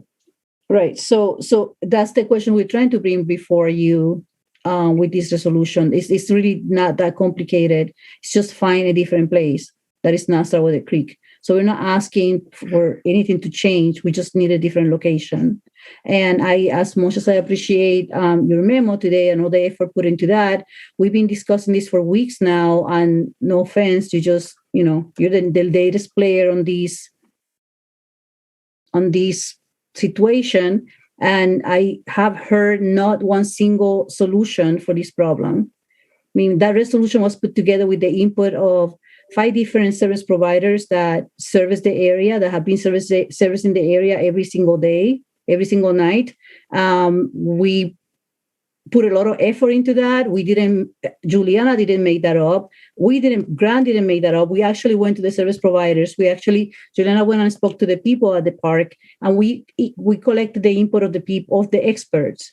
And that's what they asked from us. So they have provided solutions, they have provided ideas, but I have not gotten one single feasible solution from the city except the Starwater Creek. So is there anything that you can contribute to this, any solution that you can contribute to this particular issue? Alder Figueroa Cole, I don't think that's a fair question of Attorney Viste. And I'd just like to remind you that staff can't help craft resolutions if they're not asked to review them and to contribute to them. So then I guess help me understand. I don't know where Mayor, I mean, I don't know where to go with this. We are not asking again. Is it just a different place? We're not asking you to change any of the rules. That's it. Alder, what I think you're hearing from the attorneys is that it is complicated. They're trying to do their best to advise you on what the legal complications are, and I think that that there's certainly room for further conversation here, to try and find a way forward. But it is a complicated legal landscape. The attorneys are just doing their best to advise you on that landscape so that you can make an informed decision. Okay, so I understand that, totally understand. And what I'm asking is, in that same legal landscape, where is there a loophole? Is there anything else that can allow us to get these, to help these people tonight? Anything else? That's what I'm asking. This is the exact question that my staff and CDD staff have been wrestling with, and PCED staff have been wrestling with for weeks now. And we have not come up with any magic solutions, but we have not given up yet. So maybe can I ask you a question or not? You can. Okay. So then what is the stand from you or from the city regarding the people around the location tomorrow morning? I mean, what is the stand for them for the next few days or whatever? Where are you guys with that? Alder, our approach has always been and remains that we want to work with each individual person to try and get them into a better situation that works for them. That has always been our approach. It will continue to be our approach. And, I think that it has been very difficult for the outreach workers to work directly with the campers over the past several days. I would hope that would change, so that they can help work with these folks to find them a situation that works for them. That's what everybody's goal is here. Right. I totally agree. I mean, at the end of the day, we don't want to lose sight of the handful of people that we're trying to serve, for sure.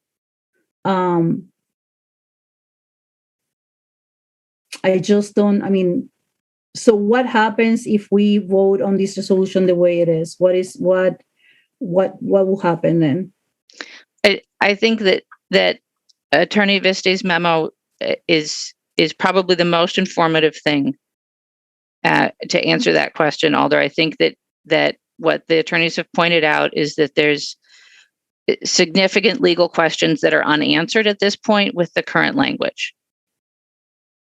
Okay, so I don't think we know what would happen. I think that we open ourselves up to some risk. It's the job of the council to decide if you're willing to take that level of risk. Okay.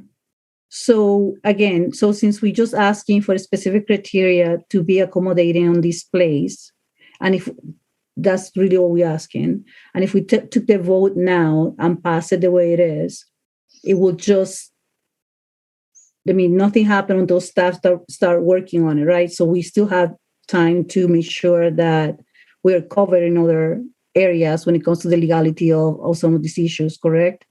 Staff can come back and say, we found this place doesn't have water or whatever. We can deal with those things or not. No, Alder, I think that I don't think so. And again, I'm not an attorney. So that's probably a question you should ask of one of the attorneys. But I think if you're asking for a way forward here, Alder, I think what's implicit in Attorney Viste's memo is a potential way forward. There are options to change the ordinances, probably not as expansive as we would like. But I do think that there's a productive conversation to be had there. But I don't think that you can pass this tonight without consequence, right? I think that those conversations should happen. Anyway, I think we've probably gone a little bit too far down this rabbit hole. Well, that's okay. I get it. Alder, I'm going to suggest that we let Attorney Haas respond because he has his hand up. And then I think that there is at least two alders that are going to make a motion to refer to give us time to have these conversations and to find the right language, which is possibly your best way forward. But Attorney Haas, did you want to add something? Thank you, Mayor. Just briefly, the difficulty here is that despite what we say, we do not control what the state and or public health does. Once the emergency order is lifted and no longer in existence, public health has a contractual obligation with the state to enforce the camping restrictions. And so we can't tell if they would be okay with Starkweather Creek going until October, or if they will try to take enforcement action immediately. So that's not anything we can control, and we can give you assurance whether or not it's going to happen. And that, since the city would be the property owner, that potentially involves citations being issued to the city, monetary forfeitures being imposed against the city.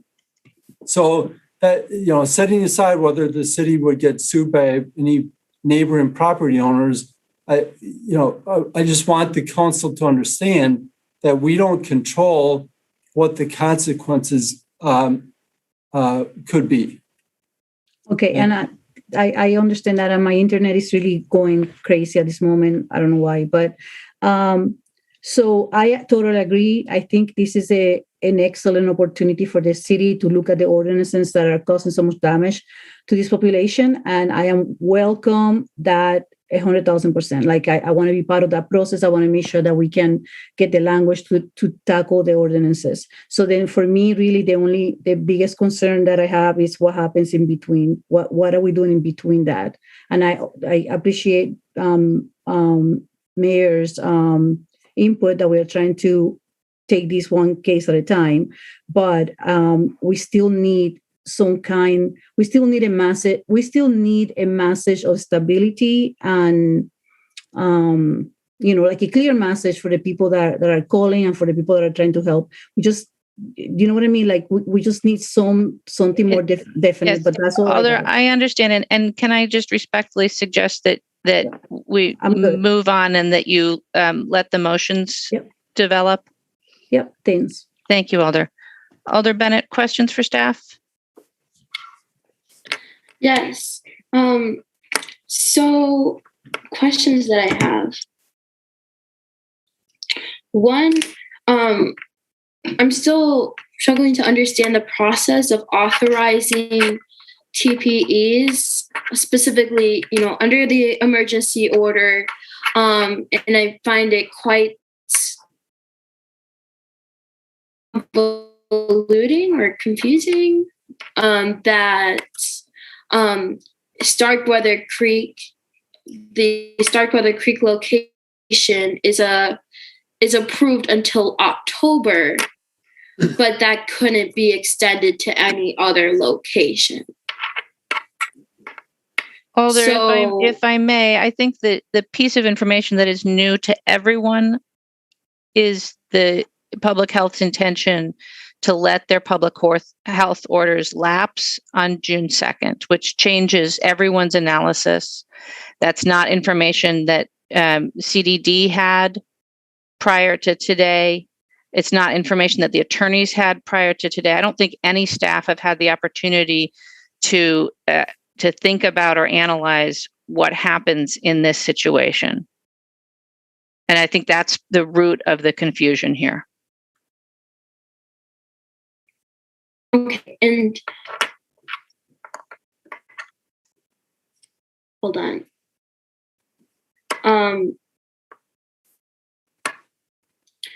Sorry, excuse me. This is a question for the city attorneys. Can the city of Madison, can the Madison Common Council issue an emergency order of any sort, allowing the use of encampment in Rindell Park?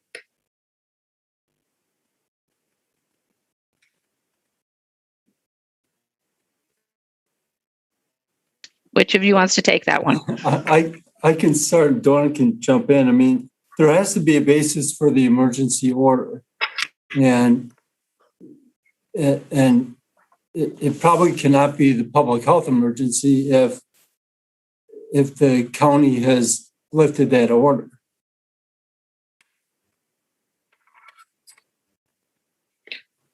So would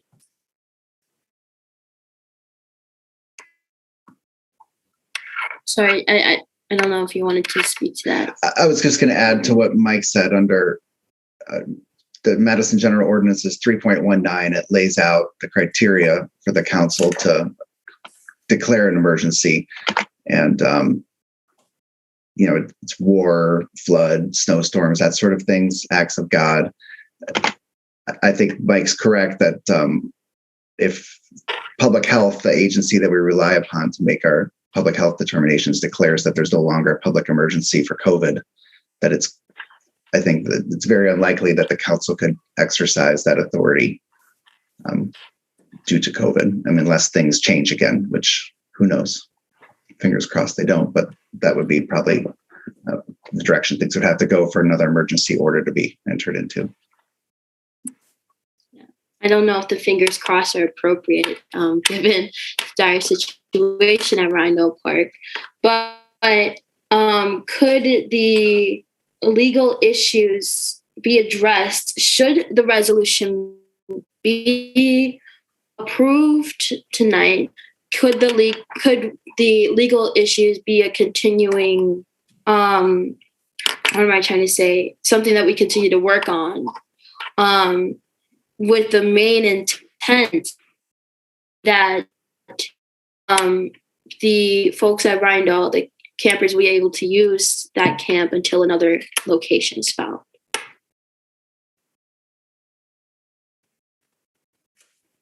I would say that if the resolution is passed, the substitute is passed tonight, that I think one of the first things that the city attorney's office would have to do would be to look at the legality of the action, especially in light of the public health emergency order ending in 2 weeks. Again, that's an unresolved issue. I'm not sure how that affects things. We haven't had a chance to look at that. That said, we'd have to move ahead, but the council, as the legislators for the city, can certainly always explore amending ordinances and addressing other policies. You're free to do that. You're free to contact staff for help with doing that. So that is always an option. But that wouldn't really address the underlying campground issues, which is one of the problems here. And I would point out, because he is on the call as well, that Doug Vagley from Public Health is present on the call if anybody has any questions about the camping laws and how those apply. I would love to hear from public health actually, given that this is a public health crisis, and that even though that is being lifted in this specific situation with campers out there, we know that it's like unsafe and inhumane, especially at Starkweather Creek site. So I'd love for public health staff to speak towards that. Doug, do you want to speak to the campground issues? Yeah, sure. Thank you, Mayor. Attorney Vista is correct that Public Health Department, will end the declaration of the emergency on June 2nd. We do have, we are an agent of the state, and we enforce campground regulations in Dane County, not in the city of Madison, because there are no campgrounds. And our regulations are geared towards health and safety, and more or less looking at water, wastewater, food, numbering of campsites, emergency access, registration, different things like that are just going to promote a safe and healthy camping experience for people that are camping. I'm sorry. sorry. I caught that last part that you mentioned, especially emergency access. So, and we know that there are a number of basic issues that aren't being met at Starkweather Creek location, including no lighting, electricity, the fleas and ticks. It's a swamp, and that it's not accessible to emergency vehicles and service providers. So does that change anything about the Starkweather Creek location from your standpoint? So the way the licensing works is that, there would be an application for a license. At that point in time, we would go out and conduct a pre-inspection. On the pre-inspection, we would go through all of the regulations and write up the orders or the violations that we found upon the pre-inspection. We give a compliance date, and then we come back, and if the violations are corrected, then we can release the license and allow the camping to proceed, the campground to operate. However, we do have a problem within the city of Madison is that, the zoning regulations don't allow us to issue a campground license. So we wouldn't be able to issue that license, but that's normally how the process would go, that we would identify the violations. We'd ask for them to be corrected before we would actually release the license for operation of the campground. So to clarify, you haven't gone through any of the approval standards for this campground, even though there was an emergency ordered issued to. Alder, I think there's one key piece of information here, which is that the temporary encampments are not campgrounds. They're not campgrounds under the legal definition of the state. There is no owner or operator that's applied for a license.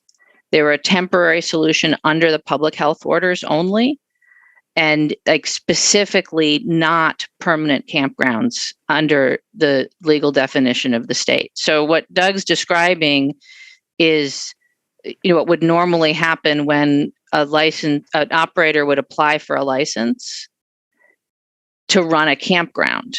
But that's not the case here because these aren't campgrounds under the legal definition. And as he's pointing out, our zoning doesn't allow campgrounds in the city of Madison.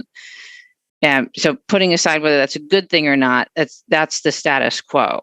And the reason that I think public health has not and the state have not enforced, and Doug, you can confirm this, have not enforced any of the regulations around these temporary encampments is specifically because they were temporary.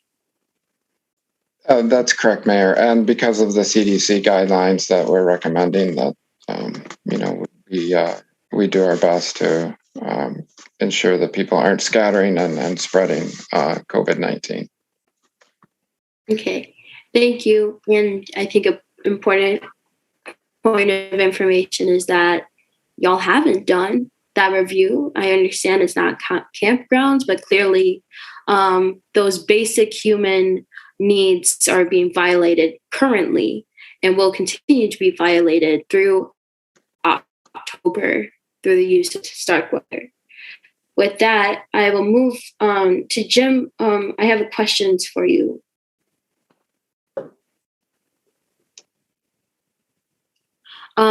So something that myself and I'm sure my fellow colleagues and the public found quite alarming yesterday in the City County Homelessness Issues Committee meeting was that you have not once been to the Starkweather Creek location. And I'm curious to know, have you been able to go to the Starkweather Creek location since then? And can you, if you did, can you in good faith say that this is an appropriate location for these encampments? Alder Bennett, I have not been to Starkweather Creek. Members of my staff, people that I supervise, have been multiple times. So I'm not quite sure I understand the significance in your mind of my not being there. But I also want to point out that the authorization of the Starkweather site was not something that the city undertook on its own and invited campers there. It is a location, as you heard last night, that has been used for camping purposes long before the emergency order authorizing TPEs was issued, long before the pandemic, for many, many years, a decade or more, I think is what you heard last night. People have been using that area for camping. And so we responded to that, and we responded to a request to provide services, facilities to it. That was the basis for that TPE authorization. Sure. Yeah, thanks. And I think that it is prudent and necessary for you as the director that's suggesting to us council that this location is appropriate, that you go to the location yourself. And you were right in the area when you Alder, do you have questions? Out to Rindell Park, so it was just a quick drive around. I do have questions. Is Sarah Lim available by chance? She was at the meeting last night. She is not in this meeting, Alder. Okay, so Jim, then a question that was posed last night was what lighting has been there, and the answer was that staff didn't pay attention to the lighting that was available. So do you have any updates as to like what lighting has been provided at Starkweather Creek location? And really just any resources that have been made available. As I mentioned earlier, a portable toilet, hand washing station, trash receptacles have been installed at mostly at Alder Figueroa Cole's request. There was an attempt by city engineering to install some lighting near the bathroom facilities. It's a conservancy, so it's not easy to get light there, and so the entire area is not lit up. But the attempt was made to provide lighting near those bathroom facilities. But what Sarah Lim told the committee last night was not that she didn't pay attention to the lighting, but that she was at the site during the daytime and didn't have really an opportunity to see what that lighting looked like. But it was installed by city engineering staff.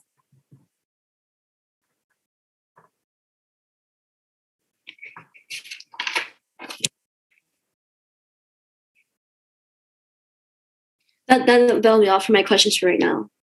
Thank you, Alder. Alder Foster, additional questions for staff? Yes, please. So I want to focus on the questions of the emergency order, because I think we're getting confused and crossing wires on this. So my understanding is the mayor declared an emergency, and the common council reaffirmed that when we met after she declared it. And someone, maybe the attorney's office, confirmed that. It's correct. The council confirmed it January of this year. No. I'm not talking about this order. I'm talking about the state of emergency. So that it's the sole authority of the common council. The original emergency order was declared by the mayor, confirmed by the council, and that would have been last March. And it was under that original emergency order that the council gave the mayor the authority to waive certain ordinances and policies of the city to help address COVID, as long as she came back and got approval from the council. That's what led to emergency order number 2 and the following approval by the council. Yeah, I mean, all of that was like in addition, but the declaring a state of emergency is a specific thing. There's a statutory authority that we, the Common Council, have, and the mayor can do in the absence of the council. So that's the state of emergency was declared by the mayor and then affirmed by the Common Council, separate from any other emergency orders. Correct. That, yes, separate from the public health ones. This was done back at last March, and then that expired in June of 2020. Not the state of emergency, No, the state of emergency that the council declared expired, I think it was June 4th, 2020.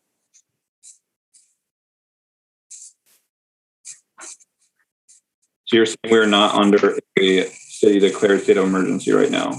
That's correct. That MGO 3.19 is meant to allow the city to act, nimbly in the case of disasters. The council set that June 4th, 2020 expiration date on that emergency, and that expired.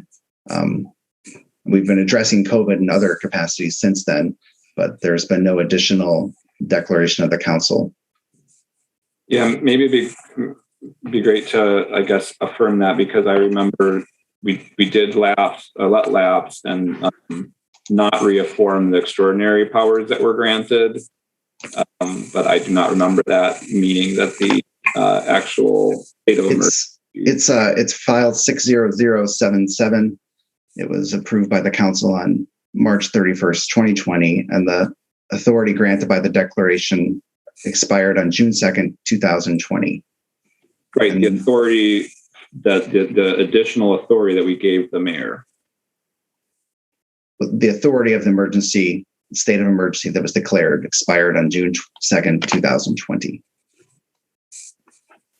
So the council's not been acting under MGO 3.19 since that date.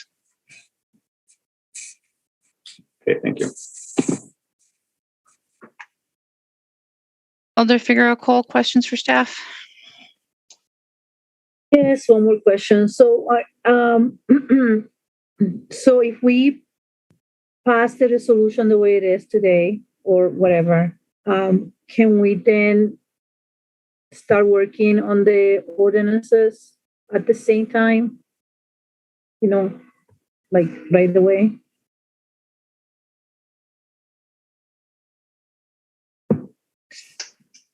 Alders are certainly, if alders need help working on ordinances, the city attorney's office can assist you with that.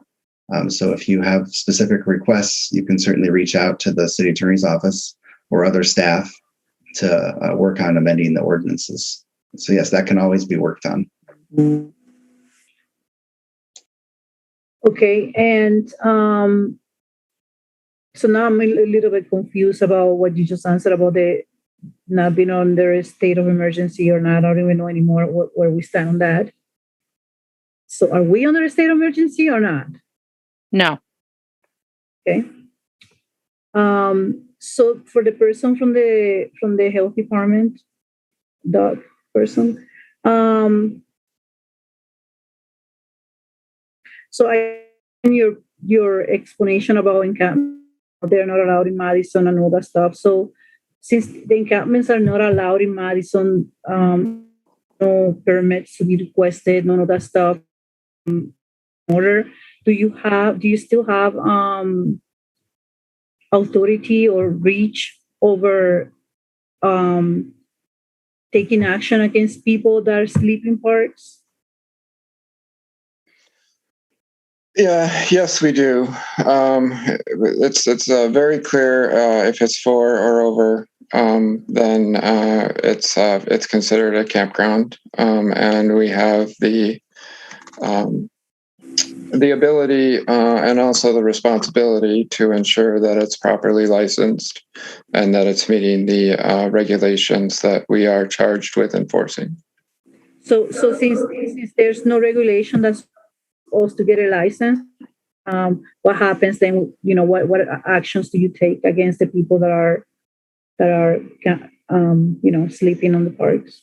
I hate to say camping because it just sounds so odd to use that term. We all know they're not camping there. You know what I mean? What do you do with people living at the park that are not allowed to be there because of all the different ordinances what is the action, the plan of action from your area?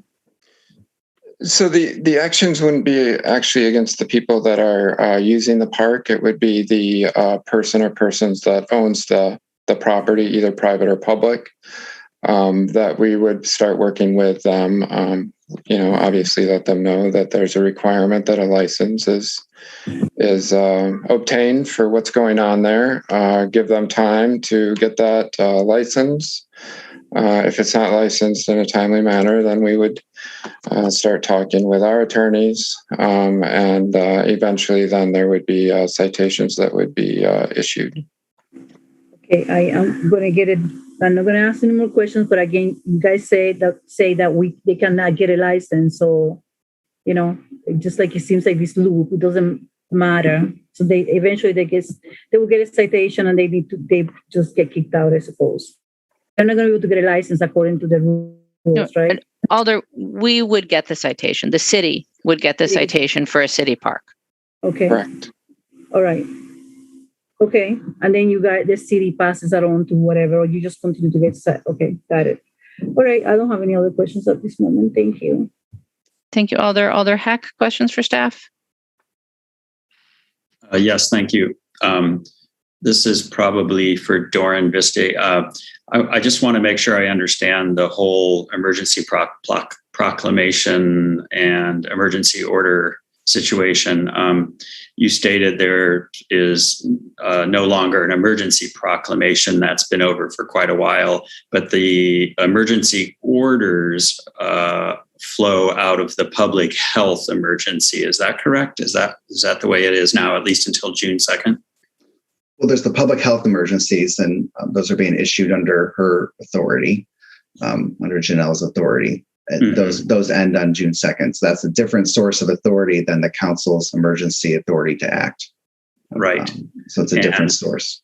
Right. And the council's emergency authority to act ended quite a while ago. I don't remember what month you said it was, March or? It was last June. Last June. Okay.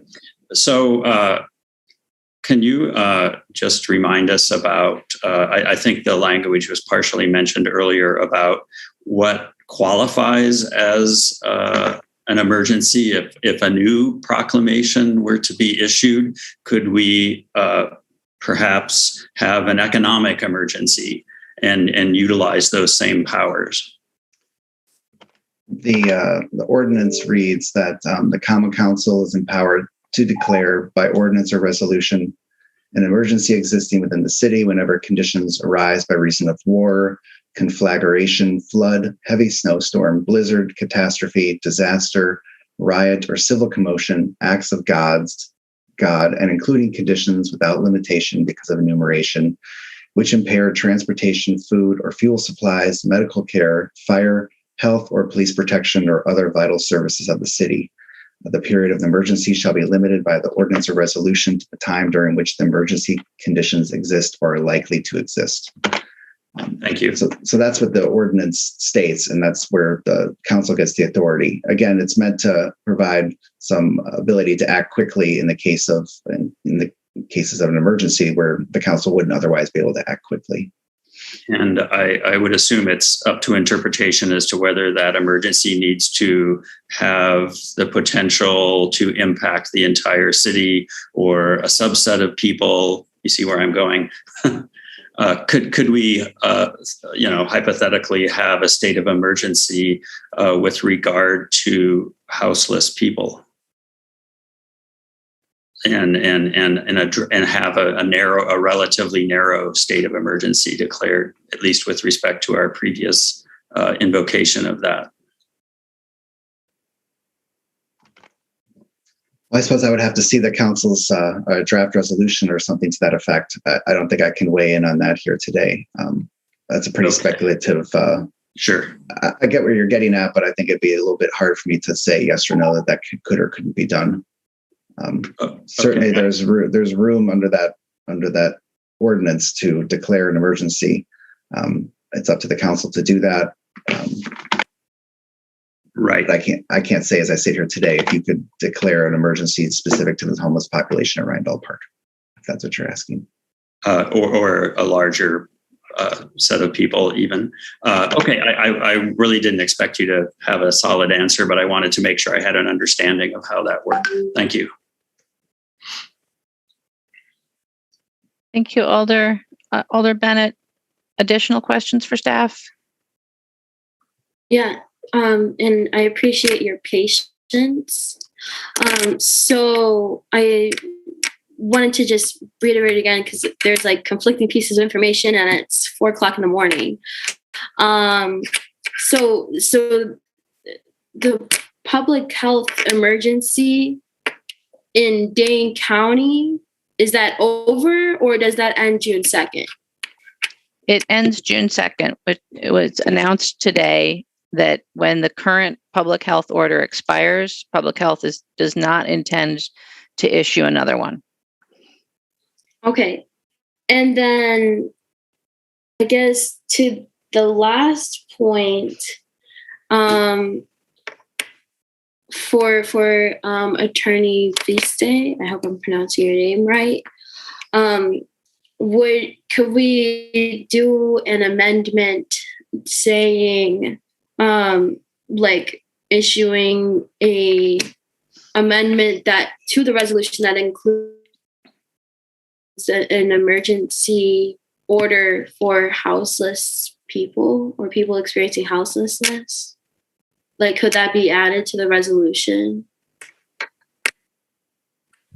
Well, the council could always add language to a resolution, whether or not it's consistent with 3.19. It would have to depend on the wording.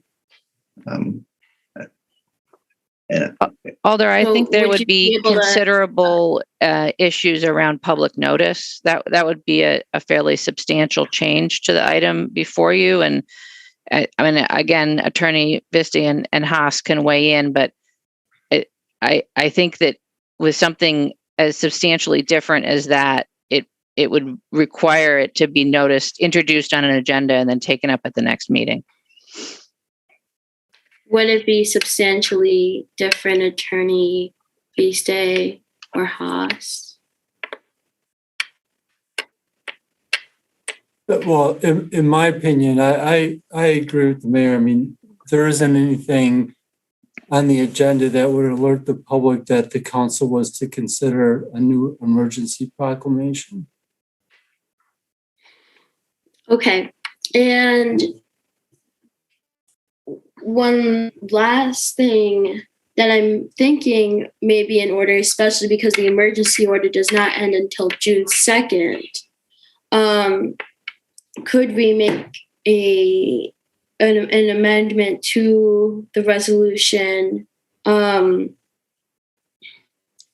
to not take action against the folks in Rindell Park, which like until June 2nd because of the emergency order? Can we do that? Or have language around the sort? Alder, I think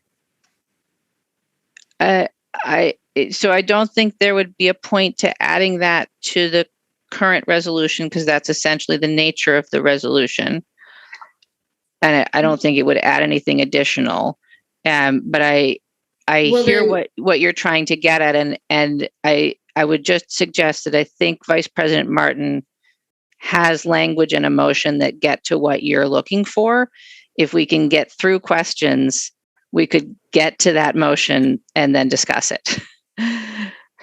Okay. Yeah, I'll just chill out for the discussion. I guess, yeah, the point is really just, I'm trying to understand in my brain if this is like, if we can do this. And I think it might be different to the resolution because essentially the concerns are that, you know, it being a more long-term thing. And if it does become like a more short-term 2 weeks issue, that the amendment would address. But anyways, I'll stop. I can't believe the sun is rising, I think. Not quite yet, Alder, but soon. Alder Carter, questions for staff? You're muted, Alder. Have a quick inquiry. Alder Haverson mentioned a motion to refer. I just don't want to miss that. Yep. Thank We're you. on it, Alder. Thank you very much. And I think I'm going to jump now before we get another hand raised for questions to Vice President Martin for a motion. Thank you, Madam Mayor. Give me a second while I pull up my wording because it is 10 after 4 a.m. So I would like to move that we refer this item to the Parks Commission, the Plan Commission, and the Board of Public Health with specific instructions to staff that no action be taken in Rindell Park until after the council acts.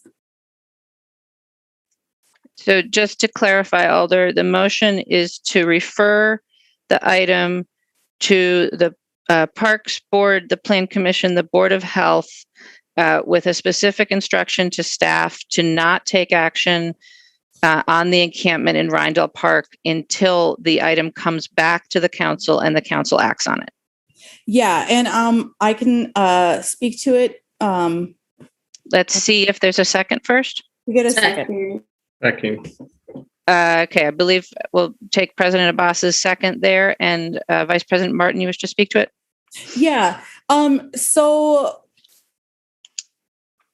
we've found, or from I apologize for being less than articulate at this point.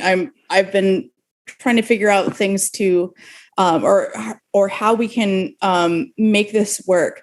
But after seeing Attorney Visti's memo, we know that some of the things that we intended with this this resolution, there are legal issues, and we don't want to vote on something that has potential legal issues, because that doesn't help our neighbors and our fellow Madison residents at Rindell Park. So again, I'm moving this so we can talk about and discuss and figure out what kind of regulations that we want for TPEs, and how we proceed from there to make, and while also making sure that we are not running afoul of state law, but at the same time protecting the folks who are living at Rindell Park, and making sure that they know that they won't be evicted randomly or without notice. So we can just make sure that that they are safe and secure in their present situation, their location. And then once we figure out kind of how we want to proceed with TPEs, and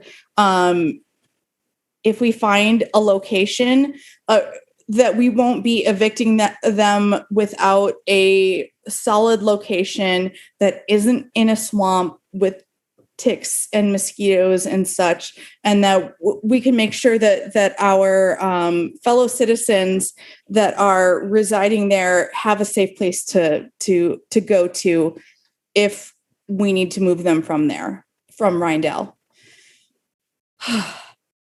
My apologies. It's 4:15 a.m. I'm tired. So thank you, Vice President Martin. The motion is referral with an instruction for no action at Rindell until the council acts on the question. Alder Furman. Thank you, Mayor. I just wanted to see if we needed to clarify to actually make it clear. I assume no action there would mean no dismantling Obviously, if staff is, going to go there and talk to people or service providers are going to talk to people, that'd probably be fine. But I don't know if there needs to be some sort of clarification, or if the intent was a clarification to say that action is no dismantling, opposed to, staff obviously should continue to work there and to do what they're doing to keep it going. I see Vice President Martin agreeing that is the intent. Thank you. Thank you, Alder. Alder Figueroa Cole.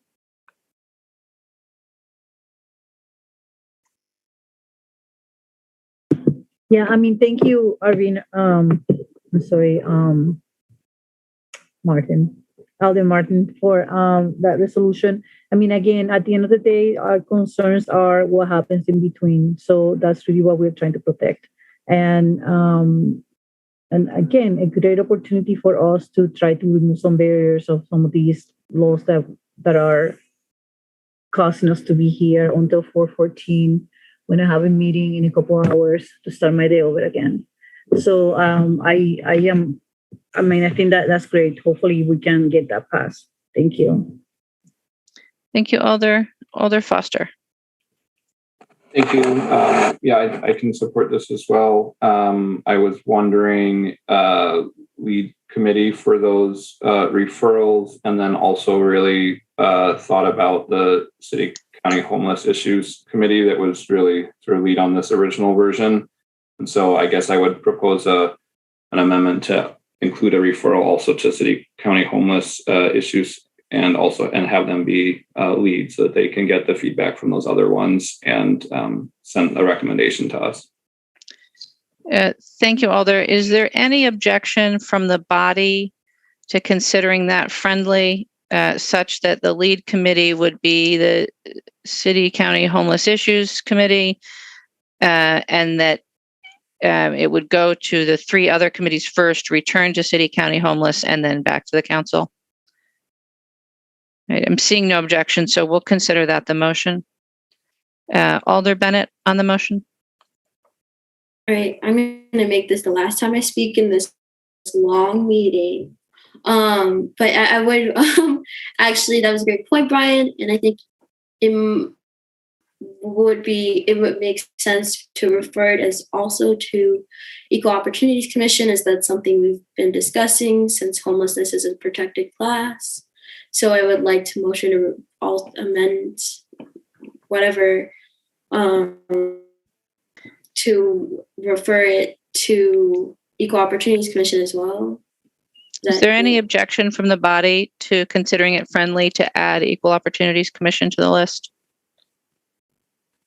Not seeing any objection, Alder, so we'll consider that the motion.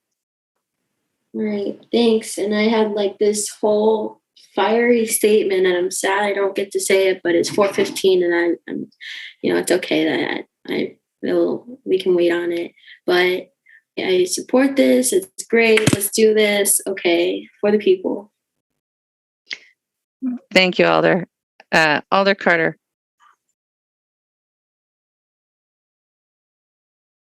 Alder, you're still muted. I would like to see the lead present at the council meeting. Alder, that's a request for somebody from City County Homeless Issues to come and be present at the council meeting? Correct. I think we can probably just make that a request to staff without adding it to the motion. That's fine. Thank you, Alder. I have no other Alders in the queue. The motion is to refer item 26 to Parks Plan Health EOC, back to City County Homeless as the lead committee, and then back to the council with an instruction to staff to take no action to remove the encampment at Rindall until the council acts on this item. Is there any objection to recording a unanimous vote in favor of the motion? Seeing no objection, the item is referred. And Alder Martin, it is your turn to move adjournment. I move adjournment. Is there a second? Alder Figueroa Cole will second. Is there any objection to recording a unanimous vote in favor of adjournment? Seeing no objection, and with the note that this is not the longest council meeting I have ever been in, we are adjourned. Thank you all. I hope you get some sleep.